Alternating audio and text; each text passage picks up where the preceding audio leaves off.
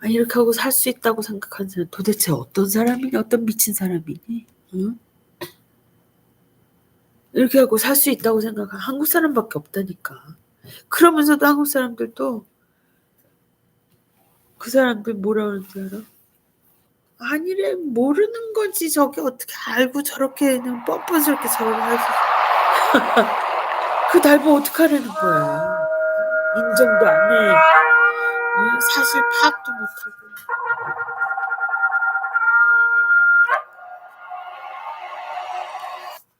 Look on at the plague, and behold, at the for food, the tree of life also in the midst of the garden.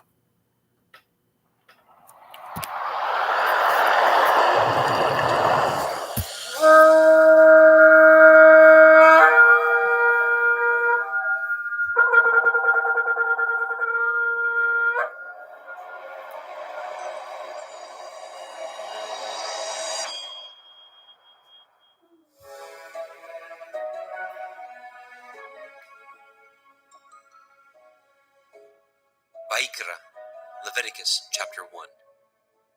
And Yahweh called unto Moshe, and spoke unto him out of the tabernacle of the assembly, saying, Speak unto the children of Yasharel, and say unto them, If any man of you bring an offering unto Yahweh, ye shall bring your offering of the cattle, even of the herd and of the flock. If his offering be a burnt sacrifice of the herd, let him offer a male without blemish. He shall offer it of his own voluntary will, at the door of the tabernacle of the assembly before Yahweh. And he shall put his hand upon the head of the burnt offering, and it shall be accepted for him to make an atonement for him. And he shall kill the bullock before Yahweh, and the priests, Aharon's sons, shall bring the blood, and sprinkle the blood round about upon the altar that is by the door of the tabernacle of the assembly. And he shall flay the burnt offering, and cut it into his pieces. And the sons of Aharon the priest shall put fire upon the altar, and lay the wood upon the fire. And the priests, Aharon's sons, shall lay the parts, the head, the fat, in order upon the wood that is on the fire, which is upon the altar. But his inwards and his legs shall he wash in water, and the priest shall burn all on the altar, to be a burnt sacrifice, an offering made by fire, of sweet savor unto Yahweh. And if his offering be of the flocks, namely of the sheep, or of the goats, for a burnt sacrifice, he shall bring it a male without blemish. And he shall kill it on the side of the altar northward, before Yahweh and the priest. Aharon's sons shall sprinkle his blood round about upon the altar. And he shall cut it into his pieces, with his head and his fat, and the priest shall lay them in order on the wood that is on the fire, which is upon the altar. But he shall wash the inwards of the legs with water, and the priest shall bring it all, and burn it upon the altar. It is a burnt sacrifice, an offering made by fire, of sweet savor unto Yahweh. And if the burnt sacrifice for his offering to Yahweh be of fowls, then he shall bring his offering of turtle doves, or of young pigeons. And the priest shall bring it unto the altar, and wring off his head, and burn it on the altar, and the blood thereof shall be wrung out at the side of the altar. And he shall pluck away his crop with his feathers, and cast it beside the altar on the east part, by the place of the ashes. And he shall cleave it with the wings thereof, but shall not divide it asunder. And the priest shall burn it upon the altar, upon the wood that is upon the fire. It is a burnt sacrifice, an offering made by fire, of sweet savor unto Yahweh. Vaikra, Leviticus chapter 2. And when any will offer a meat offering unto Yahweh, his offering shall be of fine flour, and he shall pour oil upon it, and put frankincense thereon. And he shall bring it to Aharon's sons, the priests, and he shall take thereout his handful of the flour thereof, and of the oil thereof, with all the frankincense thereof. And the priest shall burn the memorial of it upon the altar, to be an offering made by fire, of a sweet savor unto Yahweh. And the remnant of the meat offering shall be Aharon's and his sons. It is a thing most holy of the offerings of Yahweh made by fire. And if you bring an oblation of meat offering, baken in the oven, it shall be matzah cakes of fine flour mingled with oil, or matzah wafers anointed with oil. And if your oblation be a meat offering, baken in a pan, it shall be of fine flour, unleavened, mingled with oil. You shall part it in pieces, and pour oil thereon. It is a meat offering. And if your oblation be a meat offering, baken in the frying pan, it shall be made of fine flour with oil. And you shall bring the meat offering that is made of these things unto Yahuwah. And when it is presented unto the priest, he shall bring it unto the altar. And the priest shall take from the meat offering a memorial thereof, and shall burn it upon the altar. It is an offering made by fire, of sweet savor unto Yahuwah. And that which is left of the meat offering shall be Aharon's and his sons. It is a thing most holy of the offerings of Yahuwah made by fire. No meat offering which ye shall bring unto Yahuwah shall be made with leaven, for ye shall burn no leaven, nor any honey, in any offering of Yahuwah made by fire. As for the oblation of the firstfruits, ye shall offer them unto Yahuwah, but they shall not be burnt on the altar for a sweet savor. And every oblation of your meat offering shall ye season with salt, neither shall ye suffer the salt of the covenant of your Elohim to be lacking from your meat offering. And all your offerings you shall offer salt. And if you offer a meat offering of your firstfruits unto Yahuwah, you shall offer the meat offering of your firstfruits, green ears of grain dried by the fire, even grain beaten out of full ears.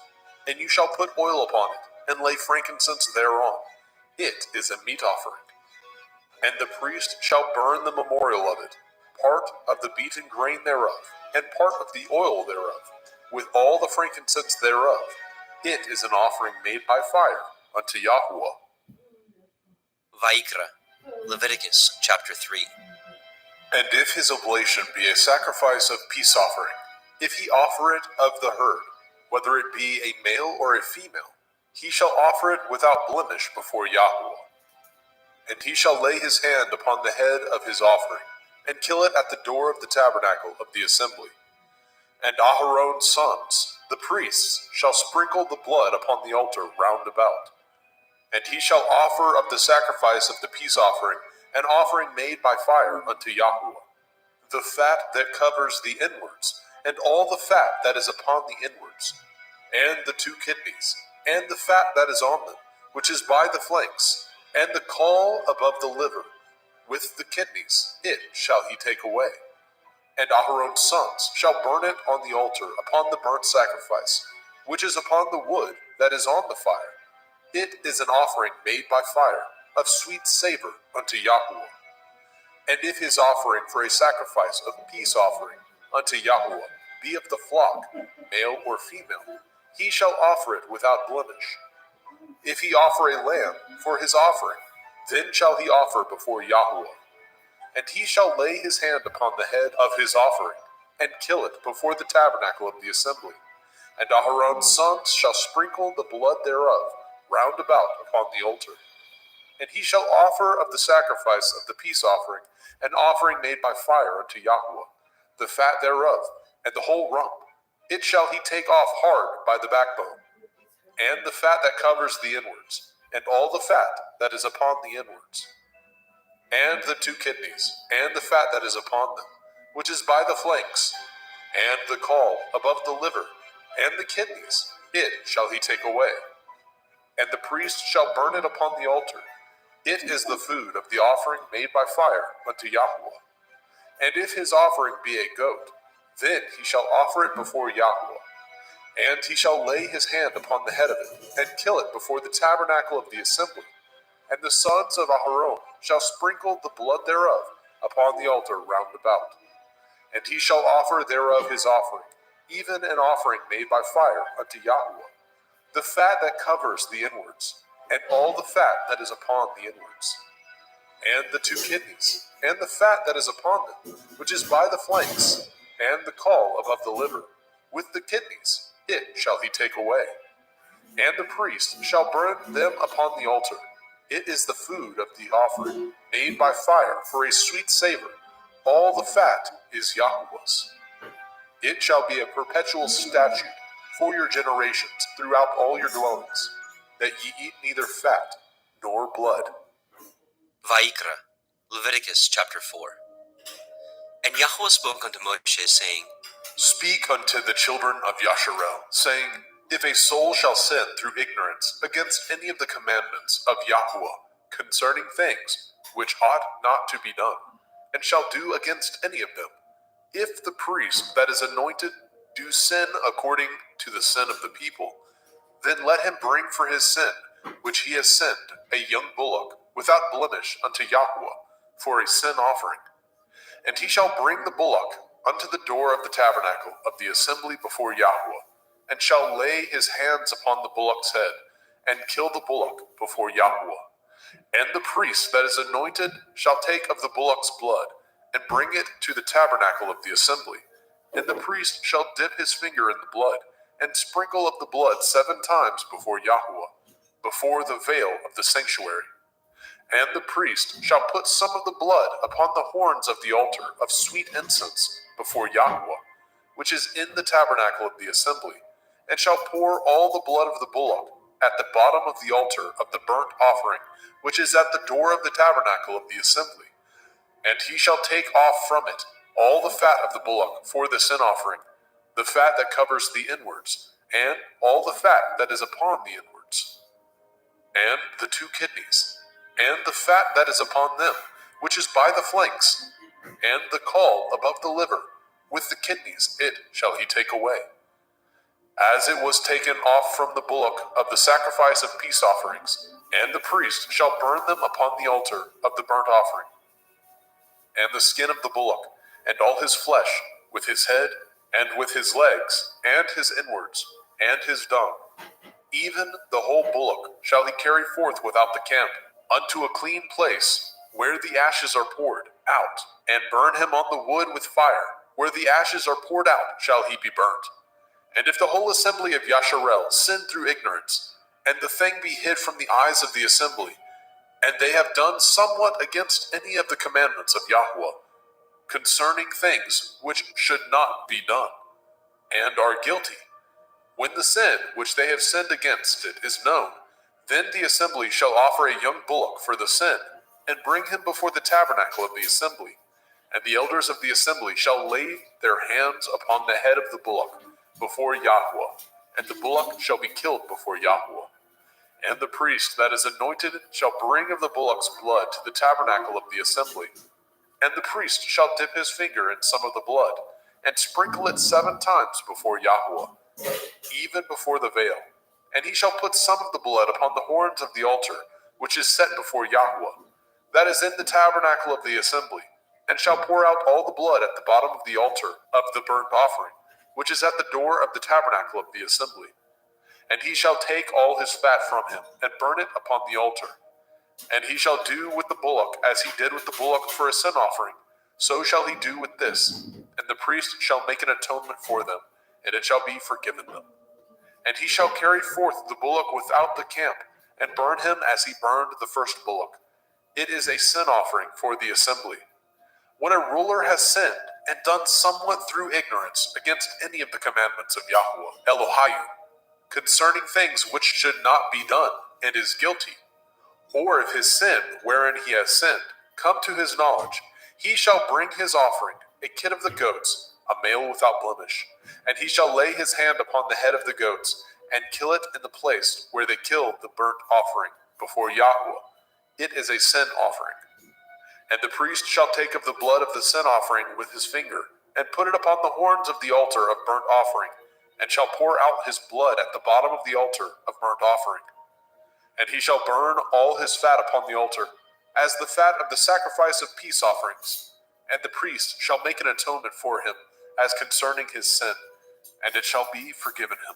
And if any one of the common people sin through ignorance, which he does somewhat against any of the commandments of Yahweh, concerning things which ought not to be done, and be guilty, or if his sin, which he has sinned, come to his knowledge, then he shall bring his offering, a kid of the goats, a female without blemish, for his sin which he has sinned. And he shall lay his hand upon the head of the sin offering, and slay the sin offering in the place of the burnt offering. And the priest shall take of the blood thereof with his finger, and put it upon the horns of the altar of burnt offering, and shall pour out all the blood thereof at the bottom of the altar.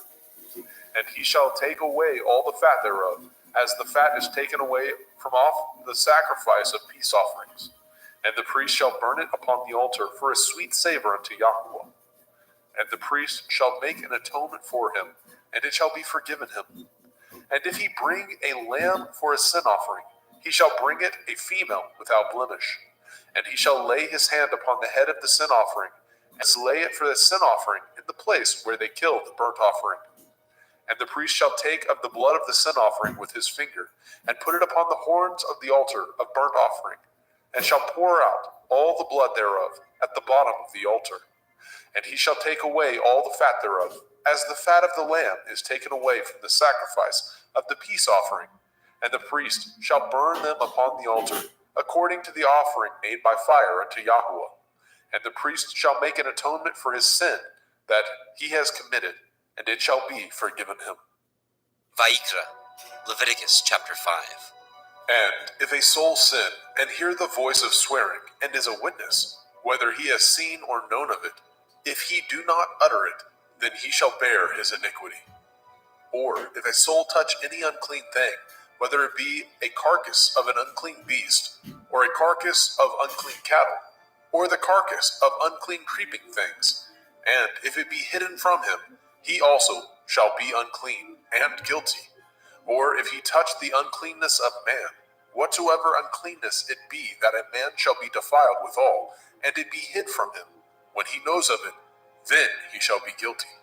Or if a soul swear, pronouncing with his lips to do evil, or to do good, whatsoever it be that a man shall pronounce with an oath, and it be hid from him, when he knows of it, then he shall be guilty in one of these. And it shall be, when he shall be guilty in one of these things, that he shall confess that he has sinned in that thing. And he shall bring his trespass offering unto Yahweh, for his sin which he has sinned, a female from the flock, a lamb or a kid of the goats, for a sin offering, and the priest shall make an atonement for him concerning his sin. And if he is not able to bring a lamb, then he shall bring for his trespass which he has committed 2 turtle doves, or 2 young pigeons unto Yahweh, one for a sin offering, and the other for a burnt offering. And he shall bring them unto the priest, who shall offer that which is for the sin offering first, and wring off his head from his neck, but shall not divide it asunder. And he shall sprinkle of the blood of the sin offering upon the side of the altar, and the rest of the blood shall be wrung out at the bottom of the altar. It is a sin offering. And he shall offer the second for a burnt offering, according to the manner, and the priest shall make an atonement for him, for his sin which he has sinned, and it shall be forgiven him. But if he be not able to bring 2 turtle doves, or 2 young pigeons, then he that sinned shall bring for his offering the 10th part of an ephah of fine flour for a sin offering. He shall put no oil upon it, neither shall he put any frankincense thereon, for it is a sin offering.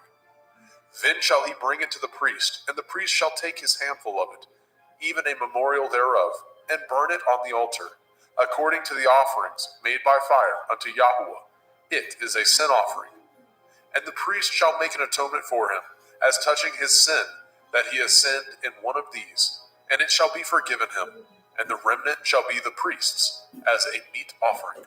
And Yahweh spoke unto Moshe, saying, If a soul commit a trespass, and sin through ignorance, in the holy things of Yahweh, then he shall bring for his trespass unto Yahweh a ram without blemish, out of the flocks, with your estimation by shekels of silver, after the shekel of the sanctuary, for a trespass offering. And he shall make the amends for the harm that he has done in the holy thing, and shall add the 5th part thereto, and give it unto the priest, and the priest shall make an atonement for him with the ram of the trespass offering, and it shall be forgiven him. And if a soul sin, and commit any of these things which are forbidden to be done by the commandment of Yahweh, though he knew it not, yet is he guilty, and shall bear his iniquity.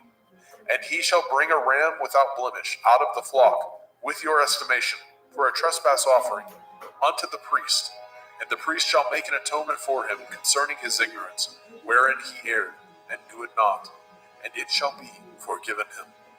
It is a trespass offering. He has certainly trespassed against Yahuwah. Vayikra, Leviticus chapter 6. And Yahweh spoke unto Moshe, saying, If a soul sin and commit a transgression against Yahuwah, and lie unto his neighbor, in that which was delivered him to keep, or in fellowship, or in a thing taken away by violence, or has deceived his neighbor, or have found that which was lost, and lies concerning it, and swears falsely, in any of these that a man does, sinning therein, then it shall be, because he has sinned and is guilty, that he shall restore that which he took violently away, or the thing which he has deceitfully gotten, or that which was delivered him to keep, or the lost thing which he found, or all that which he has sworn falsely, he shall even restore it in the principal, and shall add the fifth part more thereto, and give it unto him to whom it appertains, in the day of his trespass offering.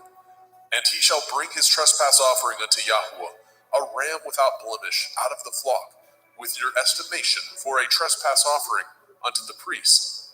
And the priest shall make an atonement for him before Yahuwah, and it shall be forgiven him for anything of all that he has done in trespass therein. And Yahweh spoke unto Moshe, saying, Command Aharon and his sons, saying, This is the Torah of the burnt offering. It is the burnt offering because of the burning upon the altar all night unto the morning, and the fire of the altar shall be burning in it. And the priest shall put on his linen garment, and his linen breeches shall he put upon his flesh, and take up the ashes which the fire has consumed with the burnt offering on the altar, and he shall put them beside the altar. And he shall put off his garments, and put on other garments, and carry forth the ashes without the camp unto a clean place. And the fire upon the altar shall be burning in it. It shall not be put out. And the priest shall burn wood on it every morning, and lay the burnt offering in order upon it, and he shall burn thereon the fat of the peace offerings. The fire shall ever be burning upon the altar. It shall never go out. And this is the Torah of the meat offering. The sons of Aharon shall offer it before Yahuwah, before the altar.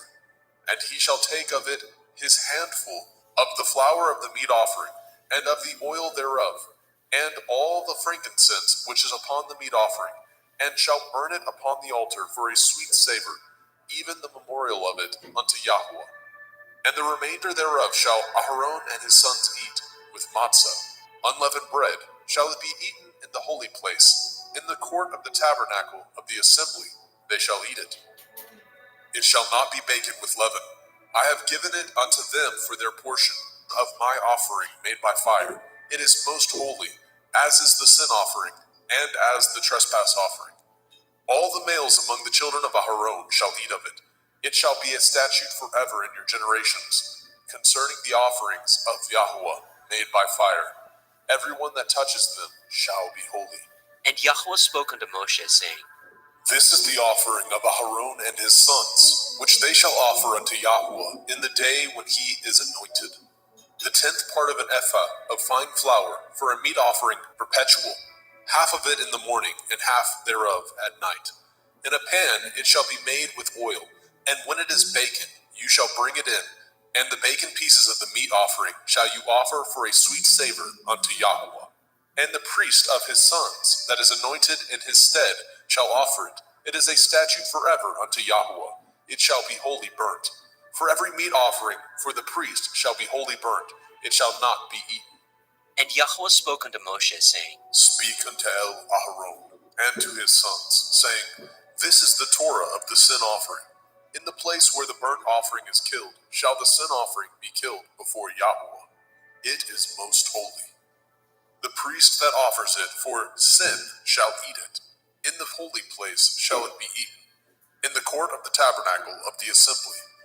Whatsoever shall touch the flesh thereof shall be holy. And when there is sprinkled of the blood thereof upon any garment, you shall wash that whereon it was sprinkled in the holy place. But the earthen vessel wherein it was sodden shall be broken. And if it be sodden in a brazen pot, it shall be both scoured and rinsed in water. All the males among the priests shall eat thereof. It is most holy. And no sin offering, whereof any of the blood is brought into the tabernacle of the assembly to reconcile withal in the holy place, shall be eaten. It shall be burnt in the fire. Vaikra, Leviticus chapter 7. Likewise, this is the Torah of the trespass offering. It is most holy. In the place where they kill the burnt offering shall they kill the trespass offering, and the blood thereof shall he sprinkle round about upon the altar. And he shall offer it of all the fat thereof, the rump, the fat that covers the inwards, and the 2 kidneys, and the fat that is on them, which is by the flanks, and the caul that is above the liver, with the kidneys it shall he take away. And the priest shall burn them upon the altar for an offering made by fire unto Yahweh. It is a trespass offering. Every male among the priests shall eat thereof. It shall be eaten in the holy place. It is most holy. As the sin offering is, so is the trespass offering. There is one Torah for them. The priest that makes atonement therewith shall have it. And the priest that offers any man's burnt offering, even the priest shall have to himself the skin of the burnt offering which he has offered. And all the meat offering that is baken in the oven, and all that is dressed in the frying pan, and in the pan, shall be the priest's that offer it. And every meat offering mingled with oil, and dry, shall all the sons of Aharon have, one as much as another. And this is the Torah of the sacrifice of peace offerings, which he shall offer unto Yahweh. If he offer it for thanksgiving, then he shall offer with the sacrifice of thanksgiving matzah, unleavened cakes, mingled with oil, and matzah wafers, anointed with oil, and cakes mingled with oil, of fine flour, fried. Besides the cakes, he shall offer for his offering hametz, leavened bread, with the sacrifice of thanksgiving of his peace offerings. And of it he shall offer one out of the whole oblation for a heave offering unto Yahweh. And it shall be the priest that sprinkles the blood of the peace offerings, and the flesh of the sacrifice of his peace offerings for thanksgiving shall be eaten the same day that it is offered. He shall not leave any of it until the morning. But if the sacrifice of his offering be a vow or a voluntary offering, it shall be eaten the same day that he offers his. Welcome to the Watchman channel. This channel is all about world news and Bible prophecy, pointing to the soon return of our Lord and Savior, Jesus Christ. I am asking that if you can, to please help to financially support this ministry. If you feel led to pledge any amount of money, it would be extremely helpful and greatly appreciated. There is a PayPal link in the description box and in my pinned comment below. You can also donate using Cash App. My cash tag is $Watchman1963. Thank you all so much for your prayers and support. God bless. Now it's time for Lefties Losing It. And let's hear from a lefty explaining why they believe conservatives are weird. Can't wait to hear this. What is something weird about conservatives? There is almost a cultish vibe, I feel. The way they operate within themselves, they refuse to listen to outside people. They're refusing to learn, essentially. I think that is a large part of it. Perfect. Yep, they're the folks calling you weird for believing in biological reality, borders, law and order. Let's go to New York now, where dyeing your armpit hair pink is now an expression of gender identity. Have you ever gone to a salon to dye your armpit and eyebrow hair? Well, if you haven't, now's your chance. This Pride Month, Billy is hosting a complimentary Free hair affirmation station at Happy Place Studio in New York City, where you can get your body hair styled and dyed. For me, expressing myself through my hair is such an important part of feeling confident in my appearance as a queer person. Not only does dyeing my hair make me feel empowered, it helps affirm my gender identity too. Dyeing our hair together has always been a bonding experience, and having this opportunity at a salon instead of at home has just been really exciting and fun. Now let's hear from this man with this stirring story, which I'm sure is 100% true. I was at work and a customer called me sir, and I said, sir, actually it's a ma'am. And then everyone around started clapping, and the guy who said it actually got arrested. And then he was sentenced to death, yeah, I'm sure. Here we have a man who claims he was misgendered at the pharmacy, apparently calling him sir, damages masculinity. See if you can understand what this is about. So I got served 이건 today 남자예요, at the pharmacy, 이걸 이러는 and 거가 I'm not saying men can't look like this because please go off, 편안하지 kings. 않고 But like, 난 I'm not 남자인 게 doing 편안해 이런 damage to masculinity. 주인들. I think y'all are when you serve me, when you call me a man, right? Like, I'm not a man. Don't consider me for the pool of men. Romans 1:28 through 32. And even as they did not like to retain God in their knowledge, God gave them over to a debased mind to do those things which are not fitting, being filled with all unrighteousness, sexual immorality, wickedness, covetousness, maliciousness, full of envy, murder, strife, deceit, evil-mindedness. They are whisperers, backbiters, haters of God, violent, proud, boasters, inventors of evil things, disobedient to parents, undiscerning, untrustworthy, unloving, unforgiving, unmerciful, who knowing the righteous judgment of God, that those who practice such things are deserving of death, not only do the same, but also approve of those who practice them. The phrase debased mind is found in Romans 1:28 in reference to those whom God has rejected as godless and wicked.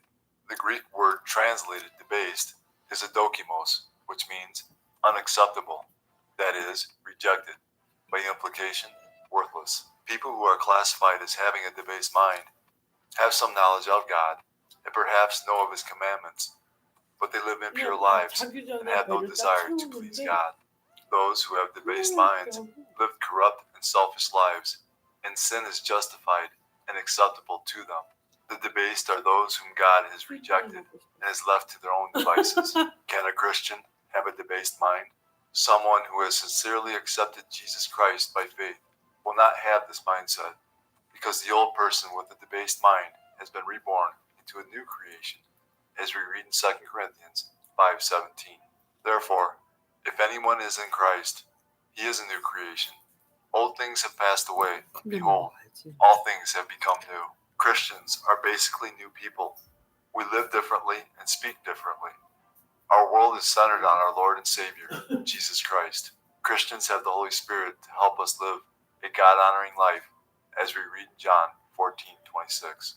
But the Helper, the Holy Spirit, whom the Father will send in my name, he will teach you all things, and bring to your remembrance all things that I said to you. Those with debased minds do not have the Spirit, and live only for themselves. Christians have been given the Spirit of God as a gift, as we read 1 Corinthians 2:12 through 16. Now we have received not the spirit of the world, but the Spirit who is from God, that we might know the things that have been freely given to us by God. These things we also speak, not in words which man's wisdom teaches, but which the Holy Spirit teaches, comparing spiritual things with spiritual.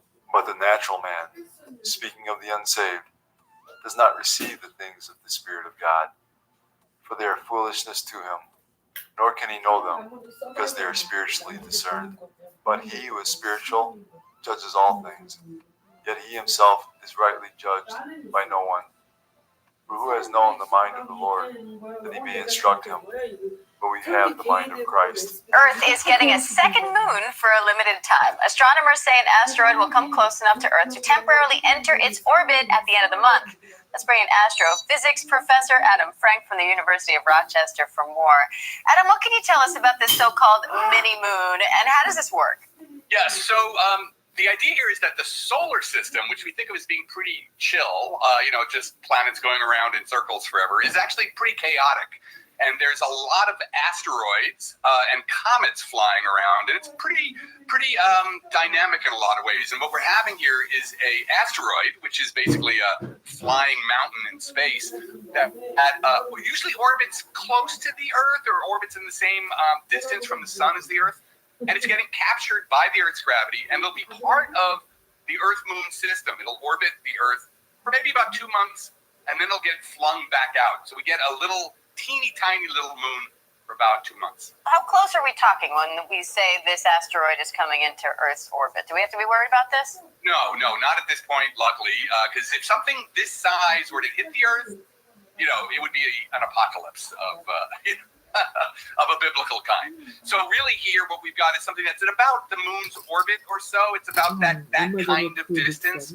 So in no way is it going to get close enough to threaten us in any way. But the important thing here is that we watch the skies. Astronomers are spending a lot of time trying to catalog these classes of asteroids to make sure that we understand where all of them are. Because if any were to get close enough to the Earth, we thought there was a possibility of hitting us, we'd have to figure out how to divert it or do something to it to keep it from striking the Earth. If something this size were to hit the Earth, it would be an apocalypse of of a biblical kind. The 7-year tribulation is fast approaching this world, and the news headlines prove it.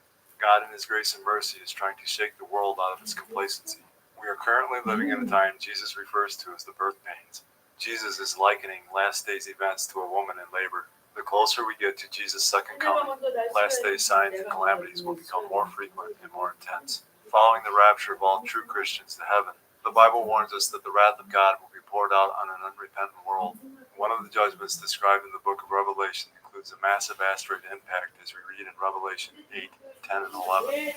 Then the third angel sounded, and a great star fell from heaven, burning like a torch. And it fell on a third of the rivers and on the springs of water. The name of the star is Wormwood. A third of the waters became wormwood, and many men died from the water because it was made bitter. The Bible tells us a large asteroid will strike the earth in the near future, and no early warning detection or system to deviate the trajectory of this asteroid will do any good. Putting your trust in these systems will not save you from the wrath of God. Only putting your trust in Jesus Christ can save you, and He is the only way. Acts 4:12.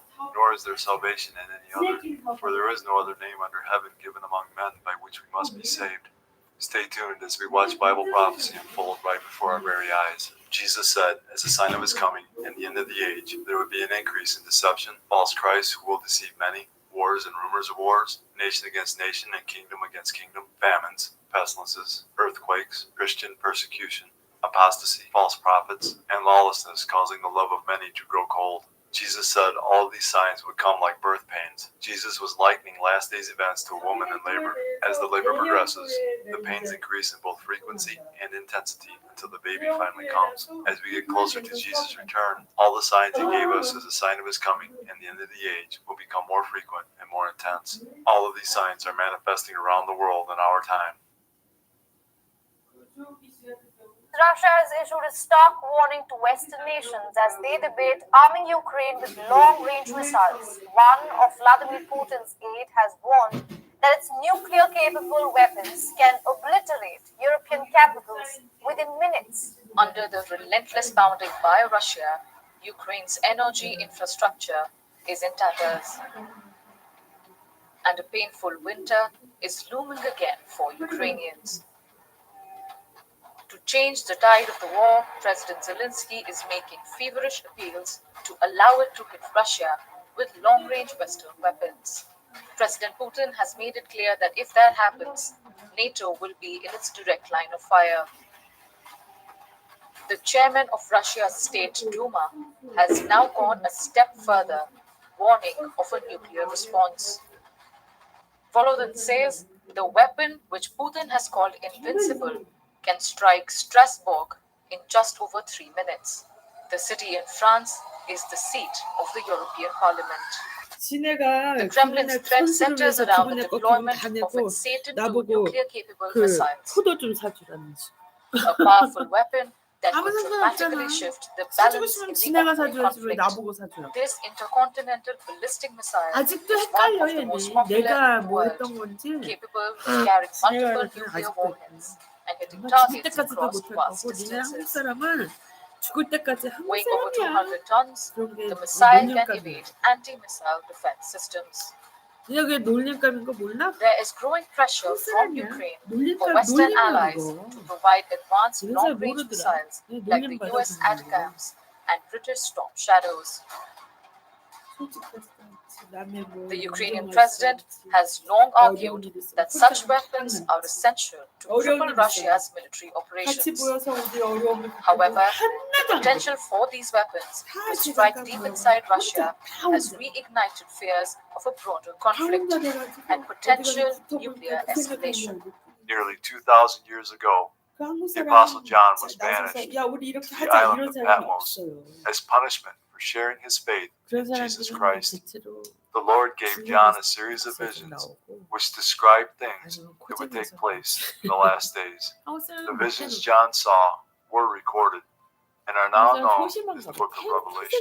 In his book, there's a new world coming, 듣기 싫지? published in 듣기 싫지만 니네가 1973. 여태 온 게 다 Hal Lindsey 그거야. writes, 다 그거야. although 듣기 it is 싫으면 possible for God to supernaturally 아니, pull off 아니 every 니네가 miracle 안 in the book of 들어봤는데 내가 Revelation 혼자 and 말하고 use totally unheard of means to do it, I personally believe that all the enormous ecological catastrophes described in this chapter, Revelation 8, are the direct result of 근데 nuclear 그렇게 말을 weapons. 못해. In actuality, 그걸로 man 바꿔서 inflicts these judgments on himself. 니네는 God 법 simply 밖에 steps 있는 back 사람들이 and 아니야. removes his restraining influence from 똑바로 man, 하고 allowing 몇 him to 명만 do what comes 법 밖에 naturally 있지. out of his sinful nature. In fact, if the book of Revelation had never been written, 니네 we 대통령도 might 법 well 밖에 있는 사람 predict these very 아니지만 얘네가 catastrophes 와서 얘를 within 일을 이렇게 50 저렇게 years 하면 or 법 밖에 less. 있을 수도 있지. Hal Lindsey wrote that book 50 그렇지만 years 니네 ago and 대통령은 is spot on with what is taking 아벨랑은 place 완전히 in our 선이 world 다른 today. 사람이야. 니네 Throughout the 대통령은. scriptures, terrible times are 아벨은 forecast for 옛날부터 the end of this present age. 거기 The prophet 소속해서 Isaiah 흔한 describes the 사람이기 earth 때문에 as empty and wasted. 어정쩡한데 Isaiah 24:1. 하고 있는 건 Behold, 스위스 같아. the Lord makes the earth empty and 그거 makes it 찾아낸 waste, 사람 나야. distorts its surface, and scatters abroad its 오, inhabitants. 일본 In the book 이상하게 of Revelation, 유럽에 꼭 we read 스위스 of an 같은 hour of 느낌이야. trial 뭐든지. which shall come upon the whole world to test those who dwell on the earth. Revelation 물가가 비싼 3:10. 것도 그렇고. Because you have kept my command to persevere, I 그러니까 also will keep 동양에서 you from 스위스 the hour 역할을 of trial 하고 which shall come upon the whole 오랫동안 world 그리고 to test those who dwell on the earth. 용돈 호주머니에 The Lord Jesus warns us of great tribulation, which shall threaten the survival of all life on earth. Matthew 24:21 and 22. But then there will be great tribulation, such as has not been since the beginning of the world until this time, no, nor ever shall be. And unless those days were shortened, no flesh would be saved. But for the elect's sake, those days will be shortened. The Apostle Paul speaks of sudden destruction that shall come just when men are saying peace and safety. 1 Thessalonians 5:3. 내가 그런 거 말할 For when they 때마다 say 얘는 peace and safety, then 야, sudden 그렇구나 destruction comes 하기보다는 upon them, as labor pains upon a pregnant woman, 시샘 and they shall 나서 not 눈이 또 escape. 돌아가요. As these verses indicate, along with 진짜야. current events, make it plain 내 that world 주변에서는 conditions will be 오히려 characterized by 그런 말에 chaos, 아 destruction, and death 그렇구나 보다는 just before our Lord returns 시샘으로 눈이 to take 돌아가. control of planet Earth. 그 In the 멀리서 book 있는 of Revelation, 사람들은 그렇지 we 않지. read about the poisoning of the oceans, the burning up of the grass and the trees, and the sun scorching people with great heat. The book of Revelation also tells us that horrible plagues will afflict mankind. 정말 이상한 There will be widespread wars and famines, and that 기독교가 the atmosphere 들어와서도 will become so 기독교가 polluted 이상해. as to 니네 reduce 기독교. visibility by 1/3. In the midst of all this devastation, the earth's population will flee to the caves as people cry to the mountains and rocks, fall on us and hide us from the face of him who sits on the throne and from the wrath of the Lamb. What could possibly bring about such universal carnage on the earth? Is the Bible describing a nuclear holocaust? Nuclear weapons appear to be specified in Zechariah 14:12. 그 And this 오만함에 shall be 얼마나 the plague 상처 입었으면 with 날 which the 그렇게 Lord will 쳐다보겠어. strike all the people who fought against Jerusalem. Their flesh shall dissolve while they stand on their feet. Their eyes shall dissolve 조용히 in 목사 their sockets, 사망하고 and their tongues shall 제2의 dissolve 조용기인데 in their mouths. The book of 날 Joel 보니까 gives 정말 us 못 detailed 빠지겠는 거지. imagery that describes 시샘이 something so huge that it seems to 그러니까 그 사람 encompass the 표정 earth 좀 봐. and the sky. It's made up of fire and 나한테 pillars of smoke, 뺏긴 and 그 is so vast 이런저런 that it 거. darkens the sun and reddens the moon. Joel 2:30 and 31.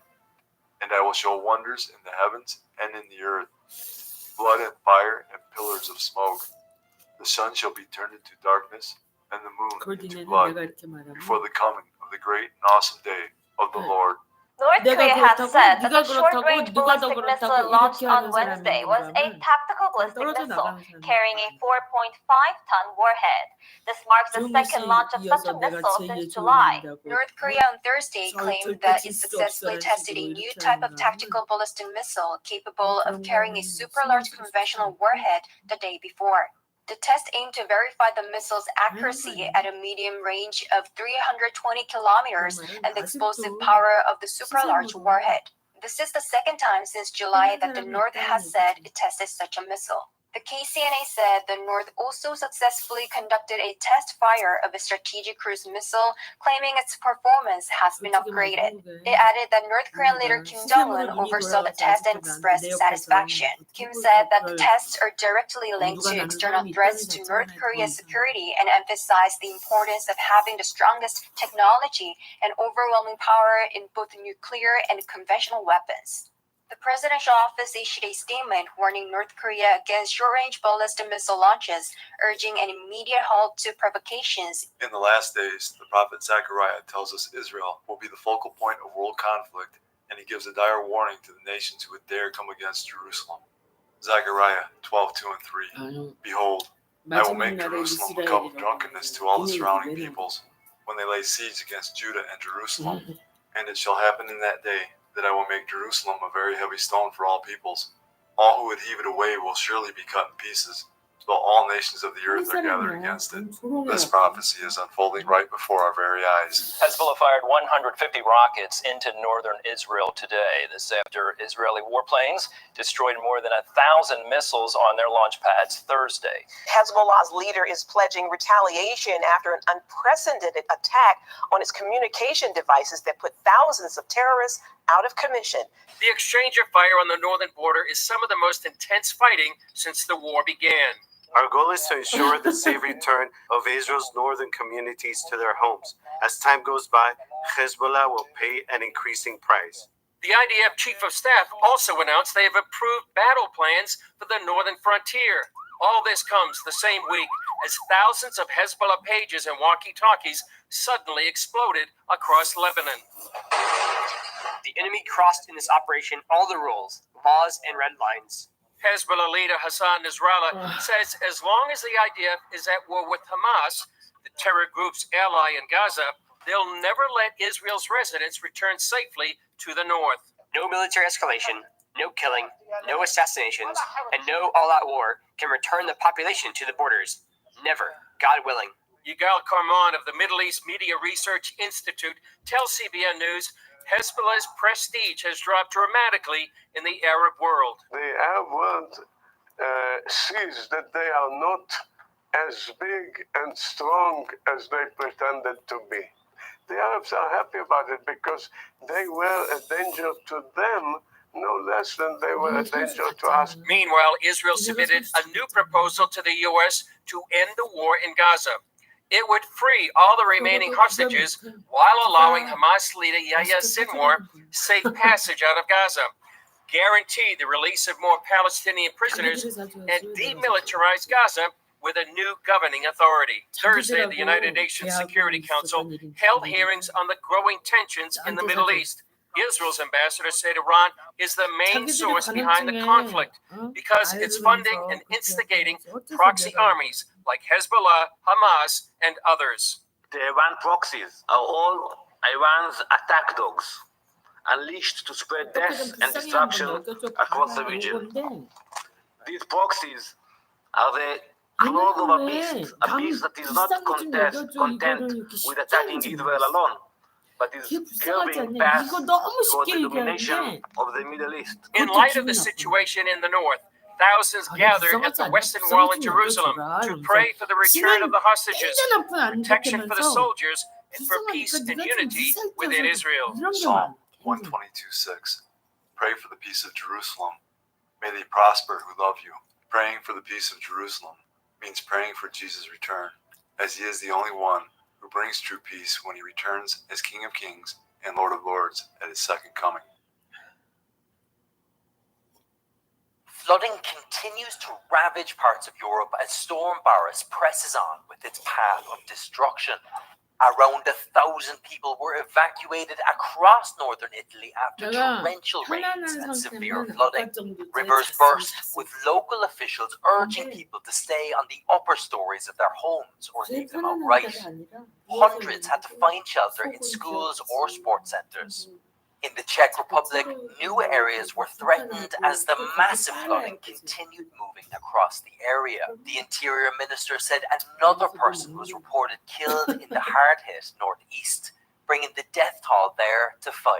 Helicopters distributed humanitarian aid while soldiers and emergency services participated in cleanup and recovery efforts. Residents of the southwestern Polish town of Kłodzko began cleaning up damage after a local river rose almost 3 times above its alarm level. Polish Prime Minister Donald Tusk said the situation in Kłodzko was the most dramatic in the entire country. So much was destroyed in the houses of residents in Lower Austria, there is now huge amounts of garbage. Flooding in Central Europe combined with deadly wildfires in Portugal are proof of a climate breakdown that will become the norm unless drastic action is taken. At least 7 people are dead and more than 50 hurt as wildfires burn across Portugal. The sky there looking like it could be Mars. Look at this. Firefighters are battling dozens of fires across the country, and it's the smoke, everything else, that's making the sky look that way. The wildfires have destroyed dozens of homes and have forced people to evacuate. Out-of-control flames sweeping across Portugal, whipped up by intense winds and scorching heat, engulfing tens of thousands of acres and turning the sky an eerie red. Authorities saying today that at least 7 people are dead, including a number of firefighters, among the roughly 5,000 risking their lives to battle the blazes. Dozens of separate fires raging at once, some seen here from satellites in space. This time-lapse video from Madeira showing how quickly the flames grew, continuing to metastasize throughout the night and sending smoke billowing across the mountains as the sun came up the next morning. It's just the latest wildfire crisis to hit Europe this summer as global warming helped spur flames in Greece and Albania. Portugal now asking its neighbors for help. France, Italy, and Greece all sending firefighting planes and other resources. And water bombers brought in from Spain, trying to soak the blaze into submission. But it's not enough, as locals work hard too. I have no strength left, this woman says. The crisis coming as other parts of Europe are drowning in dramatic flooding following intense rainfall from Storm Boris, killing at least 22 people, soaking places like Hungary, Poland, and the Czech Republic, with more rain still on the way. A desolate landscape in this Portuguese town, where a wildfire has left vehicles completely burnt out. Similar scenes further north, here in the village of Macieira. Residents have been left reeling. It was horrific, horrible. The fire passed by very quickly because of the wind. But it was really bad. Firefighters have managed to quell blazes in the Aveiro district, one of the hardest hit areas, but they're still tackling flames elsewhere in the country. More than 5,000 have been mobilized, and water-bombing aircraft have been supplied by Morocco, Italy, France, and Spain, which has also sent a 270-strong Spanish military emergency team. Several deaths have been reported, and according to the European Forest Fire Information Service, since Saturday, the flames have burned more than 105,000 hectares, the largest area burned since the country's 2017 wildfires. Experts warned that residents' health could also be impacted. Scientists have warned that human-caused climate change is exacerbating extreme weather across the world, including wildfires. The world is baffled at the events taking place in the weather, and yet it was foretold 2,000 years ago in Bible prophecy that this would happen. Satan, the great deceiver, often tries to front-run God by giving people wrong ideas ahead of time about what is prophesied to happen. Satan has tricked mankind into believing that climate change is real, and in turn has blinded many people to the gospel of Jesus Christ, as we read in 2 Corinthians 4:3 and 4. But even if our gospel is veiled, it is veiled to those who are perishing, whose minds the God of this age has blinded, who do not believe, lest the light of the gospel of the glory of Christ, who is the image of God, should shine on them. Jesus said a sign of his return would be more frequent and more intense weather, as we read in Matthew 24:7 and 8. And there will be famines, pestilences, and earthquakes in various places. All these are the beginning of birth pains. Pestilence is the Greek word loimus, which means a plague. Definition of a plague is any large-scale calamity, especially when thought to be sent by God. God has used plagues in the form of extreme weather in the past and will again in the future. The seventh plague on Egypt was hail. Don't forget about the famine in Joseph's time. One of the biggest is the flood in the book of Genesis. In the future, during the 7-year tribulation, God will once again use extreme weather in the form of pestilence as judgment. In Revelation 16:21, God uses hailstones weighing 100 pounds each, and great hail from heaven fell upon men, each hailstone about the weight of a talent. Men blasphemed God because of the plague of the hail, since that plague was exceedingly great. In Revelation 16:8 and 9, God uses scorching heat. Then the fourth angel poured out his bowl on the sun, and power was given to him to scorch men with fire. And men were scorched with great heat, and they blasphemed the name of God who has power over these plagues, and they did not repent and give him glory. Climate change is simply Satan's counter to Jesus' signs of his return and the end of the age. So when Jesus Christ warns us that just before his second coming, there will be famines, pestilences, and earthquakes in various places, you had better believe that these occurrences are a sign from God and that he is about to intervene. Don't let Satan blind you to the gospel of Jesus Christ. The extreme weather the world has been witnessing is not climate change. It is God letting us know our Lord and Savior, Jesus Christ, is returning. Jesus, speaking to his disciples about the signs of his coming and the end of the age, declares this in Matthew 24:12.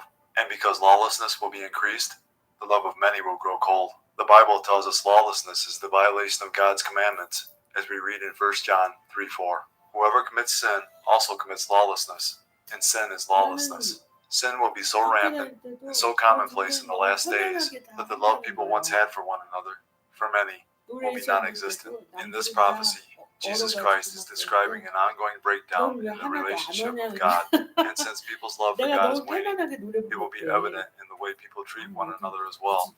A symptom may be that the love toward other people is decreasing, but the real cause is that the relationship with God is cooling off. This is what we are witnessing in our world today. Not again.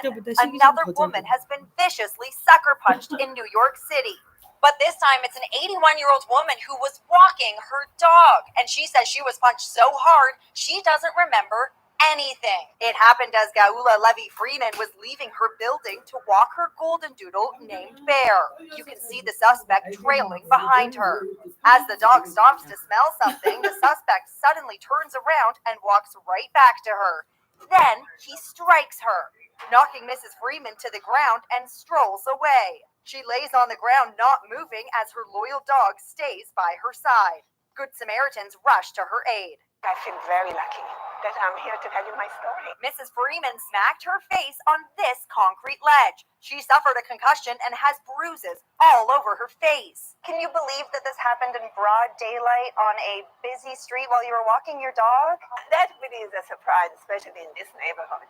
But when you think about it, it can happen anywhere. Can you feel it? Can you sense it? Something is changing in our world. 2 Timothy 3:1-5. But know this, that in the last days perilous times will come. For men will be lovers of themselves, lovers of money, boasters, proud, blasphemers, disobedient to parents, unthankful, unholy, unloving, unforgiving, slanderers, without self-control, brutal, despisers of good, traitors, headstrong, haughty, lovers of pleasure rather than lovers of God, having a form of godliness but denying its power, and from such people turn away.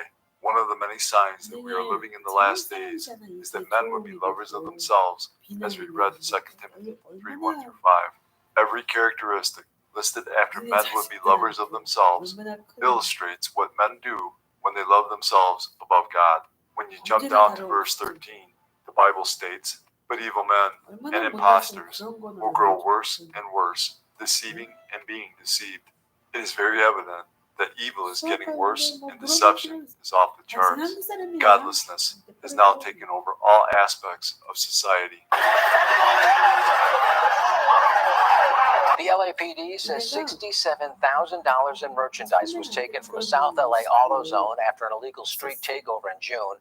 This morning, there are new pictures of some of the suspects authorities are looking for. This happened at the AutoZone at South Hoover Street and West Century Boulevard. One suspect has already been taken into custody. Gunfire erupting in an East Oakland neighborhood amid an hour-long sideshow last night, and neighbors say police were nowhere to be found.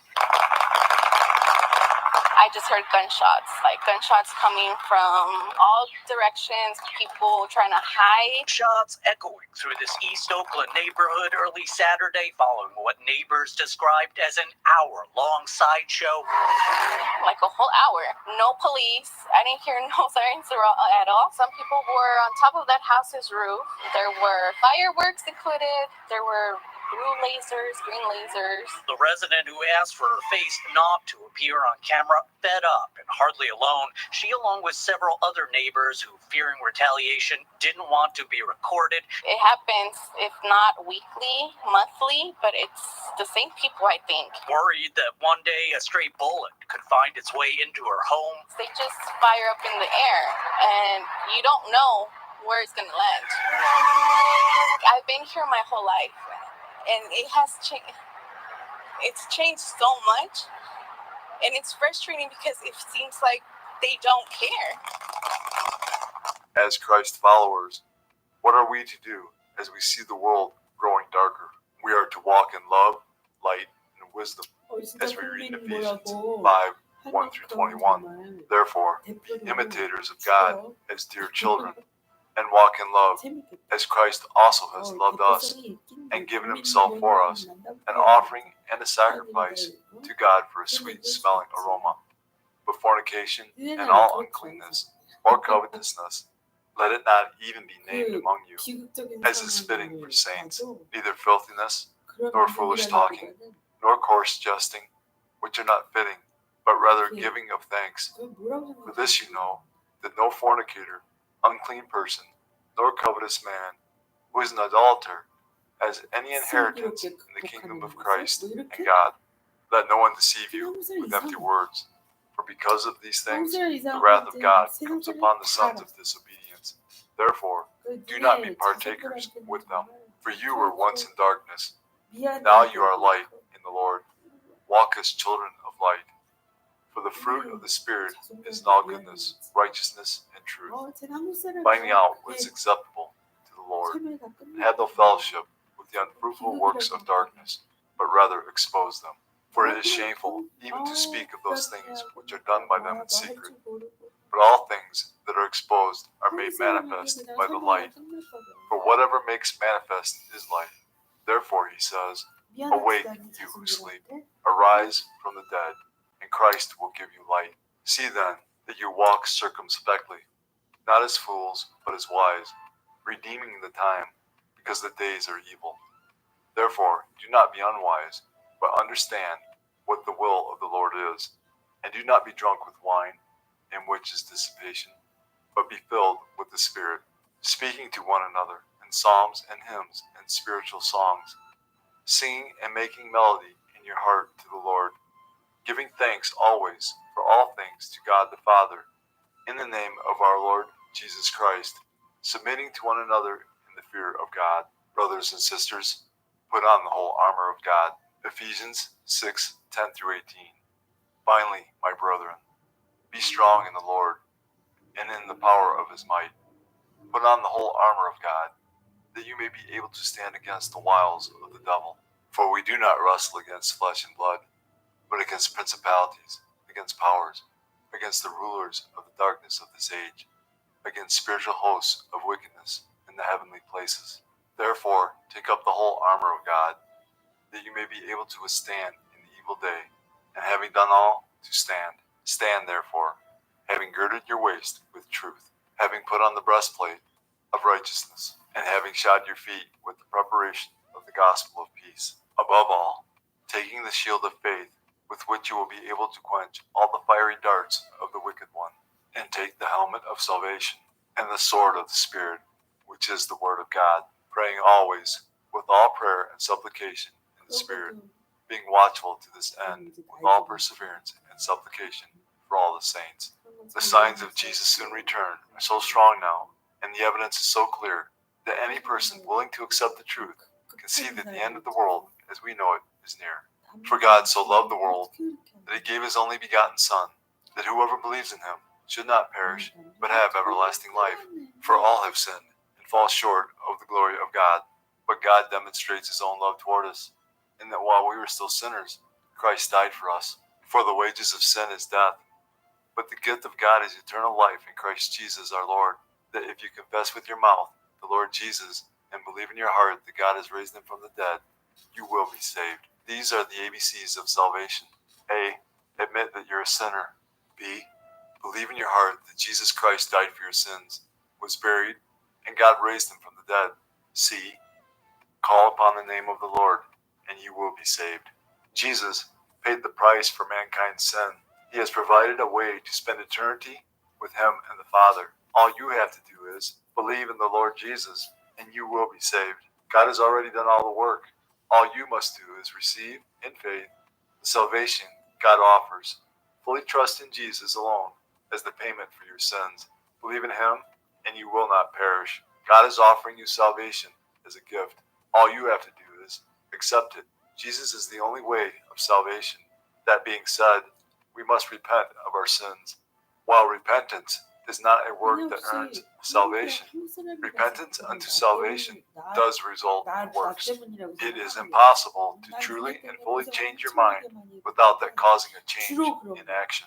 In the Bible, repentance results in a change in behavior. Repentance, properly defined, is necessary for salvation. One day, Jesus is coming. You may be at church. You may be at work. You may be asleep. God grant that you will be ready when he makes his personal appearance. My God, what if his appearance occurred on a Sunday morning? My prophetic word to you this morning is get ready! Get ready!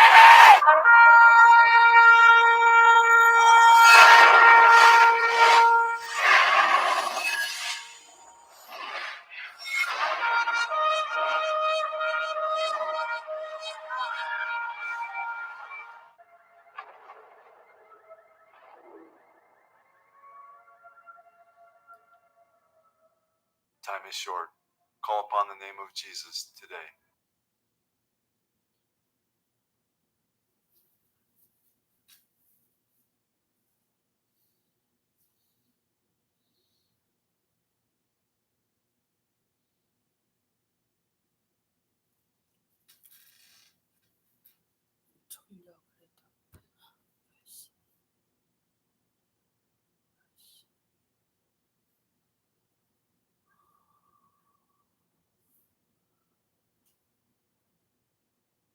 There's a very unsettling trend emerging in mainstream music today. More and more, we are seeing mainstream artists and popular songs filled with dark, disturbing, and overtly satanic imagery.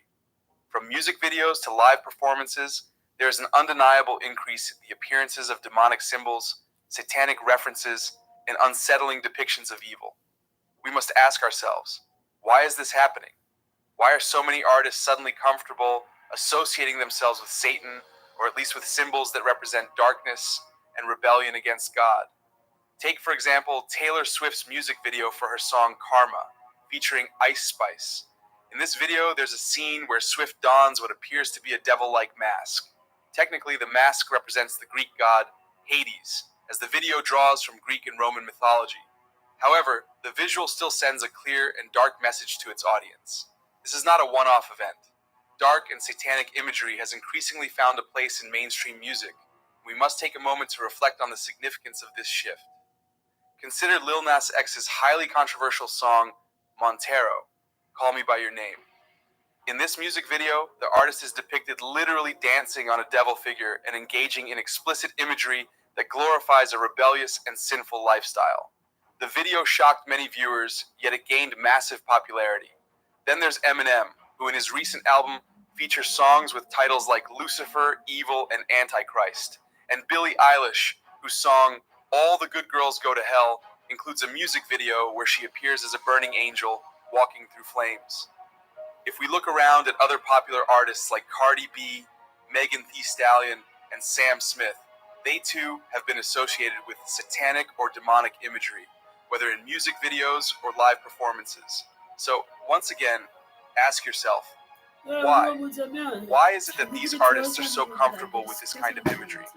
What is driving this trend? And are they trying to tell us something? And why, of all things, would they want to associate themselves with a figure whom the Bible repeatedly warns against? The devil, Satan, the enemy of our souls. There was once a time when people wanted nothing to do with Satan.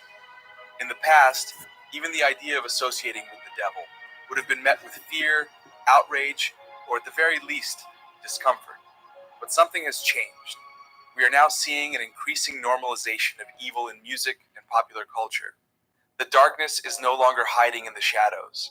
It is boldly presented in front of us, and the more we are exposed to it, the more society becomes desensitized. We are witnessing a world that is becoming increasingly numb to the things of God. As Paul wrote in his letter to Timothy, we are living in an age when people are becoming lovers of themselves, lovers of money, boastful, proud, abusive, disobedient to their parents, ungrateful, unholy, without love, unforgiving, slanderous, without self-control, brutal, not lovers of the good, treacherous, rash, conceited, lovers of pleasure rather than lovers of God. This increasing love for darkness is why the world is now calling good evil and evil good. We can see this clearly reflected in today's culture. Once, music was a tool for inspiration, for worship, and for expression. Now, it is being used to blur the lines between right and wrong, light and darkness, holiness and sin. The prophet Isaiah warned us about this very thing. Isaiah 5:20. Woe to those who call evil good and good evil, who put darkness for light and light for darkness. Music, which has such a powerful influence over our emotions, thoughts, and spirit, is increasingly being used to glorify darkness. I sometimes ask myself, why are these celebrities so willing to associate themselves with the devil? Do they truly understand who Satan is, or do they even care? It is as though they are casually playing with fire, unaware of the eternal consequences of aligning with such darkness. Do they know who Lucifer is? Do they really know that Satan, the fallen angel, is the enemy of humanity and the enemy of their souls? And yet, they boldly dress as devils, fallen angels, and symbols of rebellion as though it were all a harmless performance. We must pause and reflect on whether these artists and entertainers truly grasp the gravity of their actions. Is it just a trend to them? Are they seeking attention or fame, or are they being led by spiritual forces beyond their control? It is hard to believe that anyone, with even a basic understanding of what the Bible teaches about Satan, would choose to associate themselves with him so openly. Scripture is clear. He is the deceiver, the destroyer, and the father of lies. He is actively working to pull people away from the truth of God's word and into the darkness of sin and eternal separation from the Creator. And while I've mentioned a few celebrities in this sermon, the reality is that the list is much longer. It seems that in every corner of the music industry, we find artists who are either subtly or overtly associating themselves with satanic imagery, whether it's in their lyrics, their performances, or the symbolism in their music videos. The influence of darkness is pervasive. Artists like Madonna, Beyonce, Post Malone, Travis Scott, and countless others have, at one time or another, embraced these symbols in their work. The entertainment industry is saturated with this imagery, and it raises the question, what are they trying to communicate? Is it merely for shock value, or is there something deeper at play? Are these celebrities aware that they are participating in something far more dangerous than they realize? We must remain vigilant and discerning, for the enemy is cunning, and his influence extends far beyond the surface-level entertainment we see. The Bible is clear in its call for Christians to live lives that are set apart, holy, and distinct from the sinful influences of the world. In Romans 12:2, we are told, "Do not conform to the pattern of this world, but be transformed by the renewing of your mind. Then you will be able to test and approve what God's will is, his good, pleasing, and perfect will." The pattern of this world is one that glorifies rebellion against God. It is a pattern that celebrates sin, immorality, and darkness. But we, as followers of Christ, are called to reject this pattern and embrace a life of righteousness. 1 Peter 1:16 echoes this call to holiness. Be holy because I am holy. Holiness means being set apart, distinct, and pure. It means rejecting the sinful influences that are so prevalent in today's world. Yet, When we expose ourselves to these influences over and over again, through music, media, and entertainment, the lines between right and wrong can become blurred. What once shocked us can become routine. What once repelled us can become appealing. Paul's warning in Romans 1:28 speaks to this very danger. When people continually reject God's truth, their minds can become depraved. Furthermore, just as they did not think it worthwhile to retain the knowledge of God, so God gave them over to a depraved mind, so that they do what ought not to be done. This is the tragic result of ignoring God's warnings and becoming desensitized to evil. When we allow sin to creep into our lives through repeated exposure, we risk losing our sensitivity to the things of God.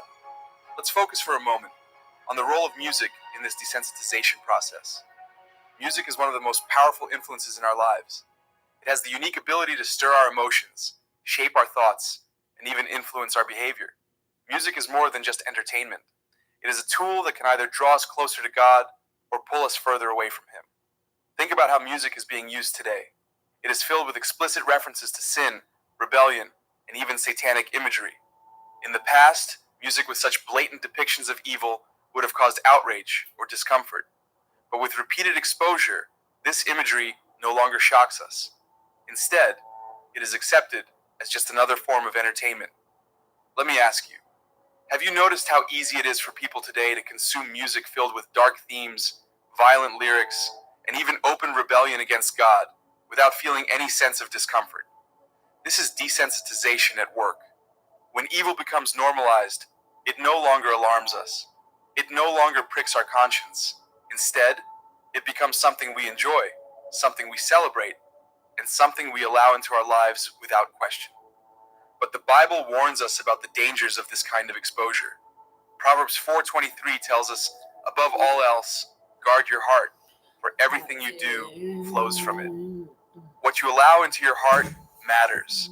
The music you listen to, the media you consume, the conversations you engage in, these things have a profound impact on your spiritual well-being.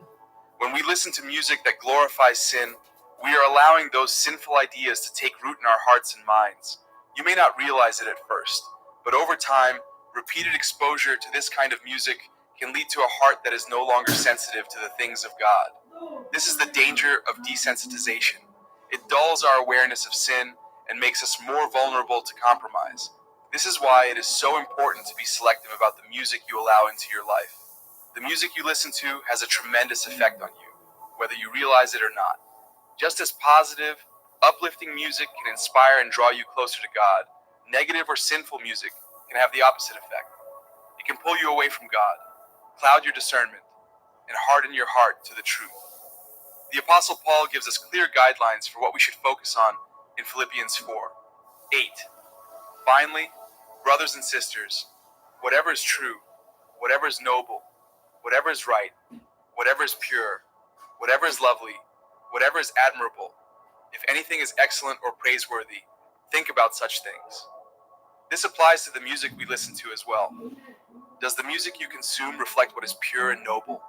Does it draw you closer to God, or does it lead you further away from Him?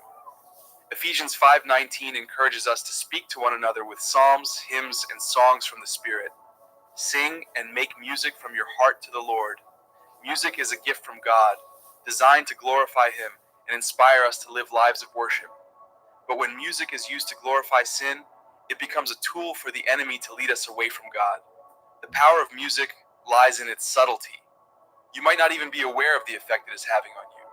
Music has a way of bypassing our intellectual defenses and embedding itself directly into our emotions and subconscious. This is why we must be careful about what we allow ourselves to listen to. The Bible is filled with examples of how music was used to glorify God and draw people into His presence. King David, known as a man after God's own heart, was a musician who used his talents to worship the Lord. The Psalms are filled with songs of praise and worship, designed to uplift and inspire the soul. David's music even had the power to calm the spirit of King Saul when he was troubled by evil spirits. In contrast, today's music is often designed to stir up sinful desires, to glorify things like greed, lust, violence, and pride. It is no wonder that Satan, the enemy of our souls, would use music as a tool to lead people away from God. But we, as Christians, must be vigilant. We must choose music that edifies, that builds us up in our faith, and that draws us closer to the heart of God. Brothers and sisters, we are living in a time when the lines between good and evil are becoming increasingly blurred. Music is one of the most powerful tools being used to desensitize people to sin. The frequent use of satanic and demonic imagery in music is not something to be taken lightly. It is a sign of the spiritual battle that is taking place all around us. But we are not without hope. God has given us His word to guide us, His Spirit to strengthen us, and His grace to sustain us. We are called to live lives that are holy, set apart from the world, and focused on what is good, true, and pure. Let us be vigilant in guarding our hearts and minds. Let us choose to fill our lives with music that glorifies God, that draws us closer to Him, and that inspires us to live out our faith with integrity and conviction. And let us pray for those who are being led astray by the darkness of this world, that they may come to know the light of Christ, who alone can set them free.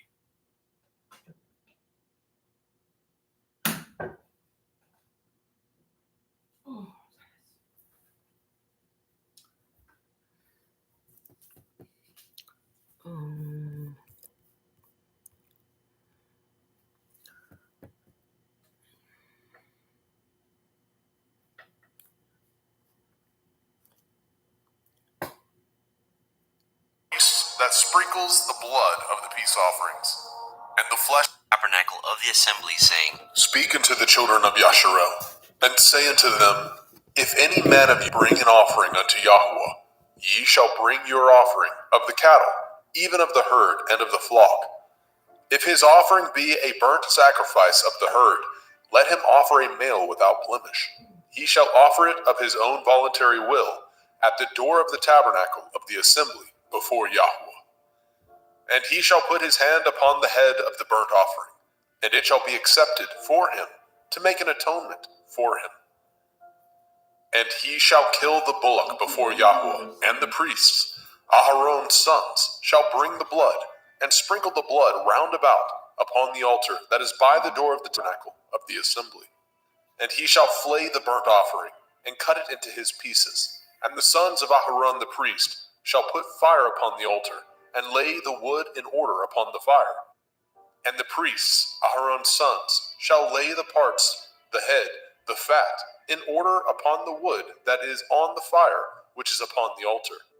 But his inwards and his legs shall he wash in water, and the priest shall burn all on the altar, to be a burnt sacrifice, an offering made by fire, of sweet savor unto Yahweh. And if his offering be of the flocks, namely of the sheep, or of the goats, for a burnt sacrifice, he shall bring it a male without blemish. And he shall kill it on the side of the altar northward, before Yahweh and the priest. Aharon's sons shall sprinkle his blood round about upon the altar. And he shall cut it into his pieces, with his head and his fat, and the priest shall lay them in order on the wood that is on the fire, which is upon the altar. But he shall wash the inwards of the legs with water, and the priest shall bring it all, and burn it upon the altar. It is a burnt sacrifice, an offering made by fire, of sweet savor unto Yahweh. And if the burnt sacrifice for his offering to Yahweh be of fowls, then he shall bring his offering of turtle doves, or of young pigeons. And the priest shall bring it unto the altar, and wring off his head, and burn it on the altar, and the blood thereof shall be wrung out at the side of the altar. And he shall pluck away his crop with his feathers, and cast it beside the altar on the east part, by the place of the ashes. And he shall cleave it with the wings thereof, but shall not divide it asunder. And the priest shall burn it upon the altar, upon the wood that is upon the fire. It is a burnt sacrifice, an offering made by fire, of sweet savor unto Yahweh. Vayikra, Leviticus chapter 2. And when any will offer a meat offering unto Yahweh, his offering shall be of fine flour, and he shall pour oil upon it, and put frankincense thereon. And he shall bring it to Aharon's sons, the priests, and he shall take thereout his handful of the flour thereof, and of the oil thereof, with all the frankincense thereof. And the priest shall burn the memorial of it upon the altar, to be an offering made by fire, of a sweet savor unto Yahweh. And the remnant of the meat offering shall be Aharon's and his sons. It is a thing most holy of the offerings of Yahweh made by fire. And if you bring an oblation of meat offering, baken in the oven, it shall be matzah cakes of fine flour mingled with oil, or matzah wafers anointed with oil. And if your oblation be a meat offering, baken in a pan, it shall be of fine flour, unleavened, mingled with oil.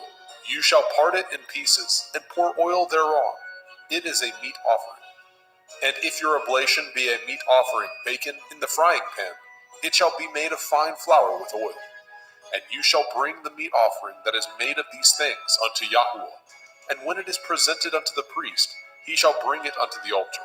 And the priest shall take from the meat offering a memorial thereof, and shall burn it upon the altar. It is an offering made by fire, of sweet savor unto Yahweh. And that which is left of the meat offering shall be Aharon's and his sons. It is a thing most holy of the offerings of Yahweh made by fire. No meat offering which ye shall bring unto Yahweh shall be made with leaven, for ye shall burn no leaven, nor any honey, in any offering of Yahweh made by fire. As for the oblation of the firstfruits, ye shall offer them unto Yahweh, but they shall not be burnt on the altar for a sweet savor. And every oblation of your meat offering shall ye season with salt, neither shall ye suffer the salt of the covenant of your Elohim to be lacking from your meat offering. And all your offerings you shall offer salt. And if you offer a meat offering of your firstfruits unto Yahweh, you shall offer the meat offering of your firstfruits, green ears of grain dried by the fire, even grain beaten out of full ears. And you shall put oil upon it, and lay frankincense thereon. It is a meat offering. And the priest shall burn the memorial of it, part of the beaten grain thereof, and part of the oil thereof, with all the frankincense thereof. It is an offering made by fire unto Yahweh. Vayikra, Leviticus chapter 3. And if his oblation be a sacrifice of peace offering, if he offer it of the herd, whether it be a male or a female, he shall offer it without blemish before Yahweh. And he shall lay his hand upon the head of his offering, and kill it at the door of the tabernacle of the assembly. And Aharon's sons, the priests, shall sprinkle the blood upon the altar round about. And he shall offer of the sacrifice of the peace offering an offering made by fire unto Yahweh, the fat that covers the inwards, and all the fat that is upon the inwards, and the 2 kidneys, and the fat that is on them, which is by the flanks, and the caul above the liver, with the kidneys, it shall he take away. And Aharon's sons shall burn it on the altar upon the burnt sacrifice, which is upon the wood that is on the fire. It is an offering made by fire, of sweet savor unto Yahweh. And if his offering for a sacrifice of peace offering unto Yahweh be of the flock, male or female, he shall offer it without blemish. If he offer a lamb for his offering, then shall he offer before Yahweh. And he shall lay his hand upon the head of his offering, and kill it before the tabernacle of the assembly. And Aharon's sons shall sprinkle the blood thereof round about upon the altar. And he shall offer of the sacrifice of the peace offering an offering made by fire unto Yahweh, the fat thereof, and the whole rump. It shall he take off hard by the backbone, and the fat that covers the inwards, and all the fat that is upon the inwards, and the 2 kidneys, and the fat that is upon them, which is by the flanks, and the caul above the liver, and the kidneys, it shall he take away. And the priest shall burn it upon the altar. It is the food of the offering made by fire unto Yahweh. And if his offering be a goat, then he shall offer it before Yahweh. And he shall lay his hand upon the head of it, and kill it before the tabernacle of the assembly. And the sons of Aharon shall sprinkle the blood thereof upon the altar round about.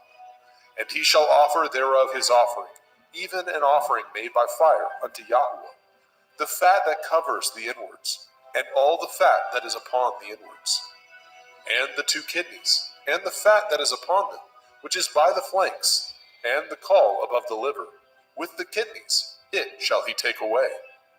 And the priest shall burn them upon the altar. It is the food of the offering, made by fire for a sweet savor. All the fat is Yahweh's. It shall be a perpetual statute for your generations throughout all your dwellings, that ye eat neither fat nor blood. Vayikra, Leviticus chapter 4. And Yahweh spoke unto Moshe, saying, Speak unto the children of Yasharel, saying, If a soul shall sin through ignorance against any of the commandments of Yahweh concerning things which ought not to be done, and shall do against any of them, if the priest that is anointed do sin according to the sin of the people, then let him bring for his sin, which he has sinned, a young bullock, without blemish unto Yahweh, for a sin offering. And he shall bring the bullock unto the door of the tabernacle of the assembly before Yahweh, and shall lay his hands upon the bullock's head, and kill the bullock before Yahweh. And the priest that is anointed shall take of the bullock's blood, and bring it to the tabernacle of the assembly. And the priest shall dip his finger in the blood, and sprinkle of the blood 7 times before Yahweh, before the veil of the sanctuary. And the priest shall put some of the blood upon the horns of the altar of sweet incense before Yahweh, which is in the tabernacle of the assembly, and shall pour all the blood of the bullock at the bottom of the altar of the burnt offering, which is at the door of the tabernacle of the assembly. And he shall take off from it all the fat of the bullock for the sin offering, the fat that covers the inwards, and all the fat that is upon the inwards, and the 2 kidneys, and the fat that is upon them, which is by the flanks, and the caul above the liver, with the kidneys, it shall he take away. As it was taken off from the bullock of the sacrifice of peace offerings, and the priest shall burn them upon the altar of the burnt offering. And the skin of the bullock, and all his flesh, with his head, and with his legs, and his inwards, and his dung, even the whole bullock shall he carry forth without the camp, unto a clean place, where the ashes are poured out, and burn him on the wood with fire. Where the ashes are poured out shall he be burnt. And if the whole assembly of Yasharel sin through ignorance, and the thing be hid from the eyes of the assembly, and they have done somewhat against any of the commandments of Yahweh, concerning things which should not be done, and are guilty, when the sin which they have sinned against it is known, then the assembly shall offer a young bullock for the sin, and bring him before the tabernacle of the assembly. And the elders of the assembly shall lay their hands upon the head of the bullock before Yahweh, and the bullock shall be killed before Yahweh. And the priest that is anointed shall bring of the bullock's blood to the tabernacle of the assembly. And the priest shall dip his finger in some of the blood, and sprinkle it 7 times before Yahweh, even before the veil. And he shall put some of the blood upon the horns of the altar, which is set before Yahweh, that is in the tabernacle of the assembly, and shall pour out all the blood at the bottom of the altar of the burnt offering, which is at the door of the tabernacle of the assembly. And he shall take all his fat from him, and burn it upon the altar. And he shall do with the bullock as he did with the bullock for a sin offering, so shall he do with this. And the priest shall make an atonement for them, and it shall be forgiven them. And he shall carry forth the bullock without the camp, and burn him as he burned the first bullock. It is a sin offering for the assembly.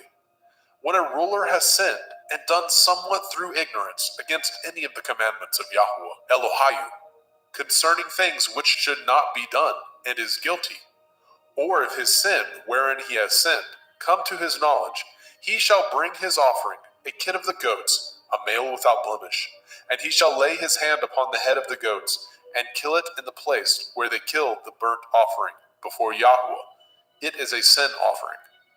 And the priest shall take of the blood of the sin offering with his finger, and put it upon the horns of the altar of burnt offering, and shall pour out his blood at the bottom of the altar of burnt offering. And he shall burn all his fat upon the altar, as the fat of the sacrifice of peace offerings. And the priest shall make an atonement for him, as concerning his sin, and it shall be forgiven him. And if any one of the common people sin through ignorance, which he does somewhat against any of the commandments of Yahweh, concerning things which ought not to be done, and be guilty, or if his sin, which he has sinned, come to his knowledge, then he shall bring his offering, a kid of the goats, a female without blemish, for his sin which he has sinned. And he shall lay his hand upon the head of the sin offering, and slay the sin offering in the place of the burnt offering. And the priest shall take of the blood thereof with his finger, and put it upon the horns of the altar of burnt offering, and shall pour out all the blood thereof at the bottom of the altar. And he shall take away all the fat thereof, as the fat is taken away from off the sacrifice of peace offerings. And the priest shall burn it upon the altar for a sweet savor unto Yahweh. And the priest shall make an atonement for him, and it shall be forgiven him. And if he bring a lamb for a sin offering, he shall bring it a female without blemish. And he shall lay his hand upon the head of the sin offering, and slay it for the sin offering in the place where they killed the burnt offering. And the priest shall take of the blood of the sin offering with his finger, and put it upon the horns of the altar of burnt offering, and shall pour out all the blood thereof at the bottom of the altar. And he shall take away all the fat thereof, as the fat of the lamb is taken away from the sacrifice of the peace offering. And the priest shall burn them upon the altar, according to the offering made by fire unto Yahweh. And the priest shall make an atonement for his sin that he has committed, and it shall be forgiven him. Vayikra, Leviticus chapter 5. And if a soul sin, and hear the voice of swearing, and is a witness, whether he has seen or known of it, if he do not utter it, then he shall bear his iniquity. Or if a soul touch any unclean thing, whether it be a carcass of an unclean beast, or a carcass of unclean cattle, or the carcass of unclean creeping things, and if it be hidden from him, he also shall be unclean and guilty. Or if he touch the uncleanness of man, whatsoever uncleanness it be, that a man shall be defiled withal, and it be hid from him, when he knows of it, then he shall be guilty. Or if a soul swear, pronouncing with his lips to do evil, or to do good, whatsoever it be that a man shall pronounce with an oath, and it be hid from him, when he knows of it, then he shall be guilty in one of these. And it shall be, when he shall be guilty in one of these things, that he shall confess that he has sinned in that thing. And he shall bring his trespass offering unto Yahweh, for his sin which he has sinned, a female from the flock, a lamb or a kid of the goats, for a sin offering, and the priest shall make an atonement for him concerning his sin. And if he is not able to bring a lamb, then he shall bring for his trespass which he has committed 2 turtle doves, or 2 young pigeons unto Yahweh, one for a sin offering, and the other for a burnt offering. And he shall bring them unto the priest, who shall offer that which is for the sin offering first, and wring off his head from his neck, but shall not divide it asunder. And he shall sprinkle of the blood of the sin offering upon the side of the altar, and the rest of the blood shall be wrung out at the bottom of the altar. It is a sin offering. And he shall offer the second for a burnt offering, according to the manner, and the priest shall make an atonement for him, for his sin which he has sinned, and it shall be forgiven him.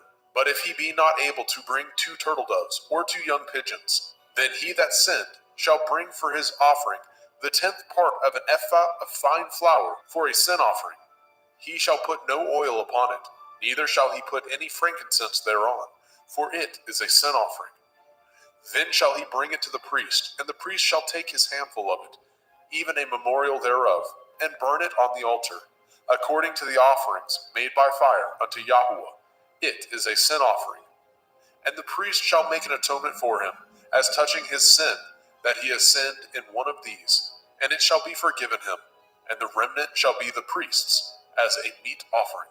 And Yahweh spoke unto Moshe, saying, If a soul commit a trespass, and sin through ignorance, in the holy things of Yahweh, then he shall bring for his trespass unto Yahweh a ram without blemish, out of the flocks, with your estimation by shekels of silver, after the shekel of the sanctuary, for a trespass offering. And he shall make the amends for the harm that he has done in the holy thing, and shall add the 5th part thereto, and give it unto the priest, and the priest shall make an atonement for him with the ram of the trespass offering, and it shall be forgiven him.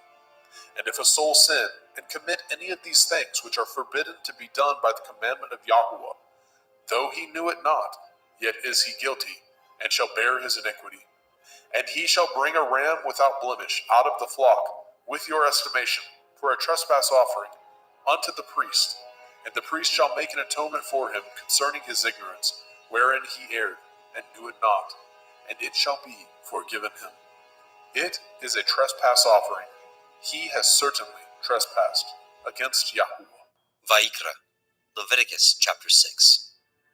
And Yahuwah spoke unto Moshe, saying, If a soul sin and commit a transgression against Yahuwah, and lie unto his neighbor, in that which was delivered him to keep, or in fellowship, or in a thing taken away by violence, or has deceived his neighbor, or have found that which was lost, and lies concerning it, and swears falsely, in any of these that a man does, sinning therein, then it shall be, because he has sinned and is guilty, that he shall restore that which he took violently away, or the thing which he has deceitfully gotten, or that which was delivered him to keep, or the lost thing which he found, or all that which he has sworn falsely, he shall even restore it in the principal, and shall add the fifth part more thereto, and give it unto him to whom it appertains, in the day of his trespass offering.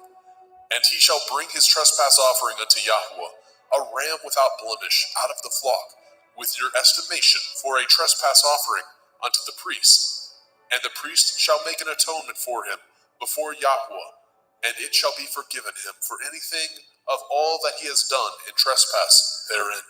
And Yahuwah spoke unto Moshe, saying, Command Aharon and his sons, saying, This is the Torah of the burnt offering. It is the burnt offering because of the burning upon the altar all night unto the morning, and the fire of the altar shall be burning in it. And the priest shall put on his linen garment, and his linen breeches shall he put upon his flesh, and take up the ashes which the fire has consumed with the burnt offering on the altar, and he shall put them beside the altar. And he shall put off his garments, and put on other garments, and carry forth the ashes without the camp unto a clean place. And the fire upon the altar shall be burning in it. It shall not be put out. And the priest shall burn wood on it every morning, and lay the burnt offering in order upon it, and he shall burn thereon the fat of the peace offerings. The fire shall ever be burning upon the altar. It shall never go out. And this is the Torah of the meat offering. The sons of Aharon shall offer it before Yahuwah, before the altar. And he shall take of it his handful of the flour of the meat offering, and of the oil thereof, and all the frankincense which is upon the meat offering, and shall burn it upon the altar for a sweet savor, even the memorial of it unto Yahuwah. And the remainder thereof shall Aharon and his sons eat, with matzah, unleavened bread, shall it be eaten in the holy place, in the court of the tabernacle of the assembly they shall eat it. It shall not be baken with leaven. I have given it unto them for their portion of my offering made by fire. It is most holy, as is the sin offering, and as the trespass offering. All the males among the children of Aharon shall eat of it. It shall be a statute forever in your generations, concerning the offerings of Yahuwah made by fire. Everyone that touches them shall be holy. And Yahuwah spoke unto Moshe, saying, This is the offering of Aharon and his sons, which they shall offer unto Yahuwah in the day when he is anointed. The 10th part of an ephah of fine flour for a meat offering perpetual, half of it in the morning, and half thereof at night. In a pan it shall be made with oil, and when it is baken, you shall bring it in, and the baken pieces of the meat offering shall you offer for a sweet savor unto Yahuwah. And the priest of his sons that is anointed in his stead shall offer it. It is a statute forever unto Yahuwah. It shall be wholly burnt. For every meat offering for the priest shall be wholly burnt. It shall not be eaten. And Yahuwah spoke unto Moshe, saying, Speak unto El Aharon and to his sons, saying, This is the Torah of the sin offering. In the place where the burnt offering is killed, shall the sin offering be killed before Yahuwah. It is most holy. The priest that offers it for sin shall eat it. In the holy place shall it be eaten, in the court of the tabernacle of the assembly. Whatsoever shall touch the flesh thereof shall be holy. And when there is sprinkled of the blood thereof upon any garment, You shall wash that whereon it was sprinkled in the holy place.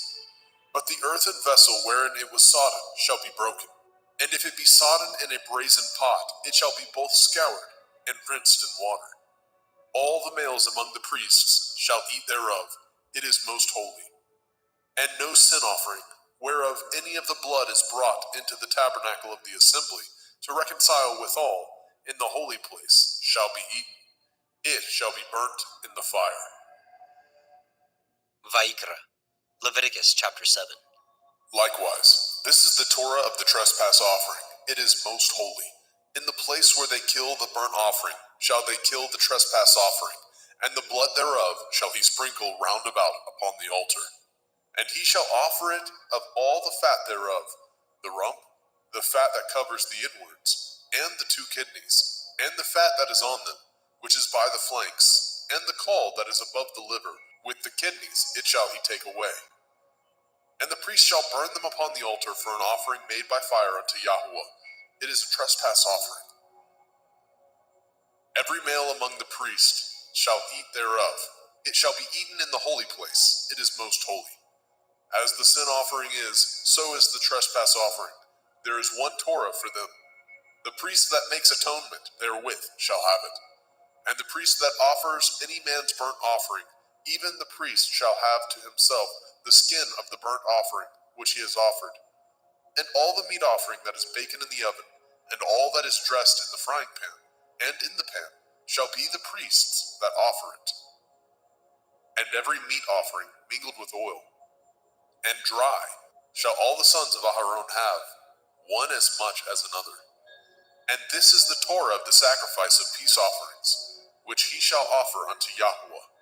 If he offer it for thanksgiving, then he shall offer with the sacrifice of thanksgiving matzah, unleavened cakes, mingled with oil, and matzah wafers, anointed with oil, and cakes mingled with oil, of fine flour, fried. Besides the cakes, he shall offer for his offering hametz, leavened bread, with the sacrifice of thanksgiving of his peace offerings. And of it he shall offer one out of the whole oblation, for a heave offering unto Yahweh, and it shall be the priest that sprinkles the blood of the peace offerings. And the flesh of the sacrifice of his peace offerings for thanksgiving shall be eaten the same day that it is offered. He shall not leave any of it until the morning. But if the sacrifice of his offering be a vow, or a voluntary offering, it shall be eaten the same day that he offers his sacrifice. On the morrow also the remainder of it shall be eaten. But the remainder of the flesh of the sacrifice on the 3rd day shall be burnt with fire. And if any of the flesh of the sacrifice of his peace offerings be eaten at all on the 3rd day, it shall not be accepted, neither shall it be imputed unto him that offers it. It shall be an abomination, and the soul that eats of it shall bear his iniquity. And the flesh that touches any unclean thing shall not be eaten. It shall be burnt with fire. And as for the flesh, all that be clean shall eat thereof. But the soul that eats of the flesh of the sacrifice of peace offerings that pertain unto Yahweh, having his uncleanness upon him, even that soul shall be cut off from his people. Moreover, the soul that shall touch any unclean thing, as the uncleanness of man, or any unclean beast, or any abominable unclean thing, and eat of the flesh of the sacrifice of peace offerings, which pertain unto Yahweh, even that soul shall be cut off from his people. And Yahweh spoke unto Moshe, saying, Speak unto the children of Yasharel, saying, Ye shall eat no manner of fat, of ox, or of sheep, or of goat, and the fat of the beast that dies of itself, and the fat of that which is torn with beast, may be used in any other use, but ye shall in no wise eat of it. For whosoever eats the fat of the beast, of which men offer an offering made by fire unto Yahweh, even the soul that eats it shall be cut off from his people. Moreover, ye shall eat no manner of blood, whether it be of fowl or of beast, in any of your dwellings. Whatsoever soul it be that eats any manner of blood, even that soul shall be cut off from his people. And Yahweh spoke unto Moshe, saying, Speak unto the children of Yasharel, saying, He that offers the sacrifice of his peace offerings unto Yahweh shall bring his oblation unto Yahweh of the sacrifice of his peace offerings. His own hand shall bring the offerings of Yahweh made by fire. The fat with the breast, it shall he bring, that the breast may be waved for a wave offering before Yahweh. And the priest shall burn the fat upon the altar, but the breast shall be Aharon's and his sons. And the right shoulder shall ye give unto the priest for a heave offering of the sacrifices of your peace offerings. He among the sons of Aharon that offers the blood of the peace offerings and the fat shall have the right shoulder for his part. For the wave breast and the heave shoulder have I taken of the children of Yasharel from off the sacrifices of their peace offerings, and have given them unto Aharon the priest, and unto his sons by a statute forever, from among the children of Yasharel. This is the portion of the anointing of Aharon, and of the anointing of his sons, out of the offerings of Yahweh made by fire, in the day when he presented them to minister unto Yahweh in the priest's office, which Yahweh commanded to be given them of the children of Yasharel, in the day that he anointed them, by a statute forever throughout their generations. This is the Torah of the burnt offering, of the meat offering, and of the sin offering, and of the trespass offering, and of the consecrations, and of the sacrifice of the peace offerings, which Yahweh commanded Moshe in Mount Sinai, in the day that he commanded the children of Yasharel to offer their oblations unto Yahweh in the wilderness of Sinai. Vayikra, Leviticus chapter 8. And Yahweh spoke unto Moshe, saying, Take Aharon and his sons with him, and the garments, and the anointing oil, and a bullock for the sin offering, and 2 rams, and a basket of matzah, unleavened bread, and gather all the assembly together unto the door of the tabernacle of the assembly. And Moshe did as Yahweh commanded him, and the assembly was gathered together unto the door of the tabernacle of the assembly. And Moshe said unto the assembly, This is the thing which Yahweh commanded to be done. And Moshe brought Aharon and his sons, and washed them with water. And he put upon him the coat, and girded him with the belt, and clothed him with the robe, and put the ephod upon him. And he girded him with the belt of the ephod, and bound it unto him therewith. And he put the breastplate upon him. Also he put in the breastplate the Urim and the Tumim. And he put the turban upon his head. Also upon the turban, even upon his forefront, did he put the golden plate, the holy crown, as Yahweh commanded Moshe. And Moshe took the anointing oil, and anointed the tabernacle, and all that was therein, and sanctified them. And he sprinkled thereof upon the altar 7 times, and anointed the altar and all his vessels, both the laver and his foot, to sanctify them. And he poured of the anointing oil upon Aharon's head, and anointed him, to sanctify him. And Moshe brought Aharon's sons, and put coats upon them, and girded them with belts, and put bonnets upon them, as Yahweh commanded Moshe. And he brought the bullock for the sin offering, and Aharon and his sons laid their hands upon the head of the bullock for the sin offering, and he slew it. And Moshe took the blood, and put it upon the horns of the altar round about with his finger, and purified the altar, and poured the blood at the bottom of the altar, and sanctified it, to make reconciliation upon it. And he took all the fat that was upon the inwards, and the caul above the liver, and the 2 kidneys, and their fat, and Moshe burned it upon the altar. But the bullock, and his hide, and his flesh, and his dung, he burnt with fire without the camp, as Yahweh commanded Moshe. And he brought the ram for the burnt offering, and Aharon and his sons laid their hands upon the head of the ram, and he killed it. And Moshe sprinkled the blood upon the altar round about. And he cut the ram into pieces, and Moshe burnt the head, and the pieces, and the fat. And he washed the inwards and the legs in water, and Moshe burnt the whole ram upon the altar. It was a burnt sacrifice for a sweet savor, and an offering made by fire unto Yahweh, as Yahweh commanded Moshe. And he brought the other ram, the ram of consecration, and Aharon and his sons laid their hands upon the head of the ram, and he slew it. And Moshe took of the blood of it, and put it upon the tip of Aharon's right ear, and upon the thumb of his right hand, and upon the great toe of his right foot.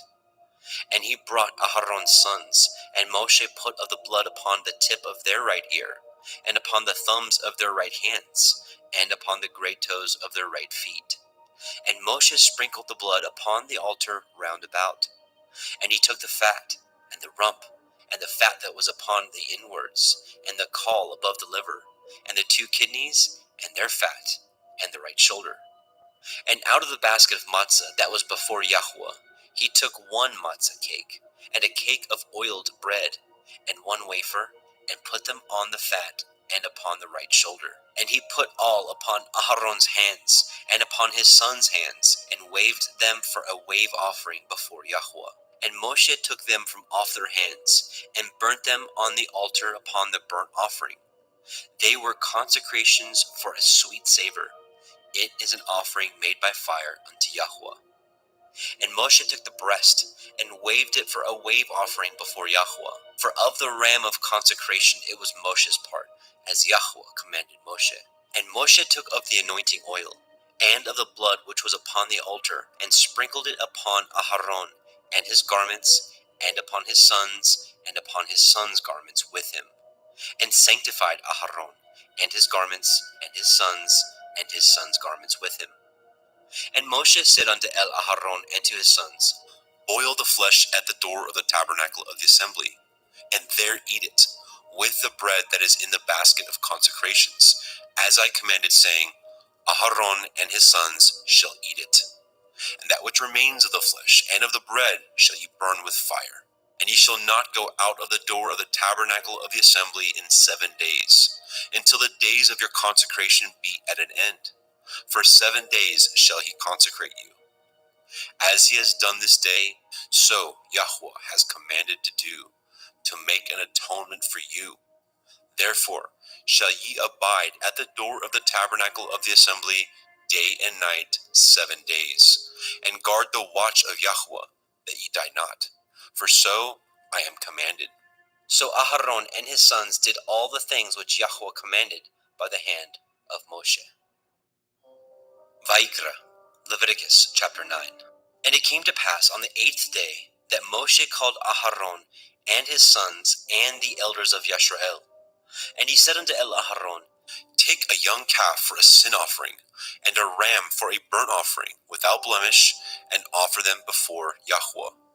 And unto the children of Yisrael you shall speak, saying, Take ye a kid of the goats for a sin offering, and a calf and a lamb, both of the first year, without blemish, for a burnt offering. Also a bullock and a ram for peace offerings, to sacrifice before Yahweh, and a meat offering mingled with oil. For today Yahweh will appear unto you. And they brought which Moshe commanded before the tabernacle of the assembly. And all the assembly drew near and stood before Yahweh. And Moshe said, This is the thing which Yahweh commanded that you should do, and the glory of Yahweh shall appear unto you. And Moshe said unto Aharon, Go unto the altar, and offer your sin offering, and your burnt offering, and make an atonement for yourself and for the people, and offer the offering of the people, and make an atonement for them, as Yahweh commanded. Aharon therefore went unto the altar, and slew the calf of the sin offering, which was for himself. And the sons of Aharon brought the blood unto him, and he dipped his finger in the blood, and put it upon the horns of the altar, and poured out the blood at the bottom of the altar. But the fat, and the kidneys, and the caul above the liver of the sin offering he burnt upon the altar, as Yahweh commanded Moshe. And the flesh and the hide he burnt with fire without the camp. And he slew the burnt offering, and Aharon's sons presented unto him the blood, which he sprinkled round about upon the altar. And they presented the burnt offering unto him, with the pieces thereof, and the head, and he burnt them upon the altar. And he did wash the inwards and the legs, and burnt them upon the burnt offering on the altar. And he brought the people's offering, and took the goat, which was the sin offering for the people, and slew it, and offered it for sin as the first. And he brought the burnt offering, and offered it according to the manner. And he brought the meat offering, and took a handful thereof, and burnt it upon the altar, beside the burnt sacrifice of the morning. He slew also the bullock and the ram for a sacrifice of peace offerings, which was for the people. And Aharon's sons presented unto him the blood, which he sprinkled upon the altar round about.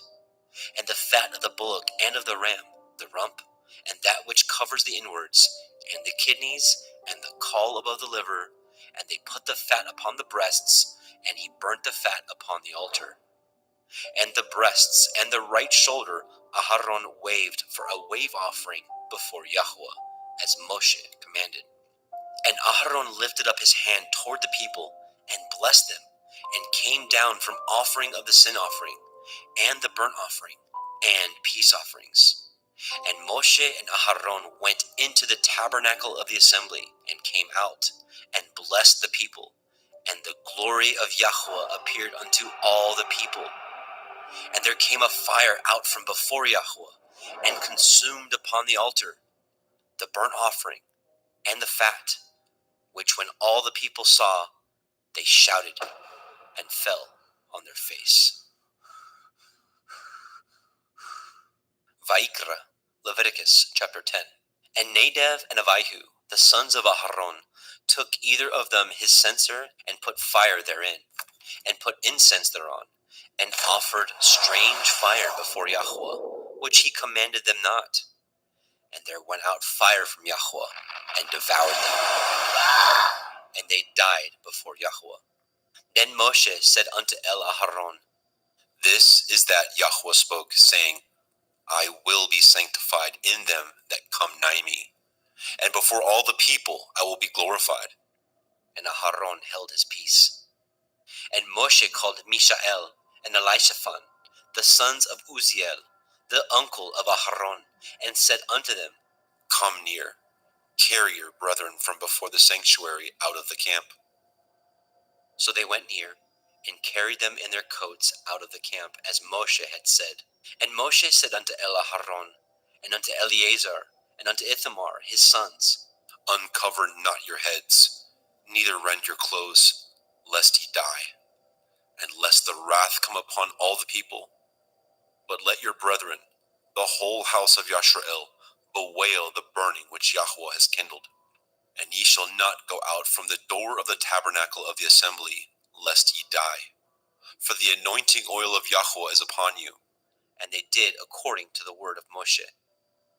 And Yahweh spoke unto Aharon, saying, Do not drink wine, nor strong drink, you nor your sons with you, when ye go into the tabernacle of the assembly, lest ye die. It shall be a statute forever throughout your generations, and that ye may put difference between holy and unholy, and between unclean and clean, and that ye may teach the children of Yasharel all the statutes which Yahweh has spoken unto them by the hand of Moshe. And Moshe spoke unto Aharon, and unto Eleazar, and unto Ithamar, his sons that were left, Take the meat offering that remains of the offerings of Yahweh made by fire, and eat it without leaven beside the altar, for it is most holy. And ye shall eat it in the holy place, because it is your due, and your sons' due, of the sacrifices of Yahweh made by fire. For so I am commanded. And the wave breast and the heave shoulder shall ye eat in a clean place, you and your sons and your daughters with you, for they be your due, and your sons' due, which are given out of the sacrifices of peace offerings of the children of Yashrael. The heave shoulder and the wave breast shall they bring with the offerings made by fire of the fat, to wave it for a wave offering before Yahweh. And it shall be yours and your sons with you by a statute forever, as Yahweh has commanded. And Moshe diligently sought the goat of the sin offering, and behold, it was burnt. And he was angry with Eleazar and Ithamar, the sons of Aharon, which were left alive, saying, Wherefore have ye not eaten the sin offering in the holy place, seeing it is most holy? And Elohim has given it to you to bear the iniquity of the assembly, to make an atonement for them before Yahweh. Behold, the blood of it was not brought in within the holy place. ye should indeed have eaten it in the holy place, as I commanded. And Aharon said unto Moshe, Behold, this day have they offered their sin offering and their burnt offering before Yahuwah, and such things have befallen me. And if I had eaten the sin offering today, should it have been accepted in the sight of Yahuwah? And when Moshe heard that, he was content. Vayikra, Leviticus chapter 11. And Yahuwah spoke unto El Moshe, and to El Aharon, saying unto them, Speak unto the children of Yasharel, saying, These are the beasts which ye shall eat among all the beasts that are on the earth. Whatsoever parts the hoof, and is cloven-footed, and chews the cud, among the beasts, that shall ye eat. Nevertheless, these shall ye not eat of them that chew the cud, or of them that divide the hoof. As the camel, because he chews the cud, but divides not the hoof, he is unclean unto you. And the coney, because he chews the cud, but divides not the hoof, he is unclean unto you. And the hare, because he chews the cud, but divides not the hoof, he is unclean unto you. And the swine, though he divide the hoof, and be cloven-footed, yet he chews not the cud, he is unclean to you. Of their flesh shall ye not eat, and their carcass shall ye not touch, they are unclean to you. These shall ye eat of all that are in the waters. Whatsoever has fins and scales in the waters, in the seas, and in the rivers, them shall you eat. And all that have not fins and scales in the seas, and in the rivers, of all that move in the waters, and of any living thing which is in the waters, they shall be an abomination unto you. They shall be even an abomination unto you. Ye shall not eat of their flesh, but ye shall have their carcasses in abomination. Whatsoever has no fins nor scales in the water, that shall be an abomination unto you. And these are they which ye shall have an abomination among the fowls. They shall not be eaten. They are an abomination, the eagle, the ossifrage, and the osprey, and the vulture, and the kite after his kind, every raven after his kind, and the owl, and the nighthawk, and the cuckow, and the hawk after his kind, and the little owl, and the cormorant, and the great owl, and the swan, and the pelican, and the gier eagle, and the stork, and the heron after her kind, and the lapwing, and the bat. All fowls that creep going upon all four shall be an abomination unto you. Yet these may ye eat of every flying creeping thing that goes upon all four, which have legs above their feet, to leap withal upon the earth. Even these of them ye may eat, the locust after his kind, and the bald locust after his kind, and the beetle after his kind, and the grasshopper after his kind. But all other flying creeping things, which have 4 feet, shall be an abomination unto you. And for these ye shall be unclean. Whosoever touches the carcass of them shall be unclean until the evening. And whosoever bears aught of the carcass of them shall wash his clothes, and be unclean until the evening. The carcass of every beast which divides the hoof, and is not cloven-footed, nor chews the cud, are unclean unto you. Every one that touches them shall be unclean. And whatsoever goes upon his paws, among all manner of beasts that go on all fours, those are unclean unto you. Whoso touches their carcass shall be unclean until the evening. And he that bears the carcass of them shall wash his clothes, and be unclean unto the evening. They are unclean unto you. These also shall be unclean unto you. Among the creeping things that creep upon the earth, the weasel, the mouse, and the tortoise, after his kind, and the ferret, and the chameleon, and the lizard, and the snail, and the mole, these are unclean to you among all that creep. Whosoever touches them, when they be dead, shall be unclean until the evening. And upon whatsoever any of them, when they are dead, does fall, it shall be unclean, whether it be any vessel of wood, or raiment, or skin, or sack, whatsoever vessel it be, wherein any work is done, it must be put into water, and it shall be unclean until the evening, so it shall be cleansed. And every earthen vessel, where into any of them that falls, whatsoever is in it shall be unclean, and ye shall break it. Of all meat which may be eaten, that on which such water comes shall be unclean, and all drink that may be drunk in every vessel shall be unclean, and everything whereupon any part of their carcass falls shall be unclean, whether it be oven or range for pots, they shall be broken down, for they are unclean, and shall be unclean unto you. Nevertheless, a fountain or pit, wherein there is plenty of water, shall be clean. but that which touches their carcass shall be unclean. And if any part of their carcass falls upon any sowing seed which is to be sown, it shall be clean. But if any water be put upon the seed, and any part of their carcass fall thereon, it shall be unclean unto you. And if any beast of which ye may eat die, he that touches the carcass thereof shall be unclean unto the evening. And he that eats of the carcass of it shall wash his clothes, and be unclean until the evening. He also that bears the carcass of it shall wash his clothes, and be unclean until the evening. And every creeping thing that creeps upon the earth shall be an abomination. It shall not be eaten. Whatsoever goes upon the belly, and whatsoever goes upon all fours, or whatsoever has more feet among all creeping things that creep upon the earth, them shall ye not eat, for they are an abomination. Ye shall not make yourselves abominable with any creeping thing that creeps, neither shall ye make yourselves unclean with them, that ye should be defiled thereby. For I am Yahuwah Elohaikum. Ye shall therefore sanctify yourselves, and ye shall be holy, for I am holy. Neither shall ye defile yourselves with any manner of creeping thing that creeps upon the earth. For I am Yahuwah, that brings you up out of the land of Mitzrayim, to be your Elohim. Ye shall therefore be holy, for I am holy. This is the Torah of the beasts, and of the fowl, and of every living creature that moves in the waters, and of every creature that creeps upon the earth, to make a difference between the unclean and the clean, and between the beast that may be eaten, and the beast that may not be eaten. Vayikra, Leviticus chapter 12. And Yahweh spoke unto Moshe, saying, Speak unto the children of Yasharel, saying, If a woman have conceived seed, and born a male child, then she shall be unclean 7 days. According to the days of the separation for her infirmity, shall she be unclean. And in the 8th day, the flesh of his foreskin shall be circumcised. And she shall then continue in the blood of her purifying 33 days. She shall touch no hallowed thing, nor come into the sanctuary, until the days of her purifying be fulfilled. But if she bear a female child, then she shall be unclean 2 weeks, as in her separation, and she shall continue in the blood of her purifying 66 days.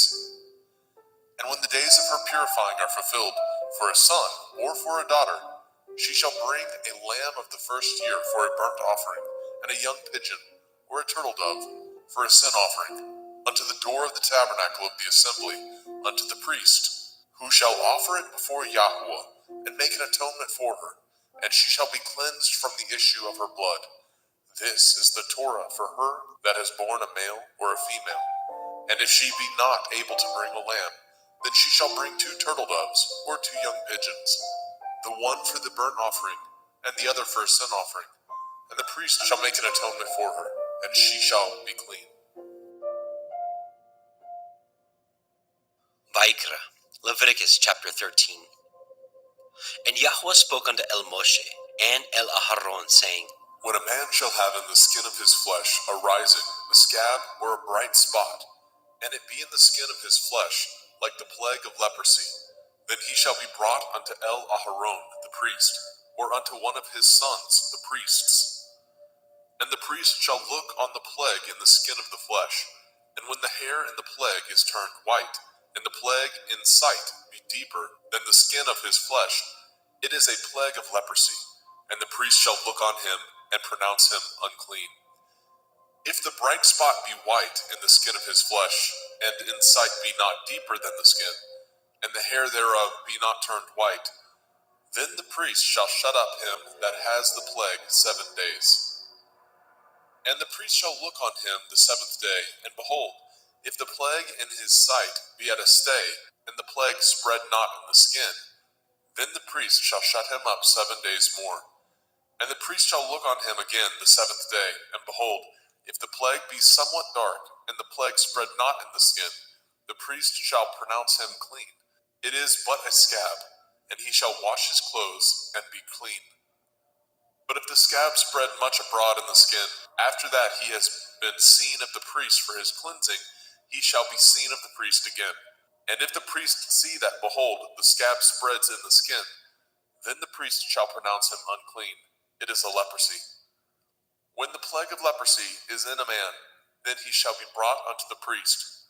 And the priest shall see him, and behold, If the rising be white in the skin, and it have turned the hair white, and there be quick raw flesh in the rising, it is an old leprosy in the skin of his flesh, and the priest shall pronounce him unclean, and shall not shut him up, for he is unclean. And if a leprosy break out abroad in the skin, and the leprosy cover all the skin of him that has the plague from his head even to his foot, wheresoever the priest looks, then the priest shall consider, and behold, if the leprosy have covered all his flesh, he shall pronounce him clean that has the plague. It is all turned white, he is clean. But when raw flesh appears in him, he shall be unclean. And the priest shall see the raw flesh and pronounce him to be unclean. For the raw flesh is unclean, it is a leprosy. Or if the raw flesh turn again, and be changed unto white, he shall come unto the priest. And the priest shall see him, and behold, if the plague be turned unto white, then the priest shall pronounce him clean that has the plague, he is clean. The flesh also, in which even in the skin thereof was a boil, and is healed. And in the place of the boil, where there be a white rising, or a bright spot, white, and somewhat reddish, and it be showed to the priest. And if, when the priest sees it, behold, it be in sight lower than the skin, and the hair thereof be turned white, the priest shall pronounce him unclean. It is a plague of leprosy, broken out of the boil. But if the priest look on it, and behold, there be no white hairs therein, and if it be not lower than the skin, but be somewhat dark, then the priest shall shut him up 7 days. And if it spread much abroad in the skin, then the priest shall pronounce him unclean. It is a plague. But if the bright spot stay in his place, and spread not, it is a burning boil, and the priest shall pronounce him clean. Or if there be any flesh in the skin whereof there is a hot burning, and the quick flesh that burns have a white bright spot, somewhat reddish or white, then the priest shall look upon it, and behold, if the hair in the bright spot be turned white, and it be in sight deeper than the skin, it is a leprosy broken out of the burning, wherefore the priest shall pronounce him unclean. It is the plague of leprosy. But if the priest look on it, and behold, there be no white hair in the bright spot, and it be no lower than the other skin, but be somewhat dark, then the priest shall shut him up 7 days. And the priest shall look upon him the 7th day, and if it be spread much abroad in the skin, then the priest shall pronounce him unclean. It is the plague of leprosy. And if the bright spot stay in his place, and spread not in the skin, but it be somewhat dark, it is a rising of the burning, and the priest shall pronounce him clean, for it is an inflammation of the burning. If a man or woman have a plague upon the head or the beard, then the priest shall see the plague, and behold, if it be in sight deeper than the skin, and there be in it a yellow thin hair, then the priest shall pronounce him unclean. It is a dry skull, even a leprosy upon the head or beard. And if the priest shall look on the plague of the skull, and behold, it be not in sight deeper than the skin, and that there is no black hair in it, then the priest shall shut up him that has the plague of the skull 7 days. And in the 7th day the priest shall look on the plague, and behold, if the skull spread not, and there be in it no yellow hair, and the skull be not in sight deeper than the skin, he shall be shaven, and the skull shall he not shave, and the priest shall shut him up that has the skull 7 days more. And in the 7th day the priest shall look on the skull, and behold, if the skull be not spread in the skin, nor be in sight deeper than the skin, then the priest shall pronounce him clean, and he shall wash his clothes and be clean. But if the skull spread much in the skin after his cleansing, then the priest shall look on him, and behold, if the skull be spread in the skin, the priest shall not seek for yellow hair, he is unclean. But if the skull be in his sight at a stay, and that there is a black hair grown up therein, the skull is healed, he is clean, and the priest shall pronounce him clean. If a man also or a woman have in the skin of their flesh bright spots, even white bright spots, then the priest shall look, and behold, if the bright spot in the skin of their flesh be darkish white, it is a freckled spot that grows in the skin, he is clean. And the man whose hair is fallen off his head, he is bald, yet is he clean. And he that has his hair fallen off from the part of his head towards his face, he is forehead bald, yet he is clean. And if there be in the bald head or bald forehead a white reddish sore. It is a leprosy sprung up in his bald head, or his bald forehead. Then the priest shall look upon it, and behold, if the rising of the sore be white reddish in the bald head, or in his bald forehead, as the leprosy appears in the skin of the flesh, he is a leprous man. He is unclean. The priest shall pronounce him utterly unclean. His plague is in his head. And the leper in whom the plague is, his clothes shall be rent, and his head bare, and he shall put a covering upon his upper lip, and shall cry, Unclean, unclean. All the days wherein the plague shall be in him shall he be defiled. He is unclean. He shall dwell alone, without the camp shall his habitation be. The garment also that the plague of leprosy is in, whether it be a woolen garment or a linen garment, whether it be in the warp, the woof of linen, or of woolen, whether in a skin or anything made of skin. And if the plague be greenish or reddish in the garment or in the skin, either in the warp or in the woof or in anything of skin, it is a plague of leprosy, and shall be showed unto the priest. And the priest shall look upon the plague, and shut up it that has the plague 7 days. And he shall look on the plague on the 7th day.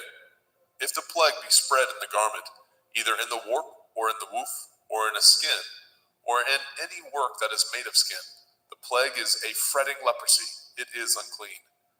He shall therefore burn that garment, whether warp or woof, in woolen or in linen, anything of skin wherein the plague is, for it is a fretting leprosy, it shall be burnt in the fire.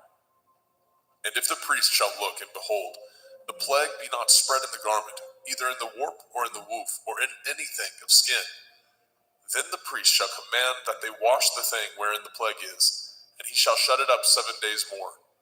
And the priest shall look on the plague after that it is washed, and behold, if the plague have not changed his color, and the plague be not spread, it is unclean. You shall burn it in the fire. It is a fret inward, whether it be bare within or without. And if the priest look, and behold the plague be somewhat dark after the washing of it, then he shall rend it out of the garment, or out of the skin, or out of the warp, or out of the woof. And if it appear still in the garment, either in the warp or in the woof, or in anything of skin, it is a spreading plague. You shall burn that wherein the plague is with fire. And the garment, either warp or woof, or whatsoever thing of skin it be, which you shall wash, if the plague be departed from them, then it shall be washed the 2nd time, and shall be clean. This is the Torah of the plague of leprosy, in a garment of woolen or linen, either in warp or woof, or in anything of skins, to pronounce it clean, or to pronounce it unclean. Vaikra, Leviticus chapter 14. And Yahweh spoke unto Moshe, saying, This shall be the Torah of the leper in the day of his cleansing. He shall be brought unto the priest, and the priest shall go forth out of the camp. And the priest shall look, and behold, if the plague of leprosy be healed in the leper, then shall the priest command to take for him that is to be cleansed 2 birds alive and clean, and cedar wood, and scarlet, and hyssop. And the priest shall command that one of the birds be killed in an earthen vessel over running water. As for the living bird, he shall take it, and the cedar wood, and the scarlet, and the hyssop, and shall dip them, and the living bird in the blood of the bird that was killed over the running water. And he shall sprinkle upon him that is to be cleansed from the leprosy 7 times, and shall pronounce him clean, and shall let the living bird loose into the open field. And he that is to be cleansed shall wash his clothes, and shave off all his hair, and wash himself in water, that he may be clean.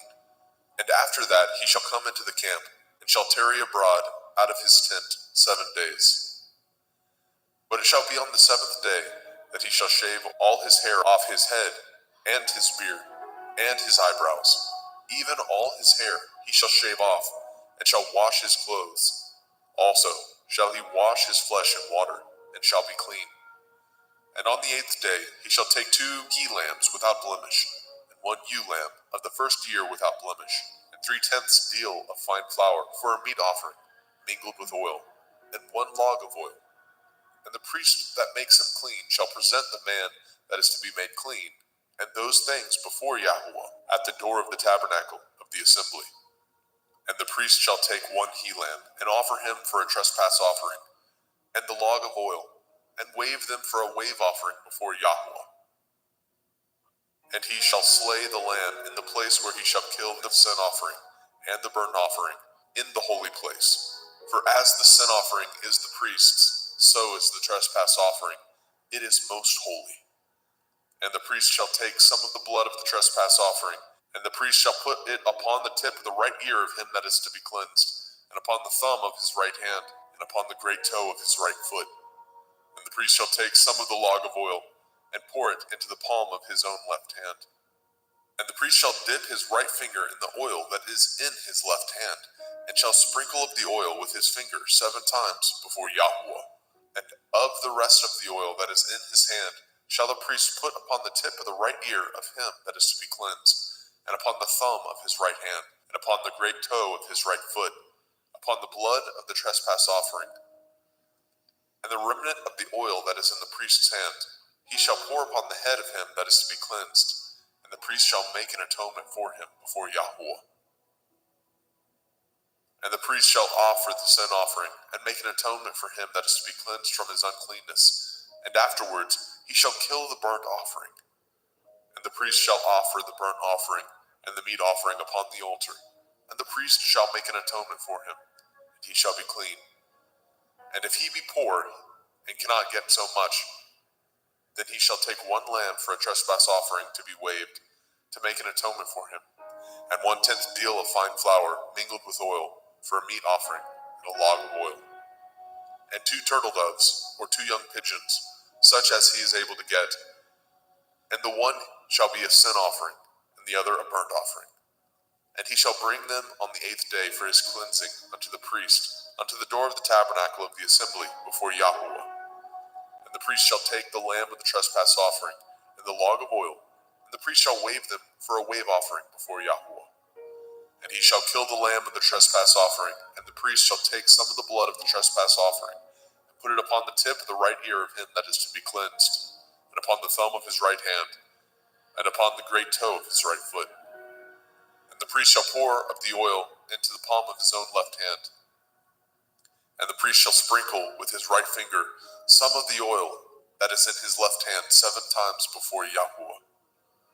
And the priest shall put of that oil that is in his hand upon the tip of the right ear of him that is to be cleansed, and upon the thumb of his right hand, and upon the great toe of his right foot, upon the place of the blood of the trespass offering. And the rest of the oil that is in the priest's hand he shall put upon the head of him that is to be cleansed, to make an atonement for him before Yahweh. And he shall offer the one of the turtle doves, or of the young pigeons, such as he can get, even such as he is able to get, the one for a sin offering, and the other for a burnt offering, with the meat offering. And the priest shall make an atonement for him that is to be cleansed before Yahweh. This is the Torah of him, in whom is the plague of leprosy, whose hand is not able to get that which pertains to his cleansing. And Yahweh spoke unto El Moshe, and unto El Aharon, saying, When ye are come into the land of Canaan, which I give to you for a possession, and I put the plague of leprosy in a house of the land of your possession, and he that owns the house shall come and tell the priest, saying, It seems to me there is, as it were, a plague in the house. Then the priest shall command that they empty the house before the priest go into it, to see the plague, that all that is in the house be not made unclean. And afterward the priest shall go in to see the house. And he shall look on the plague, and behold, if the plague be in the walls of the house, with hollow strakes, greenish or reddish, which in sight are lower than the wall, then the priest shall go out of the house to the door of the house, and shut up the house 7 days. And the priest shall come again the 7th day, and shall look, and behold, if the plague be spread in the walls of the house, then the priest shall command that they take away the stones in which the plague is, and they shall cast them into an unclean place without the city. And he shall cause the house to be scraped within round about, and they shall pour out the dust that they scrape off without the city into an unclean place. And they shall take other stones, and put them in the place of those stones. And he shall take other mortar, and shall plaster the house. And if the plague come again and break out in the house, after that he has taken away the stones, and after he has scraped the house, and after it is plastered, then the priest shall come and look, and behold, if the plague be spread in the house, it is a fretting leprosy in the house, it is unclean.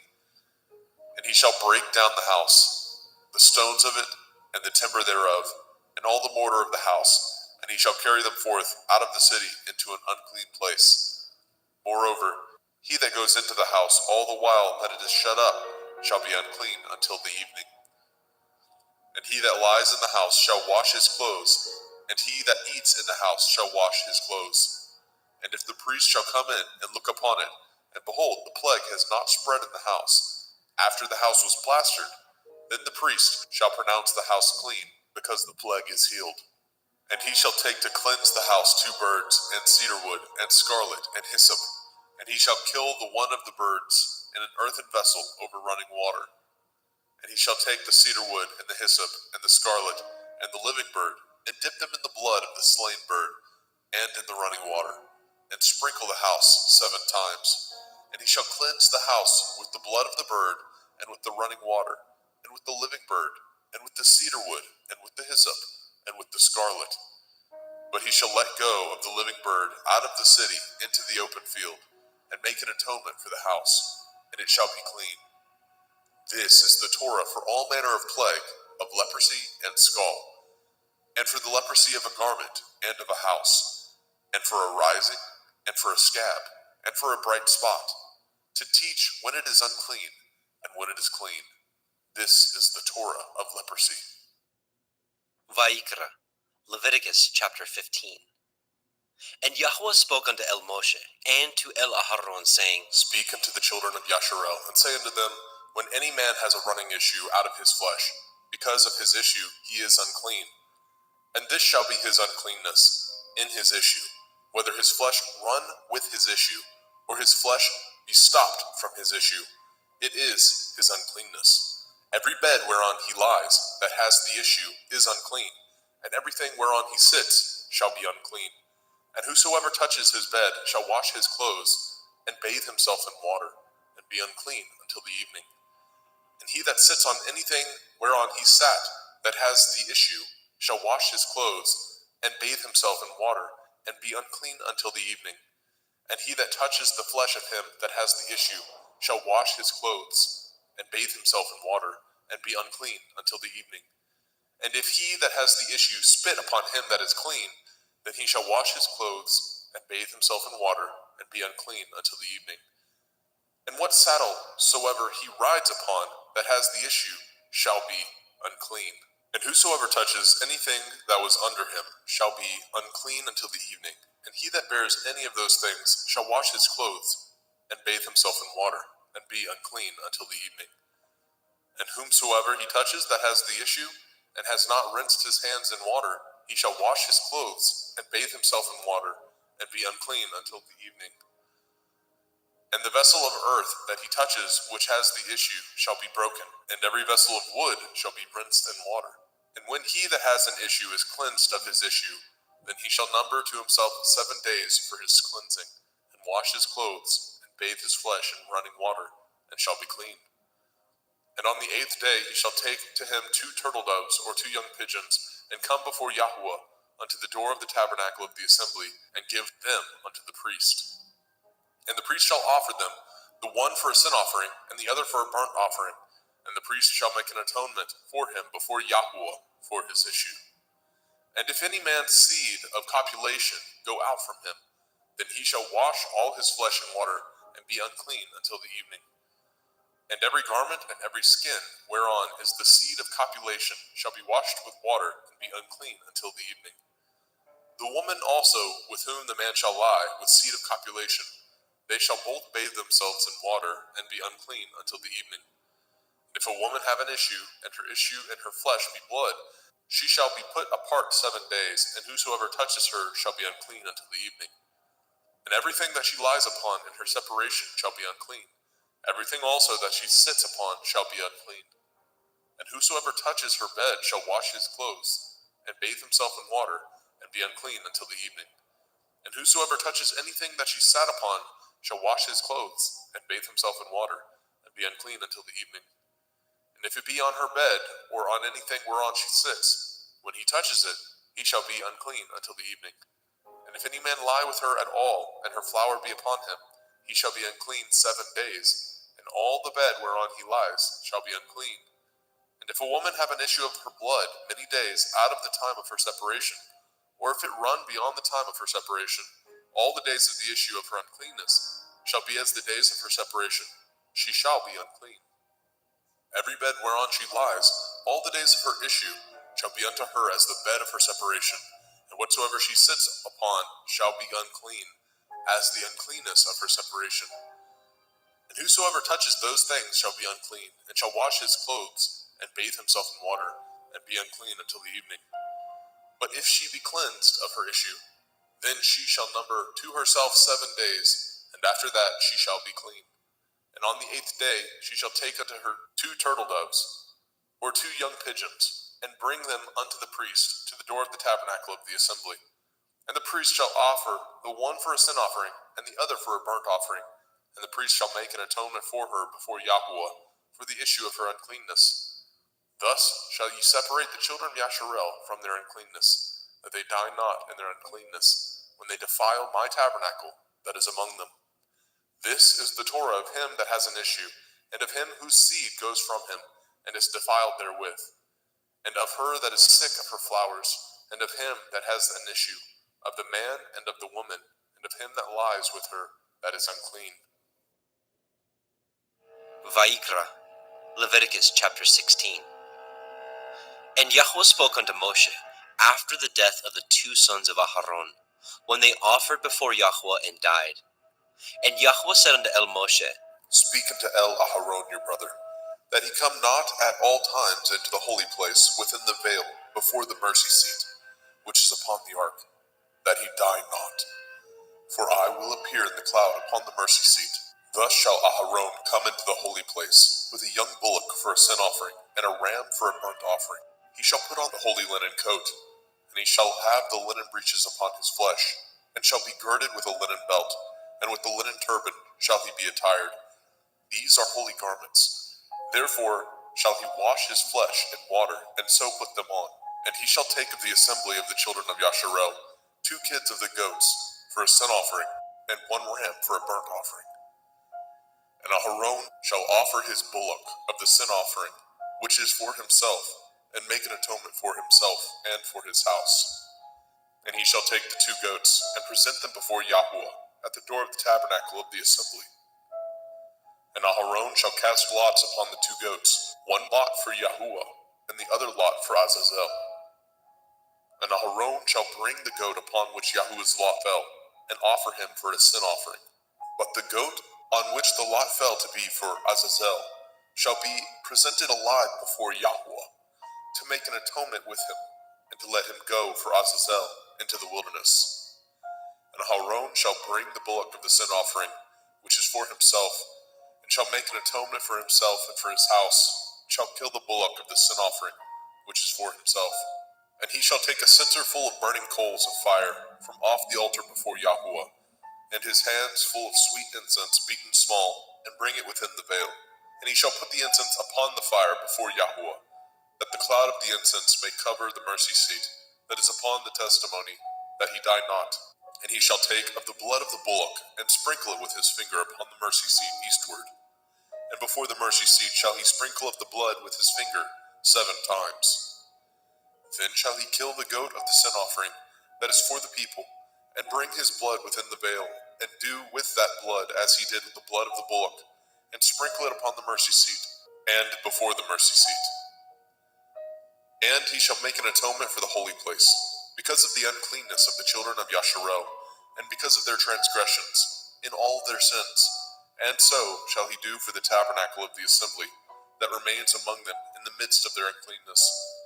And there shall be no man in the tabernacle of the assembly, when he goes to make an atonement in the holy place, until he comes out, and have made an atonement for himself, and for his household, and for all the assembly of Yasharel. And he shall go out unto the altar that is before Yahweh, and make an atonement for it. and shall take of the blood of the bullock and of the blood of the goat, and put it upon the horns of the altar round about. And he shall sprinkle the blood upon it with his finger 7 times, and cleanse it, and hallow it from the uncleanness of the children of Yasharel. And when he has made an end of reconciling the holy place, and the tabernacle of the assembly, and the altar, he shall bring the live goat. And Aharon shall lay both his hands upon the head of the live goat, and confess over him all the iniquities of the children of Yasharel, and all their transgression in all their sins, putting them upon the head of the goat, and shall send him away by the hand of a fit man into the wilderness. And the goat shall bear upon him all their iniquities, unto a land not inhabited, and he shall let go the goat in the wilderness. And Aharon shall come into the tabernacle of the assembly, and shall put off the linen garments which he put on when he went into the holy place, and shall leave them there. And he shall wash his flesh with water in the holy place, and put on his garments, and come forth, and offer his burnt offering, and the burnt offering of the people, and make an atonement for himself and for the people. And the fat of the sin offering shall he burn upon the altar. And he that let go the goat for Azazel shall wash his clothes, and bathe his flesh in water, and afterwards come into the camp. And the bullock for the sin offering, and the goat for the sin offering, and whose blood was brought in to make an atonement in the holy place, shall one carry forth without the camp, and they shall burn in the fire their skins, and their flesh, and their dung.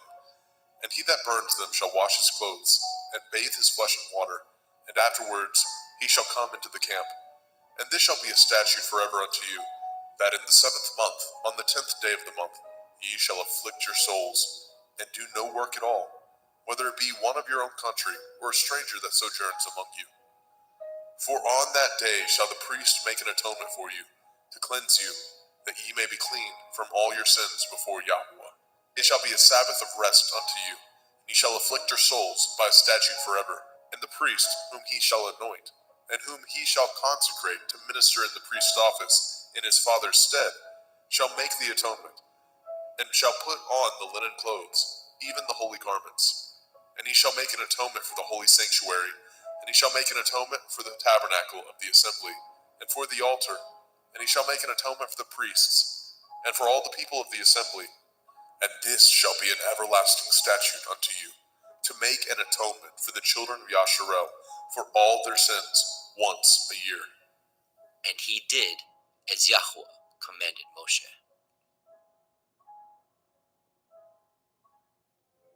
Vayikra, Leviticus chapter 17. And Yahweh spoke unto Moshe, saying, Speak unto Aharon, and unto his sons, and unto all the children of Yasharel, and say unto them, This is the thing which Yahweh has commanded, saying, What man soever there be of the house of Yasharel, that kills an ox, or lamb, or goat, in the camp, or that kills it out of the camp, and brings it not unto the door of the tabernacle of the assembly, to offer an offering unto Yahweh before the tabernacle of Yahweh, blood shall be imputed unto that man. He has shed blood, and that man shall be cut off from among his people. To the end that the children of Yasharel may bring their sacrifices, which they offer in the open field, even that they may bring them unto Yahweh, unto the door of the tabernacle of the assembly, unto the priest, and offer them for peace offerings unto Yahweh. And priests shall sprinkle the blood upon the altar of Yahweh, at the door of the tabernacle of the assembly, and burn the fat for a sweet savor unto Yahweh. And they shall no more offer their sacrifices unto devils, after whom they have gone a-whoring.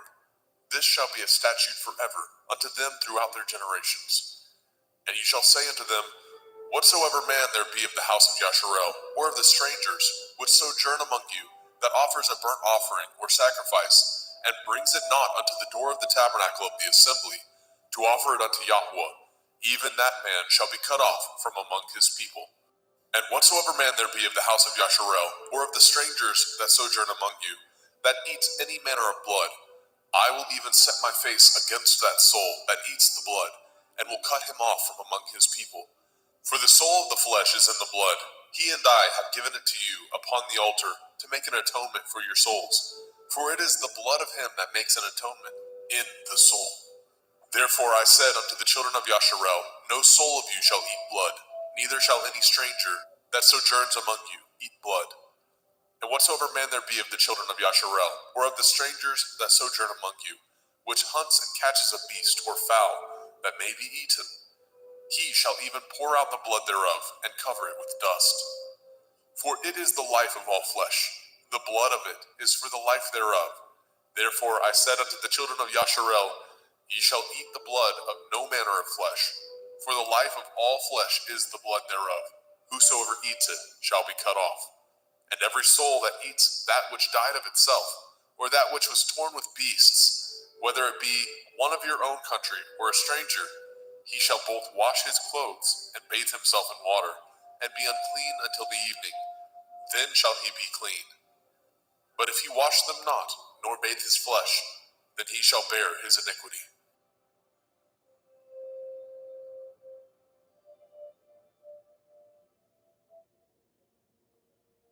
Vayikra, Leviticus chapter 18. And Yahweh spoke unto Moshe, saying, Speak unto the children of Yasharel, and say unto them, I am Yahweh Elohaikum. After the doings of the land of Mitzrayim, where ye dwell, shall ye not do. And after the doings of the land of Canaan, whither I bring you, shall ye not do. Neither shall ye walk in their ordinances. Ye shall do my judgments, and guard my ordinances, to walk therein. I am Yahuwah Elohaikum. Ye shall therefore guard my statutes and my judgments, which if a man do, he shall live in them. I am Yahuwah. None of you shall approach to any that is near of kin to him, to uncover their nakedness. I am Yahuwah. The nakedness of your father, or the nakedness of your mother, shall you not uncover. She is your mother. You shall not uncover her nakedness. The nakedness of your father's woman shall you not uncover. It is your father's nakedness. The nakedness of your sister, the daughter of your father, the daughter of your mother, whether she be born at home or born abroad, even their nakedness you shall not uncover. The nakedness of your son's daughter, or of your daughter's daughter, even their nakedness you shall not uncover, for theirs is your own nakedness. The nakedness of your father's woman's daughter, begotten of your father, she is your sister, you shall not uncover her nakedness. You shall not uncover the nakedness of your father's sister, she is your father's near kinswoman. You shall not uncover the nakedness of your mother's sister, for she is your mother's near kinswoman. You shall not uncover the nakedness of your father's brother. You shall not approach to his woman, she is your aunt. You shall not uncover the nakedness of your daughter-in-law, she is your son's woman. You shall not uncover her nakedness. You shall not uncover the nakedness of your brother's woman, it is your brother's nakedness. You shall not uncover the nakedness of a woman and her daughter, neither shall you take her son's daughter, or her daughter's daughter, to uncover her nakedness, for they are your near kinswoman. It is wickedness. Neither shall you take a woman to her sister, to vex her, to uncover her nakedness, beside the other in her lifetime. Also you shall not approach unto a woman to uncover her nakedness, as long as she is put apart for her uncleanness. Moreover, you shall not lie carnally with your neighbor's woman, to defile yourself with her. And you shall not let any of your seed pass through the fire to Molech, neither shall you profane the name of your Elohim. I am Yahuwah. You shall not lie with mankind, as with womankind. It is an abomination. Neither shall you lie with any beast to defile yourself therewith. Neither shall any woman stand before a beast to lie down thereto. It is confusion. Defile not ye yourselves in any of these things, for in all these the nations are defiled, which I cast out before you. And the land is defiled, therefore I do visit the iniquity thereof upon it, and the land itself vomits out her inhabitants. Ye shall therefore guard my statutes and my judgments, and shall not commit any of these abominations, neither any of your own nation, nor any stranger that sojourns among you. For all these abominations have the men of the land done, which were before you, and the land is defiled, that the land spew not you out also, when ye defile it, as it spewed out the nations that were before you. For whosoever shall commit any of these abominations, even the souls that commit them shall be cut off from among their people. Therefore shall ye guard my ordinance, that ye commit not any of these abominable customs, which were committed before you, and that ye defile not yourselves therein. I am Yahuwah Elohaikum.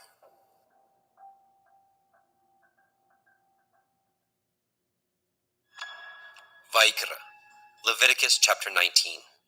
And Yahweh spoke unto Moshe, saying, Speak unto all the assembly of the children of Yasharel, and say unto them, Ye shall be holy, for I, Yahuwah Elohim, am holy. Ye shall fear every man his mother and his father, and guard my Shabbathot. I am Yahuwah Elohim. Turn ye not unto idols, nor make to yourselves molten Elohim. I am Yahuwah Elohim. And if ye offer a sacrifice of peace offerings unto Yahuwah, ye shall offer it at your own will. It shall be eaten the same day ye offer it, and on the morrow. And if aught remain unto the third day, it shall be burnt in the fire. And if it be eaten at all on the third day, it is abominable. It shall not be accepted. Therefore everyone that eats it shall bear his iniquity, because he has profaned the hallowed thing of Yahuwah, and that soul shall be cut off from among his people. And when ye reap the harvest of your land, ye shall not wholly reap the corners of your field, neither shall you gather the gleanings of your harvest. And you shall not glean your vineyard, neither shall you gather every grape of your vineyard. You shall leave them for the poor and stranger. I am Yahuwah Elohim. Ye shall not steal, neither deal falsely, neither lie one to another. And ye shall not swear by my name falsely, neither shall you profane the name of your Elohim. I am Yahuwah. You shall not defraud your neighbor, neither rob him. The wages of him that is hired shall not abide with you all night until the morning. You shall not curse the deaf, nor put a stumbling block before the blind, but shall fear your Elohim.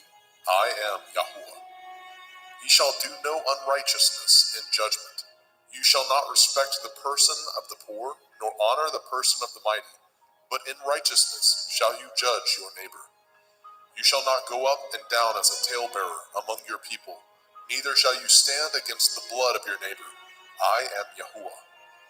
You shall not hate your brother in your heart.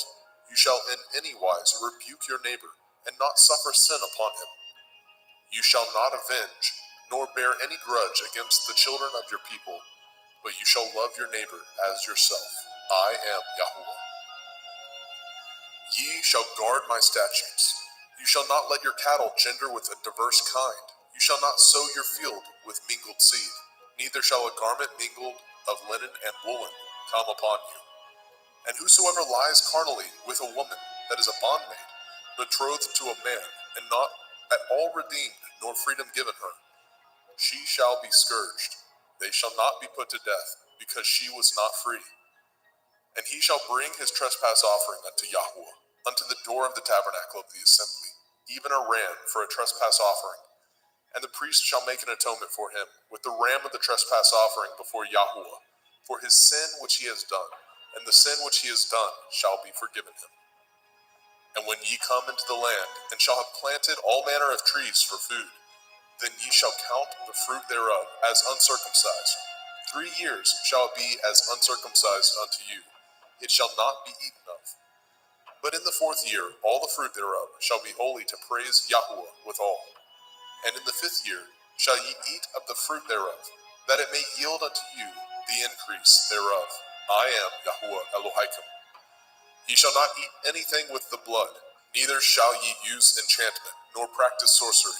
You shall not round the corners of your heads, neither shall you mar the corners of your beard. You shall not make any cuttings in your flesh for the dead, nor print any marks upon you. I am Yahuwah.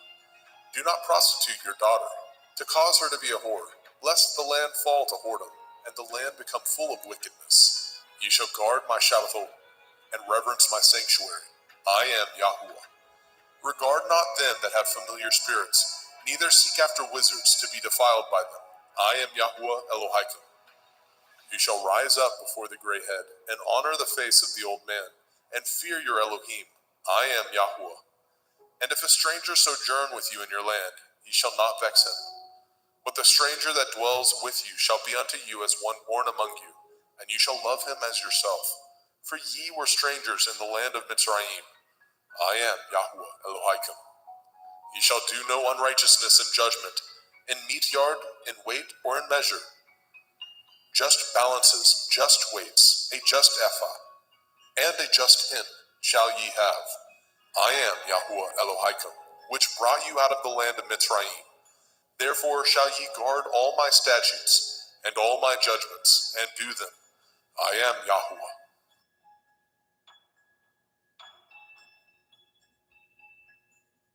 Vaikra, Leviticus chapter 20. And Yahuwah spoke unto Moshe, saying, Again you shall say to the children of Yasharel, Whosoever he be of the children of Yasharel, or of the strangers that sojourn in Yasharel, that gives any of his seed unto Molech, he shall surely be put to death. The people of the land shall stone him with stones. And I will set my face against that man, and I will cut him off from among his people, because he has given of his seed unto Molech, to defile my sanctuary, and to profane my holy name. And if the people of the land do any ways hide their eyes from the man, when he gives of his seed unto Molech, and kill him not, then I will set my face against that man, and against his family, and will cut him off, and all that go a-whoring after him, to commit whoredom with Molech, from among their people. And the soul that turns after such as have familiar spirits, and after wizards, to go a-whoring after them, I will even set my face against that soul, and will cut him off from among his people. Sanctify yourselves, therefore, and be ye holy, for I am Yahuwah Elohaikum, and ye shall guard my statutes, and do them. I am Yahuwah Mekodishkim. For everyone that curses his father or his mother shall surely be put to death. He has cursed his father or his mother, his blood shall be upon him. And the man that breaks wedlock with another man's woman, even he that breaks wedlock with his neighbor's woman, the man and the woman that breaks wedlock shall surely be put to death. And the man that lies with his father's woman has uncovered his father's nakedness. Both of them shall surely be put to death. Their blood shall be upon them. And if a man lie with his daughter-in-law, both of them shall surely be put to death. They have wrought confusion. Their blood shall be upon them. If a man also lie with mankind, as he lies with a woman, both of them have committed an abomination. They shall surely be put to death. Their blood shall be upon them. And if a man take a woman and her mother, it is wickedness. They shall be burnt with fire, both he and they, that there be no wickedness among you.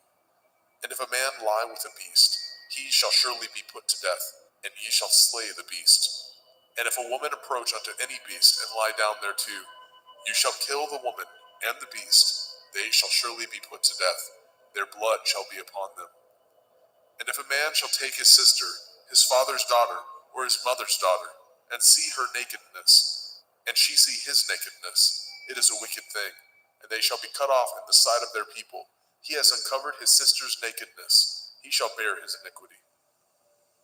And if a man shall lie with a woman having her sickness, and shall uncover her nakedness, he has discovered her fountain, and she has uncovered the fountain of her blood, and both of them shall be cut off from among their people. And you shall not uncover the nakedness of your mother's sister, nor of your father's sister, for he uncovers his near kin. They shall bear their iniquity. And if a man shall lie with his uncle's woman, he has uncovered his uncle's nakedness. They shall bear their sin. They shall die childless. And if a man shall take his brother's woman, it is an unclean thing. He has uncovered his brother's nakedness. They shall be childless. Ye shall therefore guard all my statutes and all my judgments, and do them, that the land whither I bring you to dwell therein spew you not out. And ye shall not walk in the manner of the nation which I cast out before you. For they committed all these things, and therefore I abhorred them. But I have said unto you, ye shall inherit their land, and I will give unto you to possess it, a land that flows with milk and honey. I am Yahuwah Elohaikum, which have separated you from other people. Ye shall therefore put difference between clean beasts and unclean, and between unclean fowls and clean. And ye shall not make your souls abominable by beast, or by fowl, or by any manner of living thing that creeps on the ground, which I have separated from you as unclean. And ye shall be holy unto me, for I, Yahuwah, am holy, and have severed you from other people, that ye should be mine. A man also, or a woman that has a familiar spirit, or that is a wizard, shall surely be put to death. They shall stone them with stones. Their blood shall be upon them. Vaikra, Leviticus chapter 21. And Yahuwah said unto Moshe, Speak unto the priests, the sons of Aharon, and say unto them, There shall none be defiled for the dead among his people, but for his kin that is near unto him, that is, for his mother, and for his father, and for his son, and for his daughter, and for his brother, and for his sister a virgin, that is nigh unto him, which has had no man, for her may he be defiled. But he shall not defile himself, being a chief among his people, to profane himself. They shall not make baldness upon their head, neither shall they shave off the corners of their beard, nor make any cuttings in their flesh. They shall be holy unto their Elohim, and not profane the name of their Elohim. For the offerings of Yahweh made by fire, and the bread of their Elohim they do offer. Therefore they shall be holy. They shall not take a woman that is a whore, or profane, neither shall they take a woman put away from her man, for he is holy unto his Elohim. You shall sanctify him therefore, for he offers the bread of your Elohim. He shall be holy unto you, for I, Yahweh, which sanctify you, am holy. And the daughter of any priest, if she profane herself by playing the whore, she profanes her father, she shall be burnt with fire. And he that is high priest among his brethren, upon whose head the anointing oil was poured, and that is consecrated to put on the garments, shall not uncover his head, nor rend his clothes. Neither shall he go in to any dead body, nor defile himself for his father, or for his mother. Neither shall he go out of the sanctuary, nor profane the sanctuary of his Elohim, for the crown of the anointing oil of his Elohim is upon him. I am Yahweh. And he shall take a woman in her virginity, a widow or a divorced woman, or profane, or a harlot, these shall he not take, but he shall take a virgin of his own people to be his woman. Neither shall he profane his seed among his people, for I, Yahweh, do sanctify him.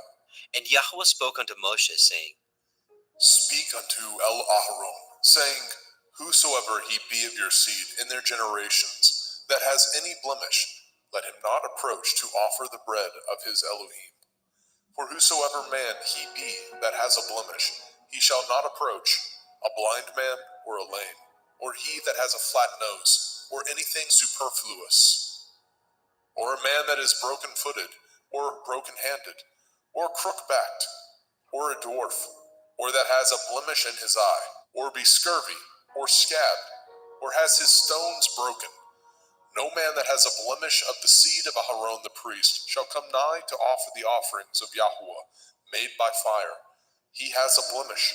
He shall not come nigh to offer the bread of his Elohim. He shall not eat the bread of his Elohim, both of the most holy and of the holy. Only he shall not go in unto the veil, nor come nigh unto the altar, because he has a blemish, that he profane not my sanctuaries, for I, Yahweh, do sanctify them. And Moshe told it unto El-Aharon, and to his sons, and to all the children of Yashrael. Vayikra, Leviticus chapter 22. And Yahweh spoke unto Moshe, saying, Speak unto El-Aharon and to his sons, that they separate themselves from the holy things of the children of Yasharel, and that they profane not my holy name in those things, which they hallow unto me. I am Yahweh. Say unto them, Whosoever he be of all your seed among your generations, that goes unto the holy things, which the children of Yasharel hallow unto Yahweh, having his uncleanness upon him, that soul shall be cut off from my presence. I am Yahweh. What man soever of the seed of Aharon is a leper, or has a running issue, he shall not eat of the holy things until he be clean. And whoso touches anything that is unclean by the dead, or a man whose seed goes from him, or whosoever touches any creeping thing whereby he may be made unclean, or a man of whom he may take uncleanness, whatsoever uncleanness he has, the soul which has touched any such thing shall be unclean until evening, and shall not eat of the holy things, unless he wash his flesh with water. And when the sun is down, he shall be clean, and shall afterward eat of the holy things, because it is his food. That which dies of itself, or is torn with beasts, he shall not eat, to defile himself therewith. I am Yahweh. They shall therefore guard my ordinance, lest they bear sin for it, and die therefore. If they profane it, I, Yahweh, do sanctify them. There shall no stranger eat of the holy thing. A sojourner of the priest, or a hired servant, shall not eat of the holy thing. But if the priest buy any soul with his money, he shall eat of it, and he that is born in his house, they shall eat of his meat. If the priest's daughter also be married unto a stranger, she may not eat of an offering of the holy things. But if the priest's daughter be a widow or divorced, and have no child, and is returned unto her father's house, as in her youth, she shall eat of her father's meat, but there shall no stranger eat thereof. And if a man eat of the holy thing unwittingly, then he shall put the fifth part thereof unto it, and shall give it unto the priest with the holy thing.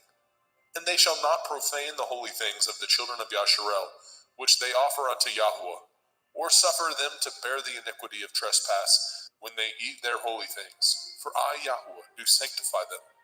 And Yahweh spoke unto El Moshe, saying, Speak unto El Aharon, and to his sons, and unto all the children of Yasharel, and say unto them, Whatsoever he be of the house of Yasharel, or of the strangers in Yasharel, that will offer his oblation for all his vows, and for all his freewill offerings, which they will offer unto Yahweh for a burnt offering, ye shall offer at your own will a male without blemish, of the cattle, of the sheep, or of the goats. But whatsoever has a blemish, that shall ye not offer, for it shall not be acceptable for you.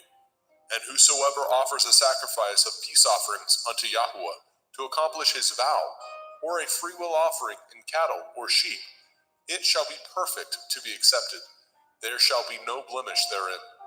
Blind or broken or maimed, or having a running sore, or scurvy, or scabbed, ye shall not offer these unto Yahweh, nor make an offering by fire of them upon the altar unto Yahweh. Either a bullock or a lamb that has anything superfluous or lacking in his parts, that may you offer for a freewill offering, but for a vow it shall not be accepted. Ye shall not offer unto Yahweh that which is bruised, or crushed, or broken, or cut, neither shall ye make any offerings thereof in your land. Neither from a stranger's hand shall ye offer the bread of your Elohim of any of these, because their corruption is in them, and blemishes be in them. They shall not be accepted for you. And Yahweh spoke unto Moshe, saying, When a bullock or a sheep or a goat is brought forth, then it shall be 7 days under the dam, and from the 8th day and thenceforth it shall be accepted for an offering made by fire unto Yahweh. And whether it be cow or ewe, ye shall not kill it, and her young, both in 1 day.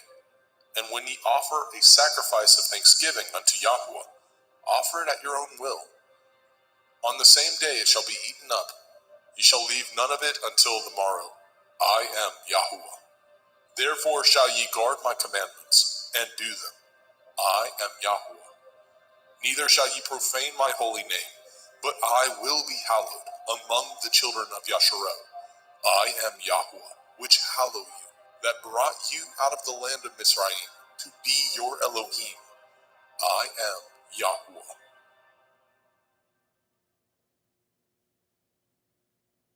Vayikra, Leviticus chapter 23. And Yahweh spoke unto Moshe, saying, Speak unto the children of Yasharel, and say unto them concerning the feasts of Yahweh, which ye shall proclaim to be holy assemblies. Even these are my feasts. 6 days shall work be done, but the 7th day is the Sabbath of rest, a holy assembly. Ye shall do no work therein. It is the Sabbath of Yahweh in all your dwellings. These are the feasts of Yahweh, even holy assemblies, which ye shall proclaim in their appointed times. In the 14th day of the first month, at evening, is Yahweh's Pesach. And on the 15th day of the same month is the feast of Matzah unto Yahweh. 7 days ye must eat matzah, unleavened bread. In the first day ye shall have a holy assembly. Ye shall do no servile work therein, but ye shall offer an offering made by fire unto Yahuwah 7 days. In the 7th day is a holy assembly. Ye shall do no servile work therein. And Yahuwah spoke unto Moshe, saying, Speak unto the children of Yasharel, and say unto them, When ye are come into the land which I give unto you, and shall reap the harvest thereof, then ye shall bring a sheaf of the first fruits of your harvest unto the priest. And he shall wave the sheaf before Yahuwah, to be accepted for you. On the morrow after the Sabbath, the priest shall wave it. And ye shall offer that day, when ye wave the sheaf, a he-lamb without blemish, of the first year, for a burnt offering unto Yahuwah. And the meat offering thereof shall be 2/10 deals of fine flour mingled with oil, an offering made by fire unto Yahuwah, for a sweet savor. And the drink offering thereof shall be of wine, the 4th part of a hin. And ye shall eat neither bread nor parched grain, nor green ears, until the selfsame day that ye have brought an offering unto your Elohim. It shall be a statute forever throughout your generations in all your dwellings. And ye shall count unto you from the morrow after the Sabbath, from the day that ye brought the sheaf of the wave offering, 7 Shavuot. Sabbaths shall be complete. Even unto the morrow after the 7th Sabbath shall ye number 50 days, and ye shall offer a new meat offering unto Yahuwah. Ye shall bring out of your habitations 2 wave loaves of 2/10 deals. They shall be of fine flour. They shall be baken with leaven. They are the first fruits unto Yahuwah. And ye shall offer with the bread 7 lambs, without blemish of the first year, and 1 bullock, and 2 rams. They shall be for a burnt offering unto Yahuwah, with their meat offering, and their drink offerings, even an offering made by fire of sweet savor unto Yahuwah. Then ye shall sacrifice 1 kid of the goats for a sin offering, and 2 lambs of the first year for a sacrifice of peace offerings. And the priest shall wave them with the bread of the first fruits for a wave offering before Yahuwah. With the 2 lambs, they shall be holy to Yahuwah for the priest. And ye shall proclaim on the selfsame day that it may be a holy assembly unto you. Ye shall do no servile work therein. It shall be a statute forever in your dwellings throughout your generations. And when ye reap the harvest of your land, you shall not make clean riddance of the corners of your field when you reap. Neither shall you gather any gleanings of your harvest. You shall leave them unto the poor, and to the stranger. I am Yahuwah Elohim. And Yahuwah spoke unto Moshe, saying, Speak unto the children of Yasharel, saying, In the 7th month, on the first day of the month, shall ye have a Sabbath, a memorial of blowing of shofarot, Yom Teruah, the feast of trumpets, the day of the awakening blast, a holy assembly. Ye shall do no servile work therein, but ye shall offer an offering made by fire unto Yahuwah. And Yahuwah spoke unto Moshe, saying, Also on the 10th day of this 7th month is Yom Kippurim, the day of atonement. It shall be a holy assembly unto you, and ye shall afflict your souls, and offer an offering made by fire unto Yahuwah. And ye shall do no work in that same day, for it is Yom Kippurim, to make an atonement for you before Yahuwah Elohim. For whatsoever soul it be that shall not be afflicted in that same day, he shall be cut off from among his people. And whatsoever soul it be that does any work in that same day, the same soul will I destroy from among his people. Ye shall do no manner of work.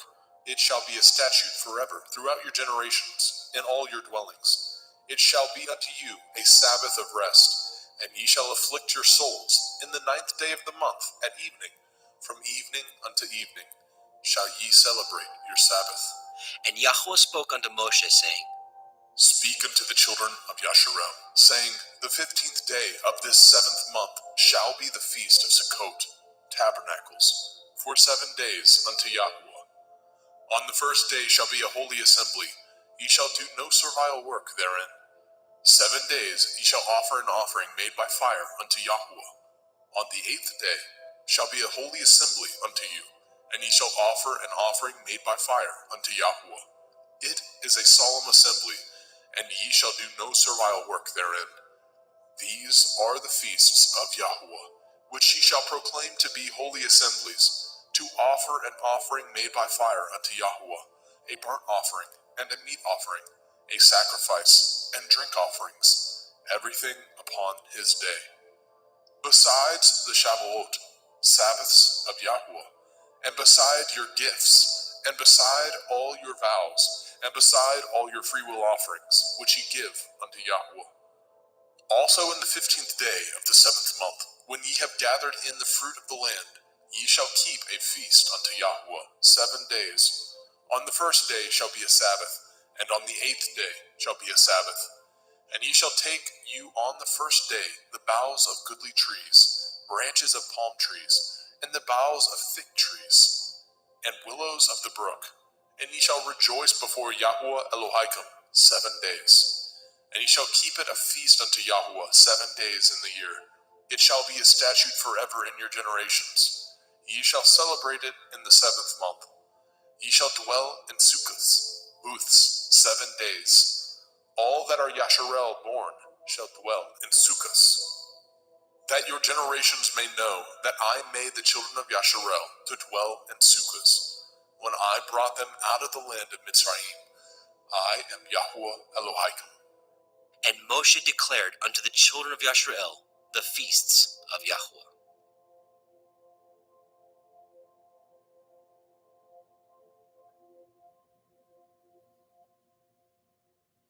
Vayikra, Leviticus chapter 24.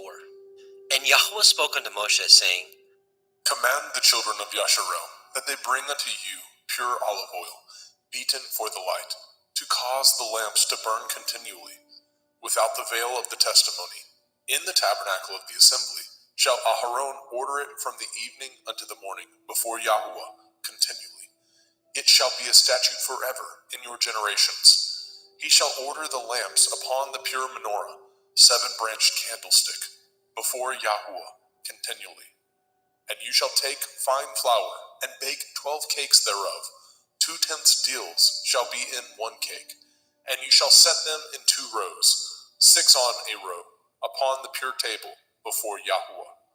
And you shall put pure frankincense upon each row, that it may be on the bread for a memorial, even a memorial made by fire unto Yahweh. Every Sabbath he shall set it in order before Yahweh continually, being taken from the children of Yasharel by an everlasting covenant. And it shall be Aharon and his sons, and they shall eat it in the holy place, for it is most holy unto him of the offerings of Yahweh made by fire, by a perpetual statute. And the son of a Yashareliteth woman, whose father was a Mitzri, went out among the children of Yasharel. And this son of the Yashareliteth woman and a man of Yasharel strove together in the camp. And the Yashareliteth woman's son blasphemed the name of Yahweh, and cursed. And they brought him unto Moshe, and his mother's name was Shelomith, the daughter of Divri, of the tribe of Dan. And they put him in ward, that the mind of Yahweh might be showed them. And Yahweh spoke unto Moshe, saying, Bring forth him that has cursed without the camp, and let all that heard him lay their hands upon his head, and let all the assembly stone him. And you shall speak unto the children of Yasharel, saying, Whosoever curses his Elohim shall bear his sin. And he that blasphemes the name of Yahweh, he shall surely be put to death. And all the assembly shall certainly stone him, as well the stranger, as he that is born in the land, when he blasphemes the name of Yahweh, shall be put to death. And he that kills any man shall surely be put to death. And he that kills a beast shall make it good, beast for beast. And if a man cause a blemish in his neighbor, as he has done, so shall it be done to him. Breach for breach, eye for eye, tooth for tooth. As he has caused a blemish in a man, so shall it be done to him again. And he that kills a beast, he shall restore it. And he that kills a man, he shall be put to death. Ye shall have one manner of law, as well for the stranger, as for one of your own country. For I am Yahweh Elohim. And Moshe spoke to the children of Yashrael, that they should bring forth him that had cursed out of the camp, and stone him with stones. And the children of Yashrael did as Yahweh commanded Moshe.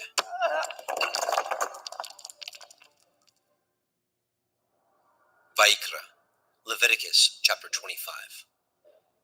And Yahweh spoke unto Moshe in Mount Sinai, saying, Speak unto the children of Yasharel, and say unto them, When ye come into the land which I give you, then shall the land keep a Sabbath unto Yahweh.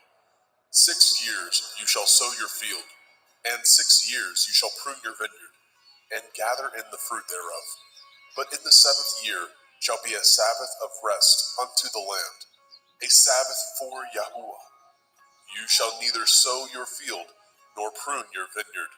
That which grows of its own accord of your harvest you shall not reap, neither gather the grapes of your vine undressed, for it is a year of rest unto the land. And the Sabbath of the land shall be food for you and for your servant, and for your maid, and for your hired servant, and for your stranger that sojourns with you, and for your cattle, and for the beasts that are in your land, shall all the increase thereof be meat. And you shall number 7 Shabbathot, Sabbaths of years unto you, 7 times 7 years, and the space of the 7 Shabbathot of years shall be unto you 49 years. Then shall you cause the shofar of the Jubilee to sound on the 10th day of the 7th month, in Yom Kippurim, the day of atonement, shall ye make the shofar sound throughout all your land. And ye shall hallow the 50th year, and proclaim liberty throughout all the land unto all the inhabitants thereof. It shall be a jubilee unto you, and ye shall return every man unto his possession, and ye shall return every man unto his family. A jubilee shall that 50th year be unto you. Ye shall not sow, neither reap that which grows of itself in it, nor gather the grapes in it of your vine undressed. For it is the Jubilee, it shall be holy unto you. Ye shall eat the increase thereof out of the field. In the year of this Jubilee, ye shall return every man unto his possession. And if ye sell aught unto your neighbor, or buy aught of your neighbor's hand, ye shall not oppress one another. According to the number of years after the Jubilee, you shall buy of your neighbor, and according unto the number of years of the fruits, he shall sell unto you. According to the multitude of years, you shall increase the price thereof, and according to the fewness of years, you shall diminish the price of it. For according to the number of the years of the fruits, he sells unto you. Ye shall not therefore oppress one another, but you shall fear your Elohim, for I am Yahweh Elohaikum. Wherefore ye shall do my statutes, and guard my judgments, and do them, and ye shall dwell in the land in safety. And the land shall yield her fruit, and ye shall eat your fill, and dwell therein in safety. And if ye say, What shall we eat the 7th year? Behold, we shall not sow, nor gather in our increase. Then I will command my blessing upon you in the 6th year, and it shall bring forth fruit for 3 years. And ye shall sow the 8th year, and eat yet of old fruit until the 9th year. Until her fruits come in, ye shall eat of the old store. The land shall not be sold forever, for the land is mine, and ye are strangers and sojourners with me. And in all the land of your possession ye shall grant a redemption for the land. If your brother be waxen poor, and has sold away some of his possession, and if any of his kin come to redeem it, then shall he redeem that which his brother sold. And if the man have not to redeem it, and himself be able to redeem it, then let him count the years of the sale thereof, and restore the overplus unto the man whom he sold it, that he may return unto his possession. But if he be not able to restore it to him, then that which is sold shall remain in the hand of him that has bought it until the year of Jubilee. And in the Jubilee it shall go out, and he shall return unto his possession. And if a man sell a dwelling house in a walled city, then he may redeem it within a whole year after it is sold. Within a full year may he redeem it. And if it be not redeemed within the space of a full year, then the house that is in the walled city shall be established forever to him, that brought it throughout his generations. It shall not go out in the Jubilee. But the houses of the villages which have no wall round about them shall be counted as the fields of the country. They may be redeemed, and they shall go out in the Jubilee. Notwithstanding, the cities of the Leviim, of the houses of the cities of their possession, may the Leviim redeem at any time.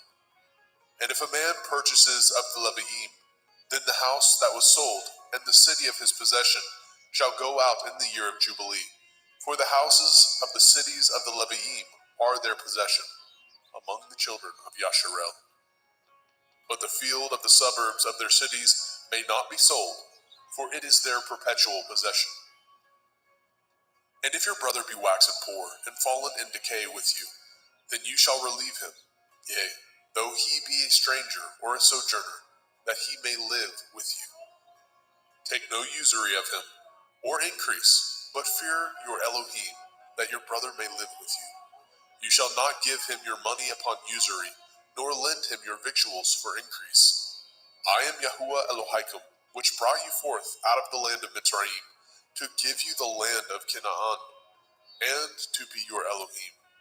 And if your brother that dwells by you be waxen poor, and be sold unto you, you shall not compel him to serve as a bondservant, but as a hired servant, and as a sojourner. He shall be with you, and shall serve you unto the year of Jubilee. And then shall he depart from you, both he and his children with him, and shall return unto his own family, and unto the possession of his fathers shall he return. For they are my servants, which I brought forth out of the land of Mitzrayim. They shall not be sold as bondmen. You shall not rule over him with rigor, but shall fear your Elohim. Both your bondmen and your bondmaids, which you shall have, shall be of the heathen that are round about you. Of them shall ye buy bondmen and bondmaids. Moreover, of the children of the strangers that do sojourn among you, of them shall ye buy, and of their families that are with you, which they begat in your land, and they shall be your possession. And ye shall take them as an inheritance for your children after you, to inherit them for a possession. They shall be your bondmen forever. But over your brethren, the children of Yasharel, you shall not rule one over another with rigor. And if a sojourner or a stranger wax rich by you, and your brother that dwells by him wax poor, and sell himself unto the stranger or sojourner by you, or to the stock of the stranger's family, after that he is sold, he may be redeemed again. One of his brethren may redeem him.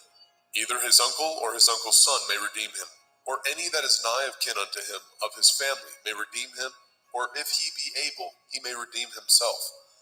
And he shall reckon with him that bought him from the year that he was sold unto him, unto the year of Jubilee. And the price of his sale shall be according to the number of years, according to the time of a hired servant shall it be with him. If there be yet many years behind, according unto them he shall give again the price of his redemption, out of the money that he was bought for. And if there remain but few years unto the year of Jubilee, then he shall count with him, and according unto his years shall he give him again the price of his redemption.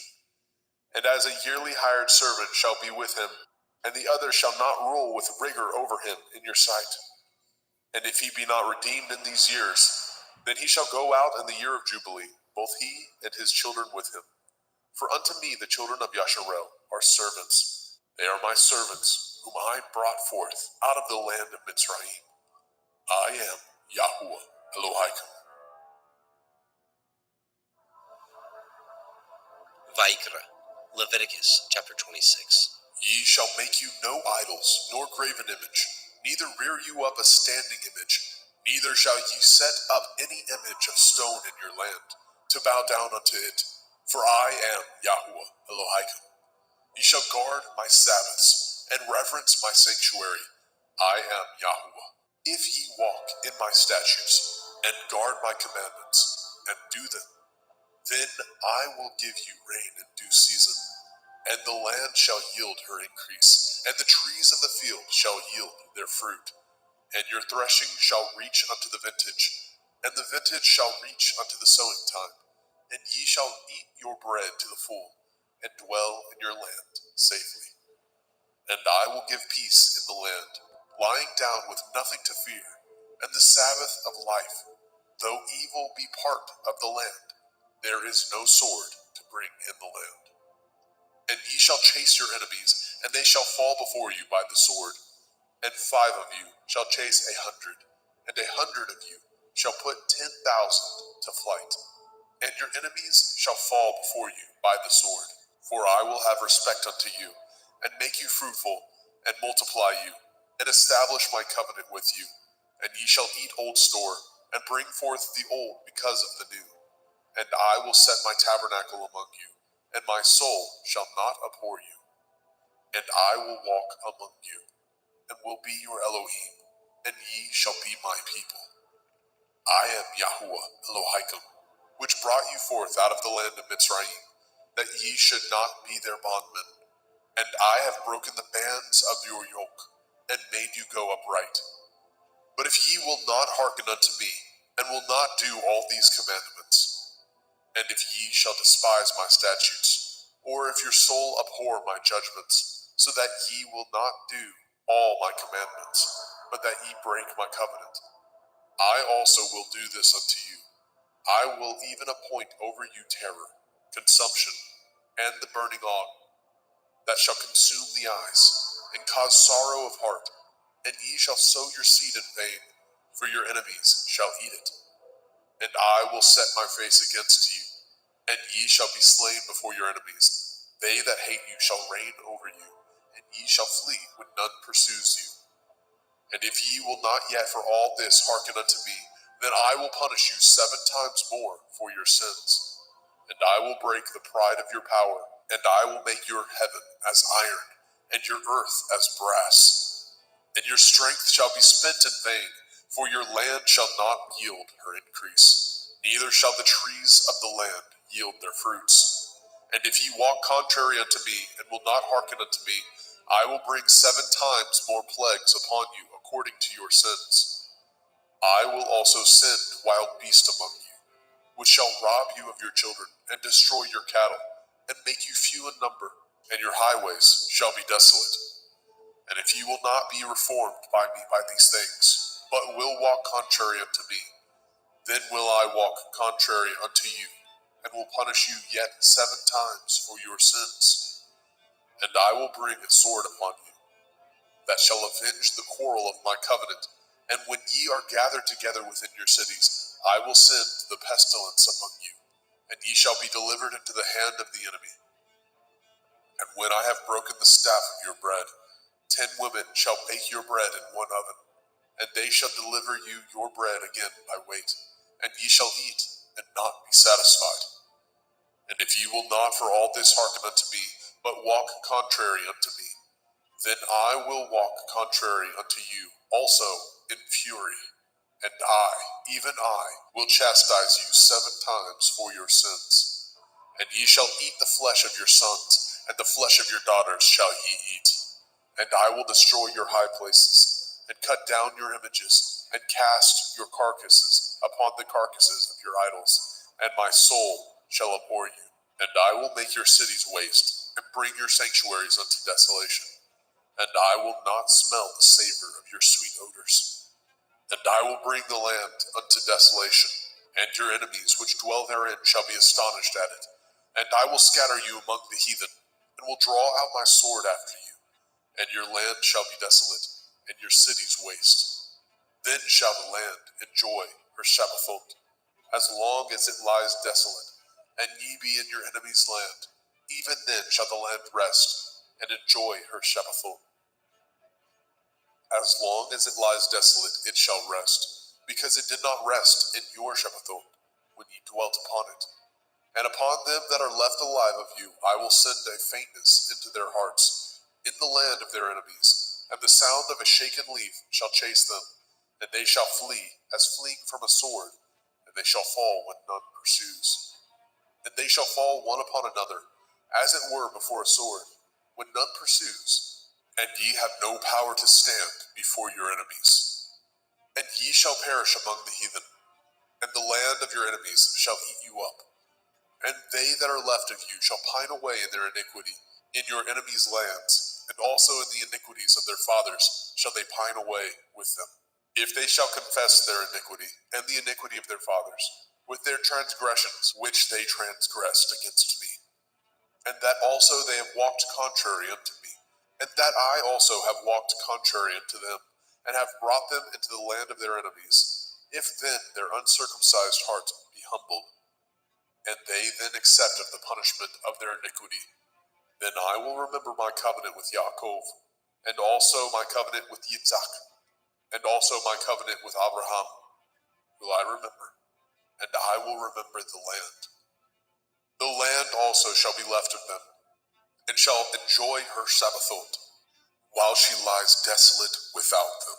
And they shall accept of the punishment of their iniquity, because they despised my judgments, and because their soul abhorred my statutes.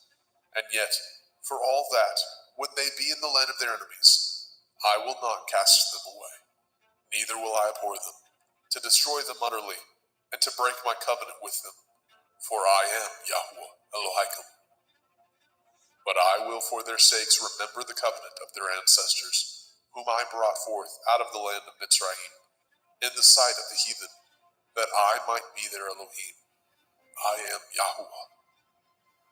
These are the commandments and judgments and Torah, which Yahuwah made between him and the children of Yashrael in Mount Sinai by the hand of Moshe.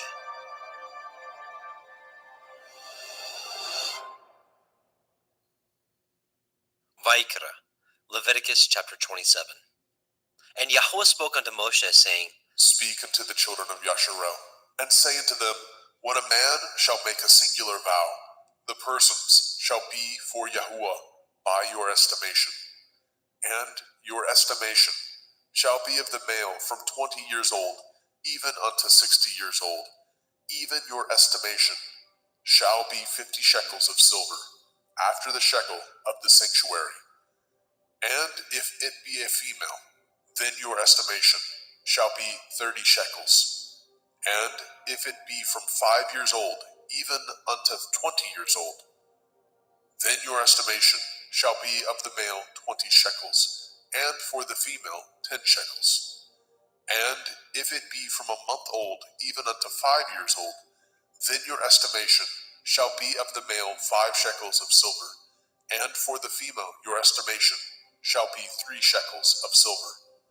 And if it be from 60 years old and above, if it be a male, then your estimation shall be 15 shekels, and for the female 10 shekels. But if he be poorer than your estimation, then he shall present himself before the priest, and the priest shall value him according to his ability. That vowed shall the priest value him.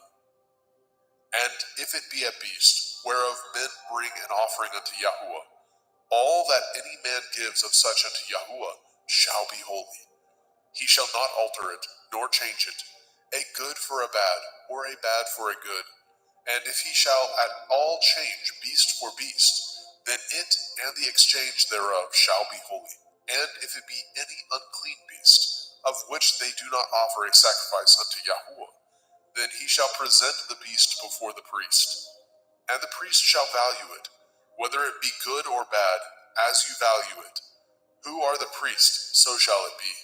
But if he will at all redeem it, then he shall add a 5th part thereof unto your estimation.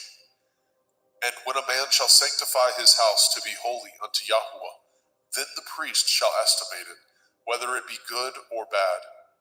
As the priest shall estimate it, so shall it stand. And if he that sanctified it will redeem his house, then he shall add the 5th part of the money of your estimation unto it, and it shall be his. And if a man shall sanctify unto Yahuwah some part of a field of his possession, then your estimation shall be according to the seed thereof. A omer of barley seed shall be valued at 50 shekels of silver. If he sanctify his field from the year of Jubilee according to your estimation, it shall stand. But if he sanctify his field after the Jubilee, then the priest shall reckon unto him the money according to the years that remain, even unto the year of Jubilee, and it shall be abated from your estimation. And if he that sanctified the field will in any wise redeem it, then he shall add the fifth part of the money of your estimation unto it, and it shall be assured to him. And if he will not redeem the field, or if he have sold the field to another man, it shall not be redeemed any more. But the field, when it goes out in the Jubilee, shall be holy unto Yahuwah. As a field devoted, the possession thereof shall be the priest's. And if a man sanctify unto Yahuwah a field which he has bought, which is not of the fields of his possession, then the priest shall reckon unto him the worth of your estimation, even unto the year of the Jubilee. And he shall give your estimation in that day as a holy thing unto Yahuwah.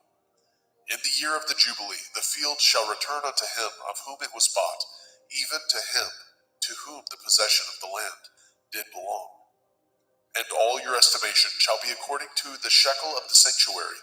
20 gerahs shall be the shekel. Only the firstling of the beasts, which should be Yahuwah's firstling, no man shall sanctify it, whether it be ox or sheep, it is Yahuwah's. And if it be of an unclean beast, and he shall redeem it according to your estimation, and shall add a fifth part of it thereto, or if it be not redeemed, then it shall be sold according to your estimation.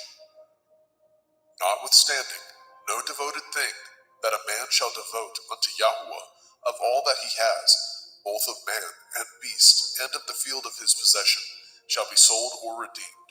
Every devoted thing is most holy unto Yahuwah. None devoted which shall be devoted of men shall be redeemed, but shall surely be put to death. And all the tithe of the land, whether of the seed of the land, or of the fruit of the tree, is Yahuwah's. It is holy unto Yahuwah. And if a man shall at all redeem aught of his tithes, he shall add thereto the fifth part thereof. And concerning the tithe of the herd, or of the flock, even of whatsoever passes under the rod, the 10th shall be holy unto Yahuwah. He shall not search whether it be good or bad, neither shall he change it. And if he change it at all, then both it and the change thereof shall be holy. It shall not be redeemed. These are the commandments which Yahuwah commanded Moshe for the children of Yisrael in Mount Sinai.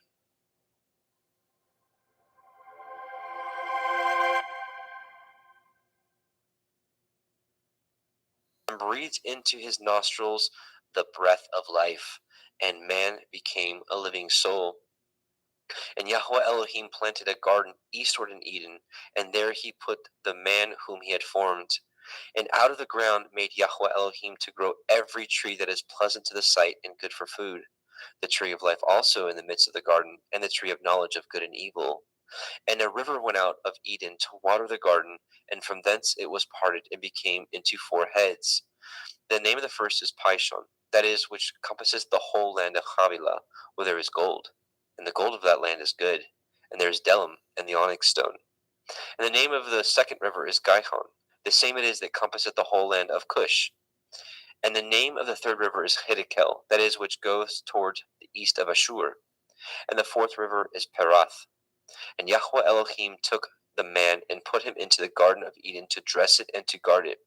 And Yahweh Elohim commanded man, saying, of every tree of the garden you may freely eat, but of the tree of the knowledge of good and evil you shall not eat of it.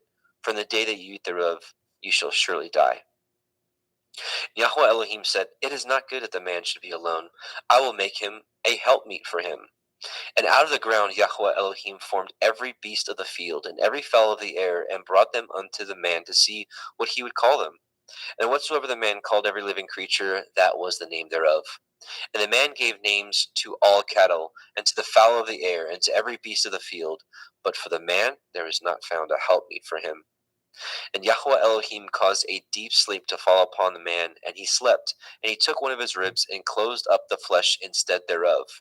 And the rib which Yahweh Elohim had taken from man made he a woman, and brought her unto the man. And the man said, this is now bone of my bones, and flesh of my flesh. She shall be called woman, because she was taken out of man. Therefore shall a man leave his father and his mother, and shall cleave unto his woman, and they shall be one flesh. And they were both naked, and the man and his woman were not ashamed. Genesis 3. Now the serpent was more subtle than any beast of the field which Yahweh Elohim had made. And he said unto the woman, Yea, as Elohim said, Ye shall not eat of every tree of the garden. And the woman said unto the serpent, We may eat of the fruit of the trees of the garden, but of the fruit of the tree which is in the midst of the garden, Elohim has said, Ye shall not eat of it, neither shall ye touch it, lest ye die. And the serpent said unto the woman, Ye shall not surely die. For Elohim knows that in the day that you eat thereof, then your eyes shall be opened, and you shall be as Elohim, knowing good and evil. And when the woman saw that the tree was good for food, and that it was pleasant to the eyes, and a tree to be desired to make one wise, she took of the fruit thereof, and did eat, and gave also unto her man with her, and he did eat. And the eyes of them were both were opened, and they knew that they were naked, and they sewed fig leaves together, and made themselves aprons. And they heard the voice of Yahweh Elohim walking in the garden of the cool of the day, and the man and his woman hid themselves from the presence of Yahweh Elohim amongst the trees of the garden. And Yahweh Elohim called unto Adam and said unto him, Where are you? And he said, I heard your voice in the garden, and I was afraid because I was naked, and I hid myself. And he said, Who told you that you were naked? Have you eaten of the tree whereof I commanded you that you should not eat? And the man said, The woman who you gave to be with me, she gave me of the tree, and I did eat. And Yahweh Elohim said unto the woman, What is this that you have done? And the woman said, The serpent beguiled me, and I did eat. And Yahweh Elohim said unto the serpent, Because you have done this, you are cursed above all cattle, and above every beast of the field, and upon your belly shall you go, and dust shall you eat all the days of your life. And I will put enmity between you and the woman, and between your seed and her seed. It shall bruise your head, and you shall bruise his heel. Unto the woman he said, I will greatly multiply your sorrow and your conception. In sorrow shall you bring forth children, and your desire shall be to your man, and he shall rule over you. But unto Adam he said, Because you have hearkened unto the voice of your woman, and have eaten of the tree which of I commanded you, saying, Ye shall not eat of it, cursed is the ground for your sake. In sorrow shall you eat of it all the days of your life. Thorns also and thistles shall it bring forth to you, and ye shall eat the herb of the field. And the sweat of your face shall you eat bread, till you return unto the ground. For out of it you were taken, for dust you are, and unto dust shall you return. And Adam called his woman's name Hua, because she was the mother of all living. And unto Adam also and to his woman did Yahweh Elohim make coats of skins, and clothe them. And Yahweh Elohim said, Behold, the man is become as one of us, to know good and evil. And now, lest he put forth his hand, and take also of the tree of life, and eat, and live forever. Therefore Yahweh Elohim sent him forth from the Garden of Eden to till the ground from whence he was taken. So he drove out the man, and he placed at the east of the Garden of Eden cherubim, and a flaming sword with which turned every way to guard the way of the tree of life. Genesis 4. And Adam knew Hua his woman, and she conceived and bore Cain, and said, I have gotten a man from Yahweh. And she again bore his brother Havel, and Havel was a keeper of sheep, but Cain was a tiller of the ground. And in process of time it came to pass that Cain brought of the fruit of the ground an offering unto Yahweh. And Havel also brought of the firstlings of his flock and the fat thereof. Yahweh had respect unto Havel and to his offering. But unto Cain and his offering he had not respect. And Cain was very wroth, and his countenance fell. And Yahweh said unto Cain, Why are you wroth? And why is your countenance fallen? If you do well, shall you not be accepted? And if you do not well, sin lies at the door. And unto you shall be his desire, and you shall rule over him. And Cain talked with Havel his brother. And it came to pass, when they were in the field, that Cain rose up against Havel his brother, and slew him. And Yahweh said unto Cain, Where is Havel your brother? And he said, I know not. Am I to guard my brother? And he said, What have you done? The voice of your brother's blood cries unto me from the ground. And now you are cursed from the earth, which has opened her mouth to receive your brother's blood from your hand. When you till the ground, it shall not henceforth yield unto you her strength. a fugitive and a vagabond shall you be in the earth. And Cain said unto Yahweh, my punishment is greater than I can bear. Behold, you have driven me out this day from the face of the earth, and from your face shall I be hid. And I shall be a fugitive and a vagabond in the earth. And it shall come to pass that every one that finds me shall slay me. And Yahweh said unto him, therefore, whosoever slays Cain, vengeance shall be taken on him sevenfold. And Yahweh set a mark upon Cain, lest any finding him should kill him. And Cain went out from the presence of Yahweh, and dwelt in the land of Nod, on the east of Eden.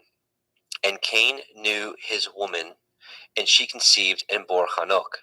And he built a city, and called the name of the city after the name of his son, Hanok. And unto Hanok was born Irad, and Irad begat Mehujael,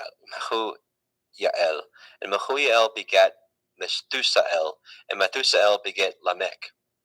And Lamech took unto him 2 women. The name of one was Ada, and the name of the other was Silla. And Ada bore Yabal. He was the father of such dwell in tents, and such as have cattle. And his brother's name was Yuval. He was the father of all such as handle the harp and organ. And Silla, she also bore Tubal-Cain, an instructor of every artificer in brass and in iron. And the sister of Tubal-Cain was Naamah. And Lamech said unto his woman, Ada and Zillah, hear my voice, you woman of Lamech, hearken unto my speech. For I have slain a man to my wounding, and a young man to my hurt. If Cain shall be avenged sevenfold, truly Lamech 70 and sevenfold. And Adam knew his woman again, and she bore a son, and called his name Seth. For Elohim said she, has appointed me another seed instead of Havel, whom Cain slew. And to Seth, to him also there was born a son, and he called his name Enosh. Then began men to call upon the name of Yahweh.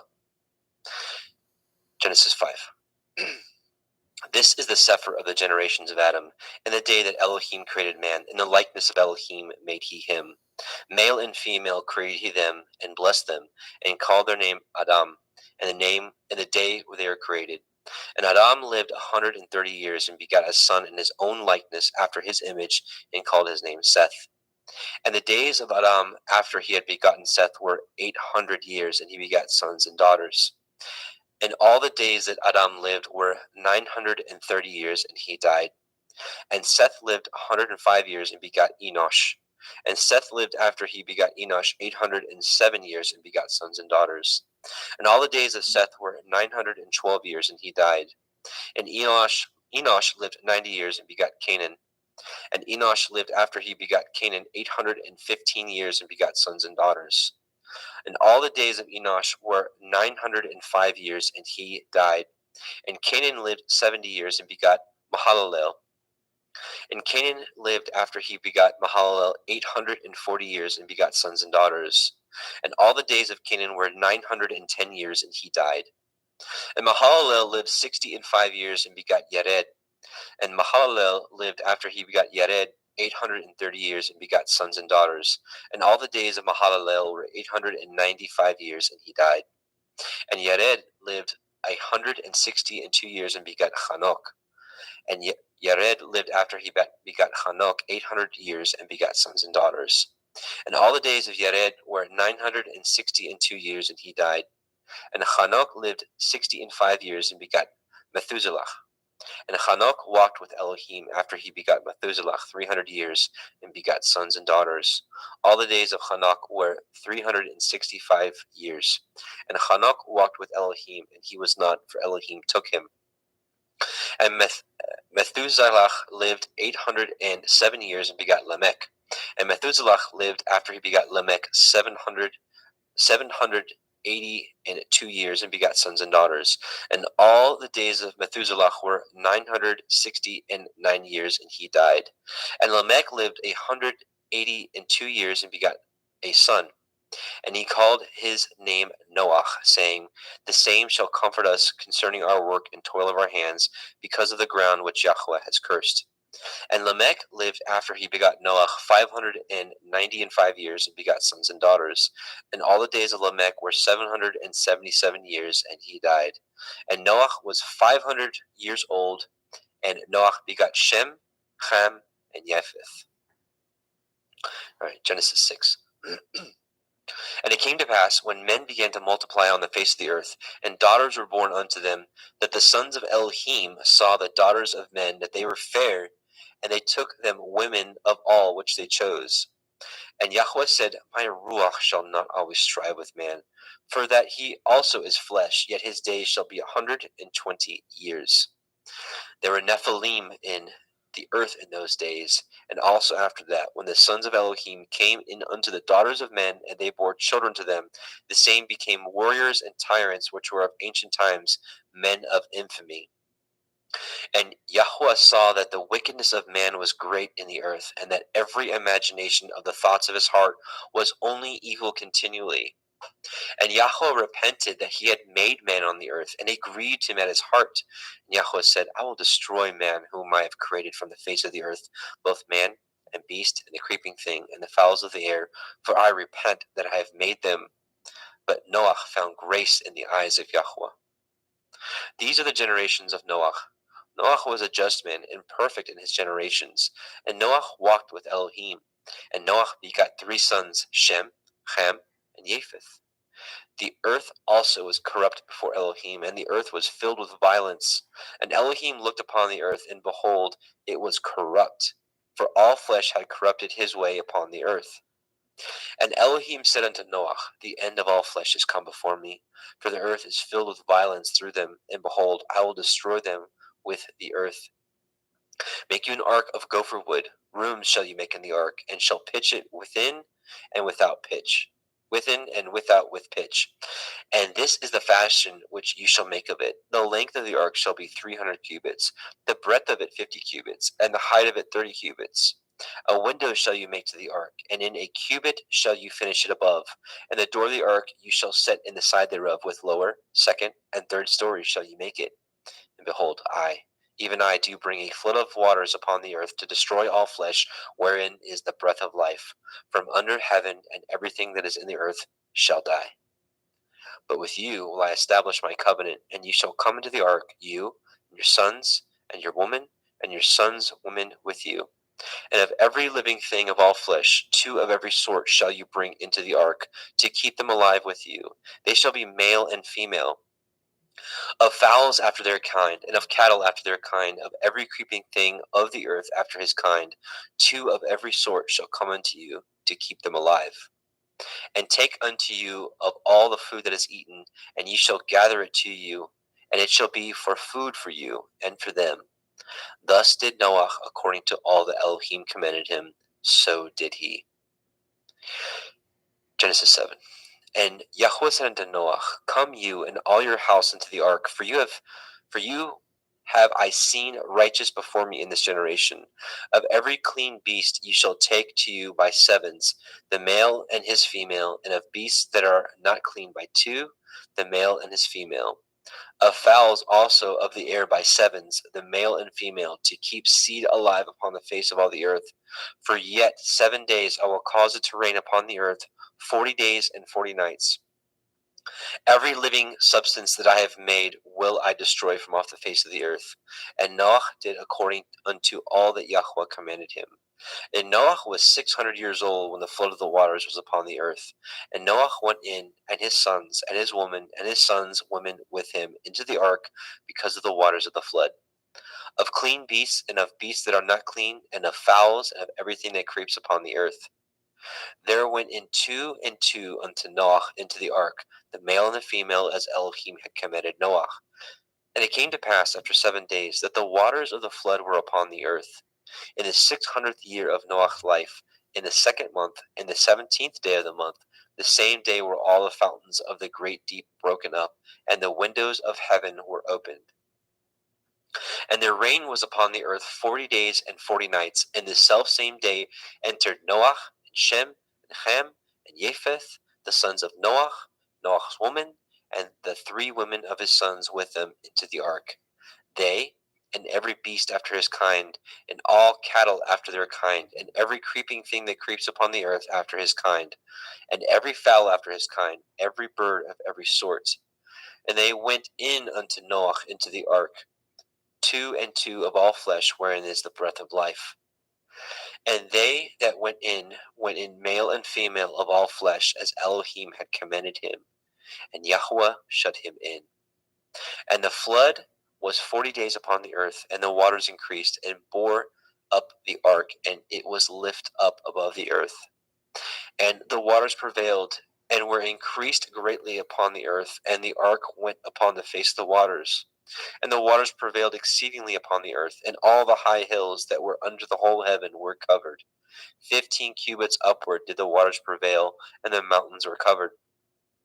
And all flesh died that moved upon the earth, both of fowl and of cattle, and of beasts, and of every creeping thing that creeps upon the earth, and every man. All in whose nostrils was the breath of life, of all that was in the dry land, died. And every living substance was destroyed, which was upon the face of the ground, both man and cattle, and the creeping things, and the fowls of the heavens, and they were destroyed from the earth, and Noah only remained alive, and they that were with him in the ark. And the waters prevailed upon the earth 150 days. Genesis 8. And Elohim remembered Noah, and every living thing, and all the cattle that was with him in the ark. And Elohim made a wind to pass over the earth, and the waters assuaged. The fountains also of the deep and the windows of heaven were stopped, and the rain from the heaven was restrained. And the waters returned from off the earth continually, and after the end of the 150 days the waters were abated. And the ark rested in the 7th month, on the 17th day of the month, upon the mountains of Ararat. And the waters decreased continually until the 10th month. In the 10th month, on the 1st day of the month, were the tops of the mountains seen. And it came to pass at the end of 40 days that Noah opened the window of the ark which he had made, and he sent forth a raven which went to and fro until the waters were dried up from off the earth. Also he sent forth a dove from him to see if the waters were abated from off the face of the ground. But the dove found no rest for the sole of her foot, and she returned unto him into the ark, for the waters were on the face of the earth, face of the whole earth. Then he put forth his hand and took her and pulled her in unto him into the ark. And he stayed yet other 7 days, and again he sent forth the dove out of the ark.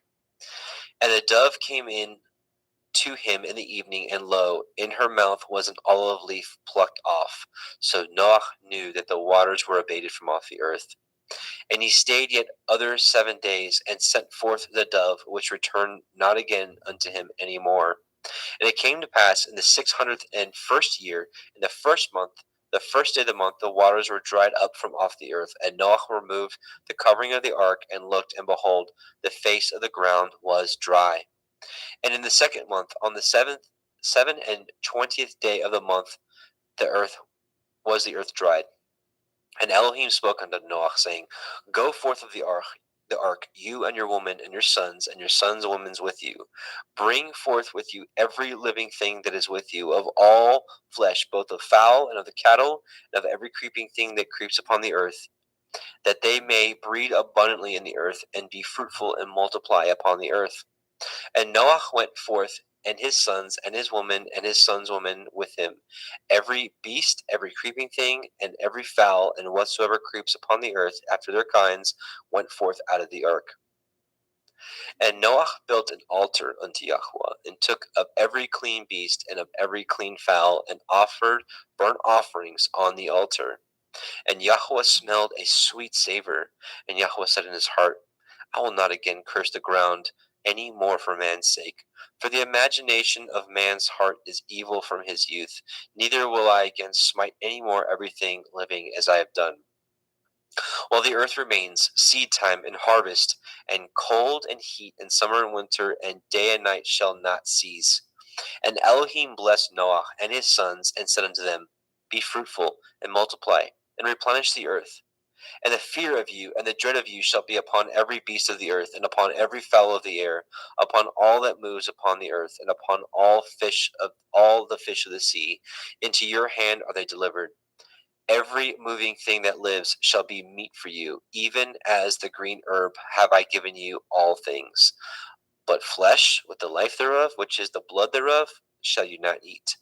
And surely your blood of your lives will I require. At the hand of every beast will I require it. At the hand of man, at the hand of every man's brother will I require the life of man. Whoso sheds man's blood, by man shall his blood be shed. For in the image of Elohim made he man. And you, be fruitful and multiply, and bring forth abundantly in the earth, and multiply therein.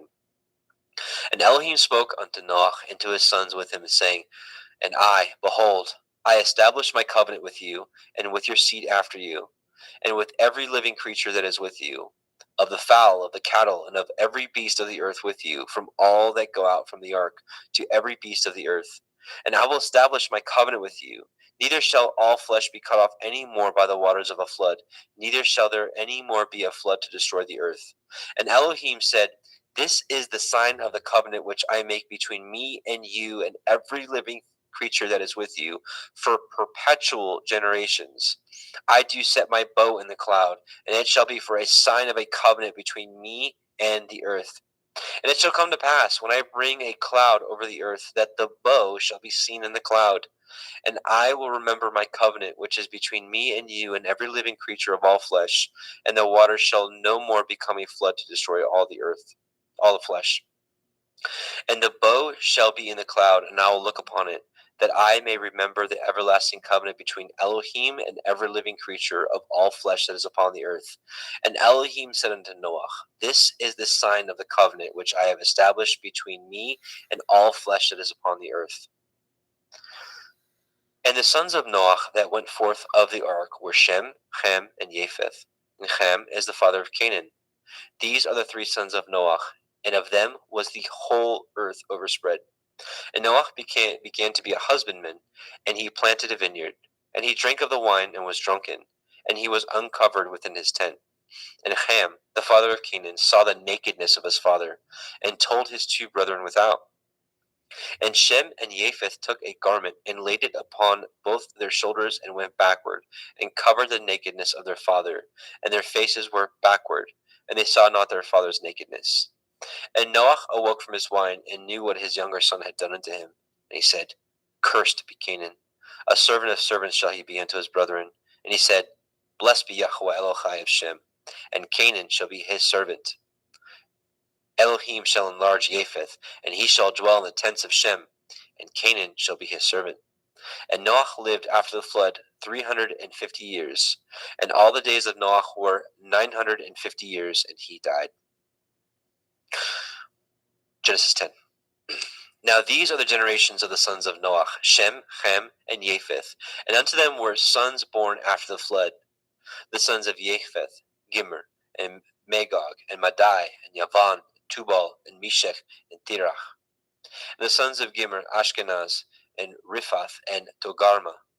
And the sons of Yavan, Elisha, Tarshish, Kittim, and Dodanim. By these were the isles of the other nations divided in their lands, everyone after his tongue, after their families, in their nations. And the sons of Ham, Cush, and Mitzrayim, and Put, and Canaan. And the sons of Cush, Cheva, Chavila, Kavta, and Raama, Kavteka. And the sons of Raama, Sheva, and Dedan. And Cush begat Nimrod, and he began to be a warrior and hunter in the earth. He was a warrior and a hunter before Yahweh. Wherefore it is said, even as Nimrod, the warrior hunter before Yahweh. And the beginning of his kingdom was Babel, and Erech, and Akkad, and Calneh in the land of Shinar. Out of that land went forth Ashur, and built Nineveh, and the city Rehoboth, and Kelach. And Resen, between Nineveh and Kelach, the same is a great city. And Mitzrayim begat Ludim, and Anamim, and Lehavim, and Naphtuchim, and Pathrusim, and Kalusim, out of whom came Pelishtim, and Kaphtorim. And Canaan begat Sidon, his firstborn, and Heth, and the Yebusi, and the Emori, and the Girgashi, and the Chevi, and the Arki, and the Chini, and the Arvadi, and the Tsemari, and the Hamati, and afterward were the families of the Kenanim spread abroad. And the border of Kenanim was from Sidon as you come unto Gerar, unto Gaza as you go unto Sodom and Gomorrah, and Admah, and Sevim, and even unto Lasha. These are the sons of Ham, after their families, after their tongues, in their countries, and in their nations. And unto Shem also, the father of all the children of Eber, the brother of Japheth, the elder, even to him were children born. And the children of Shem, Elam, Ashur, Arphaxad, and Lud, and Aram. And the children of Aram, Uz, Hul, Gether, and Mash. And Arphaxad begat Shelach, and Shelach begat Eber.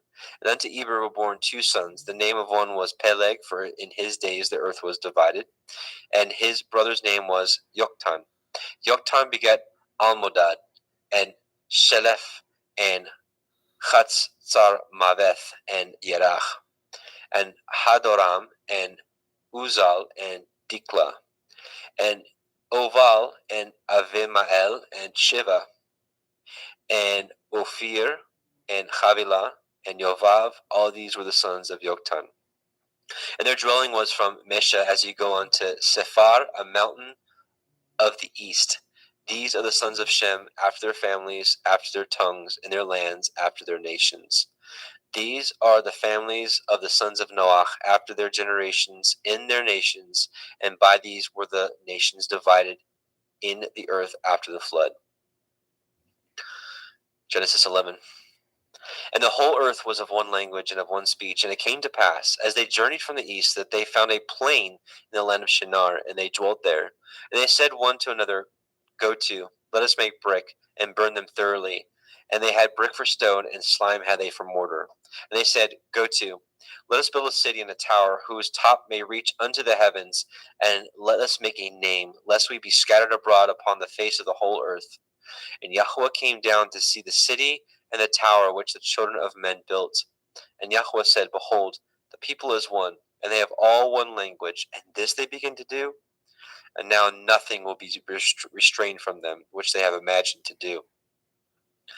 Go to, let us go down, and there confound their language, that they may not understand one another's speech. So Yahweh scattered them abroad from thence upon the face of all the earth, and they left off to build the city. Therefore is the name of it called Babel, because Yahweh did there confound the language of all the earth. And from thence did Yahweh scatter them abroad upon the face of the earth. These are the generations of Shem. Shem was 100 years old and begat Arphaxad 2 years after the flood. And Shem lived after he begat Arphaxad 500 years and begat sons and daughters.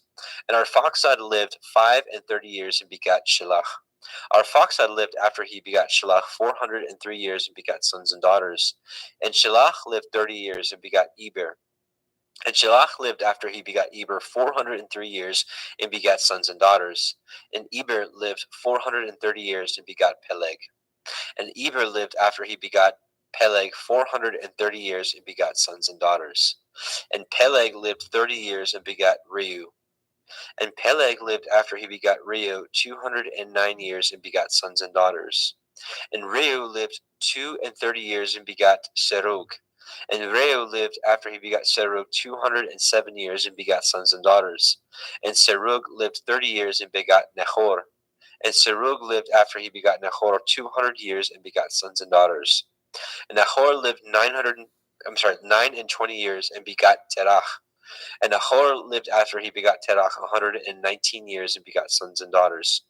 And Terach lived 70 years and begat Avram, Nahor, and Haran. Now these are the generations of Terach. Terach begat Avram, Nahor, and Haran.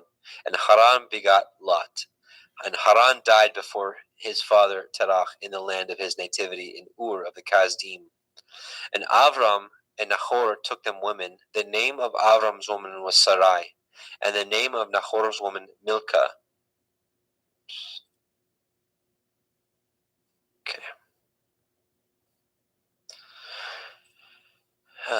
Okay. Sorry. And the name of Nahor's woman Milcah, the daughter of Haran, the father of Milcah and the father of Yechan. But Sarai was barren, she had no child. And Terah took Avram's son, and Lot, the son of Haran, his son's son, and Sarai, his daughter-in-law, his son Avram's woman, and they went forth with them from Ur of the Kasdim, to go into the land of Canaan, and they came unto Haran and dwelt there. And the days of Terah were 205 years, and Terah died in Haran.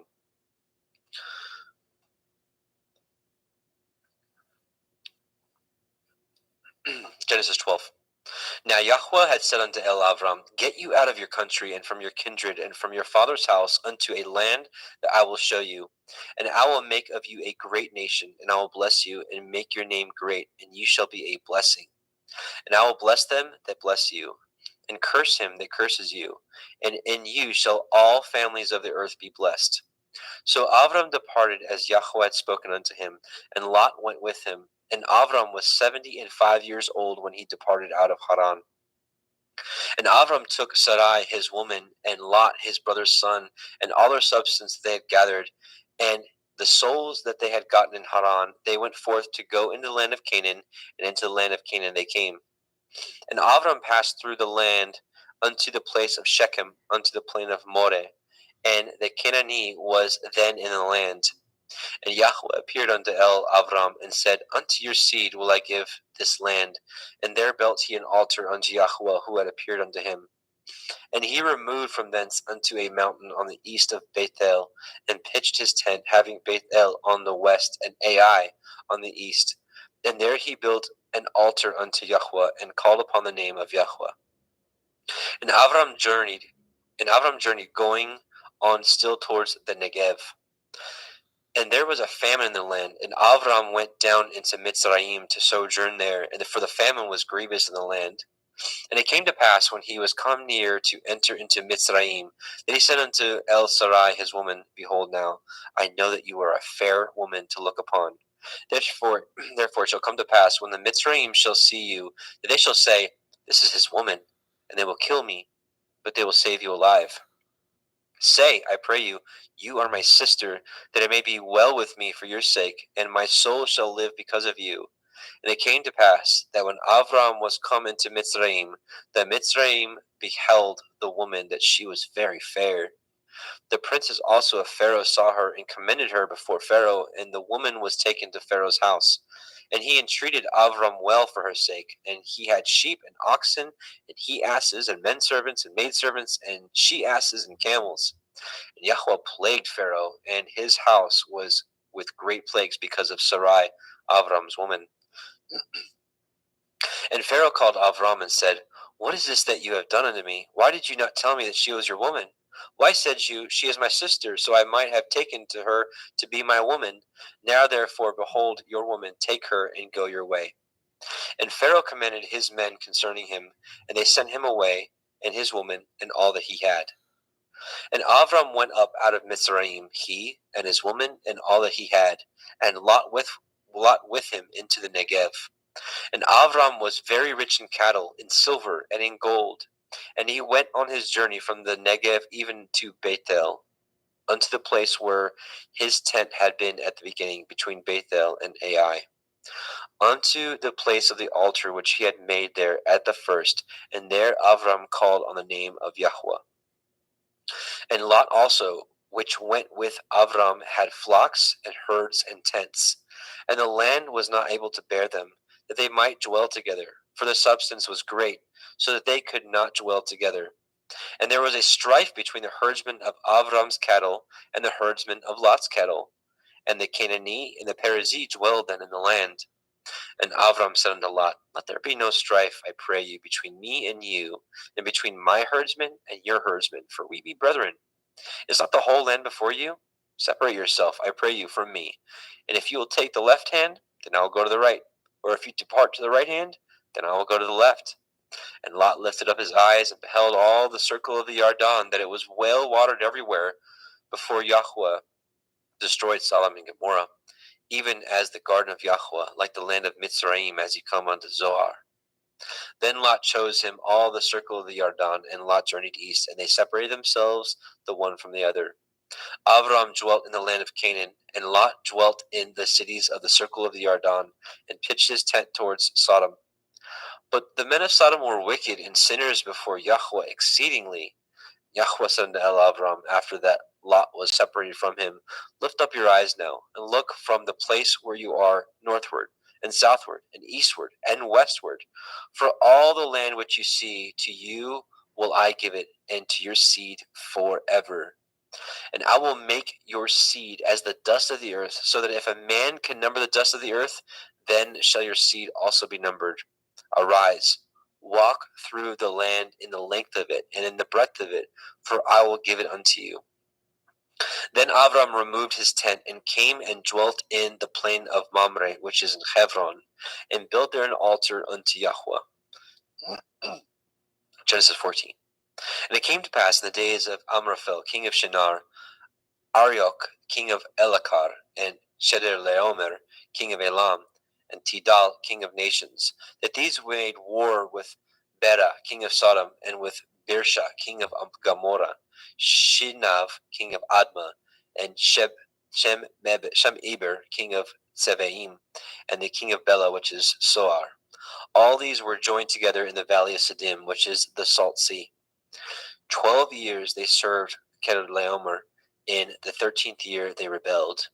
And in the 14th year came Chedorlaomer and the kings that were with him, and smote the Rephaim in Ashtaroth, Karnaim, and the Zuzim in Ham, and the Emim in Shaveh Kirathim, and the Horim in Mount Seir unto El Paran, which is by the wilderness. And they returned and came to Ain Mishpat, which is Kadesh, and smote all the country of Amalekim, and also the Amorim that dwelt in Chatzon Tamar.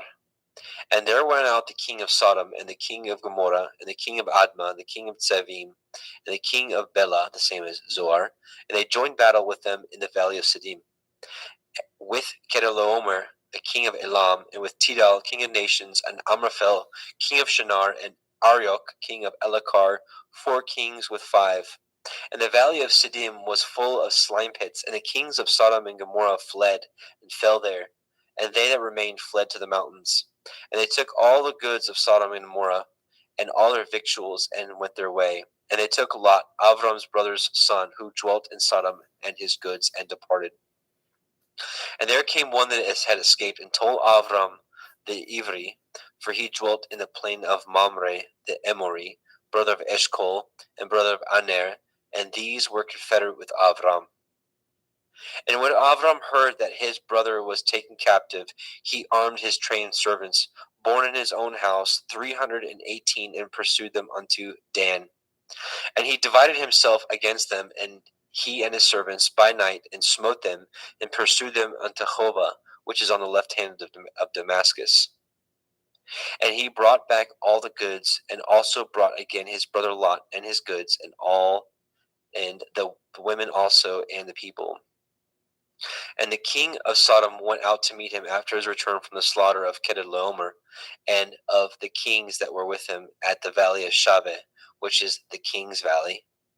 And Melchizedek, king of Shalem, brought forth bread and wine, and he was the priest of El Elyon.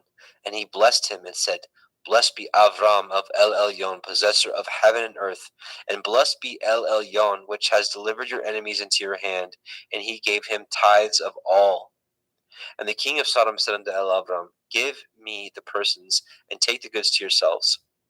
And Avram said to the king of Sodom, I have lifted up my hand unto El Yahweh, El Elyon, the possessor of heaven and earth, that I will not take from a thread even to a shoe latchet, and that I will not take anything that is yours, lest you should say, I have made Avram rich, save only that which the young men have eaten, and the portion of the men which went with me, Aner, Eshcol, and Mamre, let them take their portion.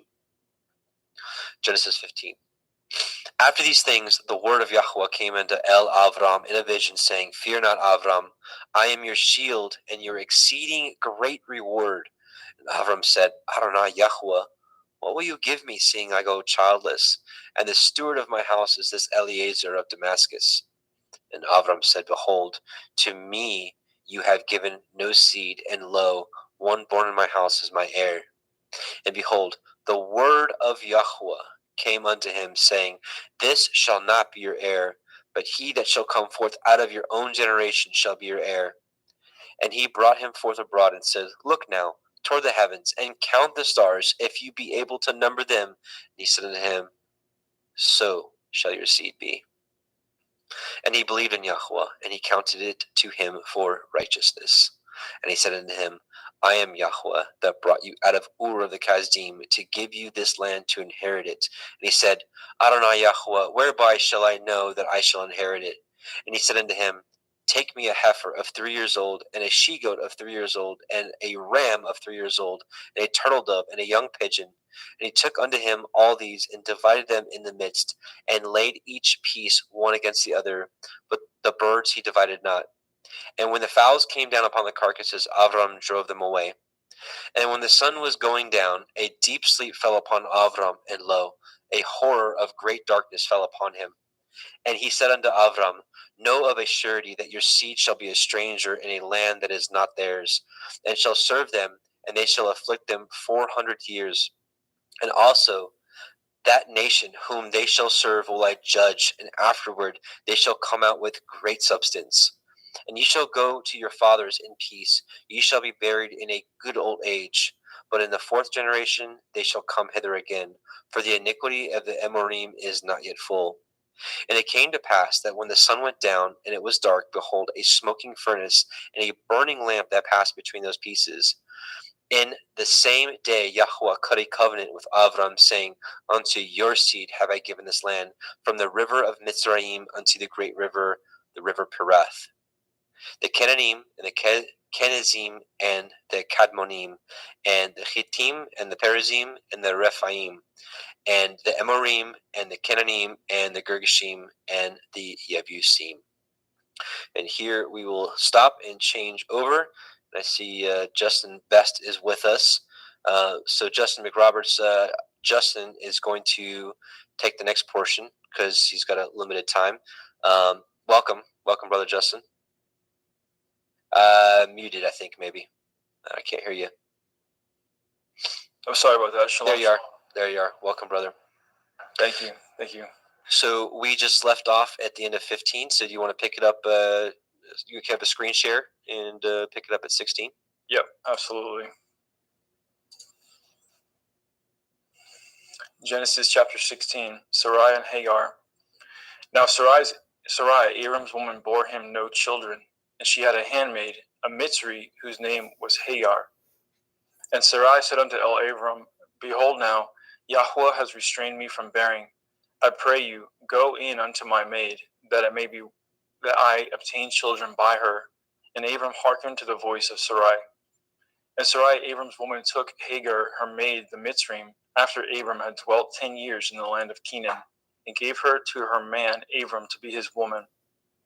And he went in unto Hagar, and she conceived. And when she saw that she had conceived, her mistress was despised in her eyes. And Sarai said unto Abram, My wrong be upon you. I have given my maid into your bosom. And when she saw that she had conceived, I was despised in her eyes. Yahweh judge between me and you. But Abram said unto Sarai, Behold, your maid is in your hand. Do to her as it pleases you. And when Sarai dealt hardly with her, she fled from her face.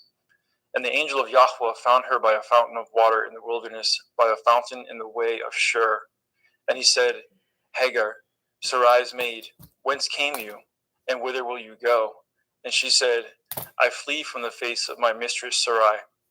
And the angel of Yahweh said unto her, Return to your mistress, and submit yourself under her hands.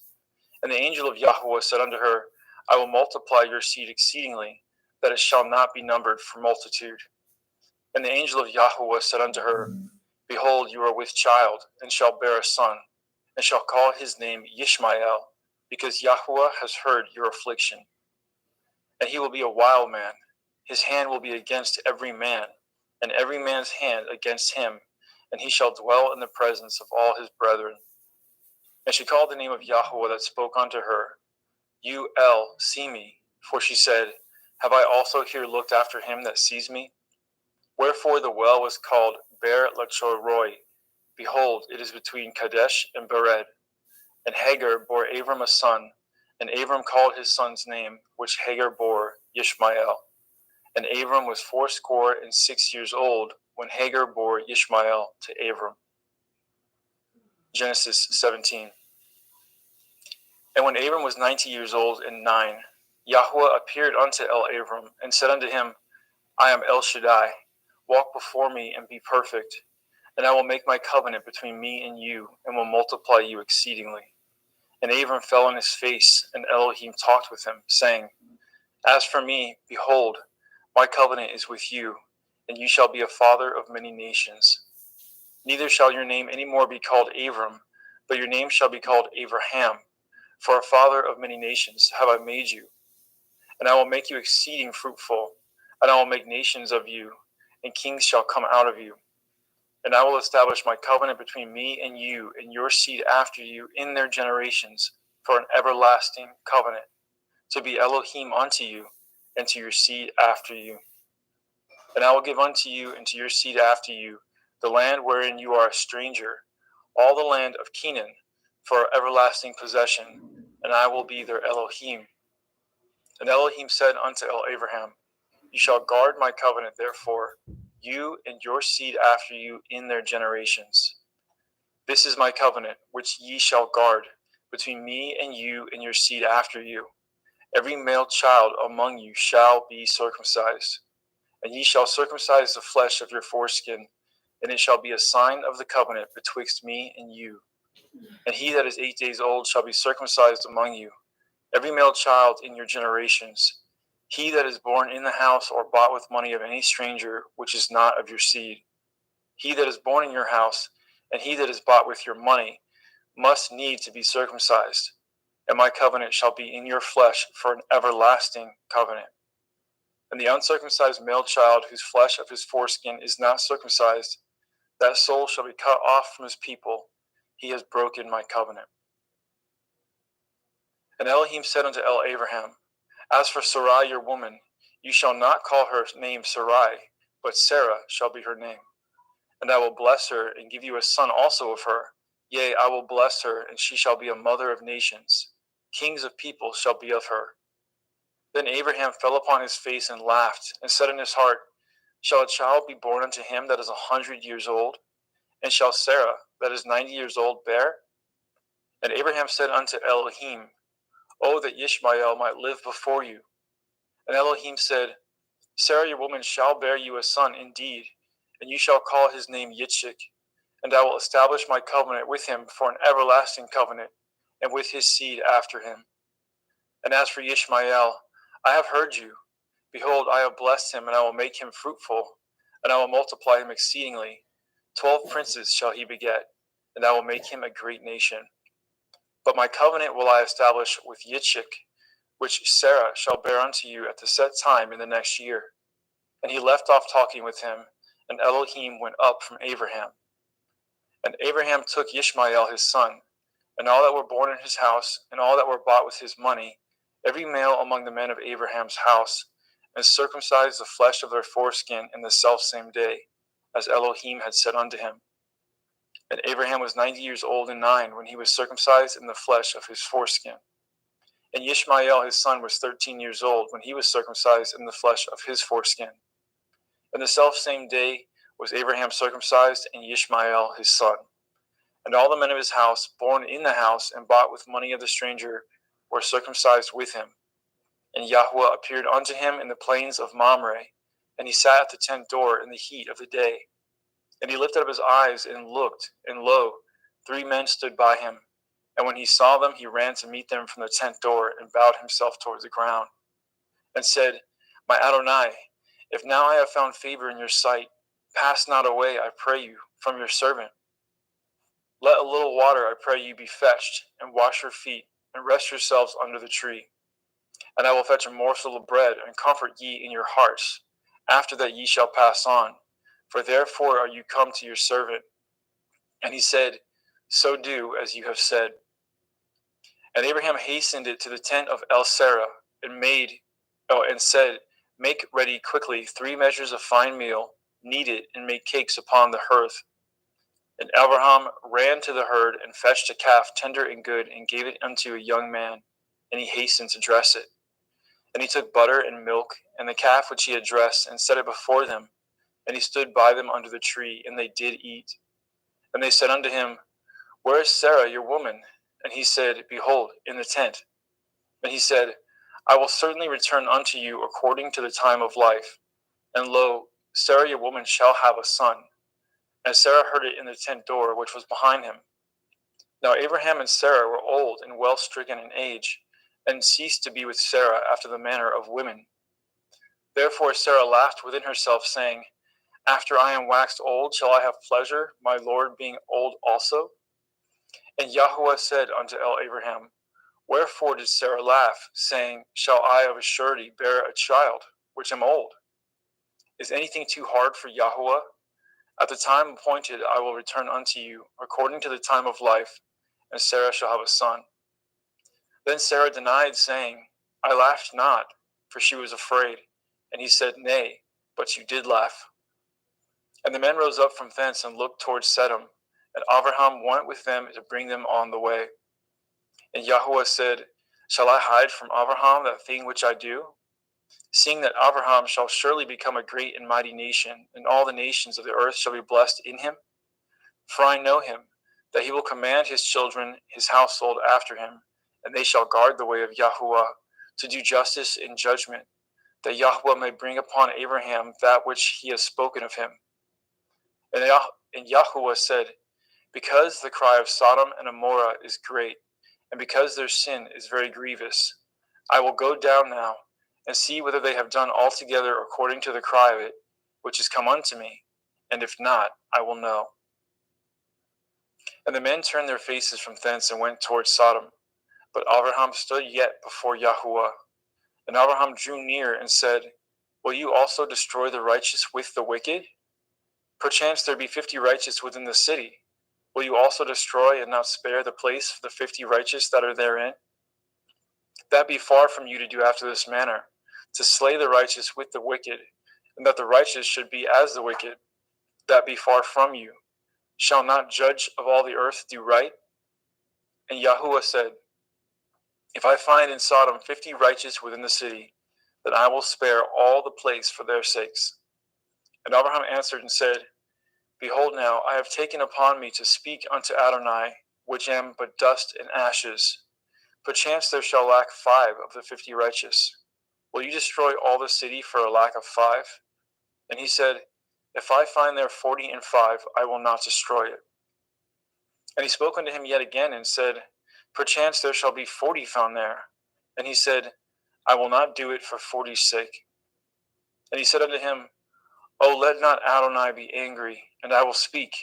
Perchance there shall be 30 found there. And he said, I will not do it if I find 30 there.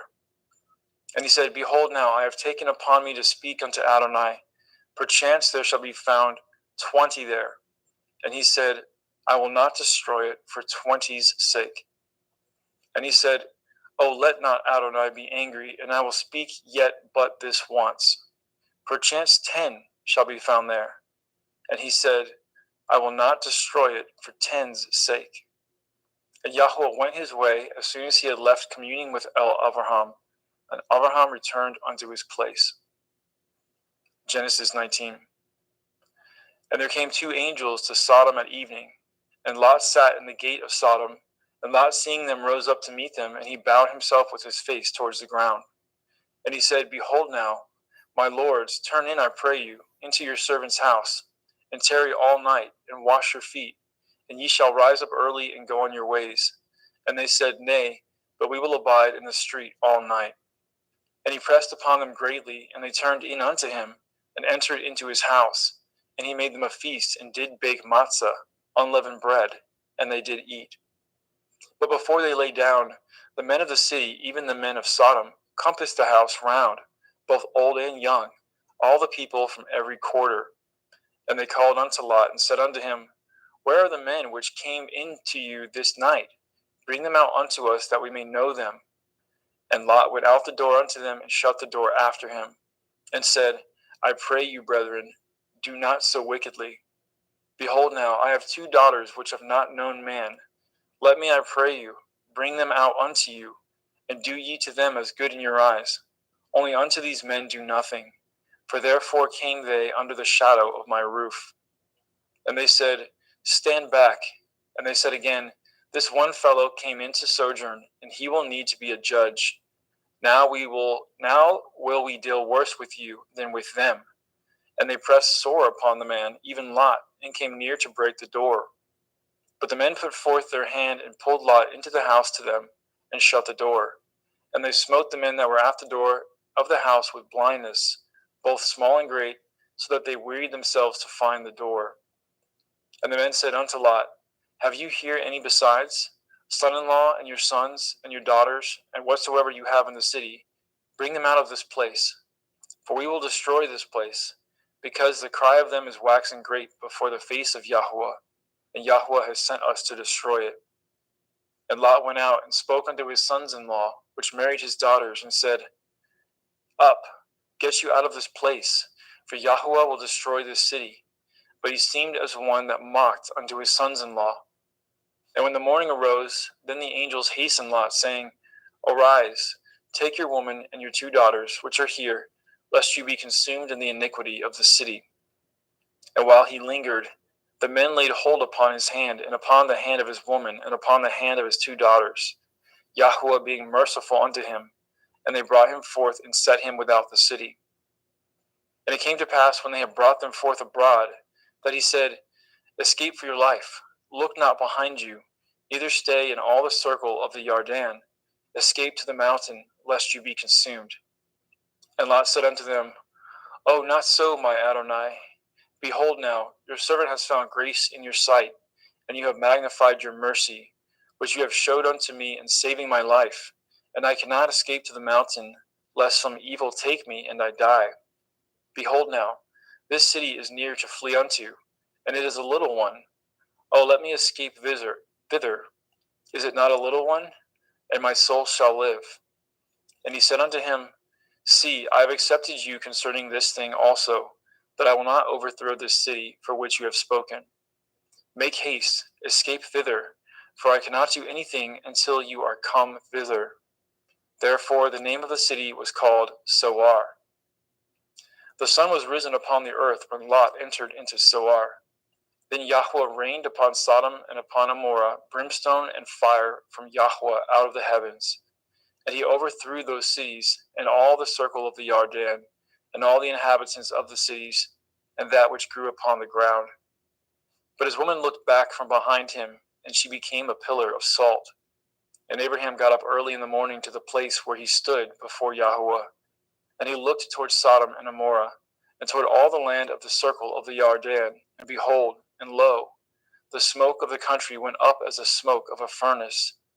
And it came to pass, when Elohim destroyed the cities of the circle of the Yarden, that Elohim remembered Abraham, and sent Lot out of the midst of the overthrow, when he overthrew the cities in which Lot dwelt. And Lot went up out of Soar, and dwelt in the mountain, and his 2 daughters with him, for he feared to dwell in Soar, and he dwelt in a cave, he and his 2 daughters. And the firstborn said unto the younger, Our father is old, and there is not a man in the earth to come in unto us after the manner of all the earth. Come, let us make our father drink wine, and we will lie with him, that we may preserve seed of our father. And they made their father drink wine that night, and the firstborn went in, and lay with her father, and he perceived not when she lay down, nor when she arose. And it came to pass on the morrow that the firstborn said unto the younger, Behold, I lay yesternight with my father. Let us make him drink wine this night also, and go in, and lie with him, that we may preserve seed for our father. And they made their father drink wine that night also, and the younger arose, and lay with him, and he perceived not when she lay down, nor when she arose.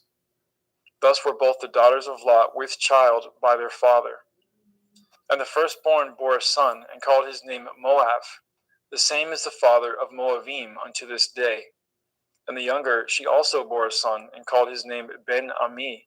The same is the father of the children of Ammon unto this day. Genesis 20. get a sip of water.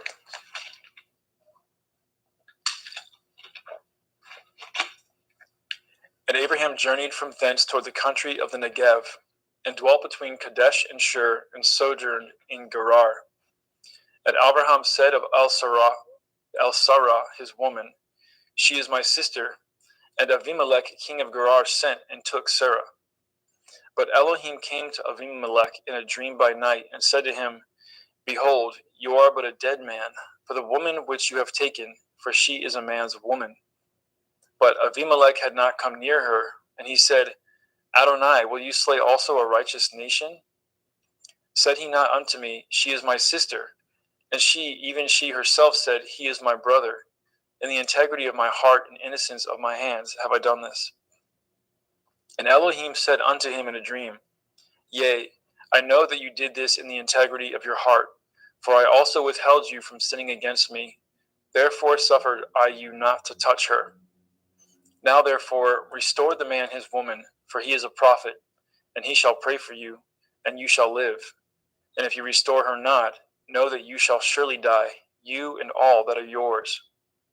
Therefore Avimelech rose early in the morning, and called all his servants, and told all things in their ears, and the men were sore afraid.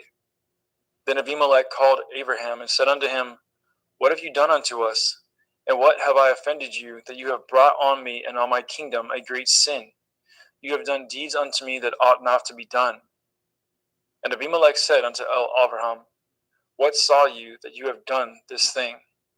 And Abraham said, Because I thought, surely the fear of Elohim is not in this place, and they will slay me for my woman's sake.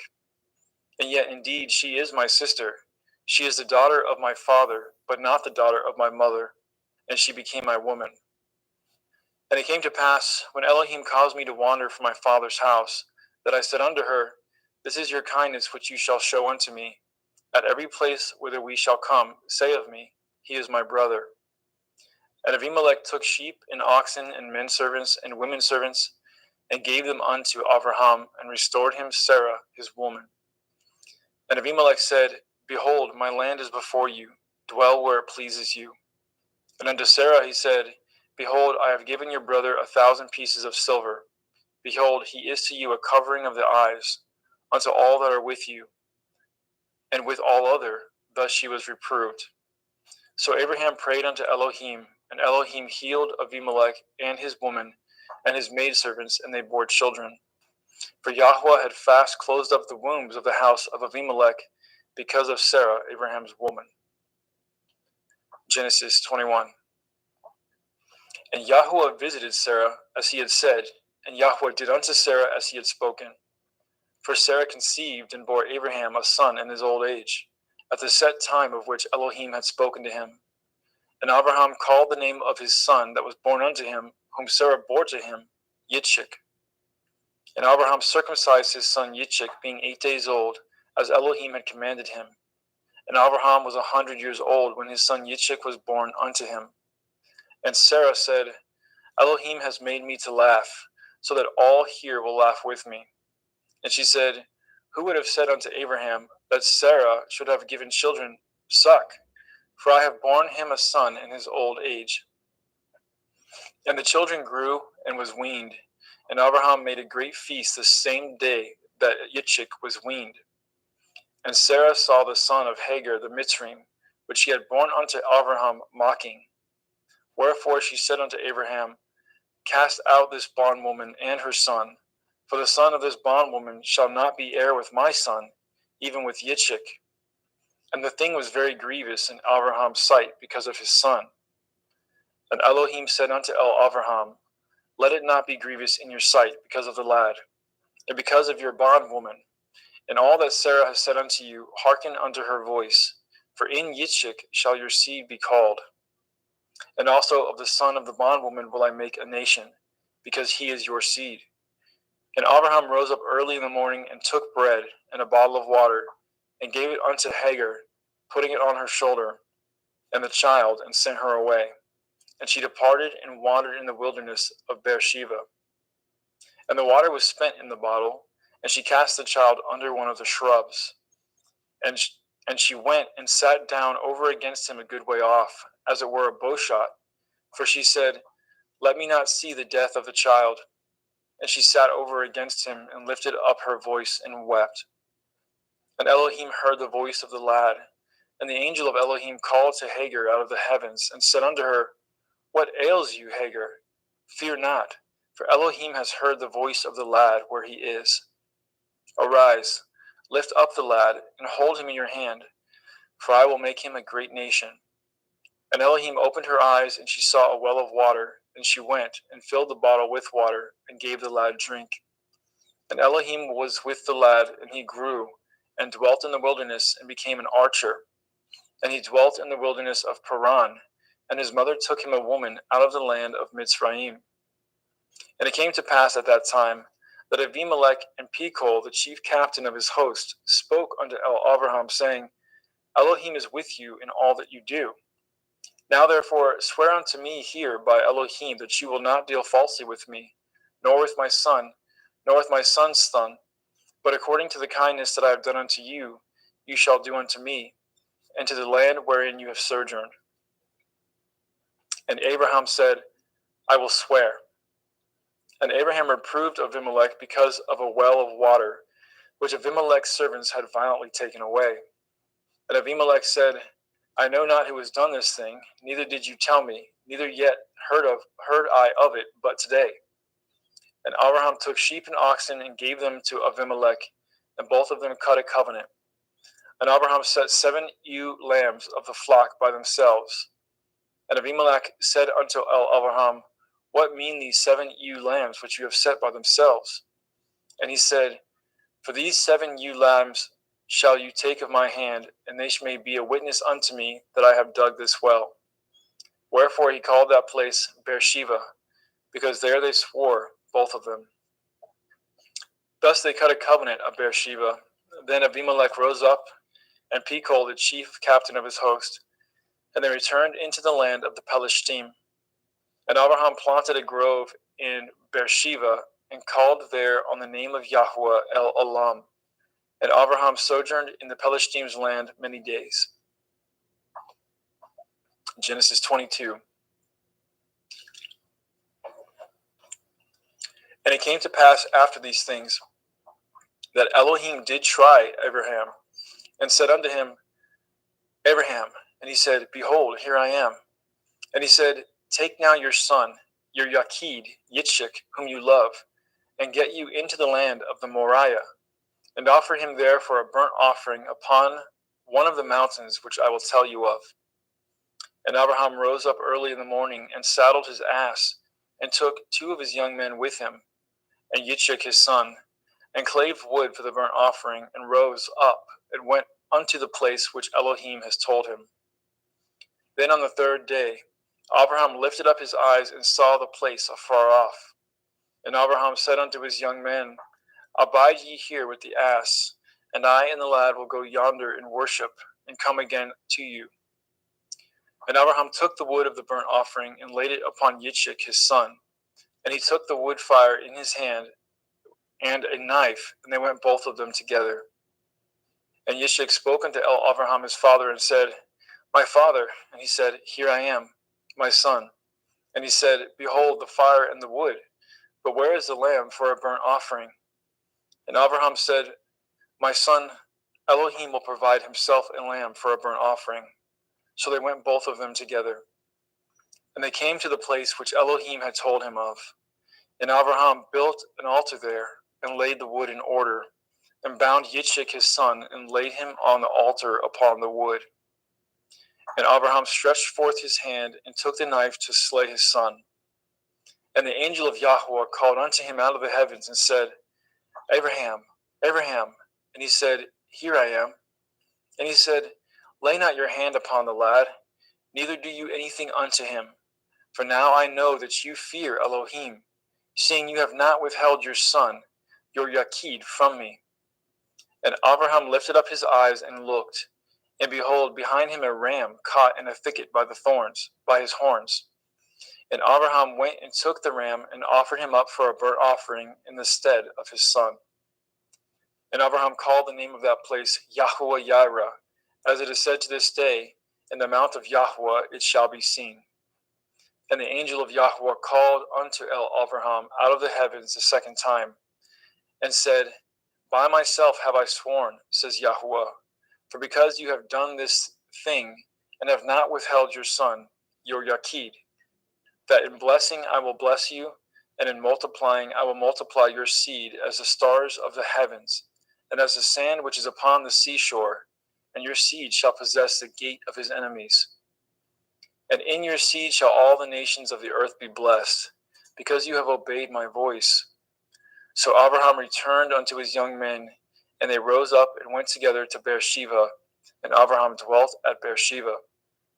And it came to pass after these things, that it was told Abraham, saying, Behold, Milcah, she has also borne children unto your brother Nachor, Huz his firstborn, and Buz his brother, and Kemuel the father of Aram, and Kesed, and Chazo, and Pildash, and Yidlaf, and Bethuel. And Bethuel begat Rivkah. These 8 Milcah did bear to Nachor, Abraham's brother.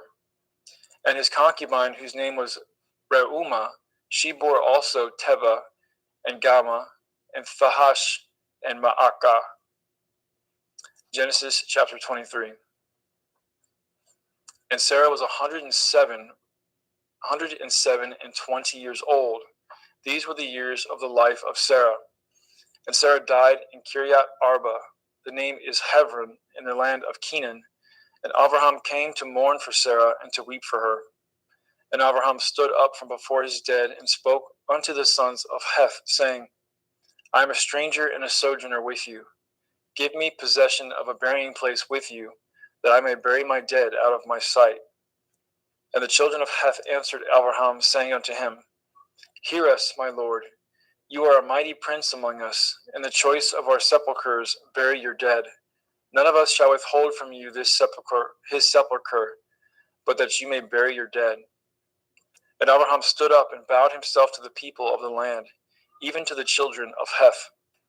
And he communed with them, saying, If it be your mind that I should bury my dead out of my sight, hear me, and entreat for me to Ephron the son of Sochar, that he may give me the cave of Machpelah, which he has, which is in the end of this field.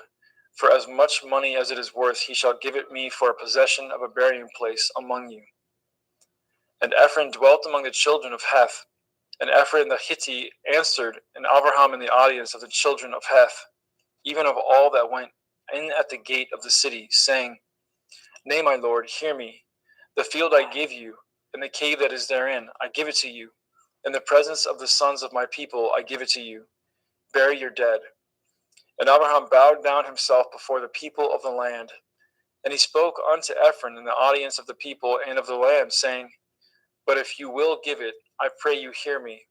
I will give you money for the field. Take it of me, and I will bury my dead there.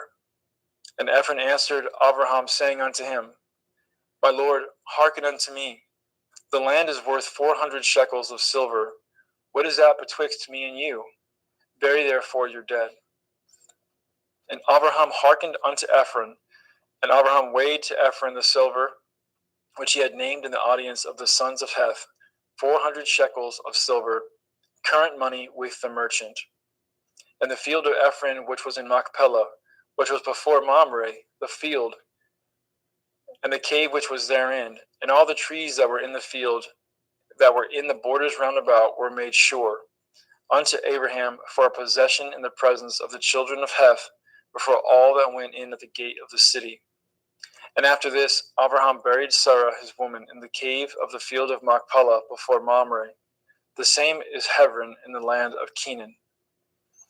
And the field and the cave that is therein were made sure unto Abraham for a possession of a burying place by the sons of Heth. Genesis 24. And Abraham was old and well stricken in age, and Yahweh had blessed Abraham in all things.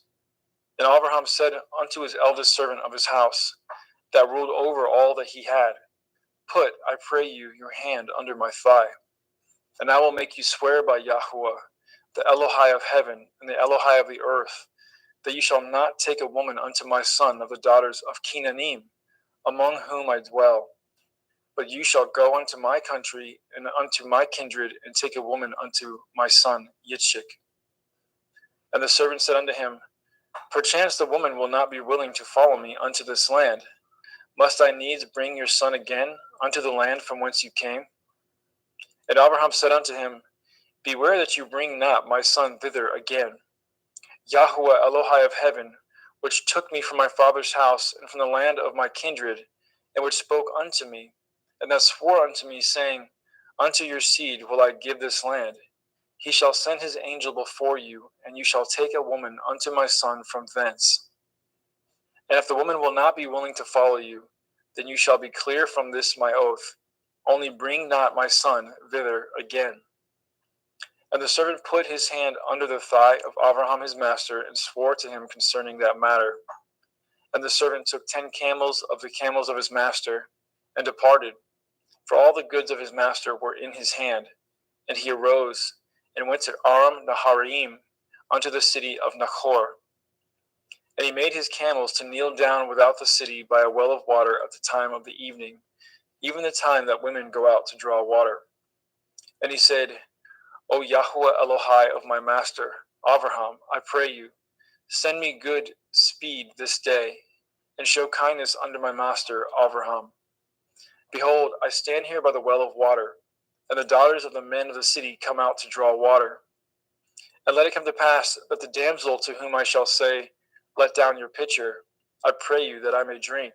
And she shall say, Drink, and I will give your camels drink also. Let this same be she that you have appointed for your servant Yitzchak, and thereby shall I know that you have showed kindness unto my master. And it came to pass before he had done speaking, that behold, Rivkah came out, who was born to Bethuel, son of Milcah, the woman of Nachor, Abraham's brother, with her pitcher upon her shoulder. And the damsel was very fair to look upon, a virgin, neither had any man known her. And she went down to the well, and filled her pitcher, and came up. And the servant ran to meet her, and said, Let me, I pray you, drink a little water of your pitcher. And she said, Drink, my lord. And she hasted, and let down her pitcher upon her hand, and gave him drink. And when she had done giving him drink, she said, I will draw water for your camels also, until they have done drinking. And she hasted, and emptied her pitcher into the trough, and ran again unto the well to draw water, and drew for all his camels. And the man wondering at her held his peace, to wit whether Yahweh had made his journey prosperous or not. And it came to pass, as the camels had done drinking, that the man took a golden earring of 1/2 shekel weight, and 2 bracelets for her hands of 10 shekel weights of gold. And he said, Whose daughter are you? Tell me, I pray you. Is there room in your father's house for us to lodge in? And she said unto him, I am the daughter of Bethuel, son of Milcah, which she bore unto Nachor. She said moreover unto him, We have both straw and provender enough, and room to lodge in. And the man bowed down his head and worshipped Yahuwah. And he said, Blessed be Yahuwah Elohai of my master Abraham, who has not left destitute my master of his mercy and his truth. I being in the way, Yahuwah led me to the house of my master's brethren. And the damsel ran, and told them of her mother's house these things. And Rivkah had a brother, and his name was Lavan. And Lavan ran out unto the man unto the well. And it came to pass, when he saw the earring and the bracelets upon his sister's hands, and when he heard the words of Rivkah his sister, saying, Thus spoke the man unto me, that he came unto the man, and behold, he stood by the camels at the well. And he said, Come in, you blessed of Yahuwah, wherefore stand you without? For I have prepared the house and room for the camels. And the man came into the house, and he ungirded his camels, and gave straw and provender for the camels, and water to wash his feet, and the men's feet that were with him. And there was set meat before him to eat. But he said, I will not eat until I have told my errand. And he said, Speak on. And he said, I am Abraham's servant, and Yahweh has blessed my master greatly, and he has become great. And he has given him flocks and herds and silver and gold, and men servants and maidservants and camels and asses. And Sarah, my master's woman, bore a son to my master when she was old, and unto him he has given all that he has. And my master made me swear, saying, You shall not take a woman to my son of the daughters of the Canaanim, in whose land I dwell. But you shall go to my father's house, and to my kindred, and take a woman unto my son. And I said unto my master, Perchance the woman will not follow me.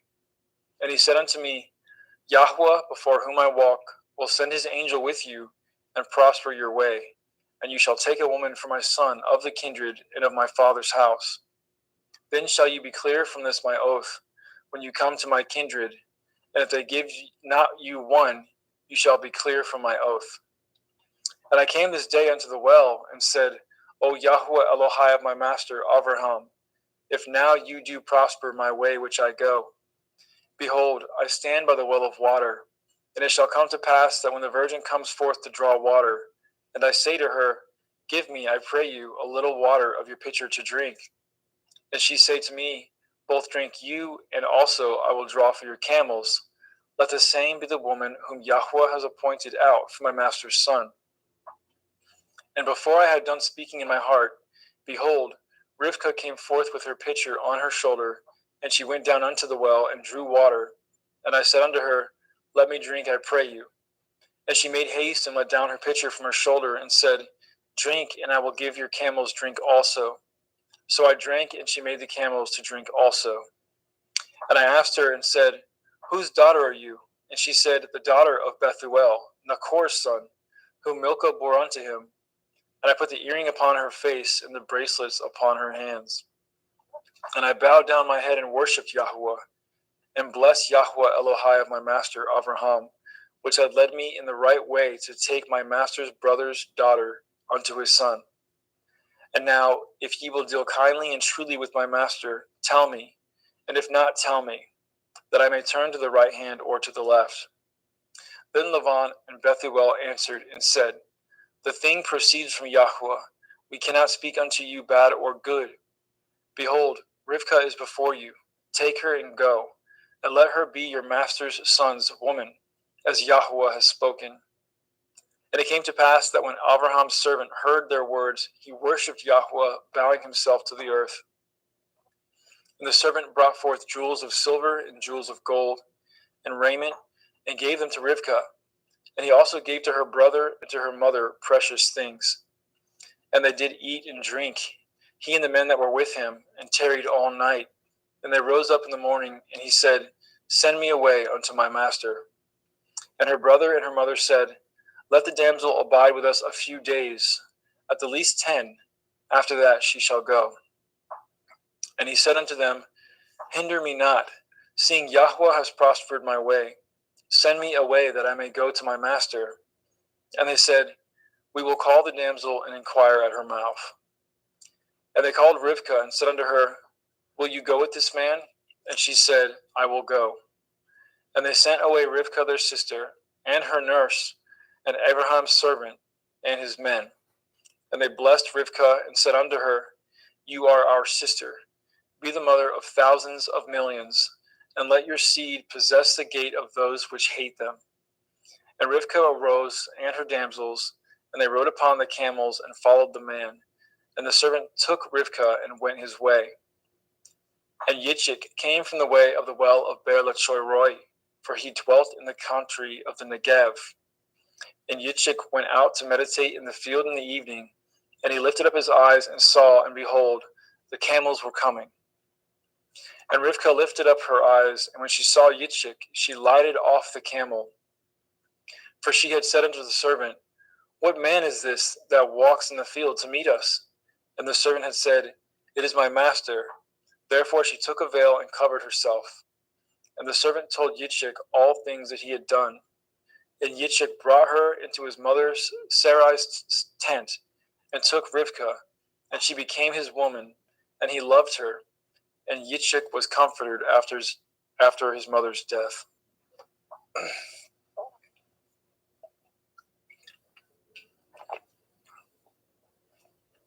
Genesis chapter 25.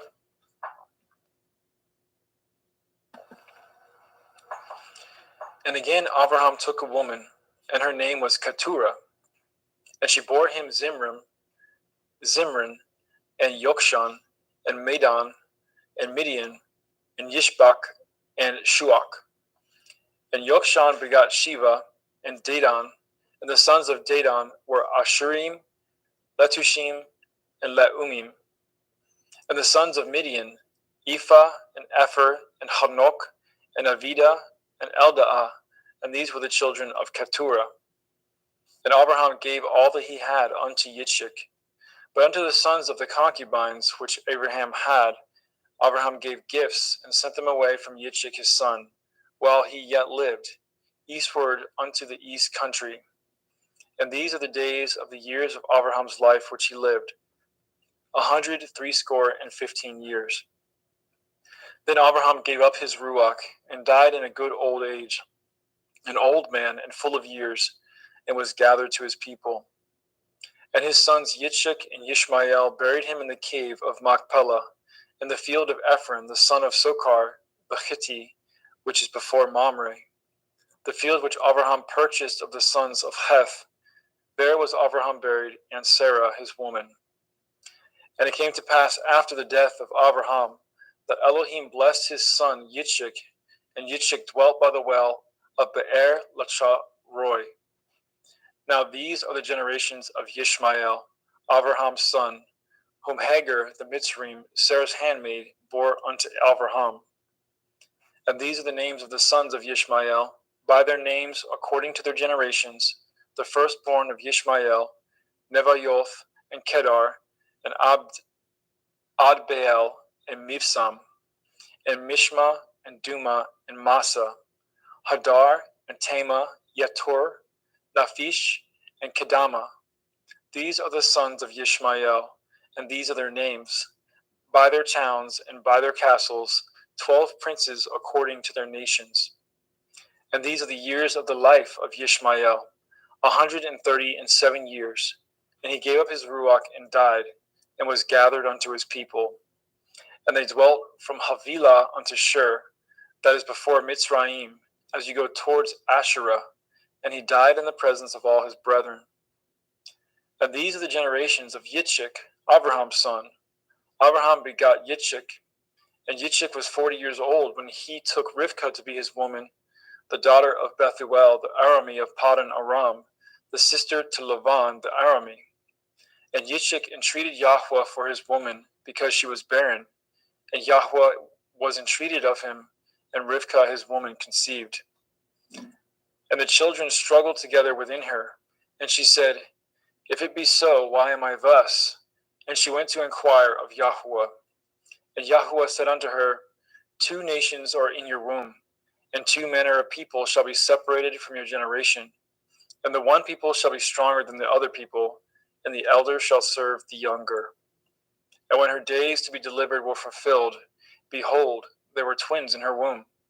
And the first came out red, all over like a hairy garment, and they called his name Esau. And after that came his brother out, and his hand took hold on Esau's heel, and his name was called Yaakov. And Yitzchak was 80 years old when she bore them. And the boys grew, and Esau was a cunning hunter, a man of the field, and Yaakov was an upright man, dwelling in tents. And Yitzchak loved Esau, because he did eat of his venison, but Rivkah loved Yaakov. And Yaakov sowed pottage, and Esau came from the field, and he was faint. And Esau said to Yaakov, Feed me, I pray you, with that same red pottage, for I am faint. Therefore his name was called Edom. And Yaakov said, Sell me this day your birthright. And Esau said, Behold, I am at the point to die, and what profit shall this birthright do to me? And Yaakov said, Swear to me this day. And he swore unto him, and he sold his birthright unto Yaakov. Then Yaakov gave Esau bread and pottage of lentils, and he did eat and drink, and rose up and went his way. Thus Esau despised his birthright.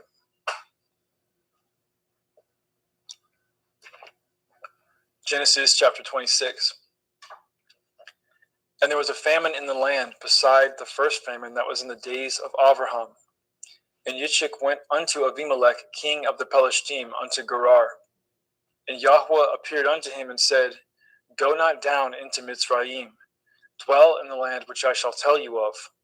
Sojourn in this land, and I will be with you, and I will bless you. For unto you and unto your seed I will give all these countries, and I will perform the oath which I swore unto Abraham your father. And I will make your seed to multiply as the stars of heaven, and I will give unto your seed all these countries, and in your seed shall all the nations of the earth be blessed. Because that Abraham obeyed my voice and did guard my watch, my commandments, my statutes, and my Torah. And Yitzchak dwelt in Gerar. And the men of the place asked him of his woman, and he said, She is my sister. For he feared to say, She is my woman, lest, said he, the men of the place should kill me for Rivkah, because she was fair to look upon. And it came to pass, when he had been there a long time, that Avimelech, king of the Palestine, looked out a window and saw, and behold, Yitzchak was sporting with Rivkah his woman. And Avimelech called Yitzchak and said, Behold, of a surety she is your woman. And how said you, She is my sister? And Yitzchak said unto him, Because I said, Lest I die for her. And Avimelech said, What is this you have done unto us? One of the people might lightly have lain with your woman, and you should have brought guiltiness upon us. And Avimelech charged all his people, saying, He that touches this man or his woman shall surely be put to death. Then Yitzchak sowed in that land, and received in the same year 100-fold, and Yahweh blessed him. And the man waxed great, and went forward, and grew until he became very great. For he had possession of flocks, and possession of herds, and great store of servants, and the Palestine envied him. For all the wells which his father's servants had dug in the days of Abraham his father, the Palestine had stopped them, and filled them with earth. And Abimelech said unto Yitzchak, Go from us, for you are much mightier than we. And Yitzchak departed thence, and pitched his tent in the valley of Gerar, and dwelt there. And Yitzchak dug the wells of water, which they had dug in the days of Abraham his father, for the Palestine had stopped them after the death of Abraham, and he called their names after the names by which his father had called them.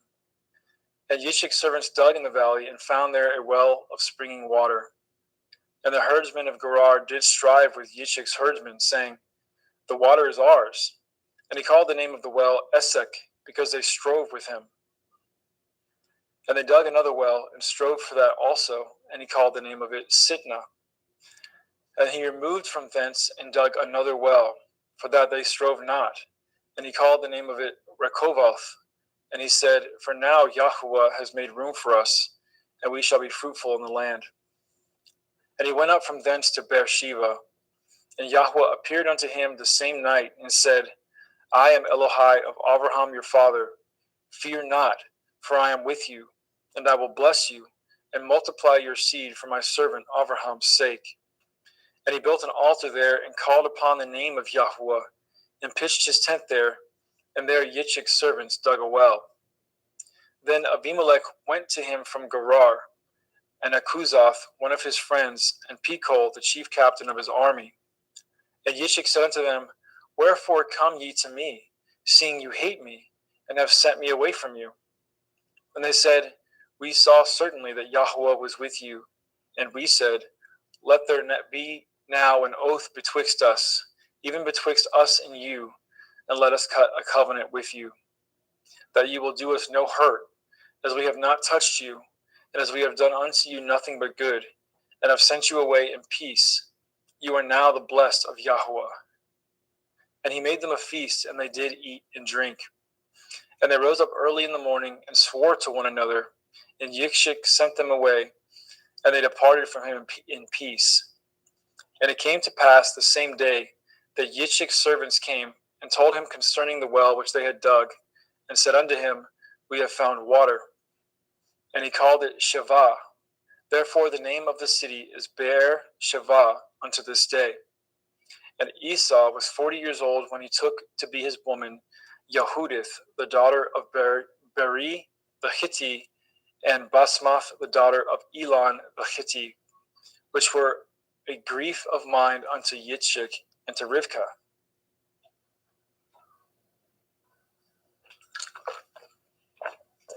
Genesis 27. And it came to pass that when Yitzchak was old, and his eyes were dim, so that he could not see, he called Esau his eldest son, and said unto him, My son. And he said unto him, Behold, here I am. And he said, Behold now, I am old, I know not the day of my death. Now therefore take, I pray you, your weapons, your quiver, and your bow, and go out to the field, and take me some venison, and make me savory meat, such as I love, and bring it to me, that I may eat it, that my soul may bless you before I die. And Rivkah heard when Yitzchak spoke to Esau his son. And Esau went to the field to hunt for venison and to bring it. And Rivkah spoke unto Yaakov her son, saying, Behold, I heard your father speak unto Esau your brother, saying, Bring me some venison, and make me savory meat, that I may eat and bless you before Yahweh, before my death. Now therefore, my son, obey my voice according to that which I command you. Go now to the flock, and fetch me from thence 2 good kids of the goats, and I will make them savory meat for your father, such as he loves. And you shall bring it to your father, that he may eat, and that he may bless you before his death. And Yaakov said to Rivkah his mother, Behold, Esau my brother is a hairy man, and I am a smooth man. My father perchance will feel me, and I shall seem to him as a deceiver, and I shall bring a curse upon me, and not a blessing. And his mother said unto him, Upon me be your curse, my son. Only obey my voice, and go fetch me them. And he went, and he fetched, and brought them to his mother. And his mother made savory meat, such as his father loved. And Rivkah took goodly raiment from her eldest son Esau, which were with her in the house, and put them upon Yaakov her younger son. And she put the skins of the kids of the goats upon his hands, and upon the smooth of his neck. And she gave the savory meat, the bread, which she had prepared, into the hand of her son Yaakov. And he came unto his father, and said, My father. And he said, Here I am. Who are you, my son? And Yaakov said unto his father, I am Esau, your firstborn. I have done according as you bade me. Arise, I pray you, sit and eat of my venison, that your soul may bless me. And Yitzchak said unto his son, How is it that you have found it so quickly, my son? And he said, Because Yahweh Elohika brought it to me. And Yitzchak said unto Yaakov, Come near, I pray you, that I may feel you, my son, whether you be my very son Esau or not. And Yaakov went near unto Yitzchak his father, and he felt him, and said, The voice is Yaakov's voice, but the hands are the hands of Esau. And he discerned him not, because his hands were hairy, as his brother Esau's hands. So he blessed him. And he said, Are you my very son Esau? And he said, I am. And he said, Bring it near to me, and I will eat of my son's venison, that my soul may bless you. And he brought it near to him, and he did eat. And he brought him wine, and he drank. And his father Yitzchak said unto him, Come near now, and kiss me, my son. And he came near and kissed him. And he smelled the smell of his raiment. And he blessed him, and said, See, the smell of my son is as the smell of a field which Yahweh has blessed. Therefore Elohim give you the dew of heaven, and the fatness of the earth, and plenty of grain and wine. Let people serve you, and nations bow down to you. Be Lord over your brethren, and let your mother's sons bow down to you. Cursed be everyone that curses you, and blessed be he that blesses you. And it came to pass, as soon as Yitzchak had made an end of blessing Yaakov, and Yaakov was yet scarce gone out from the presence of Yitzchak his father, that Esau his brother came in from his hunting. And he also made a savory meat, and brought it unto his father, and said unto his father, Let my father arise, and eat of his son's venison, that your soul may bless me. And Yitzchak his father said unto him, Who are you? And he said, I am your son, your firstborn Esau. And Yitzchak trembled very exceedingly, and said, Who? Where is he that has taken venison and brought it to me? And I have eaten of all before you came, and have blessed him. Yea, and he shall be blessed. And when Esau heard the words of his father, he cried with a great and exceeding bitter cry. and said unto his father, Bless me, even me also, O my father. And he said, Your brother came with subtlety and has taken away your blessing.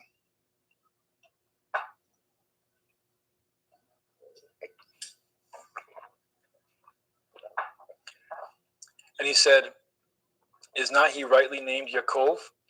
For he has supplanted me these 2 times. He took away my birthright, and behold, now he has taken away my blessing.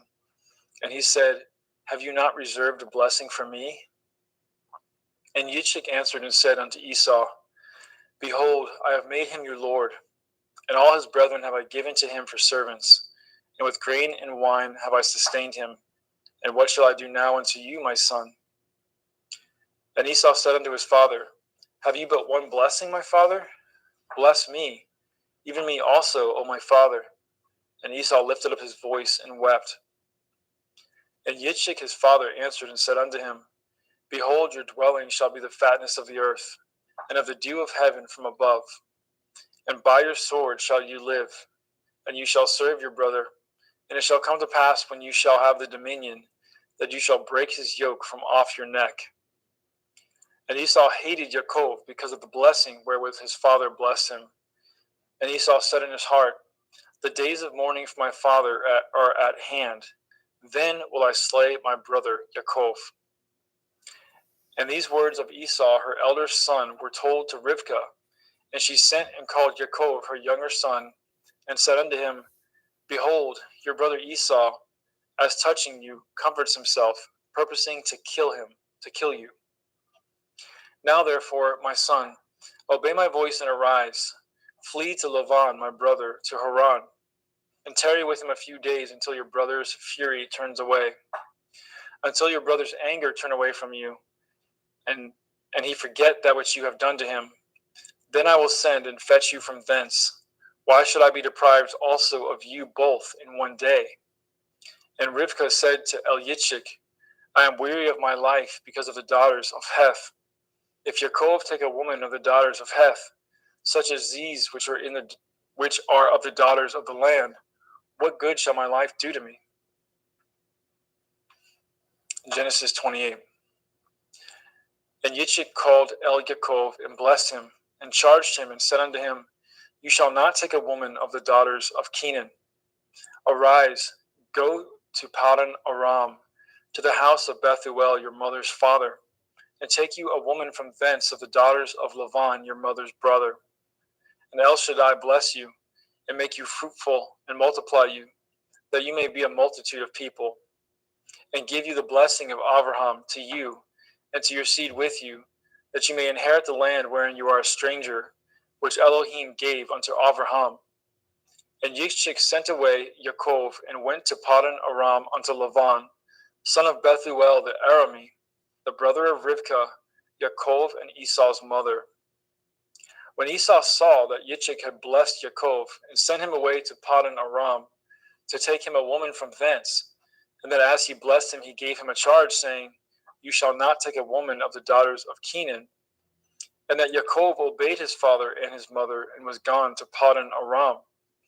And Esau, seeing that the daughters of Canaan pleased not Yitzchak his father, then went Esau unto Yishmael, and took unto the women which he had Machalath, the daughter of Yishmael, Abraham's son, the sister of Nevaioth, to be his woman. And Yaakov went out from Beersheba, and went towards Haran. And he lighted upon a certain place, and tarried there all night, because the sun was set. And he took the stones out of that place, and put them for his pillows, and lay down in that place to sleep. And he dreamed, and behold, a ladder set up on the earth, and the top of it reached to heaven. And behold, the angels of Elohim ascending and descending on it. And behold, Yahweh stood above it, and said, I am Yahweh Elohai of Abraham your father, and the Elohai of Yitzchak, the land whereon you lie. To you will I give it, and to your seed. And your seed shall be as the dust of the earth, and you shall spread abroad to the west, and to the east, and to the north, and to the south. And in you and in your seed shall all the families of the earth be blessed. And behold, I am with you, and will guard you in all places whither you go, and will bring you again into this land, for I will not leave you until I have done that which I have spoken to you of. And Yaakov awoke out of his sleep, and he said, Surely Yahweh is in this place, and I knew it not. And he was afraid and said, How dreadful is this place! This is none other but the house of Elohim, and this is the gate of heaven. And Yaakov rose up early in the morning, and took the stone that he had put for his pillows, and set it up for a pillar, and poured oil upon the top of it. And he called the name of that place Beit El, but the name of that city was called Luz at the first. And Yaakov vowed a vow, saying, If Elohim will be with me, and will guard me in this way that I go, and will give me bread to eat and raiment to put on, so that I come again to my father's house in peace, then shall Yahweh be my Elohim. And this stone, which I have set for a pillar, shall be Elohim's house, and of all that you shall give me, I will surely give the 10th unto you. Genesis 29.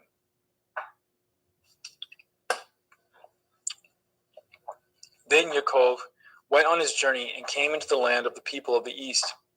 And he looked, and behold, a well in a field, and lo, there were 3 flocks of sheep lying by it. For out of that well they watered the flocks, and a great stone was upon the well's mouth. And thither there were all the flocks gathered, and they rolled the stone from the well's mouth, and watered the sheep, and put the stone again upon the well's mouth in his place. And Yaakov said unto them, My brethren, whence be ye? And they said, Of Haran are we. And he said unto them, Know ye Lavan the son of Nahor? And they said, We know him. And he said unto them, Is he well? And they said, He is well. And behold, Rachel his daughter comes with the sheep. And he said, Lo, it is yet high day, neither is it time that the cattle should be gathered together. Water ye the sheep, and go and feed them. And they said, We cannot, until all the flocks be gathered together, until they roll the stone from the well's mouth. Then we water the sheep. And while he yet spoke with them, Rachel came with her father's sheep, for she kept them. And it came to pass, when Yaakov saw Rachel, the daughter of Lavan his mother's brother, and the sheep of Lavan his mother's brother, that Yaakov went near, and rolled the stone from the well's mouth, and watered the flock of Lavan his mother's brother. And Yaakov kissed Rachel, and lifted up his voice, and wept. And Yaakov told Rachel that he was her father's brother, and that he was Rivka's son. And she ran and told her father. And it came to pass, when Lavan heard the tidings of Yaakov his sister's son, that he ran to meet him, and embraced him, and kissed him, and brought him to his house. And he told Lavan all these things. And Laban said to him, Surely you are a bone in my flesh. And he abode with him in the space of a month. And Laban said to Yaakov, Because you are my brother, should you therefore serve me for naught? Tell me, what shall your wages be? And Laban had 2 daughters. The name of the elder was Leah, and the name of the younger was Rachel.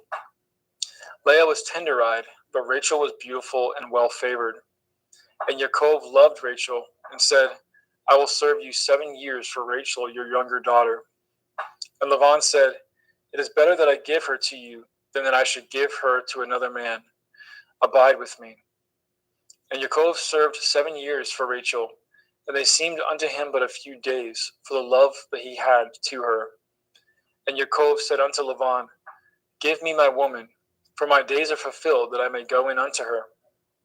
And Laban gathered together all the men of the place, and made a feast. And it came to pass in the evening that he took Leah his daughter, and brought her to him, and he went in unto her. And Laban gave unto his daughter Leah Zilpah his maid for a handmaid. And it came to pass that in the morning, behold, it was Leah. And he said to Laban, What is this you have done unto me? Did I not serve you for Rachel? Wherefore then have you beguiled me? And Laban said, It must not be so done in our country, to give the younger before the firstborn. Fulfill her week, and we will give you this also for the service which you shall serve me yet 7 other years. And Yaakov did so, and fulfilled her week, and he gave him Rachel his daughter to be his woman also. And Laban gave Rachel his daughter Bilhah his handmaid to be her maid. And he went in also unto Rachel, and he loved also Rachel more than Leah, and served with him yet 7 other years. And when Yahweh saw that Leah was hated, he opened her womb, but Rachel was barren. And Leah conceived and bore a son, and she called his name Reuben. For she said, Surely Yahweh has looked upon my affliction. Now therefore my man will love me. And she conceived again and bore a son, and said, Because Yahweh has heard that I was hated, he has therefore given me this son also. And she called his name Shimon. And she conceived again and bore a son, and said, Now this time my man will be joined unto me, because I have borne him 3 sons. Therefore was his name called Levi. And she conceived again and bore a son. And she said, Now will I praise Yahweh. Therefore she called his name Yehudah, and left bearing. Genesis chapter 30.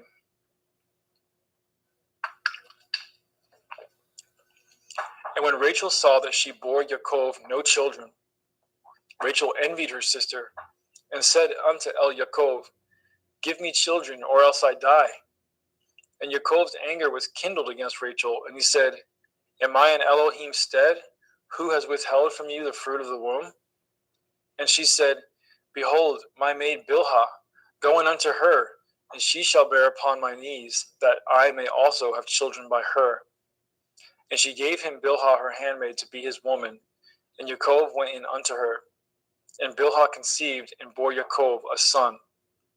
And Rachel said, Elohim has judged me, and has also heard my voice, and has given me a son.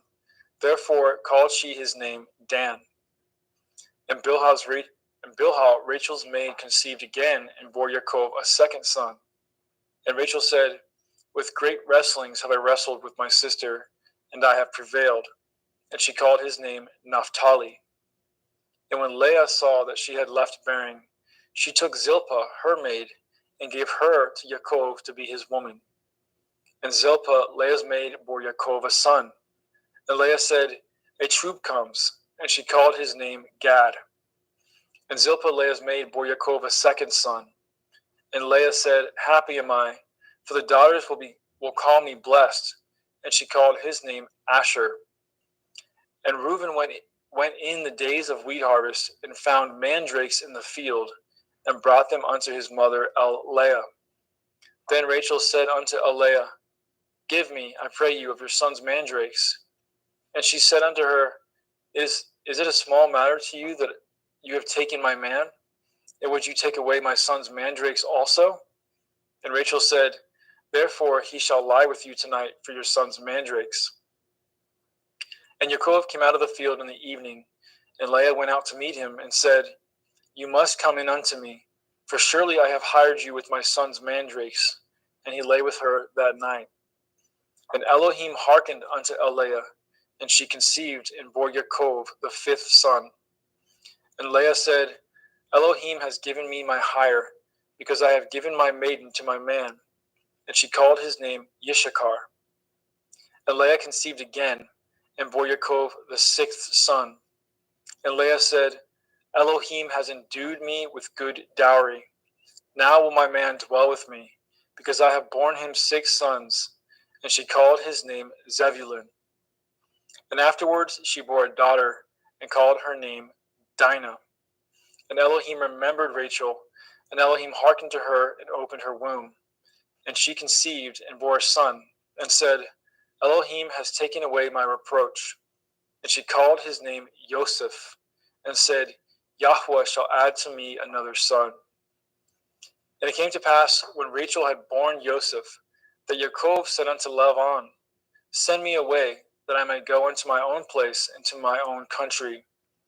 Give me my woman and my children, for whom I have served you, and let me go, for you know my service which I have done to you. And Laban said unto him, I pray you, if I have found favor in your eyes, tarry, for I have learned by experience that Yahweh has blessed me for your sake. And he said, Appoint me your wages, and I will give it. And he said unto him, You know how I have served you, and how your cattle was with me. For it was little which you had before I came, and it is now increased unto a multitude. And Yahweh has blessed you since my coming. And now when shall I provide for my own house also? And he said, What shall I give you? And Yaakov said, You shall not give me anything. If you will do this thing for me, I will again feed and guard your flock. I will pass through all your flock today, removing from thence all the speckled and spotted cattle, and all the brown cattle among the sheep, and the spotted and speckled among the goats, and of such shall be my hire.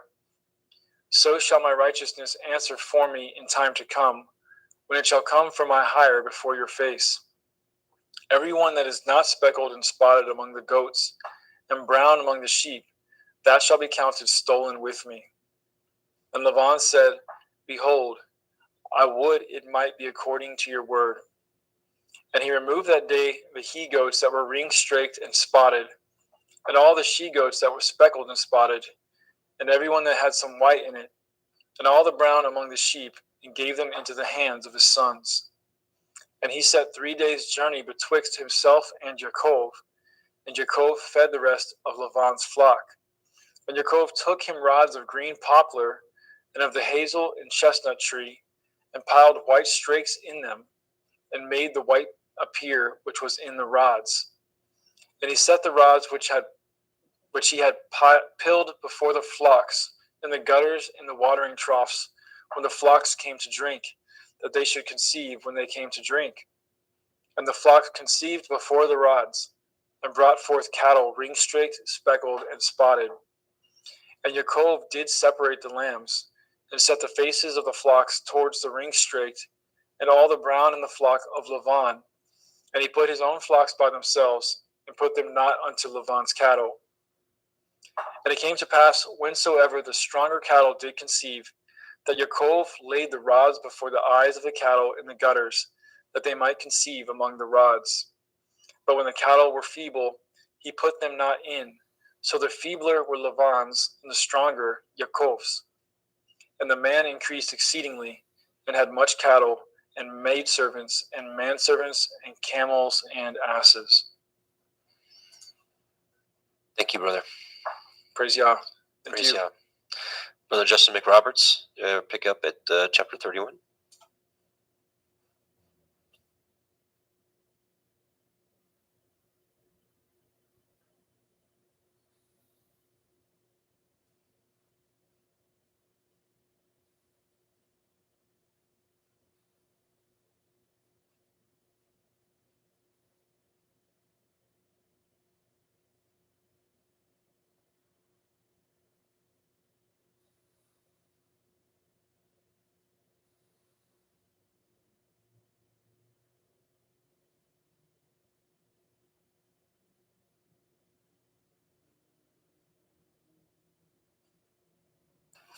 I apologize for that. Genesis 31. And he heard the words of Laban's son, saying, Yaakov has taken away all was our father's, and of that which was our father's has he gotten, and of all his glory. And Yaakov beheld the countenance of Laban, and behold, it was not toward him as before. And Yahweh said unto Yaakov, Return unto the land of your fathers, and to your kindred, and will be with you. And Yaakov sent and called Rachel and Leah to the field unto his flock, and said unto them, I seeth your father's countenance, that it is not toward me as before, but the Elohim of my father has been with me. And ye know that with all my power I have served it to your father.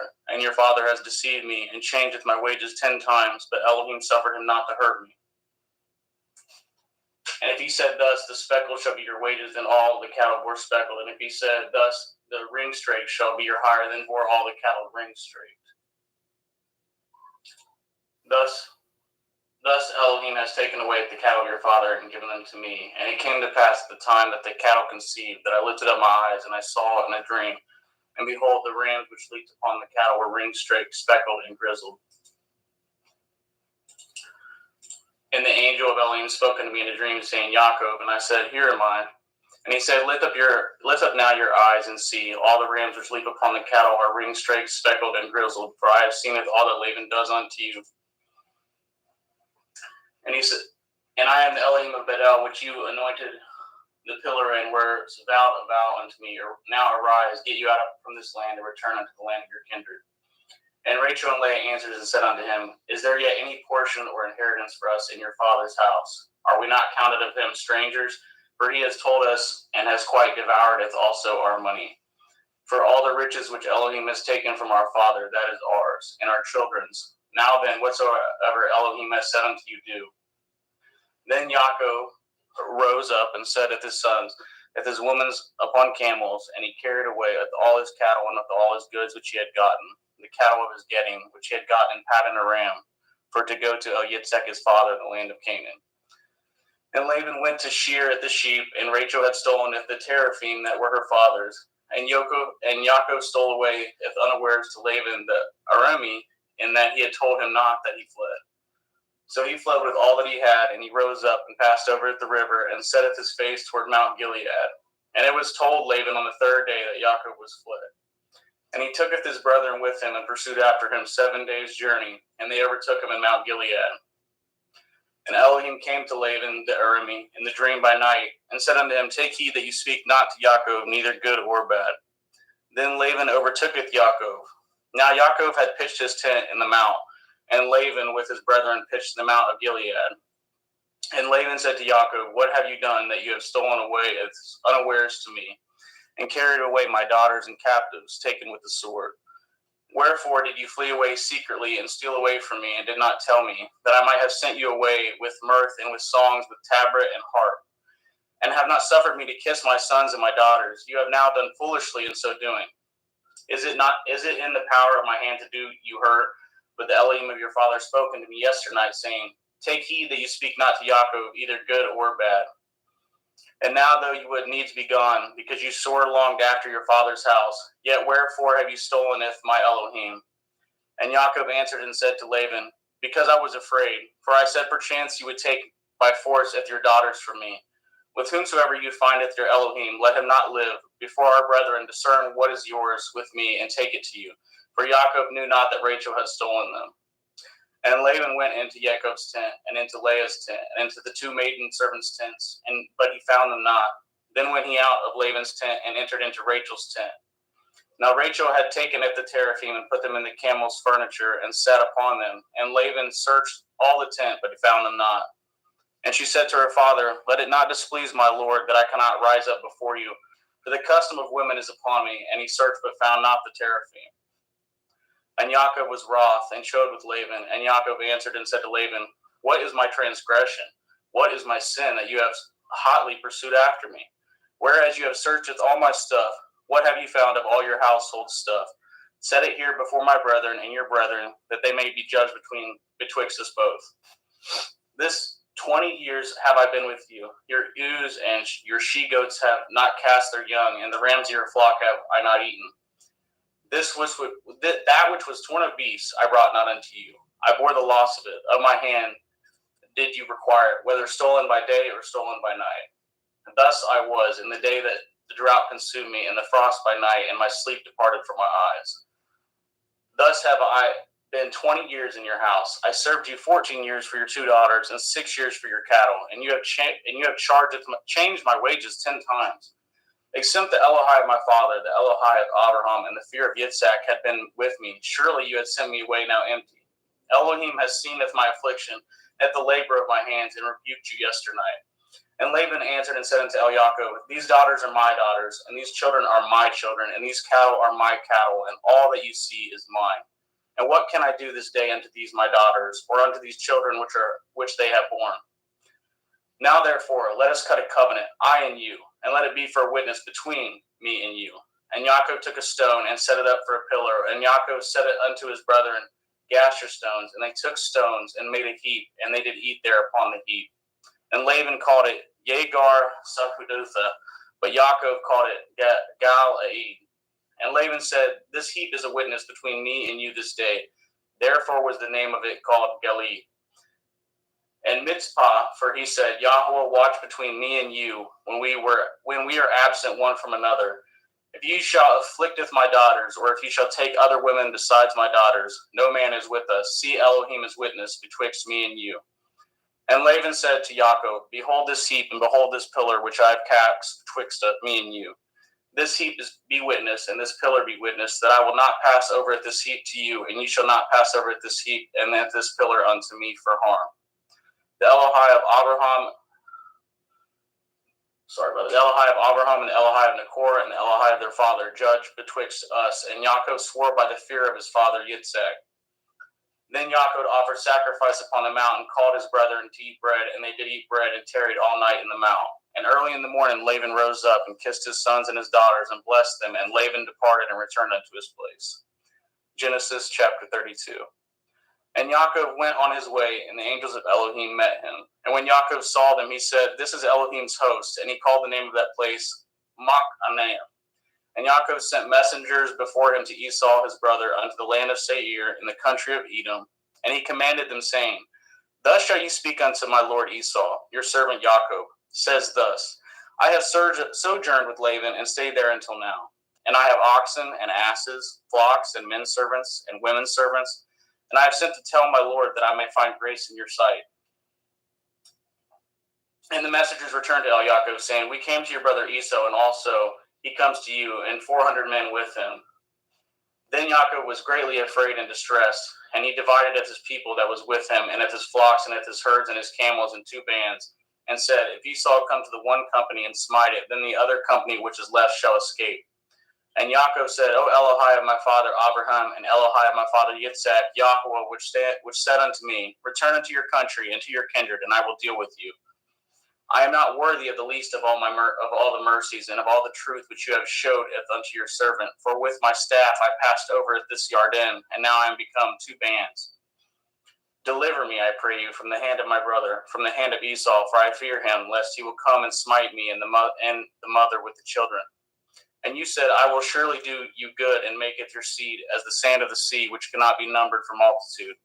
And he lodged there that same night, and took of that which came to his hand a present for Esau his brother, 200 she-goats and 20 he-goats, 200 ewes and 20 rams, 30 milch camels with their colts, 40 kine and 10 bulls, 20 she-asses and 10 foals.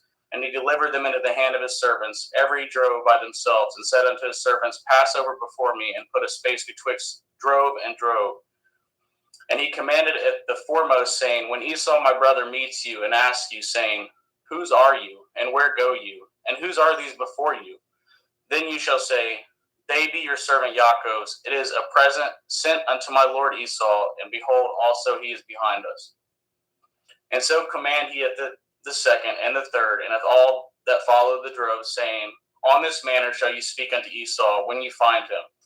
And say ye moreover, Behold, your servant Yaakov is behind us. For he said, I will appease him with the present that goes before me, and afterward I will see his face. Perchance he will accept of me. So went the present over before him, and himself lodged that night in the company.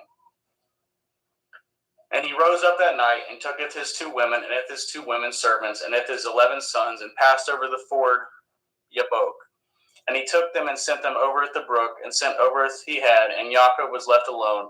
And there wrestled a man with him until the breaking of day. And when he had saw that he prevailed not against him, he touched the hollow of his thigh, and the hollow of Yaakov's thigh was out of joint as he wrestled with him.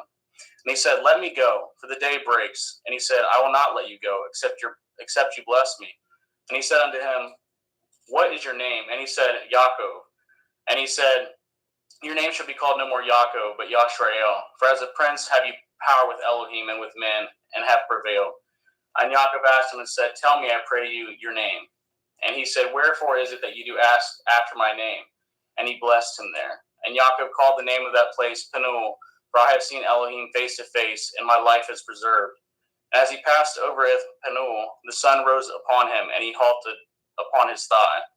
Therefore the children of Yashrael eat not of the sinew which shrank, which is upon the hollow of the thigh unto this day, but because he touched the hollow of Yaakov's thigh and the sinew that shrank. Genesis 33. And Yaakov lifted up his eyes and looked, and behold, Esau came, and with him 400 men. And he divided the children unto Leah, and unto Rachel, and unto the 2 handmaids. And he putteth the handmaids and at their children foremost, and at Leah and her children after, and at Rachel and at Joseph hindermost. And he passed over before them and bowed himself to the ground 7 times until he came near to his brother. And Esau ran to meet him and embraced him and fell on his neck and kissed him, and they wept.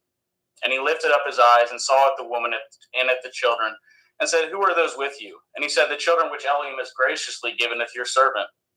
Then the handmaidens came near, they and their children, and they bowed themselves. And Leah also with her children came near and bowed themselves. After came Joseph near and Rachel, and they bowed themselves.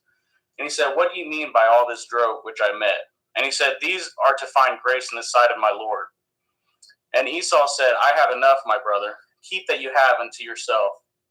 And Yaakov said, Nay, I pray you, if now I have found grace in your sight, then receive my present at my hand. For therefore I have seen your face, as though I had seen the face of Elohim, and you are pleased with me.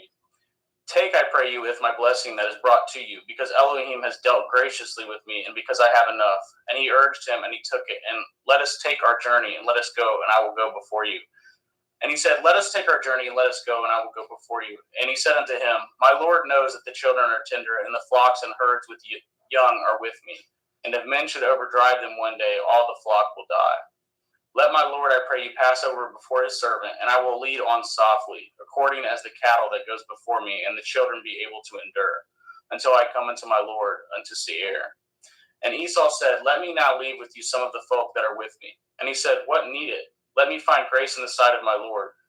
So Esau returned that day on his way into Seir, and Yaakov journeyed to Succoth, and he built him a house and made Succoth for his cattle. Therefore the name of that place is called Succoth.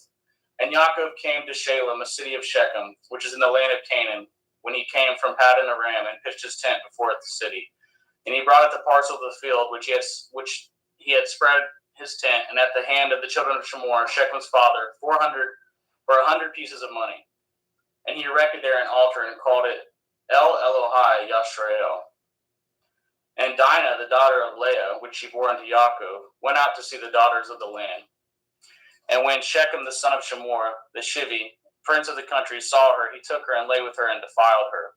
And his soul clave unto Dinah, the daughter of Yaakov, and he loved at the damsel, and spoke kindly unto the damsel. And Shechem spoke unto his father Hamor, saying, Get me at this damsel to be my woman. And Yaakov heard that he had defiled Dinah, his daughter. Now his sons were with his cattle in the field, and Yaakov held his peace until they were come. And Hamor, the father of Shechem, went out unto Yaakov to commune with him. And the sons of Yaakov came out of the field when they had heard it, and the men were grieved, and they were very wroth, because they had wrought folly in Yashrael and lying with Yaakov's daughter, which thing ought not to be done. And Hamor communed with them, saying, The soul of my son Shechem longs for your daughter. I pray you give him to be his woman.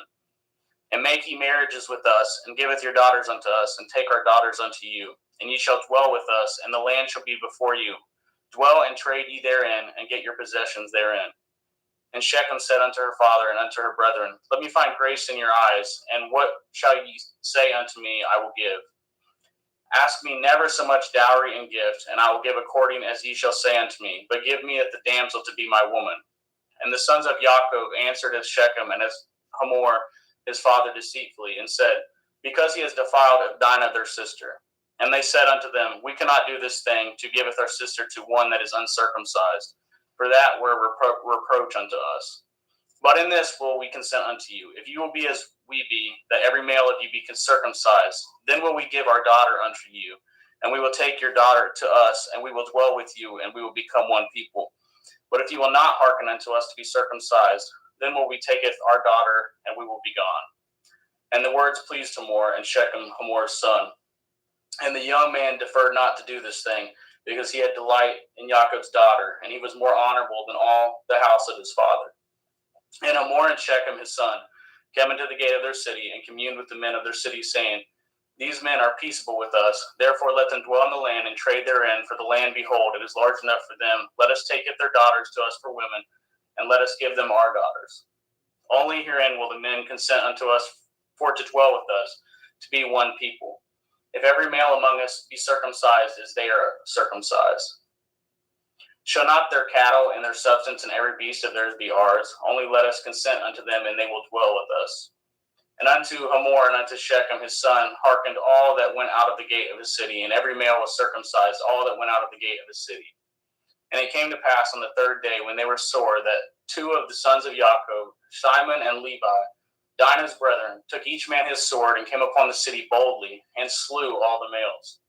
And they slew Hamor and Shechem his son with the edge of the sword, and took Dinah out of Shechem's house and went out. The sons of Yaakov came upon the slain and spoiled the city because they had defiled their sister. They took at their sheep and at their oxen and at their asses and at that which was in the city, at that which was in the field, and at all their wealth and at all their little ones and all their women took they captive and spoiled at even all that was in the house. And Yaakov said to Shimon and Levi, Yet have troubled me to stink among the inhabitants of the land, among the Canaanim and the Perizim, and I being few in number, they shall gather themselves together against me and slay me, and I shall be destroyed, I and my house. And they said, Should he deal with our sister as with a harlot? Genesis 35. And Elohim said unto Yaakov, Arise, and go up to Bethel, and dwell there, and make there an altar unto Elohim that appeared unto you when you fled from the face of Esau your brother. Then Yaakov said unto his household and to all that were with him, Put away the strange Elohai that are among you, and be clean, and change your garments. And let us arise, and go up to Bethel, and will make there an altar unto Elohim, who answered me in the day of my distress, and was with me in the way which I went. And they gave unto Yaakov all the strange Elohai which were in their hand, and all their earrings which were in their ears, and Yaakov hid them under the oak which was by Shechem. And they journeyed, and the terror of Elohim was upon the cities which were round about them, and they did not pursue after the sons of Yaakov. So Yaakov came to Luz, which is in the land of Canaan, that is Bethel, and all the people that were with him. And he built there an altar and called the place El Bethel, because there Elohim appeared unto him when he had fled from the face of his brother. But Deborah, Rivkah's nurse, died, and she was buried beneath Bethel under an oak, and the name of it was called Alon Bakuth. And Elohim appeared unto Yaakov again when he came out of Paddan Aram, and blessed him. And Elohim said unto him, Your name is Yaakov. Your name shall not be called any more Yaakov, but Yashrael shall be your name. And he calleth his name Yashrael. And Elohim said unto him, I am El Shaddai. Be fruitful and multiply. A nation and a company of nations shall be of you, and kings shall come out of your loins. And that the land which I gave Abraham and Yitzhak, to you I will give it, and to your seed after you will I give it the land. And Elohim went up from him in the place where he talked with him. And Yaakov set up a pillar in the place where he talked with him, even a pillar of stone. And he poured a drink offering thereon, and he poured oil thereon. And Yaakov called it the name of the place where Elohim spoke with him, Bethel. And they journeyed from Bethel, and there was but a little way to come to Ephrath. And Rachel travailed, and she had hard labor. And it came to pass, when she was in hard labor, that the midwife said unto her, Fear not, ye shall have this son also. And it came to pass, as her soul was in departing, for she died, that she called his name Benoni, but his father called him Benjamin. And Rachel died, and she was buried in the way of Ephrath, which is in Bethlehem. And Yaakov set a pillar upon her grave. That is the pillar of Rachel's grave unto this day. And Yashrael journeyed and spread his tent beyond Migdal Eder. And it came to pass, when Yashrael dwelt in that land, that Reuben went and lay with Bilhah, his father's concubine, and Yashrael heard it. Now the sons of Yaakov were 12. The sons of Leah, Reuben, Yaakov's firstborn, and Shimon, and Levi, and Yehuda, and Issachar, and Zebulun. The sons of Rachel, Joseph, and Benjamin.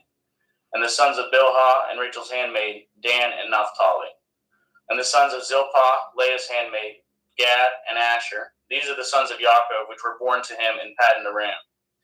And Yaakov came unto Yitzhak his father, unto Mamre, unto Kiart Arba, which is Shebron, where Abraham and Yitzhak sojourned. And the days of Yitzhak were 180 years. And Yitzhak gave up his ruach and died, and was gathered unto his people, being old and full of days. And his sons Esau and Yaakov buried him. Genesis 36. Now these are the generations of Esau, who is Edom.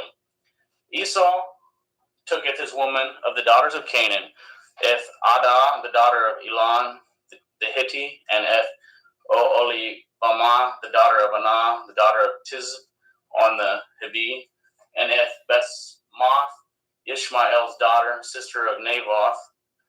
And Adah bore to Esau Eth Eliphaz, and Basmath bore Eth Reuel, and Oholibamah bore Eth Yeish, and Eth Ya'alam, and Eth Korach. These are the sons of Esau, which were born unto him in the land of Canaan. And Esau tooketh his woman, and his sons, and his daughters, and all the persons of his house, and his cattle, and all his beasts, and all his substance which he had got in the land of Canaan, and went into the country from the face of his brothers Jacob. For their riches were more than that they might dwell together, and the land wherein they were strangers could not bear them both because of their cattle. Thus dwelt Esau in Mount Seir, and Esau is Edom. And these are the generations of Esau, the father of the Edom in Mount Seir. These are the names of Esau's sons: Eliphaz, the son of Adah, the woman of Esau; Reuel, the son of Basmath, the woman of Esau. And the sons of Eliphaz were Taman, Omar, Sapho, and Gatam, and Kenaz. And Timnah was concubine to Eliphaz, Esau's son, and she bore to Eliphaz Amalek. And these were the sons of Adah, Esau's woman. And these are the sons of Reuel, Nakath, and Zerach, Shema, and Mizah. These were the sons of Basmath, Esau's woman. And these were the sons of Olivamah, the daughter of Anah, the daughter of Tizivon, Esau's woman. And she bore to Esau Eth Yeish, and Eth Ya'alam, and Eth Korah. And these were dukes of the sons of Esau, the sons of Eliphaz, the firstborn son of Esau: Duke Taman, Duke Omar, Duke Sapho, Duke Kenaz, Duke Korah, Duke Gatam, and Duke Amalek. These are the dukes that come of Eliphaz in the land of Edom. These were the sons of Adah. And these are the sons of Reuel, Esau's son: Duke Nakath, Duke Zerach, Duke Shema, Duke Mizah. These are the dukes that came of Reuel in the land of Edom. These are the sons of Basmath, Esau's woman. And these are the sons of Oholibamah, Esau's woman: Duke Yeish, Duke Ya'alam, Duke Korah. These were the dukes that came of Olivamah, daughter of Anah, Esau's woman. These are the sons of Esau, who is Edom, and these are their dukes. These are the sons of Seir, the Hori, who inhabited the land: Lotan, and Shobal, and Tizivon, and Anah, and Dishon, and Etzer, and Dishon. These are the dukes of Horium, and the children of Seir in the land of Edom. And the children of Lotan were Harai and Haman, and Lotan's sister was Timnah. And the children of Shobal were these: Elion, Menakath, and Ebal, Shephi, and Onam. And these are the children of Tevion, both Ayah and Anah. And this was Anah that founded the mules in the wilderness, and he fed the asses of Tiziv on his father. And the children of Anah were these: Dishon and Oholibamah, the daughter of Anah. And these are the children of Dishon: Himdan, and Eshban, and Yithran, and Haran. The children of Etzer are these: Bilhan, and Zavon, and Akon. The children of Dishon are these: Uts and Aran. These are the dukes that came of the Chorim: Duke Lotan, Duke Shobal, Duke Sivon, Duke Anah, Duke Dishon, Duke Etzer, Duke Dishon. These are the dukes that came of Hori among their dukes in the land of Seir. And these are the kings that reigned in the land of Edom, before they reigned any king over the children of Yashrael. And Bela, the son of Beor, reigned in Edom, and the name of his city was Dinhabah. And Bela died, and Jovab, the son of Zerach of Botzrah, reigned in his stead. And Jovab died, and Shusham of the land of Taimani reigned in his stead.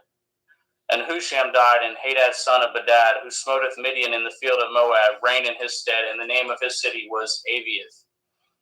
And Hadad died, and Sumlah of Mesrekah reigned in his stead. And Samlah died, and Shaul of Rechoboth by the river reigned in his stead. And Shaul died, and Baal Shanan, the son of Achbor, reigned in his stead. And Baal Hanan, the son of Achbor, died, and Hadar reigned in his stead. And the name of his city was Pau, and his woman's name was Mehetabel, and the daughter of Metred, the daughter of Mezahav. And these are the names of the dukes that came of Esau, according to their families, after their places, by their names: Dukes Timnah, Duke Eliah, Duke Yetheth, Duke Olihavamah, Duke Elah, Duke Pion, Duke Kenaz, Duke Taman, Duke Mithitzer, Duke Magdiel, Duke Eram. These be the dukes of Edom, according to their habitations in the land of their possessions. He is Esau, the father of the Edomim. Genesis chapter 37. And Yaakov dwelt in the land wherein his father was a stranger, in the land of Canaan. These are the generations of Yaakov. Joseph, being 17 years old, was feeding a flock with his brethren, and the lad was with his sons of Bilhah, and with the sons of Zilpah, his father's woman. And Joseph broughteth unto his father their evil report. Now Yashrael loveth Joseph more than all his children, because he was the son of his old age, and made him a coat of many colors. And when his brethren saw that their father loved him more than all his brethren, they hated him, and could not speak peaceably unto him. And Joseph dreamed a dream, and he told it his brethren, and they hated him yet the more. And he said unto them, Hear, I pray you, this dream which I have dreamed. For behold, we were binding sheaves in the field, and lo, my sheaf arose, and also stood upright. And behold, your sheaf stood round about, and made obeisance to my sheaf. And his brethren said to him, Shall you indeed reign over us, or shall you indeed have dominion over us? And they hated him yet the more for his dreams and for his words. And they dreamed yet another dream, and told it his brethren, and said, Behold, I have dreamed a dream more, and behold, the sun and the moon and 11 stars made obeisance to me. And he told it to his father and to his brethren, and his father rebuked him, and said unto him, What is this dream that you have dreamed? Shall I and your mother and your brethren indeed come bow down ourselves to you, to the earth? And his brethren envied him, but his father observed this saying. And his brethren went to feed their father's flock in Shechem. And Yashrael said unto Joseph, Do not your brethren feed the flock in Shechem? Come, and I will send you unto them. And he said to him, Here am I. And he said unto him, Go, I pray you, seeth whether it will be well with your brethren, and if well with your flocks, and bring me word again. So he sent him out of the valley of Chevron, and he came to Shechem. And a certain man found him, and behold, he was wandering in the field. And the man asked him, saying, What do you seek? And he said, I seeketh my brethren. Tell me, I pray you, where they feed their flocks. And the man said, They departed hence, for I heard them say, Let us go to Dothan. And Joseph went after his brethren, and found them in Dothan. And when they saw him afar off, even before he came near unto them, they conspired against him to slay him. And they said one to another, Behold, this dreamer comes. Come now, therefore, and let us slay him, and cast him into some pit. And we will say, Some evil beast has devoured him, and we shall see what will become of his dreams. And Reuben heard it, and delivered him out of their hands, and said, Let us not kill him. And Reuben said unto them, Shed no blood, but cast him into this pit that is in the wilderness, and lay no hand upon him, that he might rid him out of their hands, to deliver him to his father again. And it came to pass, when Joseph was come unto his brethren, that they stripped Joseph out of his coat, and the coat of many colors that was on him. And they took him and cast him into a pit, and the pit was empty. There was no water in it. And they sat down to eat bread, and they lifted up their eyes and looked, and behold, a company of Ishmaelim came from Gilead with their camels, bearing spicery and balm and myrrh, going to carry it down to Mitzrayim. And Yehudah said unto his brethren, What profit is it if we slayeth our brother and concealeth his blood? Come and let us sell him to the Ishmaelim, and let not our hand be upon him, for he is our brother and our flesh. And his brethren were content. Then there passed by Midianim merchantmen, and they drew and lifted up Joseph out of the pit, and sold Joseph to the Ishmaelim for 20 pieces of silver, and they brought Joseph into Mitzrayim. And Reuben returned into the pit, and beheld Joseph was not in the pit, and he returned his clothes, and he returned unto his brethren, and said, The child is not, and I, whither shall I go? And they took Joseph's coat, and killed a kid of the goats, and dipped the coat in the blood. And they sent the coat of many colors, and they brought it to their father, and said, This have we found. Know now whether it be your son's coat or no. And he knew it, and said, It is my son's coat. An evil beast has devoured him. Joseph is without doubt rent in pieces. And Yaakov rent his clothes, and put sackcloth upon his loins, and mourned for his son many days. And all his sons and all his daughters rose up to comfort him, but he refused to be comforted. And he said, For I will go down into Sheol unto my son mourning. Thus his father wept for him. And the Midianim sold him into Mitzrayim unto Potiphar, an officer of Pharaoh's and captain of the guard. Genesis 38. And it came to pass at that time that Yehudah went down from his brethren, and turned into a certain Adulami, whose name was Hiriah. And Yehudah saweth their daughter of a certain Canaanite, whose name was Shuach, and he tooketh her, and went in unto her, and she conceived, and bore a son. And he called his name And she conceived again, and bore a son, and she called his name Onan. And yet she again conceived, and bore a son, and called his name Shelach. And he was at Keziv, and when she bore him. And Yehudah took a woman from his firstborn, whose name was Tamar. And Yehudah's firstborn, was wicked in the sight of Yahweh, and Yahweh slew him. And Yehuda said unto Onan, Go in unto your brother's woman and marry her, and raise up seed to your brother. And Onan knew that the seed should not be his. And it came to pass, when he went in unto his brother's woman, that he spilled it on the ground, lest that he should give seed to his brother. And the thing which he did displeased Yahweh, wherefore he slew him also. Then said Yehuda to Tamar, to his daughter-in-law, Remain a widow at your father's house, till Shelach my son be grown. For he said, Lest perchance he die also, as his brethren did. And Tamar went and dwelt in her father's house. And in the process of time, the daughter of Shuach, Yehuda's woman, died, and Yehuda was comforted, and went up into his sheep shears to Timnath, and he and his friend Hiriah the Adullamite. And it was told Tamar, saying, Behold, your father-in-law goes up to Timnah to shear his sheep. And she put her widow's garments off from her, and covered her with a veil, and wrapped herself, and sat in an open place, which is by the way to Timnah. For she saw that Shelach was grown, and she was not given unto him to be his woman. When Yehuda saw her, he thought her to be a harlot, because she had covered her face. And he turned unto her by the way, and said, Go to, I pray you, let me come in unto you. For he knew not that she was his daughter-in-law. And she said, What will you give me, that you may come in unto me? And he said, I will send you a kid from the flock. And she said, Will you give me a pledge till you send it? And he said, What pledge shall I give you? And she said, Your signet and your bracelets, your staff that is in your hand. And he gave it to her, and came in unto her, and she conceived by him. And she arose and went away, and laid by her veil from her, and put on the garments of her widowhood.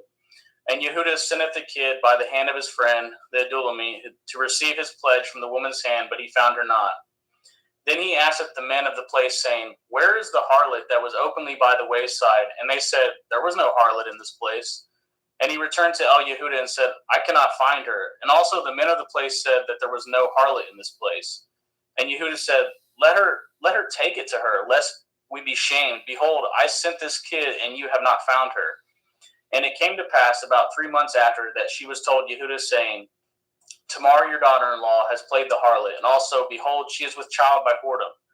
And Yehuda said, Bring her forth, and let her be burnt. When she was brought forth, she sent to her father-in-law, saying, By the man whose these are, am I with child. And she said, Discern, I pray you, whose are these? The signet, and bracelets, and staff. And Yehuda acknowledged them, and said, She has been more righteous than I, because that I gave her not to Shelach my son, and he knew her again no more. And it came to pass in the time of her travail, that behold, twins were in her womb. And it came to pass when she travailed, that the one put out his hand, and the midwife took and bound upon his hand a scarlet thread, saying, This came out first. And it came to pass, as he drew back his hand, that behold, the brother came out, and she said, Have you broken forth? This breach be upon you. Therefore his name is called Peretz. And afterward came out his brother, that had a scarlet thread upon his hand, and his name was called Zerah. Genesis chapter 39. And Joseph was brought down to Mitzrayim, and Potiphar, an officer of Pharaoh, captain of the guard, a Mitzri, brought him of the hands of the Ishmaelim, which had brought him down thither. And Yahweh was with Joseph, and he was a prosperous man, and he was in the house of his master, the Mitzri. And his master saweth that Yahweh was with him, and that Yahweh made all that he did to prosper in his hand. And Joseph found grace in his sight, and he served him, and he made him overseer over his house, and all that he had put in his hand. And it came to pass from the time that he had made him overseer in the house, and over all that he had, the Yahweh blessed at the Mitzri's house, for Joseph's sake. And the blessing of Yahweh was upon all that he had in the house and in the field. And he left all that he had in Joseph's hand, and he knew not aught he had, save the bread which he did eat. And Joseph was a goodly person and well favored. And it came to pass after these things that his master's woman casteth her eyes upon Joseph, and she said, Lie with me.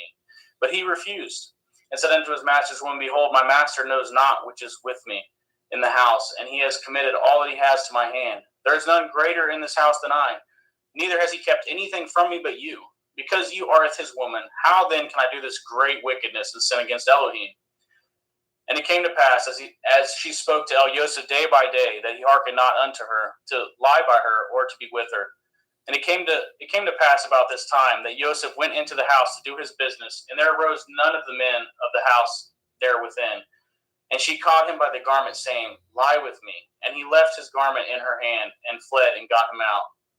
And it came to pass, when she saw that he had left his garment in her hand and was fled forth, that she called unto the men of the house and spoke unto them, saying, See, he has brought in an Ivri unto us to mock us. He came in unto me to lie with me, and cried with a loud voice. And it came to pass, when he had heard that I lifted up my voice and cried, that he left his garment with me, and fled and got him out. And she laid up his garment by her until his Lord came home. And she spoke unto him according to these words, saying, The Ivri servant which you have brought unto us came in unto me to mock me. And it came to pass, as I lifted up my voice and cried, that he left his garment with me and fled out. And it came to pass, when his master heard the words of his woman, which she spoke unto him, saying, After this manner did your servant to me, that his wrath was kindled. And Joseph's master took him and put him in the prison, a place where the king's prisoners were bound, and he was there in prison.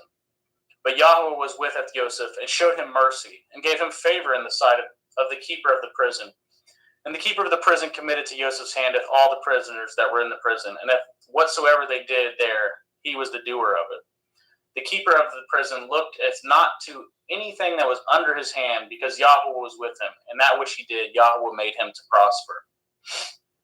Genesis chapter 40. And it came to pass after these things, that the butler of the king of Mitzrayim and his baker had offended the Lord, the king of Mitzrayim. And Pharaoh was wroth against two of his officers, against the chief of his butlers, and against the chief of his bakers. And he put them in ward in the house of the captain of the guard, into the prison, the place where Joseph was bound. And the captain of the guard was charged at Joseph with him, and he served them, and they continued a season in a ward. And they dreamed a dream, both of them, each man his dream in one night, each man according to the interpretation of his dream, the butler and the baker of the king of Mitzrayim, which were bound in the prison. And Joseph came in unto them in the morning, and looked upon them, and behold, they were sad. And he asked of Pharaoh's officers that were with him in the ward of the Lord's house, saying, Wherefore look ye so sadly today? And they said unto him, We have dreamed a dream, and there is no interpreter of it. And Joseph said unto them, Do not interpretations belong to Elohim? Tell me them, I pray you. And the chief butler tooketh his dream to Joseph, and said to him, In my dream, behold, a vine was before me. And in the vine were 3 branches, and it was as though it budded. And her blossoms shot forth, and the clusters thereof brought forth ripe grapes. And Pharaoh's cup was in my hand, and I took it the grapes, and pressed them into Pharaoh's cup, and gave it the cup into Pharaoh's hand. And Joseph said unto him, This is the interpretation of it. The 3 branches are 3 days. Yet within 3 days shall Pharaoh lift up your head, and restore unto your place, and you shall deliver Pharaoh's cup into his hand, after the former manner when you were his butler. But think on me when it shall be well with you, and show kindness, I pray you, unto me, and make mention of me unto Pharaoh, and bring me out of this house. For indeed I was stolen away out of the land of the Ivrim, and here also I have done nothing, that they should put me in this dungeon. When the chief baker saw that the interpretation was good, he said unto Joseph, I also was in my dream, and behold, I had 3 white baskets on my head. And in the uppermost basket there was of all manner of baked meats for Pharaoh, and the birds did eat them out of the basket upon my head. And Joseph answered and said, This is the interpretation thereof. The 3 baskets are 3 days. Yet within 3 days shall Pharaoh lift up your head from off you, and shall hang you on a tree, and the birds shall eat your flesh from off you. And it came to pass the 3rd day, which was at Pharaoh's birthday, that he made a feast unto all his servants, and he lifted up his head off the chief butler and the chief baker among the servants. And he restored the chief butler unto his butlership again, and he gave the cup into Pharaoh's hand. But he hanged the chief baker, as Joseph had interpreted to them. Yet did not the chief butler remember Joseph, but forgot him. Genesis chapter 41. And it came to pass at the end of the 2 full years that Pharaoh dreamed, and beheld, he stood by the river. And behold, there came up out of the river 7 well-favored kine and fat-fleshed, and they fed in a meadow. And behold, 7 other kine come up after them out of the river, ill-favored and lean-fleshed, and stood by the other kine upon the bank of the river. And the ill-favored and the lean-fleshed kine did eat up at the 7 well-favored and fat kine. So Pharaoh awoke. And he slept and dreamed the 2nd time, and behold, 7 ears of grain came upon one stalk, rank and good. And behold, 7 thin ears, and blasted with the east wind sprung up after them. And 7 thin ears devoured at the 7 rank and full ears. And Pharaoh awoke, and behold, it was a dream. And it came to pass in the morning that his ruach was troubled, and he sent and called for the magicians of Mitzrayim, and at the wise men thereof. And Pharaoh told them his dream. but there was none that could interpret them unto Pharaoh. Then spoke the chief butler unto Pharaoh, saying, I do remembereth my faults this day. Pharaoh was wroth with the servants, and put me in ward in the captain of the guard's house, both me and the chief baker. And we dreamed a dream in one night, I and he. We dreamed each man according to the interpretation of his dream. And there was there with us a young man, and a servant to the captain of the guard. And we told him, and he interpreted to us with our dreams, to each man according to his dream he did interpret. And it came to pass, as he interpreted to us, so it was. Me he restored into my office, and him he hanged. Then Pharaoh sent and called Joseph, and they brought him hastily out of the dungeon, and shaved himself, and changed his raiment, and came in unto Pharaoh. And Pharaoh said unto Joseph, I have dreamed a dream, and there is none that can interpret it. I have heard say of you that you can understand a dream to interpret it. And Joseph answered the Pharaoh, saying, It is not in me. Elohim shall give Pharaoh an answer of peace.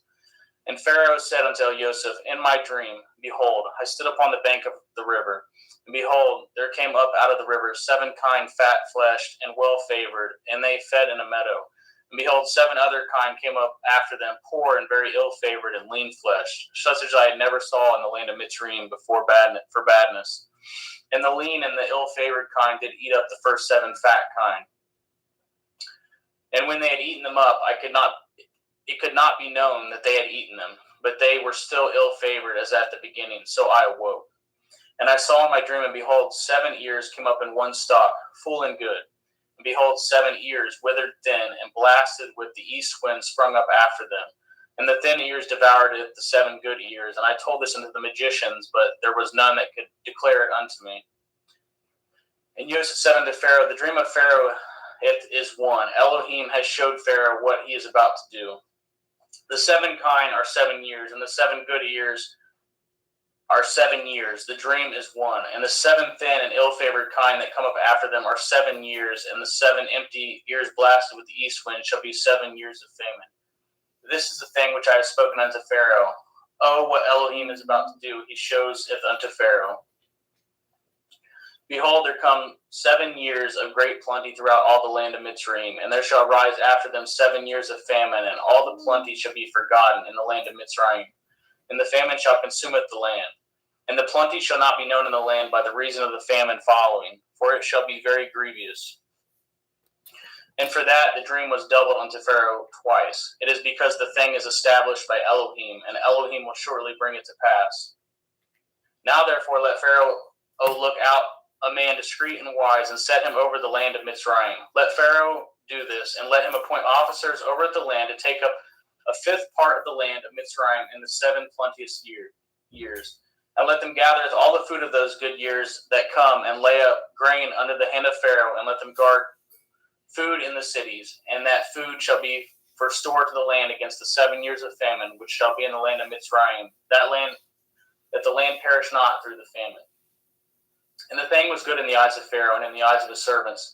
And Pharaoh said unto his servants, Can we find such a one as this, a man in whom the Ruach Elohim is? And Pharaoh said unto Joseph, For as much as Elohim has showed you with all this, there is none so discreet and wise as you are. You shall be over my house, and according to your word shall all my people be ruled. Only in the throne will I be greater than you. And Pharaoh said unto Joseph, See, I have set over you all the land of Mitzrayim. And Pharaoh took off his ring from his hand, and put it upon Joseph's hand, and arrayed him in vestures of fine linen, and put a gold chain about his neck. And he made him to ride in the 2nd chariot which he had, and they cried before him, Bow the knee. And he made him ruler over all the land of Mitzrayim. And Pharaoh said unto Joseph, I am Pharaoh, and without you shall no man lift up this hand, at this foot in all the land of Mitzrayim. And Pharaoh called Joseph's name Sophath-Panah, and he gave him to be his woman, Asenath, the daughter of Potiphar's priest of On. And Joseph went out over all the land of Mitzrayim. And Joseph was 30 years old when he stood before Pharaoh, king of Mitzrayim. And Joseph went out from the presence of Pharaoh, and went throughout all the land of Mitzrayim. And in the 7 plenteous years the earth brought forth by handfuls. And he gathered up all the food of the 7 years which were in the land of Mitzrayim, and laid up the food in the cities, and the food of the field, which was round about every city, laid he up in the same. And Joseph gathered grain as the sand of the sea, very much, until he left numbering, for it was without number. And unto Joseph were born 2 sons before the years of famine came, which Asenath, the daughter Potiphar, priest of On, bore unto him. And Joseph called it the name of the firstborn Manasseh, for Elohim said, He has made me forget my toil in all my father's house. And at the name of the second he called Ephraim, for Elohim has called me to be fruitful in the land of my affliction. And the 7 years of plenteous that was in the land of Mitzrayim were ended, and the 7 years of famine began to come, according as Joseph had said. And the famine was in all the lands, but in all the land of Mitzrayim there was bread. And when all the land of Mitzrayim was famished, the people cried to Pharaoh for bread. And Pharaoh said unto all the Mitzrayim, Go unto El Joseph, what he says to you, do. And the famine was over all the face of the earth. And Joseph opened all the storehouses and sold unto the Mitzrayim. And the famine was waxed sore in the land of Mitzrayim. And all the countries came into Mitzrayim to El Joseph to buy grain, because that the famine was so sore in all the lands. Genesis 42. Now when Yaakov saw that there was grain in Mitzrayim, Yaakov said unto his sons, Why do you look one upon another? And he said, Behold, I have heard that there is grain in Mitzrayim. Get you down thither, and buy for us from thence, that we may live and not die. And Joseph's 10 brethren went down to buy grain in Mitzrayim. But if Benjamin, Joseph's brother, Yaakov sent not with his brethren, for he said, Lest perchance mischief befall him. And the sons of Yashriel came to buy grain among those that came, for the famine was in the land of Canaan. And Joseph was the governor over the land. And he it was that sold all the people of the land. And Joseph's brethren came and bowed down themselves before him with their faces to the earth. And Joseph saweth his brethren, and he knew them, but made himself strange unto them, and spoke roughly unto them. And he said unto them, Whence come ye? And they said, From the land of Canaan to buy food. And Joseph knew his brethren, and they knew him not. And Joseph remembered the dreams which he dreamed of them. And he said unto them, Ye are spies, to see if the nakedness of the land ye are come. And they said unto him, Nay, my lord, but to buy food are your servants come. We are all one man's sons. We are true men. Your servants are no spies. And he said unto them, Nay, but to see the nakedness of the land ye are come. And they said, Your servants are 12 brethren, the sons of one man, in the land of Canaan. And behold, the youngest is this day with our father, and one is not. And Joseph said unto them, This is that I spoke unto you, saying, Ye are spies. Hereby ye shall be proved. By the life of Pharaoh ye shall not go forth hence, except your youngest brother come hither. Send one of you, and let him fetcheth your brother, and ye shall be kept in prison, that your words may be proved, whether there be any truth in you, or else by the life of Pharaoh surely ye are spies. And he put them all together into work 3 days, and Joseph said unto them the third day, This do and live, for I feareth Elohim. If ye be true men, let one of your brethren be found in the house of your prison. Go ye carry grain for the famine of your houses. But bringeth your youngest brother unto me, so shall your words be verified, and ye shall not die. And they did so. And they said one to another, We are truly guilty concerning our brother, in that we saw the anguish of his soul when he besought us, and we could not hear. Therefore is this distress come upon us. And Reuben answered them, saying, Spoke I not unto you, saying, Do not sin against the child, and you would not hear? Therefore, behold, all this blood is required. And they knew not that Joseph understood them, for he spoke unto them by an interpreter. And he turned himself about from them, and wept, and returned to them again, and communed with them, and took from them Ethsheman, and bound him before their eyes. And Joseph commanded to fill up their sacks with grain, and restore every man's money into his sack, and to give them provision for the way. And thus did he unto them. And they laded their asses with the grain, and departed thence. And as one of them openeth his sack to give his ass provender in the inn, he espied his money, for behold, it was in his sack's mouth. And he said unto his brethren, My money is restored, and lo, it is even in my sack. And their heart failed them, and they were afraid, saying one to another, What is this that Elohim has done unto us? And they came unto El Yaakov their father unto the land of Canaan, and told him all that befall unto them, saying, The man who is the Lord of the land spoke roughly unto us, and took us for spies at the country. And we said unto him, We are true men, we are no spies. We be 12 brethren, the sons of our father. One is not, and the youngest is this day with our father in the land of Canaan. And the man, the Lord of the country, said unto us, Hereby shall I know that ye are true men. Leave one of your brethren here with me, and taketh food for the famine of your households, and be gone. And bringeth your youngest brother unto me, then I shall know that ye are no spies, but ye are true men, and so will I deliver you with your brother, and ye shall traffic in the land. And it came to pass, as they emptied their sacks, that behold, every man's bundle of money was in his sack, and when both they and their father saw the bundles of money, they were afraid. And Yaakov saw their father and said unto them, Me have ye bereaved of my children. Joseph is not, and Shimon is not, and you will taketh Benjamin away. All these things are against me.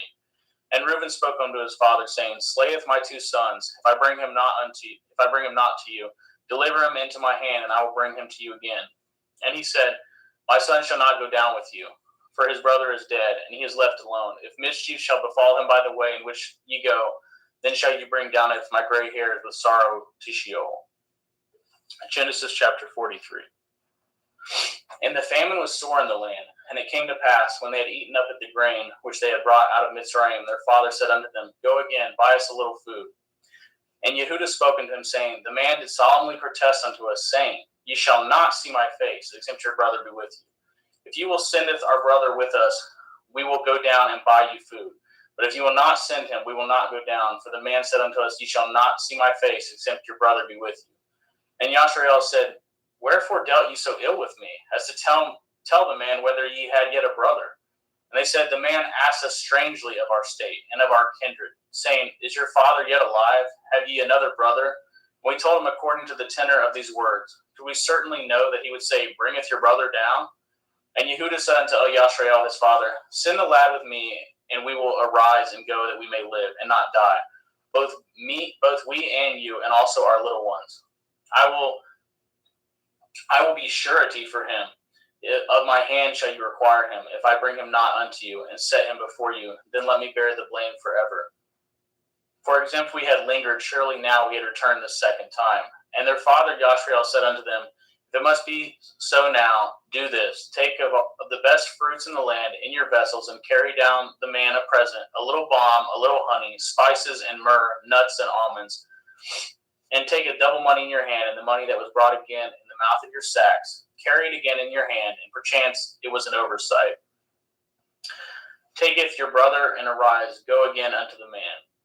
And El Shaddai give you mercy before the man, that he may send away with your other brother, and of Benjamin, if I be bereaved of my children, I am bereaved.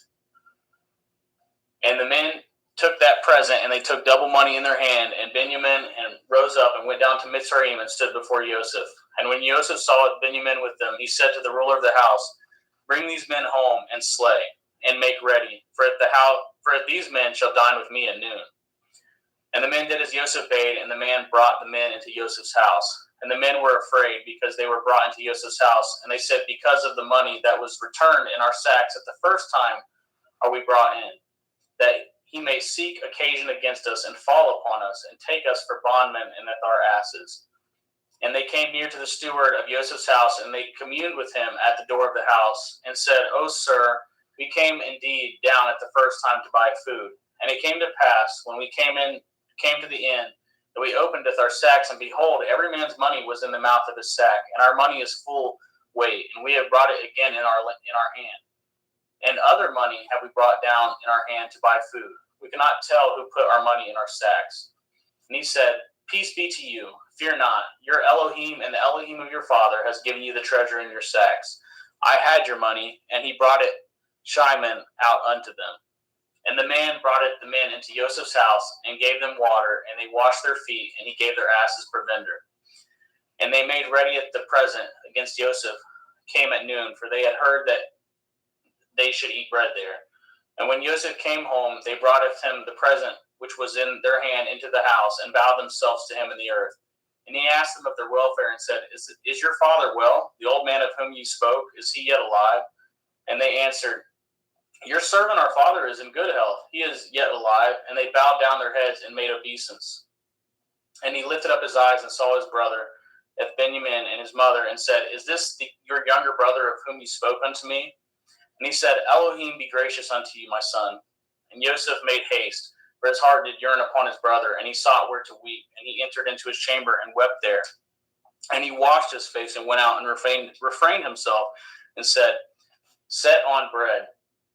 And they set on for him by himself, and for them by themselves, and for the Mitzrayim which did eat with him by themselves, because the Mitzrayim might not eat bread with the Ephraim, for that is an abomination unto the Mitzrayim. And they sat before him, the firstborn according to his birthright, and the youngest according to his youth. And the men marveled one at another. And he took and sent messes unto them from before him. But Benjamin's mess was 5 times so much as any of theirs. And they drank and were merry with him. Genesis 44. And he commanded at the steward of the house, saying, Fill up the men's sacks with food, and as much as they can carry, and put every man's money in his sack's mouth. And putteth my cup, the silver cup, in the sack's mouth of the youngest, and his grain money, and he did according to the word that Joseph had spoken. As soon as the morning was light, the men were sent away, they and their asses. And when they were gone out of the city, and not yet afar off, Joseph said unto his stewards, Follow after the men, and when you do overtake them, say unto them, Wherefore have you rewarded evil for good? Is not this it which my Lord drinks, and whereby indeed he divines? Ye have done evil in so doing. And he overtook them, and he spoke unto them at these same words. And they said unto him, Wherefore says my Lord these words? Far be it that your servants should do according to this thing. Behold the money which we found in our sacks' mouths, we brought again unto you out of the land of Canaan. How then should we steal out of your Lord's house silver or gold? With whomsoever of your servants it be found, both let him die, and we also will be my Lord's bondmen. And he said, Now also let it be according to your words. He with whom it is found shall be my servant, and ye shall be blameless. Then they speedily took down every man at his sack to the ground, and opened every man his sack. And he searched and began at the eldest, and left at the youngest. And the cup was found in Benjamin's sack. Then they rent their clothes, and laded every man his asses, and returned to the city. And Yehudah and his brethren came to Joseph's house, for he was yet there, and they fell before him on the ground. And Joseph said unto them, What deed is this that ye have done? Know ye not that such a man as I can certainly divine? And Yehudah said, What shall we say unto my Lord? What shall we speak? Or how shall we clear ourselves? Elohim has found out the iniquity of your servants. Behold, we are my Lord's servants, both we and he also with whom the cup is found. And he said, Far be it that I should do so. But the man in whose hand the cup is found, he shall be my servant. And as for you, get up in peace unto your father. Then Yehudah came near unto him and said, O my Lord, let your servant, I pray you, speak a word of my Lord's ears, and let not your anger burn against your servant, for you are even as Pharaoh. My Lord asked his servant, saying, Have ye a father or a brother? And we said unto my Lord, We have a father, and an old man, and a child of his old age, a little one, and his brother is dead, and he is alone, left of his mother, and his father loves him. And you said unto your servants, Bring down unto me, that I may set my eyes upon him. And we said unto my Lord, The lad cannot leaveth his father, for if he should leaveth his father would die. And you said unto your servants, Except your youngest brother come down with you, ye shall see my face no more.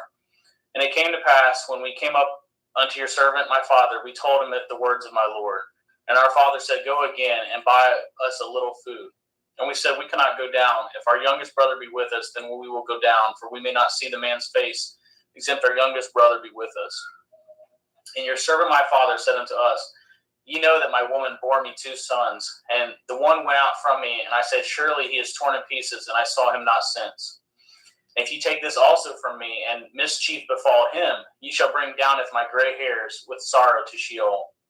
Now therefore, when I come to your servant my father, and the lad be not with us, seeing that his life is bound up in the lad's life, it shall come to pass, when he sees that the lad is not with us, he will die, and your servant shall bring down at the gray hairs of your servant our father with sorrow to Sheol.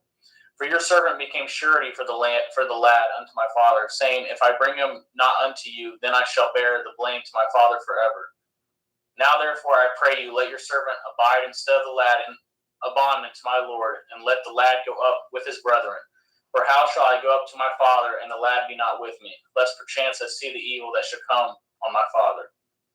Genesis 45. Then Joseph could not refrain himself before all them that stood by him, and he cried, caused every man to go out from me. And there stood no man with him, while Joseph made himself known unto his brethren. And he wept at the loud, and the Mitzrayim in the house of Pharaoh heard. And Joseph said unto his brethren, I am Joseph. Does my father yet live? And his brethren could not answer him, for they were troubled at his presence. And Joseph said unto his brethren, Come near to me, I pray you. And they came near. And he said, I am Joseph your brother, whom ye sold into Mitzrayim. Now therefore be not grieved nor angry with yourselves that ye sold me hither. For Elohim did send me before you to preserve life. For these 2 years has the famine been in the land, and yet there are 5 years in the which that there shall neither be earing nor harvest. And Elohim sent me before you to preserve you a posterity in the earth, and to save your life by a great deliverance. So now it was not you that sent me hither, but Elohim, and he has made me a father to Pharaoh, and the Lord of all his house, and the ruler throughout all the land of Mitzrayim. Haste ye, and go up to my father, and saying to him, Thus says your son Joseph, Elohim has made me the Lord of Mitzrayim. Come down unto me, tarry not. And ye shall dwell in the land of Goshen, and ye shall be near unto me, you and your children, and your children's children, and your flocks, and your herds, and all that you have. And there will I nourish you, for yet there are 5 years of famine, lest you and your household and all that you have come to poverty. And behold, your eyes see, and the eyes of my brother Benjamin that is in my mouth that speaks unto you. And ye shall tell my father all my glory in Mitzrayim, and all that ye have seen, and ye shall haste and bring down my father hither. And he fell upon his brother Benjamin's neck and wept, and Benjamin wept upon his neck. Moreover, he kissed all his brethren and wept upon them, and after that his brethren talked with him. And the fame thereof was heard in Pharaoh's house, saying, Joseph's brethren are come, and it pleased Pharaoh well and his servants. And Pharaoh said unto Joseph, Say unto your brethren, This do ye, ladeth your beasts, and go get you unto the land of Canaan, and taketh your father and your households, and come unto me, and I will give you the good of the land of Mitzrayim, and ye shall eat the fat of the land. Now you are commanded, this do ye, take your wagons out of the land of Mitzrayim for your little ones and for your women, and bringeth your father, and come. Also regard not your stuff, for the good of all the land of Mitzrayim is yours. And the children of Yashrael did so, and Joseph gave them wagons according to the commandment of Pharaoh, and gave them provision for the way. To all of them he gave each man changes of raiment, but to Benjamin he gave 300 pieces of silver and 5 changes of raiment. And to his father he sent after this manner 10 asses laden with good things of Mitzrayim, and 10 she-asses laden with grain and bread and meat for his father by the way. So he sent his brethren away, and they departed, and he said unto them, See that ye fall not out by the way. And they went up out of Mitzrayim, and came into the land of Canaan, unto Yaakov their father, and told him, saying, Joseph is yet alive, and he is governor over all the land of Mitzrayim. And Yaakov's heart fainted, for he believed them not. And they told him if all the words of Joseph, which he had said unto them. And when he had saw the wagons which Joseph had sent to carry him, the ruach of Yaakov their father revived. And Yashrael said, It is enough. Joseph my son is yet alive. I will go and see him before I die. Thank you, brother.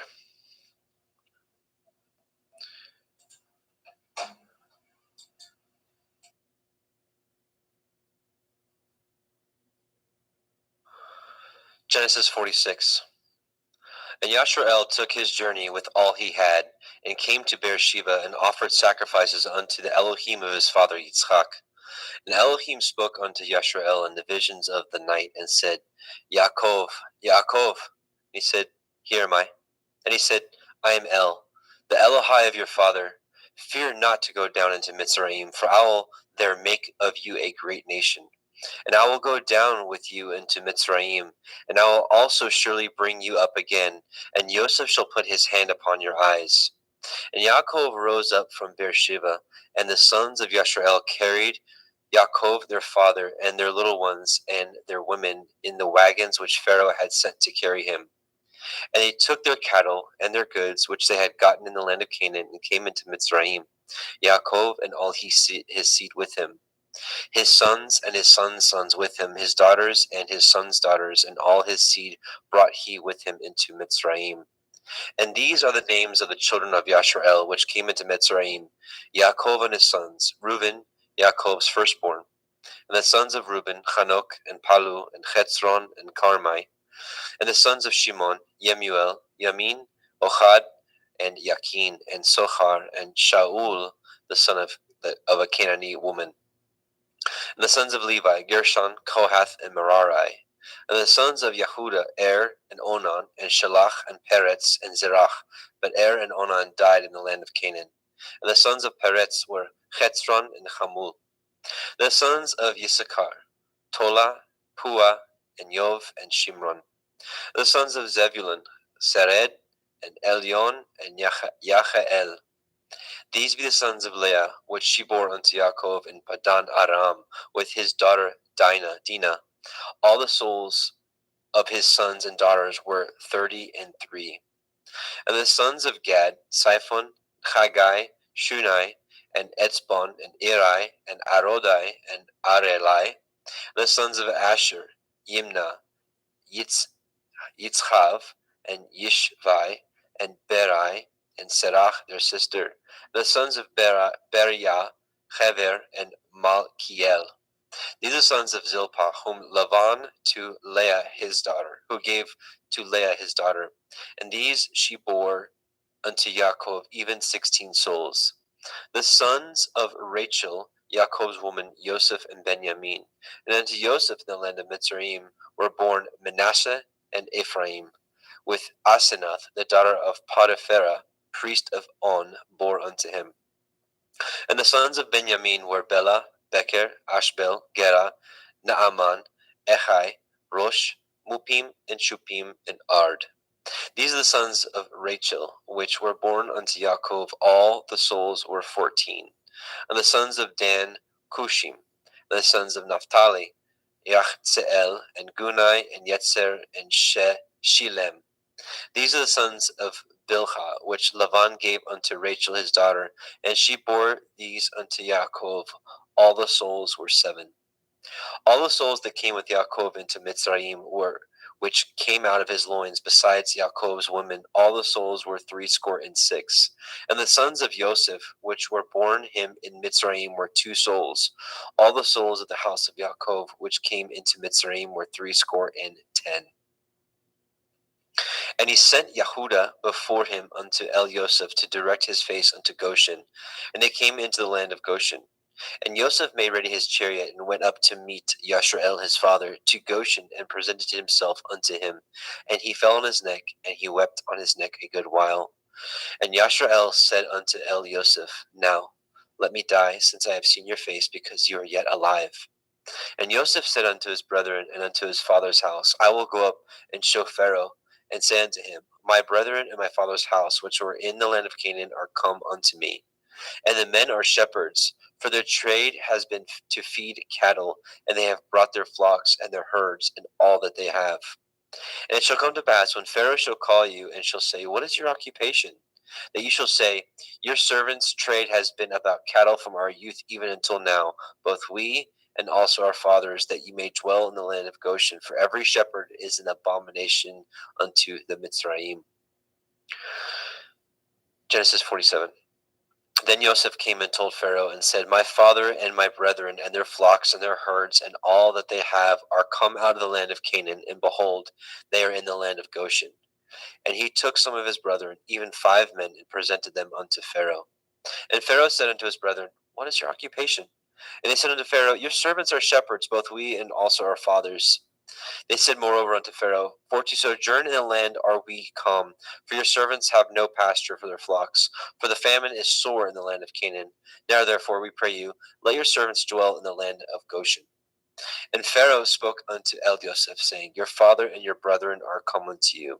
The land of Mitzrayim is before you. In the best of the land make your father and your brethren to do well. In the land of Goshen let them dwell. And if you know any men of activity among them, then make them rulers over my cattle. And Joseph brought in Yaakov his father, and set him before Pharaoh, and Yaakov blessed Pharaoh. And Pharaoh said unto El Yaakov, How old are you? And Yaakov said unto Pharaoh, The days of the years of my pilgrimage are 130 years. Few and evil have the days of the years of my life been, and have not attained unto the days of the years of the life of my fathers, in the days of their pilgrimage. And Yaakov blessed Pharaoh, and went out from before Pharaoh. And Joseph placed his father and his brethren, and gave them a possession in the land of Mitzrayim, in the best of the land, in the land of Ramesses, as Pharaoh had commanded. And Joseph nourished his father and his brethren, and all his father's household, with bread according to their families. And there was no bread in all the land, for the famine was very sore, so that the land of Mitzrayim and all the land of Canaan fainted by reason of the famine. And Joseph gathered all the money that was found in the land of Mitzrayim and in the land of Canaan for the grain which they bought. And Joseph brought the money into Pharaoh's house. And when money failed in the land of Mitzrayim and in the land of Canaan, all the Mitzrayim came unto El Yosef and said, Give us bread, for why should we die in your presence? For the money fails. And Yosef said, Give your cattle, and I will give you for your cattle if money fail. And they brought their cattle unto El Yosef, and Yosef gave them bread in exchange for horses, and for the flocks, and for the cattle of the herds, and for asses. And he fed them with bread for all their cattle for that year. When that year was ended, they came unto him a second year, and said unto him, We will not hide it from my lord, how that our money is spent. My lord also has our herds of cattle. There is not aught left in the sight of my lord, but our bodies and our lands. Wherefore shall we die before your eyes, both we and our land? Buy us and our land for bread, and we and our land will be servants to the Pharaoh, and give us seed that we may live and not die, that the land be not desolate. And Yosef bought all the land of Mitzrayim for Pharaoh, and the Mitzrayim sold every man his field, because of the famine prevailed over them. So the land became Pharaoh's. And as for the people, he removed them to cities from one end of the borders of Mitzrayim, even to the other end thereof. Only the land of the priests bought he not, for the priests had a portion assigned them of Pharaoh, and did eat their portion which Pharaoh gave them, wherefore they sold not their lands. Then Yosef said unto the people, Behold, I have bought you this day and your land for Pharaoh. Lo, here is seed for you, and ye shall sow the land. And it shall come to pass in the increase that you will give the 5th part unto Pharaoh, and 4 parts shall be your own, for seed of the field, and for your food, and for them of your household, and for food for your little ones. And they said, You have saved our lives. Let us find grace in the sight of my Lord, and we will be Pharaoh's servants. And Yosef made it a law over the land of Mitzrayim unto this day, that Pharaoh should have a 5th part, except the land of the priests only, which became not Pharaoh's. And Yashrael dwelt in the land of Mitzrayim, in the country of Goshen, and they had possessions therein, and grew and multiplied exceedingly. And Yaakov lived in the land of Mitzrayim 17 years. So the whole age of Yaakov was 147 years. And the time drew nigh that Yashrael must die. And he called his son Yosef, and said unto him, If now I have found grace in your sight, put, I pray you, your hand under my thigh, and deal kindly and truly with me. Bury me not, I pray you, in Mitzrayim. But I will lie with my fathers, and you shall carry me out of Mitzrayim, and bury me in their burying place. And he said, I will do as you have said. And he said, Swear unto me. And he swore unto him. And Yashrael bowed himself upon the bed's head. Genesis 48. And it came to pass after these things, that one told Yosef, Behold, your father is sick. And he took him with him his 2 sons, Manasseh and Ephraim. And one told Yaakov, and said, Behold, your son Yosef comes unto you. And Yashrael strengthened himself, and sat upon the bed. And Yaakov said unto El Yosef, El Shaddai appeared unto me at Luz in the land of Canaan, and blessed me, and said unto me, Behold, I will make you fruitful, and multiply you, and I will make of you a multitude of people, and will give this land to your seed after you for an everlasting possession. And now your 2 sons, Ephraim and Manasseh, which were born unto you in the land of Mitzrayim, before I came unto you in Mitzrayim, are mine. As Reuben and Shimeon, they shall be mine. And your issue, which you beget after them, shall be yours, and shall be called after the name of their brethren in their inheritance.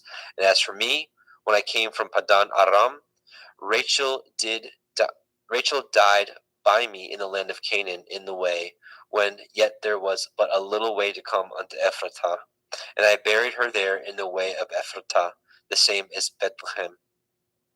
And Yashrael beheld Joseph's sons, and said, Who are these? And Yosef said unto his father, These are my sons, whom Elohim has given me in this place. And he said, Bring them, I pray you, unto me, and I will bless them.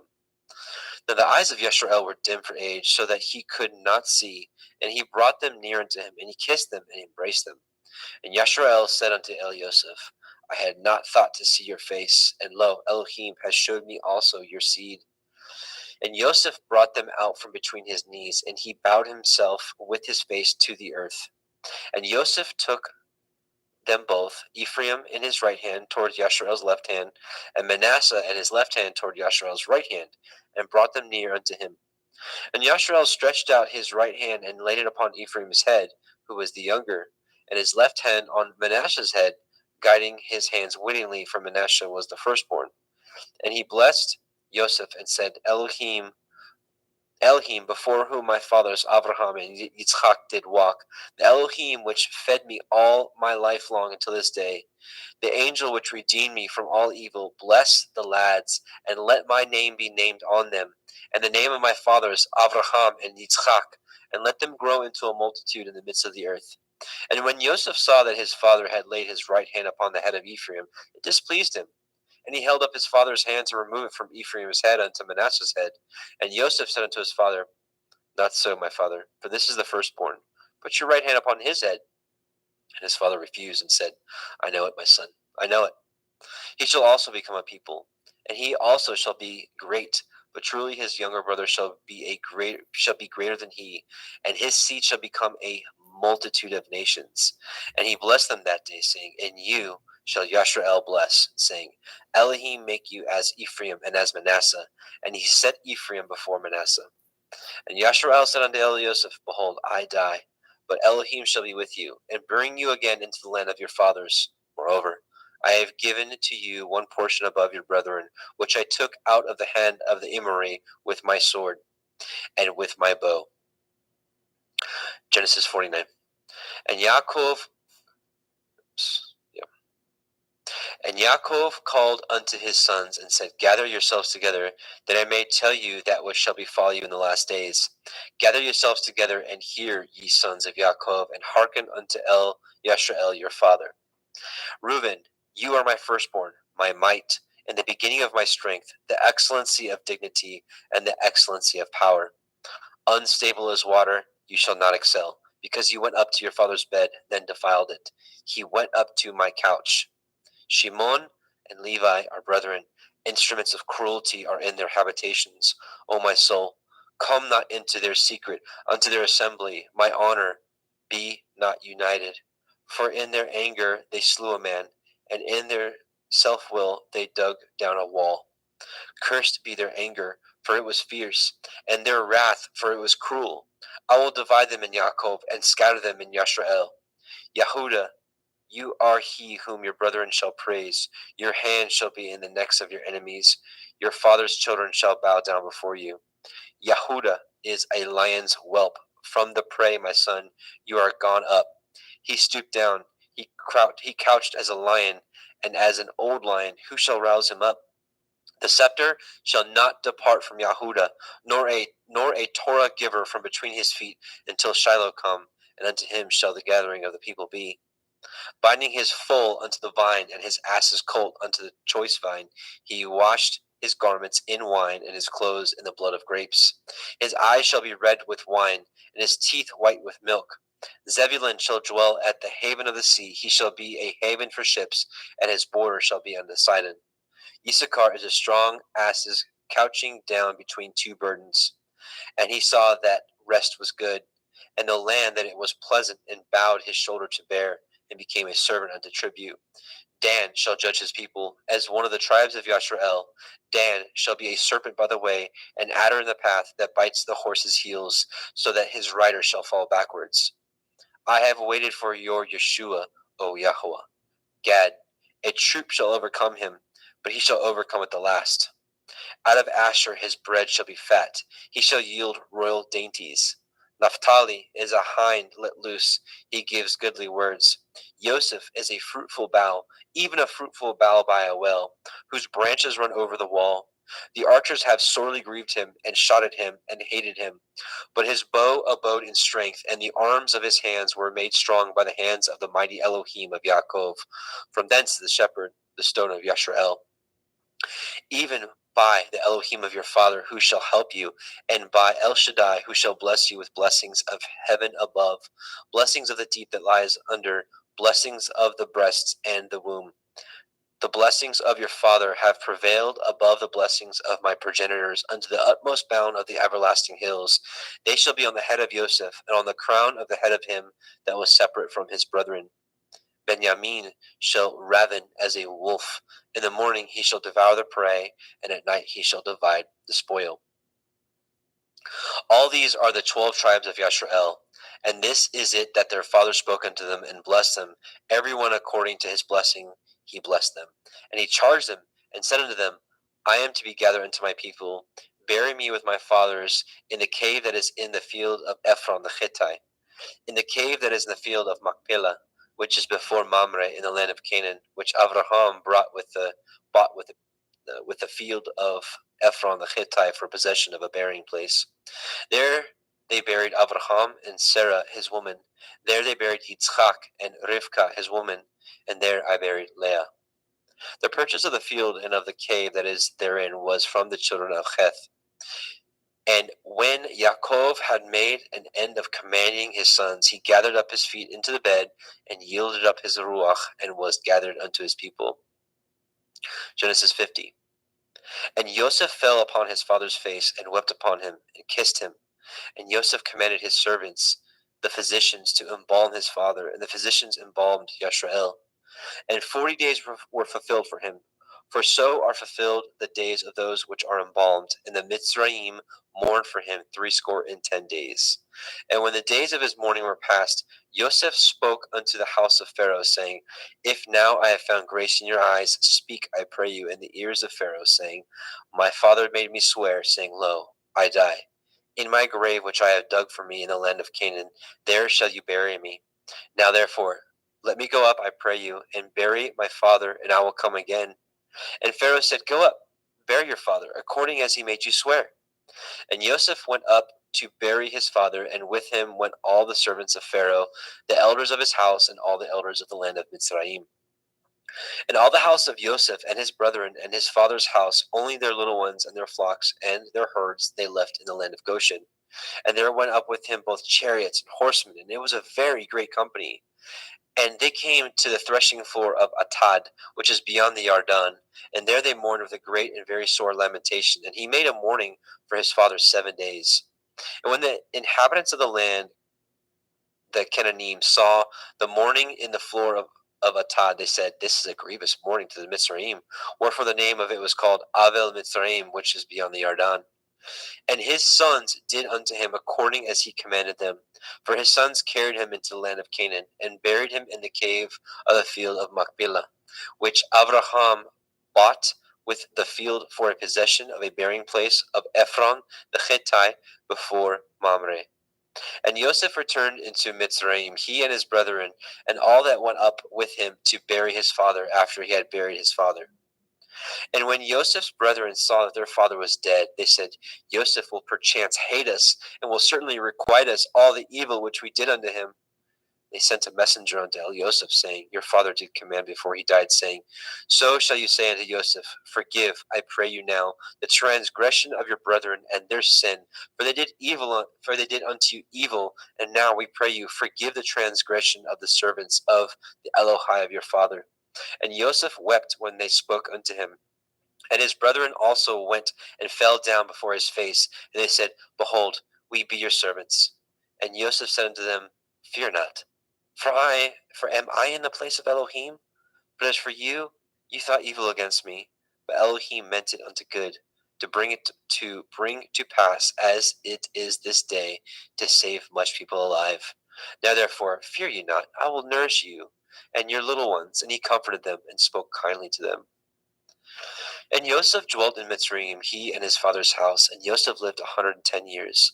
And Joseph saw Ephraim's children of the third generation.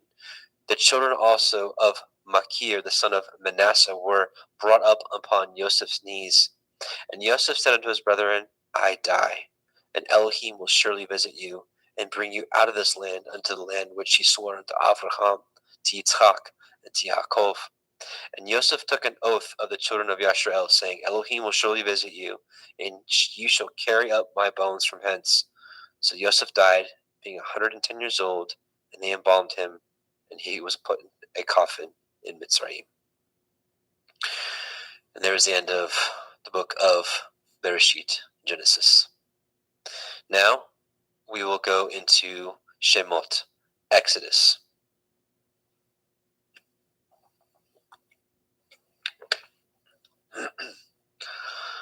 Exodus 1:1. Now these are the names of the children of Yashar'el, which came into Mitzrayim. Every man in his household came with Yaakov: Reuben, Shimon, Levi, Yehuda, Issachar, Zebulun, and Benjamin, Dan, Naphtali, Gad, and Asher. And all the souls that came out of the loins of Yaakov were 70 souls. For Joseph was in Mitzrayim already. And Joseph died, and all his brethren, and all that generation. And the children of Yashar'el were fruitful and increased abundantly, and multiplied, and waxed exceedingly mighty, and the land was filled with them. Now there arose up a new king over Mitzrayim, which knew not Joseph. And he said unto his people, Behold, the people of the children of Yashar'el are more and mightier than we. Come on, let us deal wisely with them, and lest they multiply. And it come to pass that, when there falls out any war, they join also unto our enemies, and fight against us, and so get them up out of the land. Therefore they did set over them taskmasters, to afflict them with their burdens. And they built for Pharaoh treasure cities, Pithom and Ramesses. But the more they afflicted them, the more they multiplied and grew, and they were grieved because of the children of Yashar'el. And the Mitzrayim made the children of Yashar'el to serve with rigor, and they made their lives bitter with hard bondage, in mortar and in brick, and in all manner of service in the field. All their service wherein they made them serve was with rigor. And the king of Mitzrayim spoke to the Ivri midwives, of which the name of the one was Shifra, and the name of the other was Pua. And he said, When you do the office of a midwife to the Ivrith women, and see them upon the stools, if it be a son, then you shall kill him. But if it be a daughter, then she shall live. But the midwives feared Elohim, and did not as the king of Mitzrayim commanded them, but saved the men children alive. And the king of Mitzrayim called for the midwives, and said unto them, Why have ye done this thing, and have saved the men children alive? And the midwives said unto Pharaoh, Because the Ivrith women are not as the Mitzri women, for they are lively, and are delivered before the midwives come in unto them. Therefore Elohim dealt well with the midwives, and the people multiplied and waxed very mighty. And it came to pass, because the midwives feared Elohim, that he made them houses. And Pharaoh charged all his people, saying, Every son that is born ye shall cast into the river, and every daughter ye shall save alive. Exodus 2. There went a man of the house of Levi, and took to be his woman a daughter of Levi. And the woman conceived, and bore a son. And when she saw him that he was a goodly child, she hid him 3 months. And when she could no longer hide him, she took for him an ark of bulrushes, and daubed it with slime and with pitch, and put the child therein, and she laid it in the reeds by the river's brink. And his sister stood afar off, to wit what would be done to him. And the daughter of Pharaoh came down to wash herself at the river, and her maidens walked along the riverside. When she saw the ark among the reeds, she sent her maid to fetch it. And when she had opened it, she saw the child, and behold, the babe wept. And she had compassion on him, and said, This is one of the Ivrim children. Then said his sister to Pharaoh's daughter, Shall I go and call to you a nurse of the Ivrith woman, that she may nurse the child for you? And Pharaoh's daughter said to her, Go. And the maid went and called the child's mother. And Pharaoh's daughter said unto her, Take this child away, and nurse it for me, and I will give you your wages. And the woman took the child, and nursed it. And the child grew, and she brought him unto Pharaoh's daughter, and became her son. And she called his name Moshe. And she said, Because I drew him out of the water.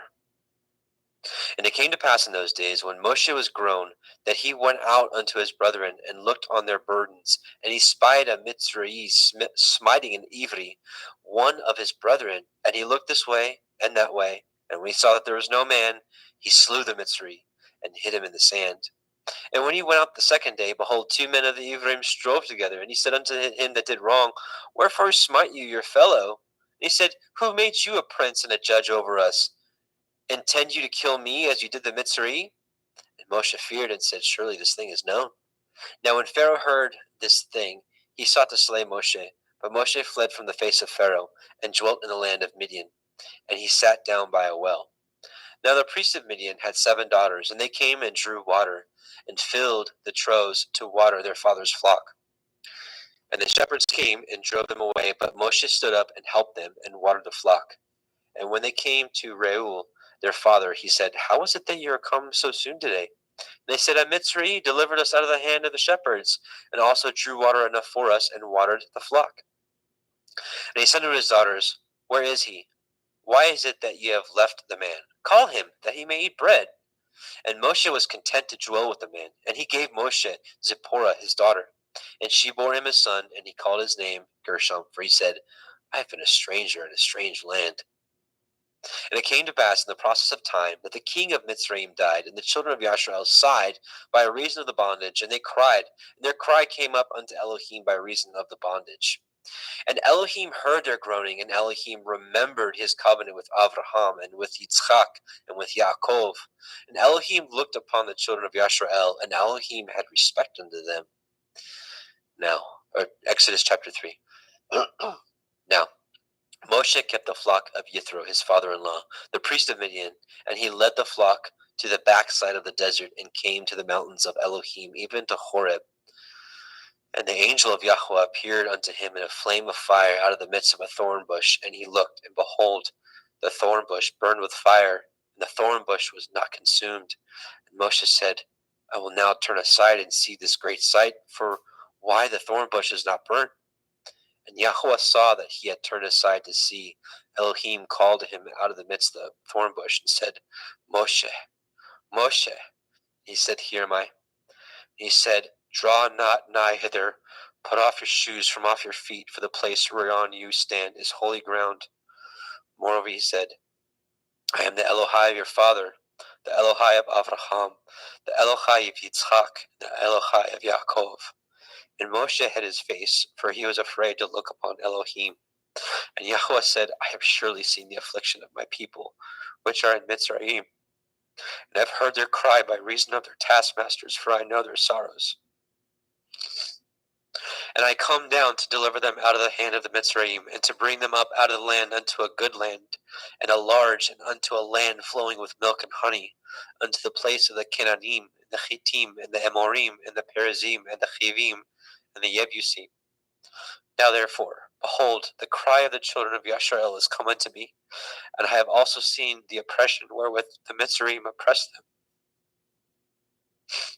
Come now therefore, and I will send you unto Pharaoh, that you may bring forth my people, the children of Yasharel, out of Mitzrayim. And Moshe said unto Elohim, Who am I that I should go unto Pharaoh, that I should bring forth the children of Yasharel out of Mitzrayim? He said, Certainly, I will be with you, and this shall be a sign unto you that I have sent you. When you have brought forth the people out of Mitzrayim, you shall serve Elohim upon this mountain. And Moshe said unto Elohim, Behold, when I come unto the children of Yasharel, and shall say unto them, The Elohai of your fathers has sent me unto you, and they shall say to me, What is his name? What shall I say unto them? And Elohim said unto Moshe, Echaya, Asher Echaya, I am that I am. And he said, Thus shall you say unto the children of Yasharel, Ahaya, I am, has sent me unto you. And Elohim said moreover unto Moshe, Thus shall you say unto the children of Yasharel, Yahuwah Elohai of your fathers, the Elohai of Avraham, the Elohai of Yitzchak, and the Elohai of Yaakov, has sent me unto you. This is my name forever, and this is my mention unto all generations. Go and gather the elders of Yasharel together, and say unto them, Yahuwah Elohai of your fathers, the Elohai of Avraham, of Yitzchak, and Yaakov appeared unto me, saying, I have surely visited you, and seen that which is done unto you in Mitzrayim. And I have said, I will bring you up out of the affliction of the Mitzrayim unto the land of the Canaanim, and the Chittim, and the Amorim, and the Perizim, and the Chivim, and the Yebusim, unto a land flowing with milk and honey. And they shall hearken to your voice, and ye shall come, you and the elders of Yasharel, unto the king of Mitzrayim, and ye shall say unto him, Yahuwah Elohai of the Ivrim has met with us. And now, let us go, we beseech you, 3 days' journey into the wilderness.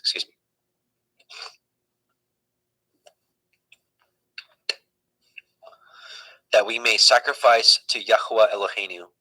And I am sure that the king of Mitzrayim will not let you go. No, not by a mighty hand. And I will stretch out my hand and smite the Mitzrayim with all my wonders, which I will do in the midst thereof. And after that, he will let you go. And I will give this people favor in the sight of the Mitzrayim, and it shall come to pass that when you go, you shall not go empty. But every woman shall borrow of her neighbor, and of her that sojourns in her house, jewels of silver, and jewels of gold, and raiment, and ye shall put them upon your sons, and upon your daughters, and ye shall spoil the Mitzrayim. Exodus 4. And Moshe answered and said, But behold, they will not believe me, nor hearken unto my voice, for they will say, Yahweh has not appeared unto you. And Yahweh said unto him, What is that in your hand? And he said, A rod. And he said, Cast it on the ground. And he cast it on the ground, and it became a serpent. And Moshe fled from before it. And Yahweh said unto Moshe, Put forth your hand, and take it by the tail. And he put forth his hand, and caught it, and it became a rod in his hand, that they may believe that Yahweh Elohai of your fathers, the Elohai of Abraham, the Elohai of Yitzchak, and the Elohai of Yaakov has appeared unto you. And Yahweh said furthermore unto him, Put now your hand into your bosom. And he put his hand into his bosom. And when he took it out, behold, his hand was leprous as snow.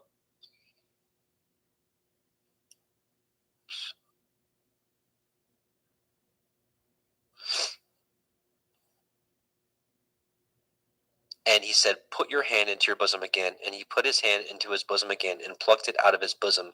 And behold, it was turned again after his other flesh. And it shall come to pass, if they will not believe you, neither hearken to the voice of the first sign, that they will believe the voice of the latter sign. And it shall come to pass, if they will not believe also these two signs, neither hearken unto your voice, that you should take of the water of the river, and pour it upon the dry land, and the water which you take out of the river shall become blood upon the dry land. And Moshe said unto El Yahweh, O my Adonai, I am not eloquent, neither heretofore, nor since you have spoken unto your servant, but I am of slow speech, and of a slow tongue. And Yahweh said unto him, Who has made man's mouth? Or who makes the dumb, or the deaf, or the seeing, or the blind? Have not I, Yahweh? Now therefore go, and I will be with your mouth, and teach you what to say, what you shall say. And he said, O my Adonai, send, I pray you, by the hand of him whom you will send. And the anger of Yahweh was kindled against Moshe, and he said, Is not Aharon the Levi your brother? I know that he can speak well. And also, behold, he comes forth to meet you, and when he sees you, he will be glad in his heart. And you shall speak unto him, and put the words in his mouth, and I will be with your mouth, and with his mouth, and I will teach you what you shall do. And he shall be your spokesman unto the people, and he shall be even as he shall be to you instead of a mouth, and ye shall be to him instead of Elohim. And ye shall take this rod in your hand, wherewith you shall do signs. And Moshe went and returned to Yithro his father-in-law, and said unto him, Let me go, I pray you, and return unto my brethren which are in Mitzrayim, and see whether they yet be alive. And Yithro said to Moshe, Go in peace. And Yahweh said unto Moshe in Midian, Go, return into Mitzrayim, for all the men are dead which sought your life. And Moshe took his woman and his sons, and set them upon an ass, and returned to the land of Mitzrayim. And Moshe took the rod of Elohim in his hand. And Yahweh said unto Moshe, When you go to return into Mitzrayim, say that you do all those wonders before Pharaoh, which I have put in your hand. But I will harden his heart, that he shall not let the people go. And you shall say unto Pharaoh, Thus says Yahweh, Yashrael is my son, even my firstborn. And I say unto you, Let my son go, that he may serve me. And if you refuse to let him go, behold, I will slay your son, even your firstborn. And it came to pass by the way in the inn, that Yahweh met him and sought to kill him. Then Zipporah took a sharp stone, and cut off the foreskin of her son, and cast it at his feet, and said, Surely a bloody man you are to me. So he let him go. Then she said, A bloody man you are, because of the circumcision. And Yahweh said unto El Aharon, Go into the wilderness to meet Moshe. And he went, and he met him in the mount of Elohim, and kissed him. And Moshe told Aharon all the words of Yahweh who had sent him, and all the signs which he had commanded him. And Moshe and Aharon went and gathered together all the elders of the children of Yisrael.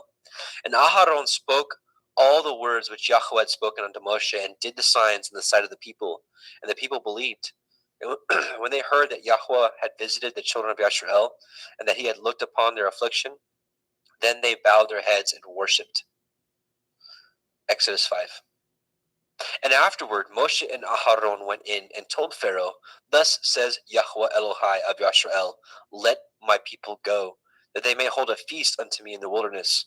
And Pharaoh said, "Who is Yahweh, that I should obey his voice and let Yashrael go? I know not Yahweh, neither will I let Yashrael go."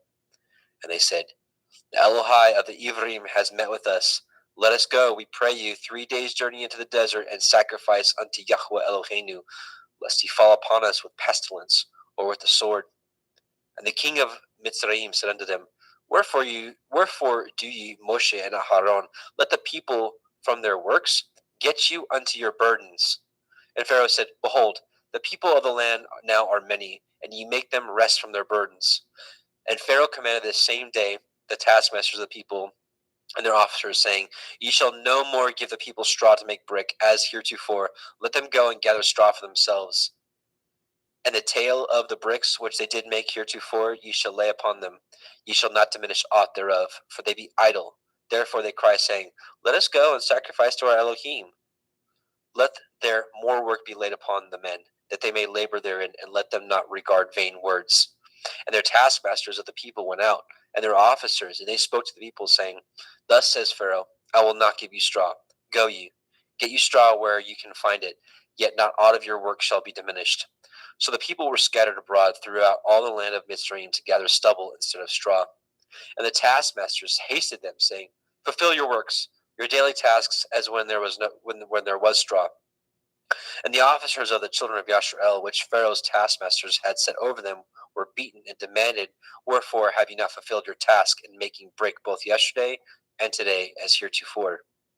Then the officers of the children of Yashrael came and cried unto Pharaoh, saying, Wherefore deal you thus with your servants?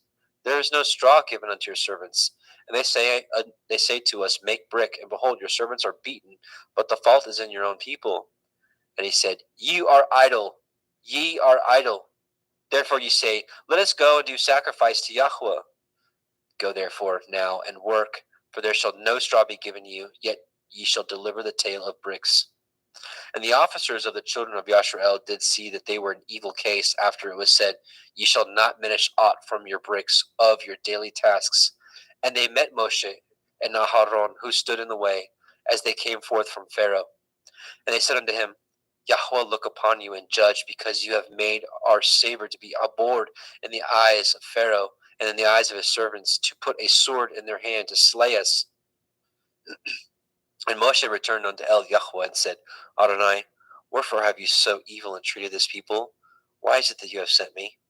For since I came to Pharaoh to speak in your name, he has done evil to this people, neither have you delivered your people at all. Exodus chapter 6.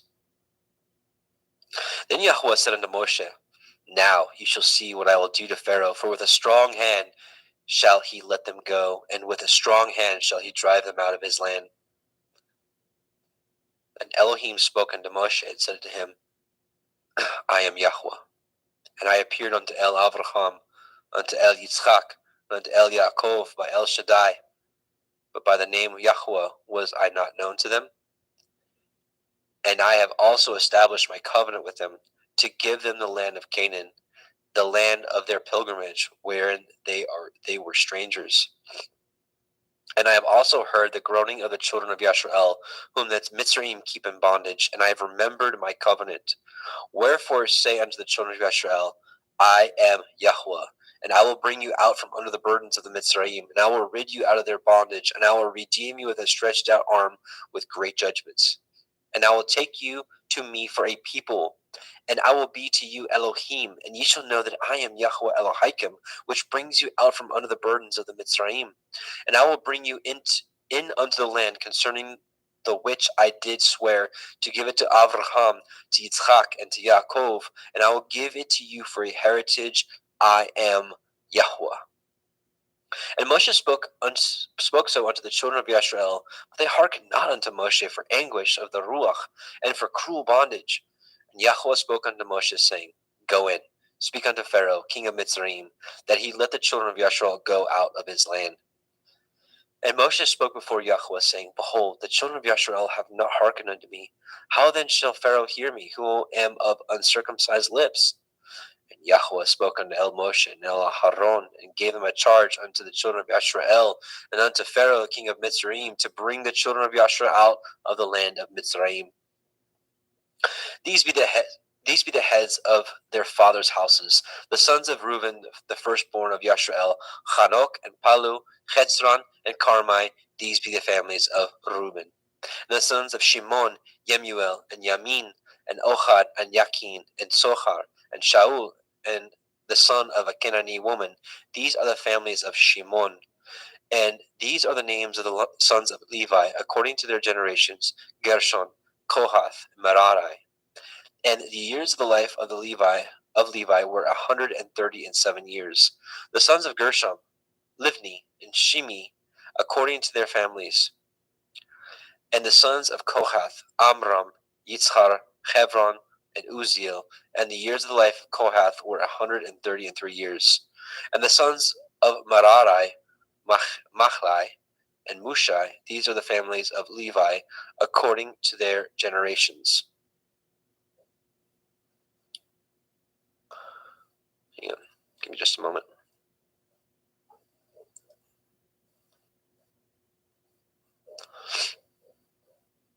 And Amram took him Jochebed, his father's sister, to be his woman, and she bore him Aharon and Moshe. And the years of the life of Amram were 137 years.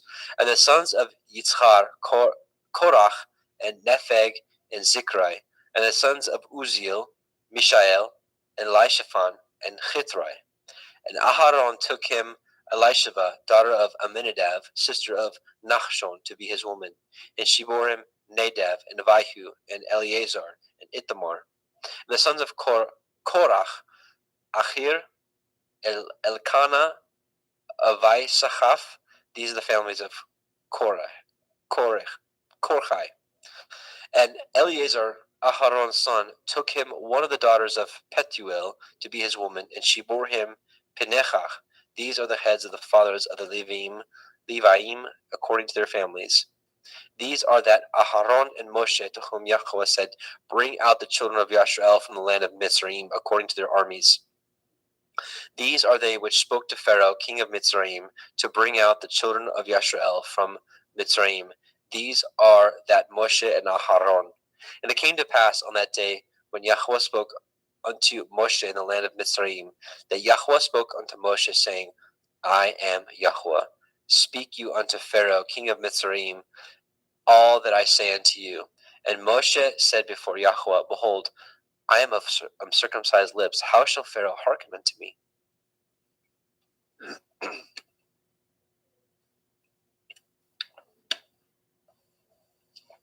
Exodus chapter 7.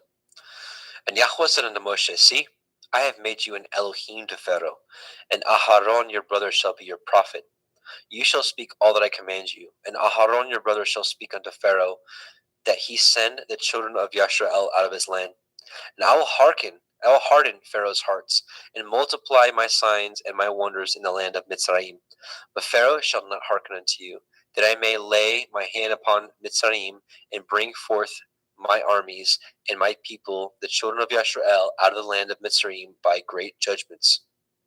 And the Mitzrayim shall know that I am Yahweh, when I stretch forth my hand upon Mitzrayim, and bring out the children of Yisrael from among them. And Moshe and Aharon did as Yahweh commanded them, so did they. And Moshe was 80 years old, and Aharon 83 years old, when they spoke unto Pharaoh. And Yahweh spoke unto El Moshe and unto El Aharon, saying, when Pharaoh shall speak unto you, saying, show a miracle for you, and then you shall say unto El Aharon, take your rod and cast it before Pharaoh, and it shall become a serpent. And Moshe and Aharon went unto Pharaoh, and they did so as Yahweh had commanded. And Aharon cast down his rod before Pharaoh, and before his servants, and it became a serpent. Then Pharaoh also called the wise men and the sorcerers, now the magicians of Mitzrayim. They also did in like manner with their enchantments, for they cast down every man his rod, and they became serpents. But Aharon's rod swallowed up their rods. And he hardened Pharaoh's heart, that he hearkened not unto them, as Yahweh had said. And Yahweh said unto Moshe, Pharaoh's heart is hardened. He refuses to let the people go. Get you unto Pharaoh in the morning. Lo, he goes out into the water, and you shall stand by the river's brink against he come, and the rod which was turned to a serpent shall you take in your hand. And you shall say unto him, Yahweh Elohai of the Ivrim has sent me unto you, saying, Let my people go, that they may serve me in the wilderness. And behold, hitherto you would not hear. Thus says Yahweh, and this you shall know that I am Yahweh. Behold, I will smite with the rod that is in my hand upon the waters which are in the river, and they shall be turned to blood. And the fish that is in the river shall die, and the river shall stink, and the Mitzrayim shall loathe to drink of the water of the river. And Yahweh spoke unto Moshe, saying, Moshe, say unto Aharon, take your rod, and stretch out your hand upon the waters of Mitzrayim, upon their streams, upon their rivers, and upon their ponds, and upon all their pools of water, that they may become blood, and all that here may be blood throughout all the land of Mitzrayim, both in vessels of wood and in vessels of stone. And Moshe and Aharon did so, and Yahweh commanded, and he lifted up the rod, and smote the waters that were in the river in the sight of Pharaoh, and in the sight of his servants, and all the waters that were in the river were turned to blood. And the fish that was in the river died, and the river stank, and the Mitzrayim could not drink of the water of the river, and there was blood throughout all the land of Mitzrayim. And the magicians of Mitzrayim did so with their enchantments, and Pharaoh's heart was hardened, neither did he hearken unto them, as Yahweh had said. And Pharaoh turned and went into his house, neither did he set his heart to this also. And all the Mitzrayim dug round about the river for water to drink, for they could not drink of the water. And 7 days were fulfilled after that Yahweh had smitten the river. Exodus chapter 8. And Yahweh spoke unto Moshe, Go unto Pharaoh, and say unto him, Thus says Yahweh, Let my people go, that they may serve me.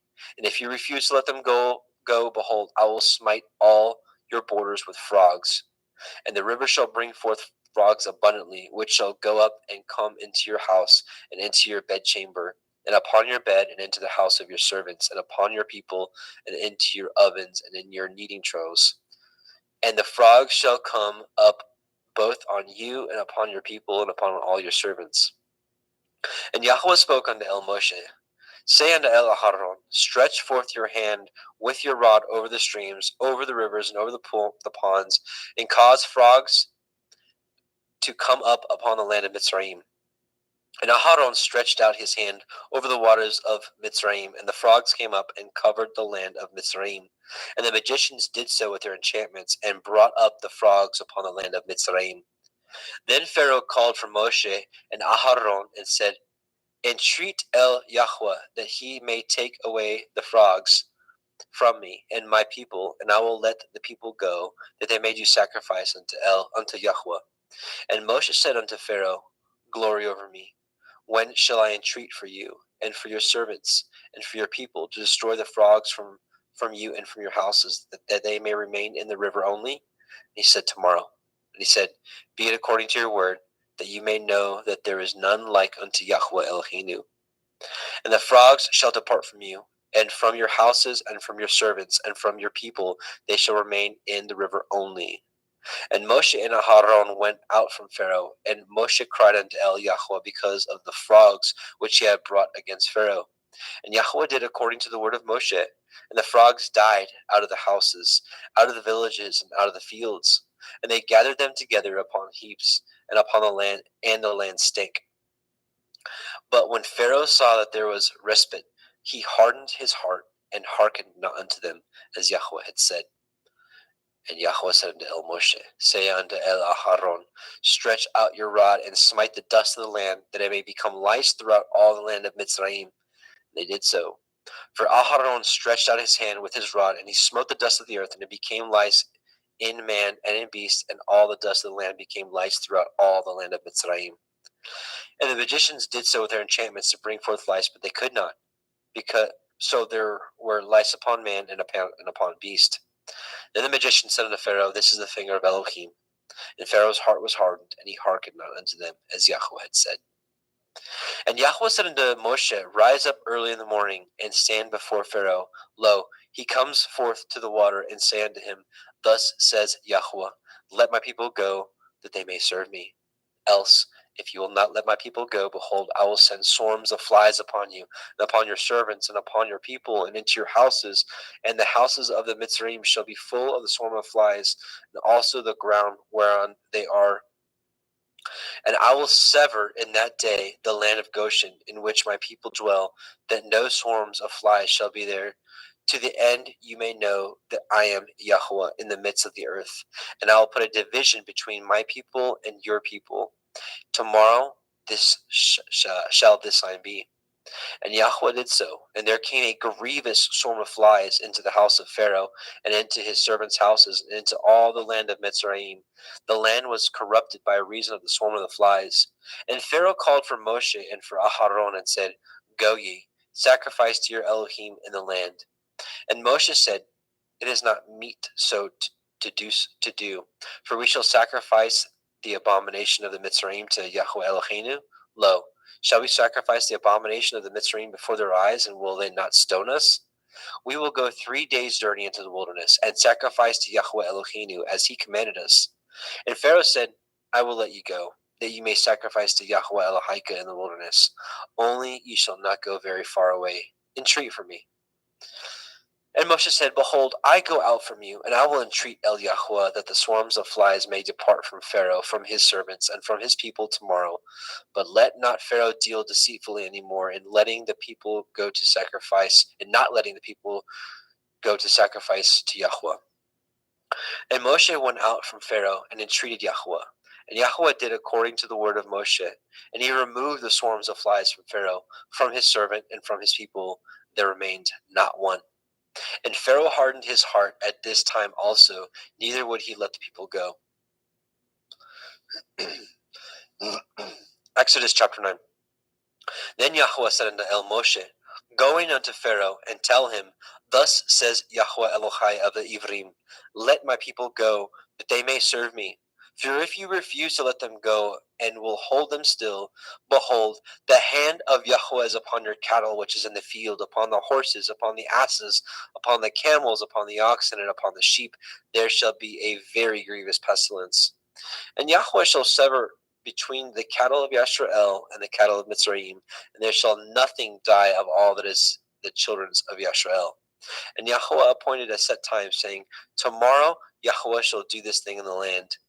And Yahweh did that thing on the morrow, and all the cattle of Mitzrayim died, but the cattle of the children of Yashrael died not one. And Pharaoh sent, and behold, there was not one of the cattle of Yashrael's dead. And the heart of Pharaoh was hardened, and he did not let the people go. And Yahweh said unto El Moshe and unto El Aharon, Take to you handfuls of ashes of the furnace, and let Moshe sprinkle it toward the heavens in the sight of Pharaoh. And it shall become small dust in the land of Mitzrayim, and shall be a boil breaking forth with blains upon man and upon beast throughout all the land of Mitzrayim. And they took ashes of the furnace and stood before Pharaoh, and Moshe sprinkled it up towards the heavens, and it became a boil breaking forth with blains upon man and upon beast. And the magicians could not stand before Moshe because of the boils, for the boil was upon the magicians and upon all the Mitzrayim. And Yahweh hardened the heart of Pharaoh, and he hearkened not unto them, as Yahweh had spoken unto El Moshe.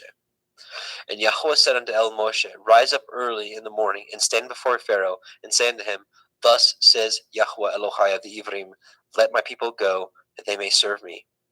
For I will at this time send all my plagues upon your heart, and upon your servants, and upon your people, that you may know that there is none like me in all the earth.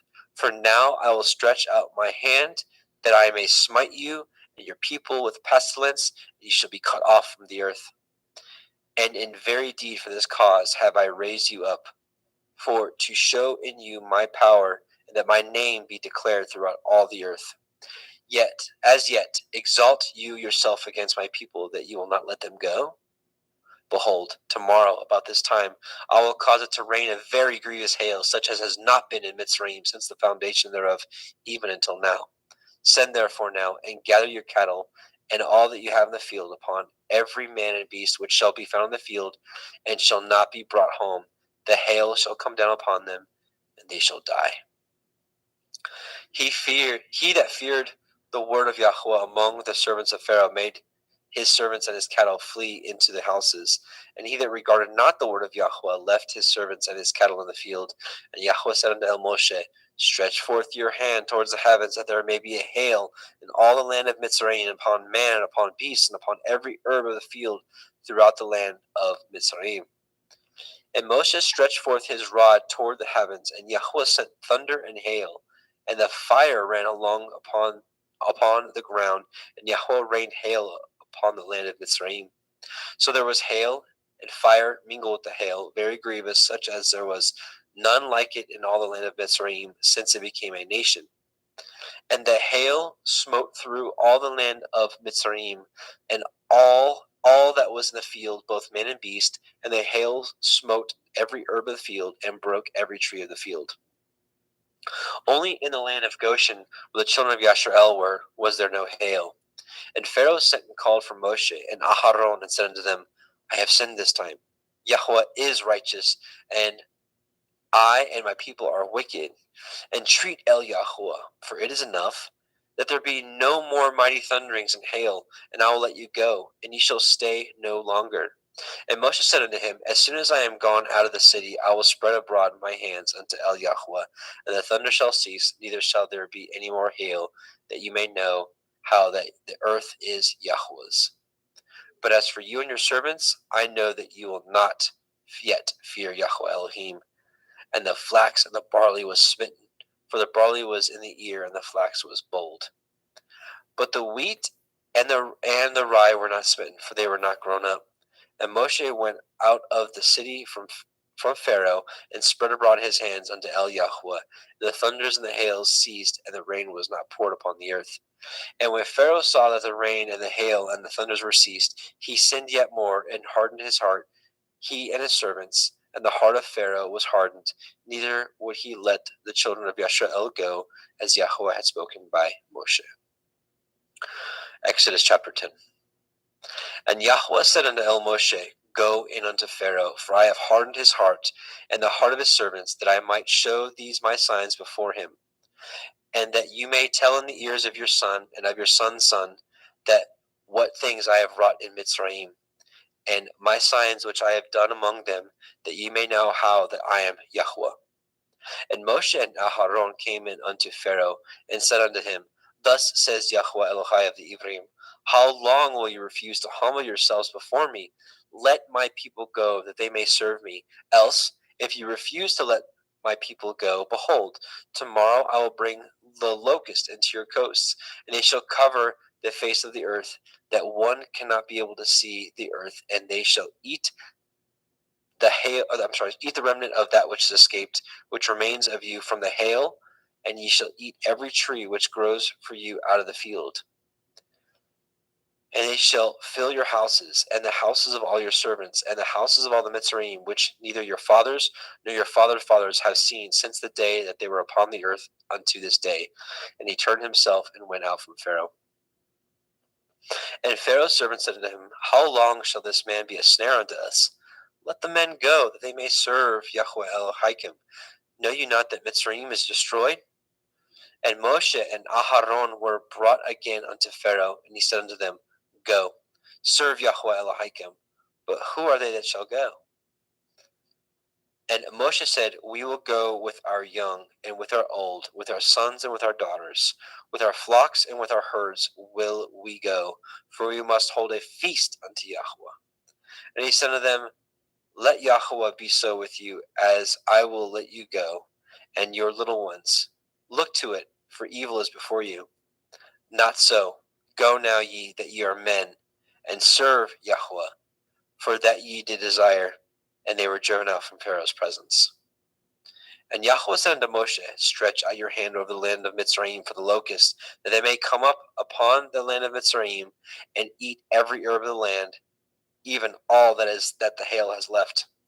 And Moshe stretched forth his rod over the land of Mitzrayim, and Yahweh brought an east wind upon the land all that day and all that night. And when it was morning, the east wind brought the locust. And the locust went up over all the land of Mitzrayim, and rested in the coasts of Mitzrayim. Very grievous were they before them, there were no such locusts as they, neither after them shall there be any such. For they covered the face of the whole earth, so that the land was darkened. They did eat of every herb of the land, and fruit of the trees which the hail had left, and there remained not any green thing in the trees or in the herbs of the field through all the land of Mitzrayim. Then Pharaoh called for Moshe and Aharon in haste, and he said, I have sinned against Yahweh Elohim and against you. Now therefore forgive, I pray you, my sin only this once, and entreat Yahweh Elohim that he may take away from me this death only. And he went out from Pharaoh and entreated Yahweh. And Yahweh turned a mighty strong west wind, which took away the locusts and cast them into the Red Sea. There remained not one locust in all the coast of Mitzrayim. But Yahweh hardened Pharaoh's heart so that he would not let the children of Yisrael go. And Yahweh said unto Moshe, stretch out your hand toward the heavens, that there may be a darkness over the land of Mitzrayim, even darkness which may be felt. And Moshe stretched forth his hand toward the heavens, and there was a thick darkness in all the land of Mitzrayim 3 days. They saw not one another, neither rose any from his place for 3 days, but all the children of Yisrael had light in their dwellings. And Pharaoh called unto Moshe and said, Go ye, serve Yahweh, only let your flocks and your hearts be stayed. Let your little ones also go with you. And Moshe said, You must give us also sacrifices and burnt offerings, that we may sacrifice unto Yahweh Eloheinu. Our cattle also shall go with us. There shall not a hoof be left behind, for thereof must we take to serve Yahweh Eloheinu. And we know not whether what we must serve Yahweh until we have come hither. But Yahweh hardened Pharaoh's heart, and he would not let them go. And Pharaoh said unto him, Get you from me, take heed to yourselves, see my face no more, for in that day ye shall see my face, you shall die. And Moshe said, You have spoken well. I will see your face again no more. Oops.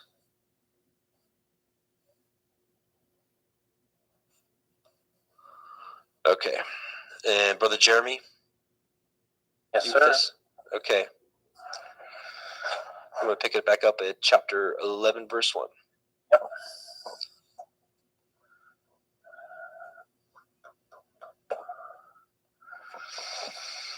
The final plague. 11. And Yahweh said unto Moshe, Yet will I bring one plague more upon Pharaoh and upon Mitzrayim. Afterwards he will let you go hence. When he shall let you go, he shall surely thrust you out hence altogether.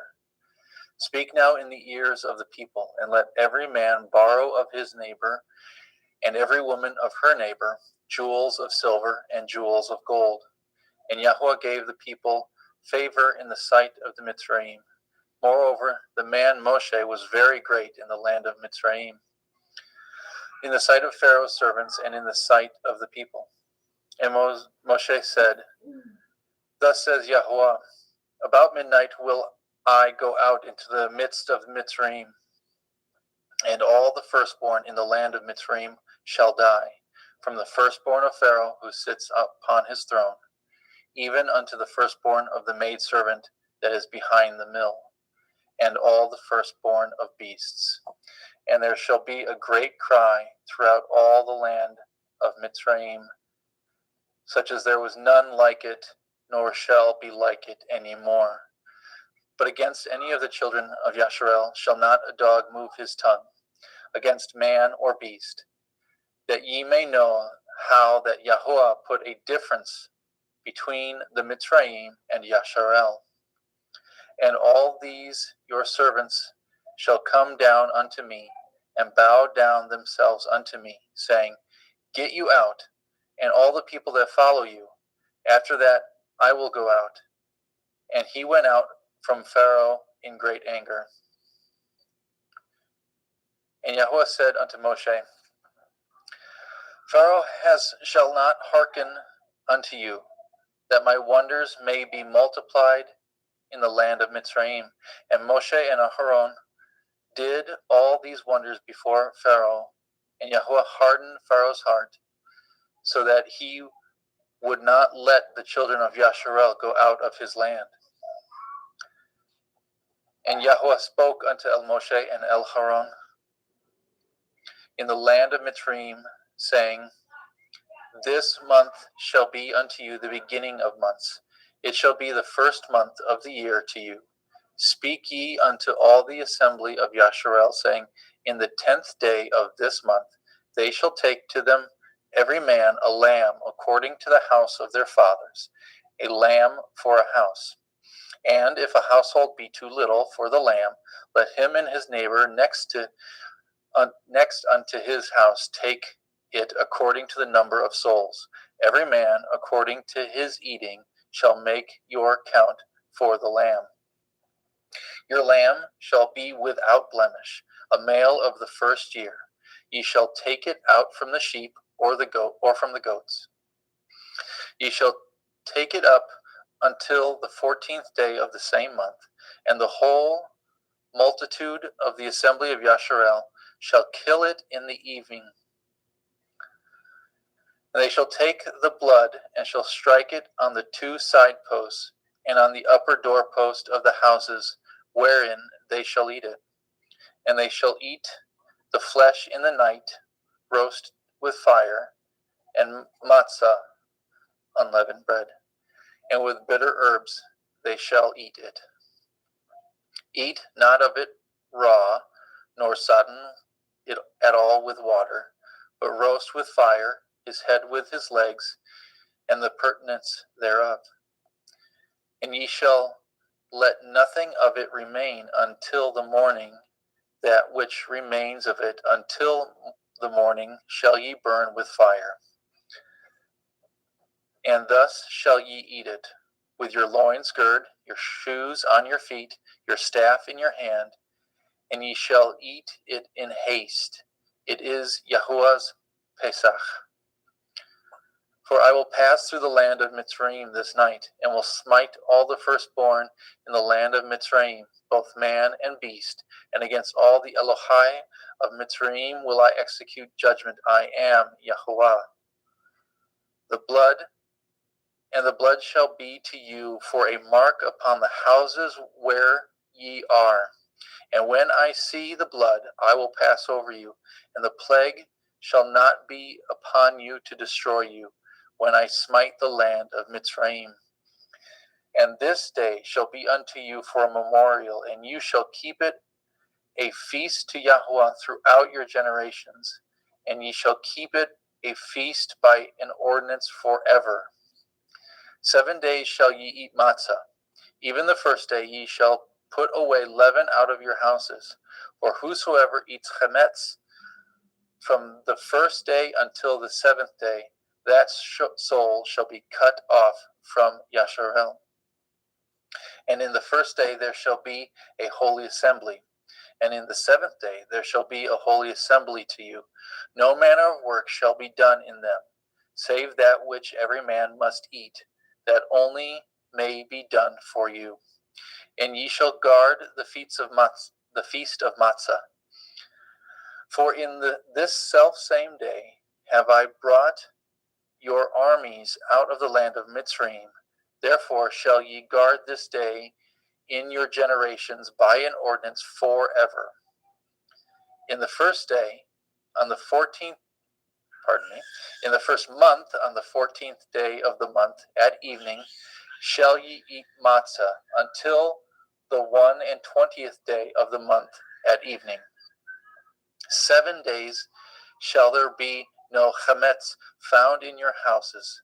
For whosoever eats that which is with chametz, even that soul shall be cut off from the assembly of Yasharel, whether he be a stranger or born in the land. Ye shall eat nothing with chametz. In all your habitations shall ye eat matzah. Then Moshe called for all the elders of Yasharel and said unto them, Draw out and take you a lamb according to your families, and kill the Pesach. And ye shall take a bunch of hyssop, and dip it in the blood that is in the basin, and strike the lintel and 2 side posts with the blood that is in the basin. And none of you shall go out at the door of your house until the morning. For Yahweh shall pass through to smite the Mitzrayim when he sees the blood upon the lintel and on the 2 side posts. Yahweh will pass over the door and will not suffer the destroyer to come in unto your houses to smite you. And ye shall guard this thing for an ordinance to you and your sons forever. And it shall come to pass when ye are come to the land which Yahweh will give you according as he has promised, that ye shall guard this service. And it shall come to pass when your children shall say unto you, What mean ye by this service?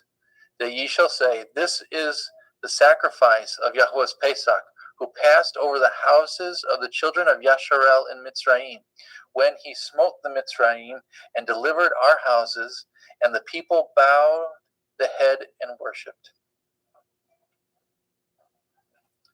And the children of Yasharel went away and did as Yahweh commanded Moshe and Aharon, so did they. Exodus 12:20. And it came to pass that at midnight Yahweh smote all the firstborn in the land of Mitzrayim, from the firstborn of Pharaoh that sat on his throne unto the firstborn of the captive that was in the dungeon, and all the firstborn of cattle. And Pharaoh rose up in the night, and he and all his servants, and all the Mitzrayim. There was a great cry in Mitzrayim, for there was not a house where there was not one dead. And he called for Moshe and Aharon by night, and said, Rise up and get you forth from among my people, both ye and the children of Yasharel, and go and serve Yahweh, as ye have said. Also take your flocks and your herds, as ye have said, and be gone, and bless me also. And the Mitzrayim were urgent upon the people, that they might send them out of the land in haste, for they said, We be all dead men. And the people took their dough before it was leavened, their kneading troughs being bound up in their clothes upon their shoulders. And the children of Yasharel did according to the word of Moshe, and they borrowed of the Mitzrayim jewels of silver and jewels of gold and raiment. And Yahweh gave the people favor in the sight of Mitzrayim, so that they lent unto them such things as they required, and they spoiled the Mitzrayim. And the children of Yasharel journeyed from Ra'amech to Sukkot, about 6,000 on foot, that were men beside children. A mixed multitude went up also with them, and flocks and herds, very much cattle. And they baked matzah cakes, the dough which they brought forth out of Mitzrayim, for it was not leavened, because they were thrust out of Mitzrayim and could not tarry, neither had they prepared for themselves any victuals. Now the sojourning of the people of the children of Yasharel, who dwelt in the land of Mitzrayim, and in the land of Canaan, they and their fathers, was 430 years. And it came to pass, at the end of 430 years, even the self same day, it came to pass that all the hosts of Yahweh went out from the land of Mitzrayim. It was a night to be much observed unto Yahweh for bringing them out of the land of Mitzrayim. This is that night of Yahweh to be observed for all the children of Yasharel in their generations. And Yahweh said unto Moshe and Aharon, This is the ordinance of the Pesach. There shall no stranger eat thereof, but every man's servant that is bought for money, when ye have circumcised him, then shall he eat thereof. A foreigner and a hired servant shall not eat thereof. In one house shall it be eaten. You shall not carry forth aught the flesh abroad out of the house, neither shall ye break a bone thereof. And all the assembly of Yasharel shall keep it. And when a stranger shall sojourn with you, and will keep the Pesach of Yahuwah, let all his males be circumcised. Then let him come near and keep it, and he shall be as one that is born in the land. For no uncircumcised person shall eat thereof. One Torah shall there be to him that is homeborn, and unto the stranger that sojourns among you. Thus did all the children of Yasharel, as Yahweh commanded Moshe and Aharon, so did they. And it came to pass the selfsame day that Yahweh did bring the children of Yasharel out of the land of Mitzrayim by their armies. Exodus 13. And Yahweh spoke unto Moshe, saying, Sanctify unto me all the firstborn, whatsoever opens the womb among the children of Yasharel, both man and of beast, it is mine. And Moshe said unto the people, Remember this day in which ye came from Mitzrayim out of the house of bondage, for by strength of hand Yahweh brought you out of this place. There shall no chametz be eaten. This day came ye out of in the month of Aviv. And it shall be when Yahweh shall bring you into the land of the Canaanim, and the Chittim, and the Amorim, and the Chivaim, and the Yevusim, which he swore unto your father, to give you a land flowing with milk and honey, that you shall keep this service in this month. 7 days you shall eat matzah, and in the seventh day there shall be a feast to Yahweh. Matzah shall be eaten 7 days, and there shall be no chametz be seen with you, neither shall there be leaven seen with you in all your quarters. And you shall show your son in that day, saying, This is done because of that which Yahweh did unto me when I came forth out of Mitzrayim. And it shall be as a sign upon your hand, and for a memorial between your eyes, that Yahweh's Torah may be in your mouth. For with a strong hand has Yahweh brought you out of Mitzrayim. You shall therefore guard this ordinance in his appointed time from year to year. And it shall be when Yahweh shall bring you into the land of the Canaanim, as he swore unto you and to your fathers, shall give it to you, that you shall set apart unto Yahweh all that open the womb, and every firstling that comes of a beast which you have. The males shall be Yahweh's, and every firstling of an ass you shall redeem with a lamb.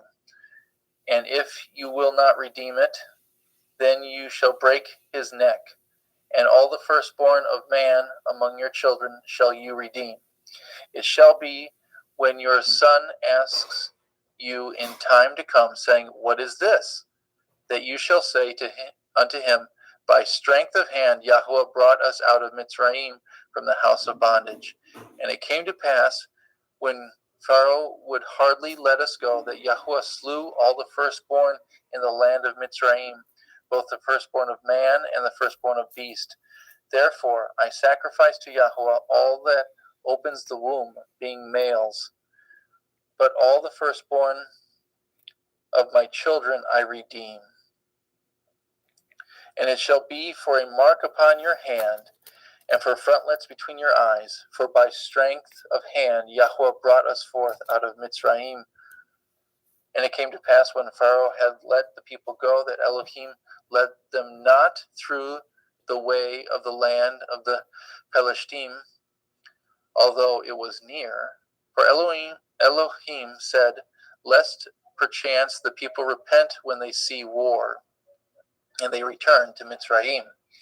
But Elohim led the people about through the way of the wilderness of the Red Sea. And the children of Yasharel went up harnessed out of the land of Mitzrayim. And Moshe took the bones of Yosef with him, for he had straitly sworn the children of Yasharel, saying, Elohim will surely visit you, and shall carry you, and ye shall carry up my bones away hence with you. And they took their journey from Sukkot, and encamped in Ethem, in the edge of the wilderness. And Yahweh went before them by day in a pillar of a cloud, and led them the way. To lead them the way. And by night in a pillar of fire to give them light to go by day and night. He took not away the pillar of the cloud by day, nor the pillar of fire by night from before the people. And Yahweh spoke to Moshe, saying, Speak unto the children of Yasharel that they turn and encamp before Pi Hikroth, between Migdol and the sea, over against Baal Zephon. Before it shall ye encamp by the sea. And Pharaoh will say to the children of Yasharel, They are entangled in the land, the wilderness has shut them in. And I will harden Pharaoh's heart, that he shall follow after them, and I will be honored upon Pharaoh and upon all his hosts, that the Mitzrayim may know that I am Yahweh. And they did so. And it was told the king of Mitzrayim that the people fled, and the heart of Pharaoh and his servants was turned against the people. And they said, Why have we done this, that we have let Yasharel go from serving us? And he made ready his chariot, and took his people with him. He took 600 chosen chariots, and all the chariots of Mitzrayim, and the captains over every one of them. And Yahweh hardened the heart of Pharaoh, the king of Mitzrayim, and he pursued after the children of Yasharel, and the children of Yasharel went out with a high hand. But the Mitzrayim pursued after them all the horses and chariots of Pharaoh, and the horsemen and his army, and overtook them encamping by the sea, besides Pi-haKiroth, before Baal-Zephon. And when Pharaoh drew nigh, the children of Yasharel lifted up their eyes, and behold, the Mitzrayim marched after them, and they were sore afraid. And the children of Yasharel cried out unto Yahweh, and they said unto Moshe, Because there were no graves in Mitzrayim, have you taken us away to die in the wilderness? Wherefore have you dwelt with us, to carry us forth out of Mitzrayim?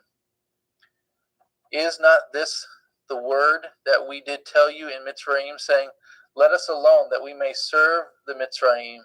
For it had been better for us to serve the Mitzrayim than that we should die in the wilderness. And Moshe said unto the people, Fear not, and stand still, and see the Yeshua of Yahweh, which he will show you today. For the Mitzrayim whom ye have seen today, ye shall see them again no more forever. Yahweh shall fight for you, and ye shall hold your peace. And Yahweh said unto Moshe, Wherefore cry you unto me? Speak unto the children of Yasharel, that they go forward. But lift up your rod, and stretch out your hand over the sea, and divide it. And the children of Yasharel shall go on dry ground through the midst of the sea. And I, behold, I will harden the hearts of the Mitzrayim, and they shall follow them, and I will get me honor upon Pharaoh, and upon all his hosts, upon his chariots, and upon his horsemen. And the Mitzrayim shall know that I am Yahweh, when I have gotten me honor upon Pharaoh, upon his chariots, and upon his horsemen. And the angel of Elohim which went before the camp of Yasharel, removed and went before them, and the pillar of cloud went from before their face and stood behind them. And it came to pass, and it came between the camp of Mitzrayim and the camp of Yasharel, and it was a cloud and a darkness to them, but it gave light by night to these, so that the one came not near the other all the night. And Moshe stretched out his hand over the sea, and Yahweh caused the sea to go back by a strong east wind all that night, and made the sea dry land, and the waters were divided. And the children of Yasharel went into the midst of the sea upon the dry ground, and the waters were a wall unto them on their right hand and on their left. And the Mitzrayim pursued and went in after them in the midst of the sea, even all Pharaoh's horses, his chariots, and his horsemen. And it came to pass that in the morning watch Yahweh looked unto the host of Mitzrayim through the pillar of fire and the cloud, and troubled the host of Mitzrayim, and took off their chariot wheels, that they drove them heavily, so that the Mitzrayim said, Let us flee from the face of Yasharel, for Yahweh fights for them against the Mitzrayim. And Yahweh said unto Moshe, Stretch out your hand over the sea, that the waters may come again upon the Mitzrayim, upon their chariots, and upon their horsemen. And Moshe stretched forth his hand over the sea, and the sea returned to his strength when the morning appeared. And the Mitzrayim fled against it, and Yahweh overthrew the Mitzrayim in the midst of the sea. And the waters returned and covered the chariots and the horsemen and all the host of Pharaoh that came into the sea after them. There remained not so much as one of them. But the children of Yasharel walked upon dry land in the midst of the sea, and the waters were a wall unto them on their right hand and on their left. Thus Yahweh saved Yasharel that day out of the hand of Mitzrayim, and Yasharel saw the Mitzrayim dead upon the seashore. And Yasharel saw that great work which Yahweh did upon the Mitzrayim, and the people feared Yahweh and believed Yahweh and his servant Moshe. The Song of Moshe. Adam, did you want me to read it, or did you want to? What happened? Yeah, let's just keep it a reading. Okay. As exciting the other would be, let's just keep it a reading. Okay. Then sang Moshe and the children of Yasharel this song unto Yahweh, and spoke, and sang, I will sing unto Yahweh, for he has triumphed gloriously. The horse and his rider has he thrown into the sea. Yahweh, Yah is my strength and song, and he is become my Yeshua. He is my El, and I will prepare him a habitation, my father's Elohai, and I will exalt him. Yahweh is a man of war. Yahweh is his name. Pharaoh's chariots and his host has he cast into the sea. His chosen captains are also drowned in the Red Sea. The depths have covered them. They sank into the bottom as a stone. Your right hand, O Yahweh, is become glorious in power. Your right hand, O Yahweh, has dashed in pieces the enemy. In the greatness of your excellence,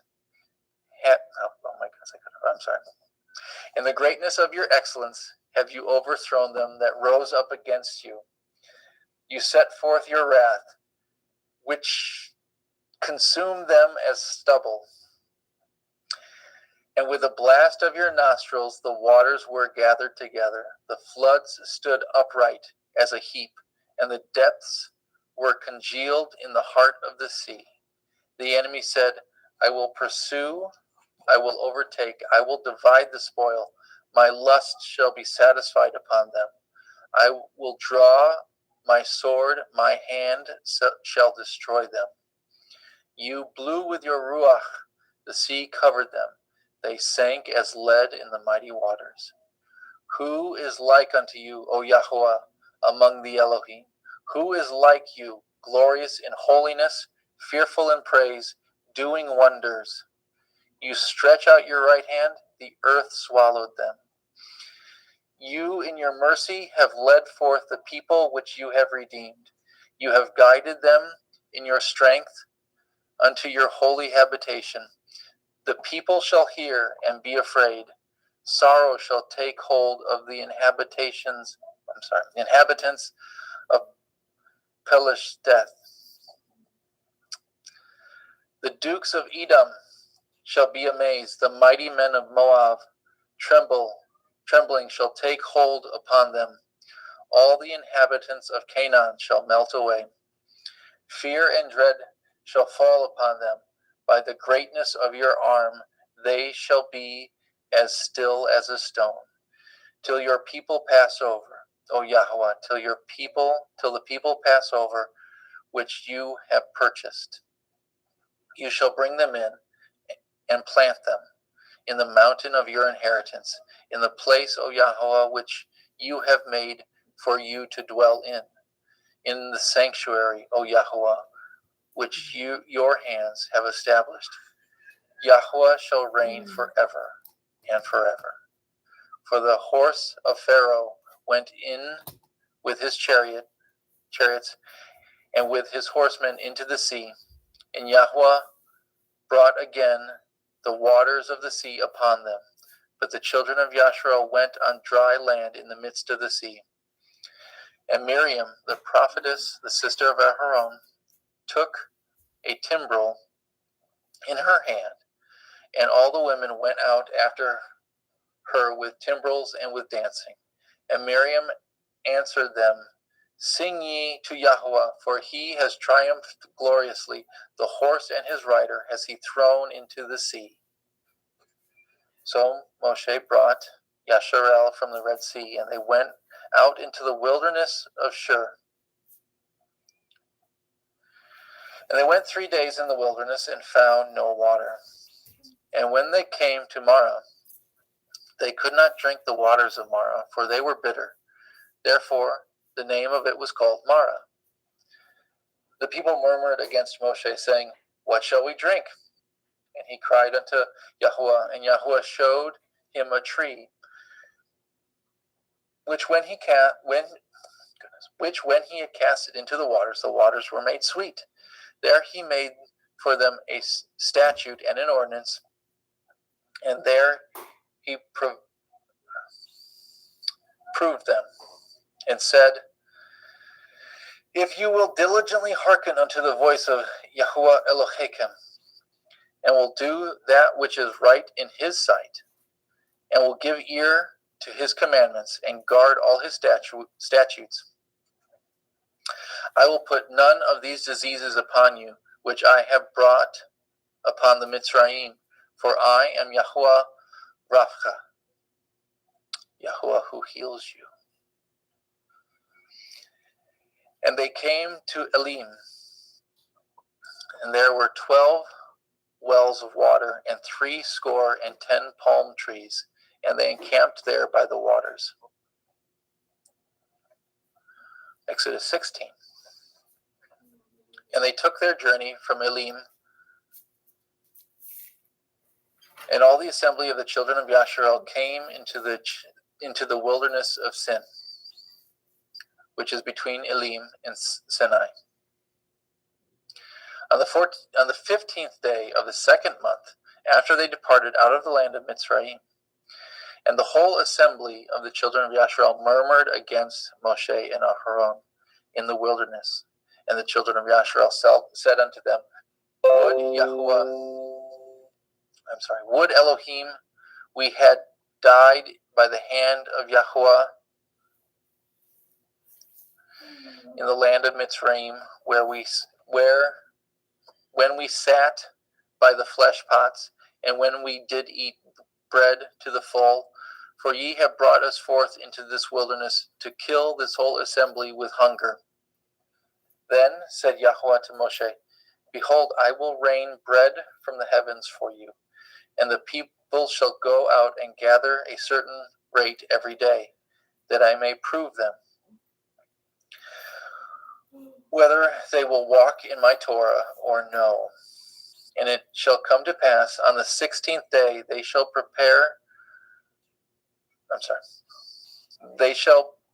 it shall come to pass that on the 6th day they shall prepare that which they bring in, and it shall be twice as much as they gather daily. And Moshe and Aharon said unto the children of Yasharel, At evening, when ye shall know that Yahweh has brought you out of the then you shall know that Yahweh has brought you out of the land of Mitzrayim.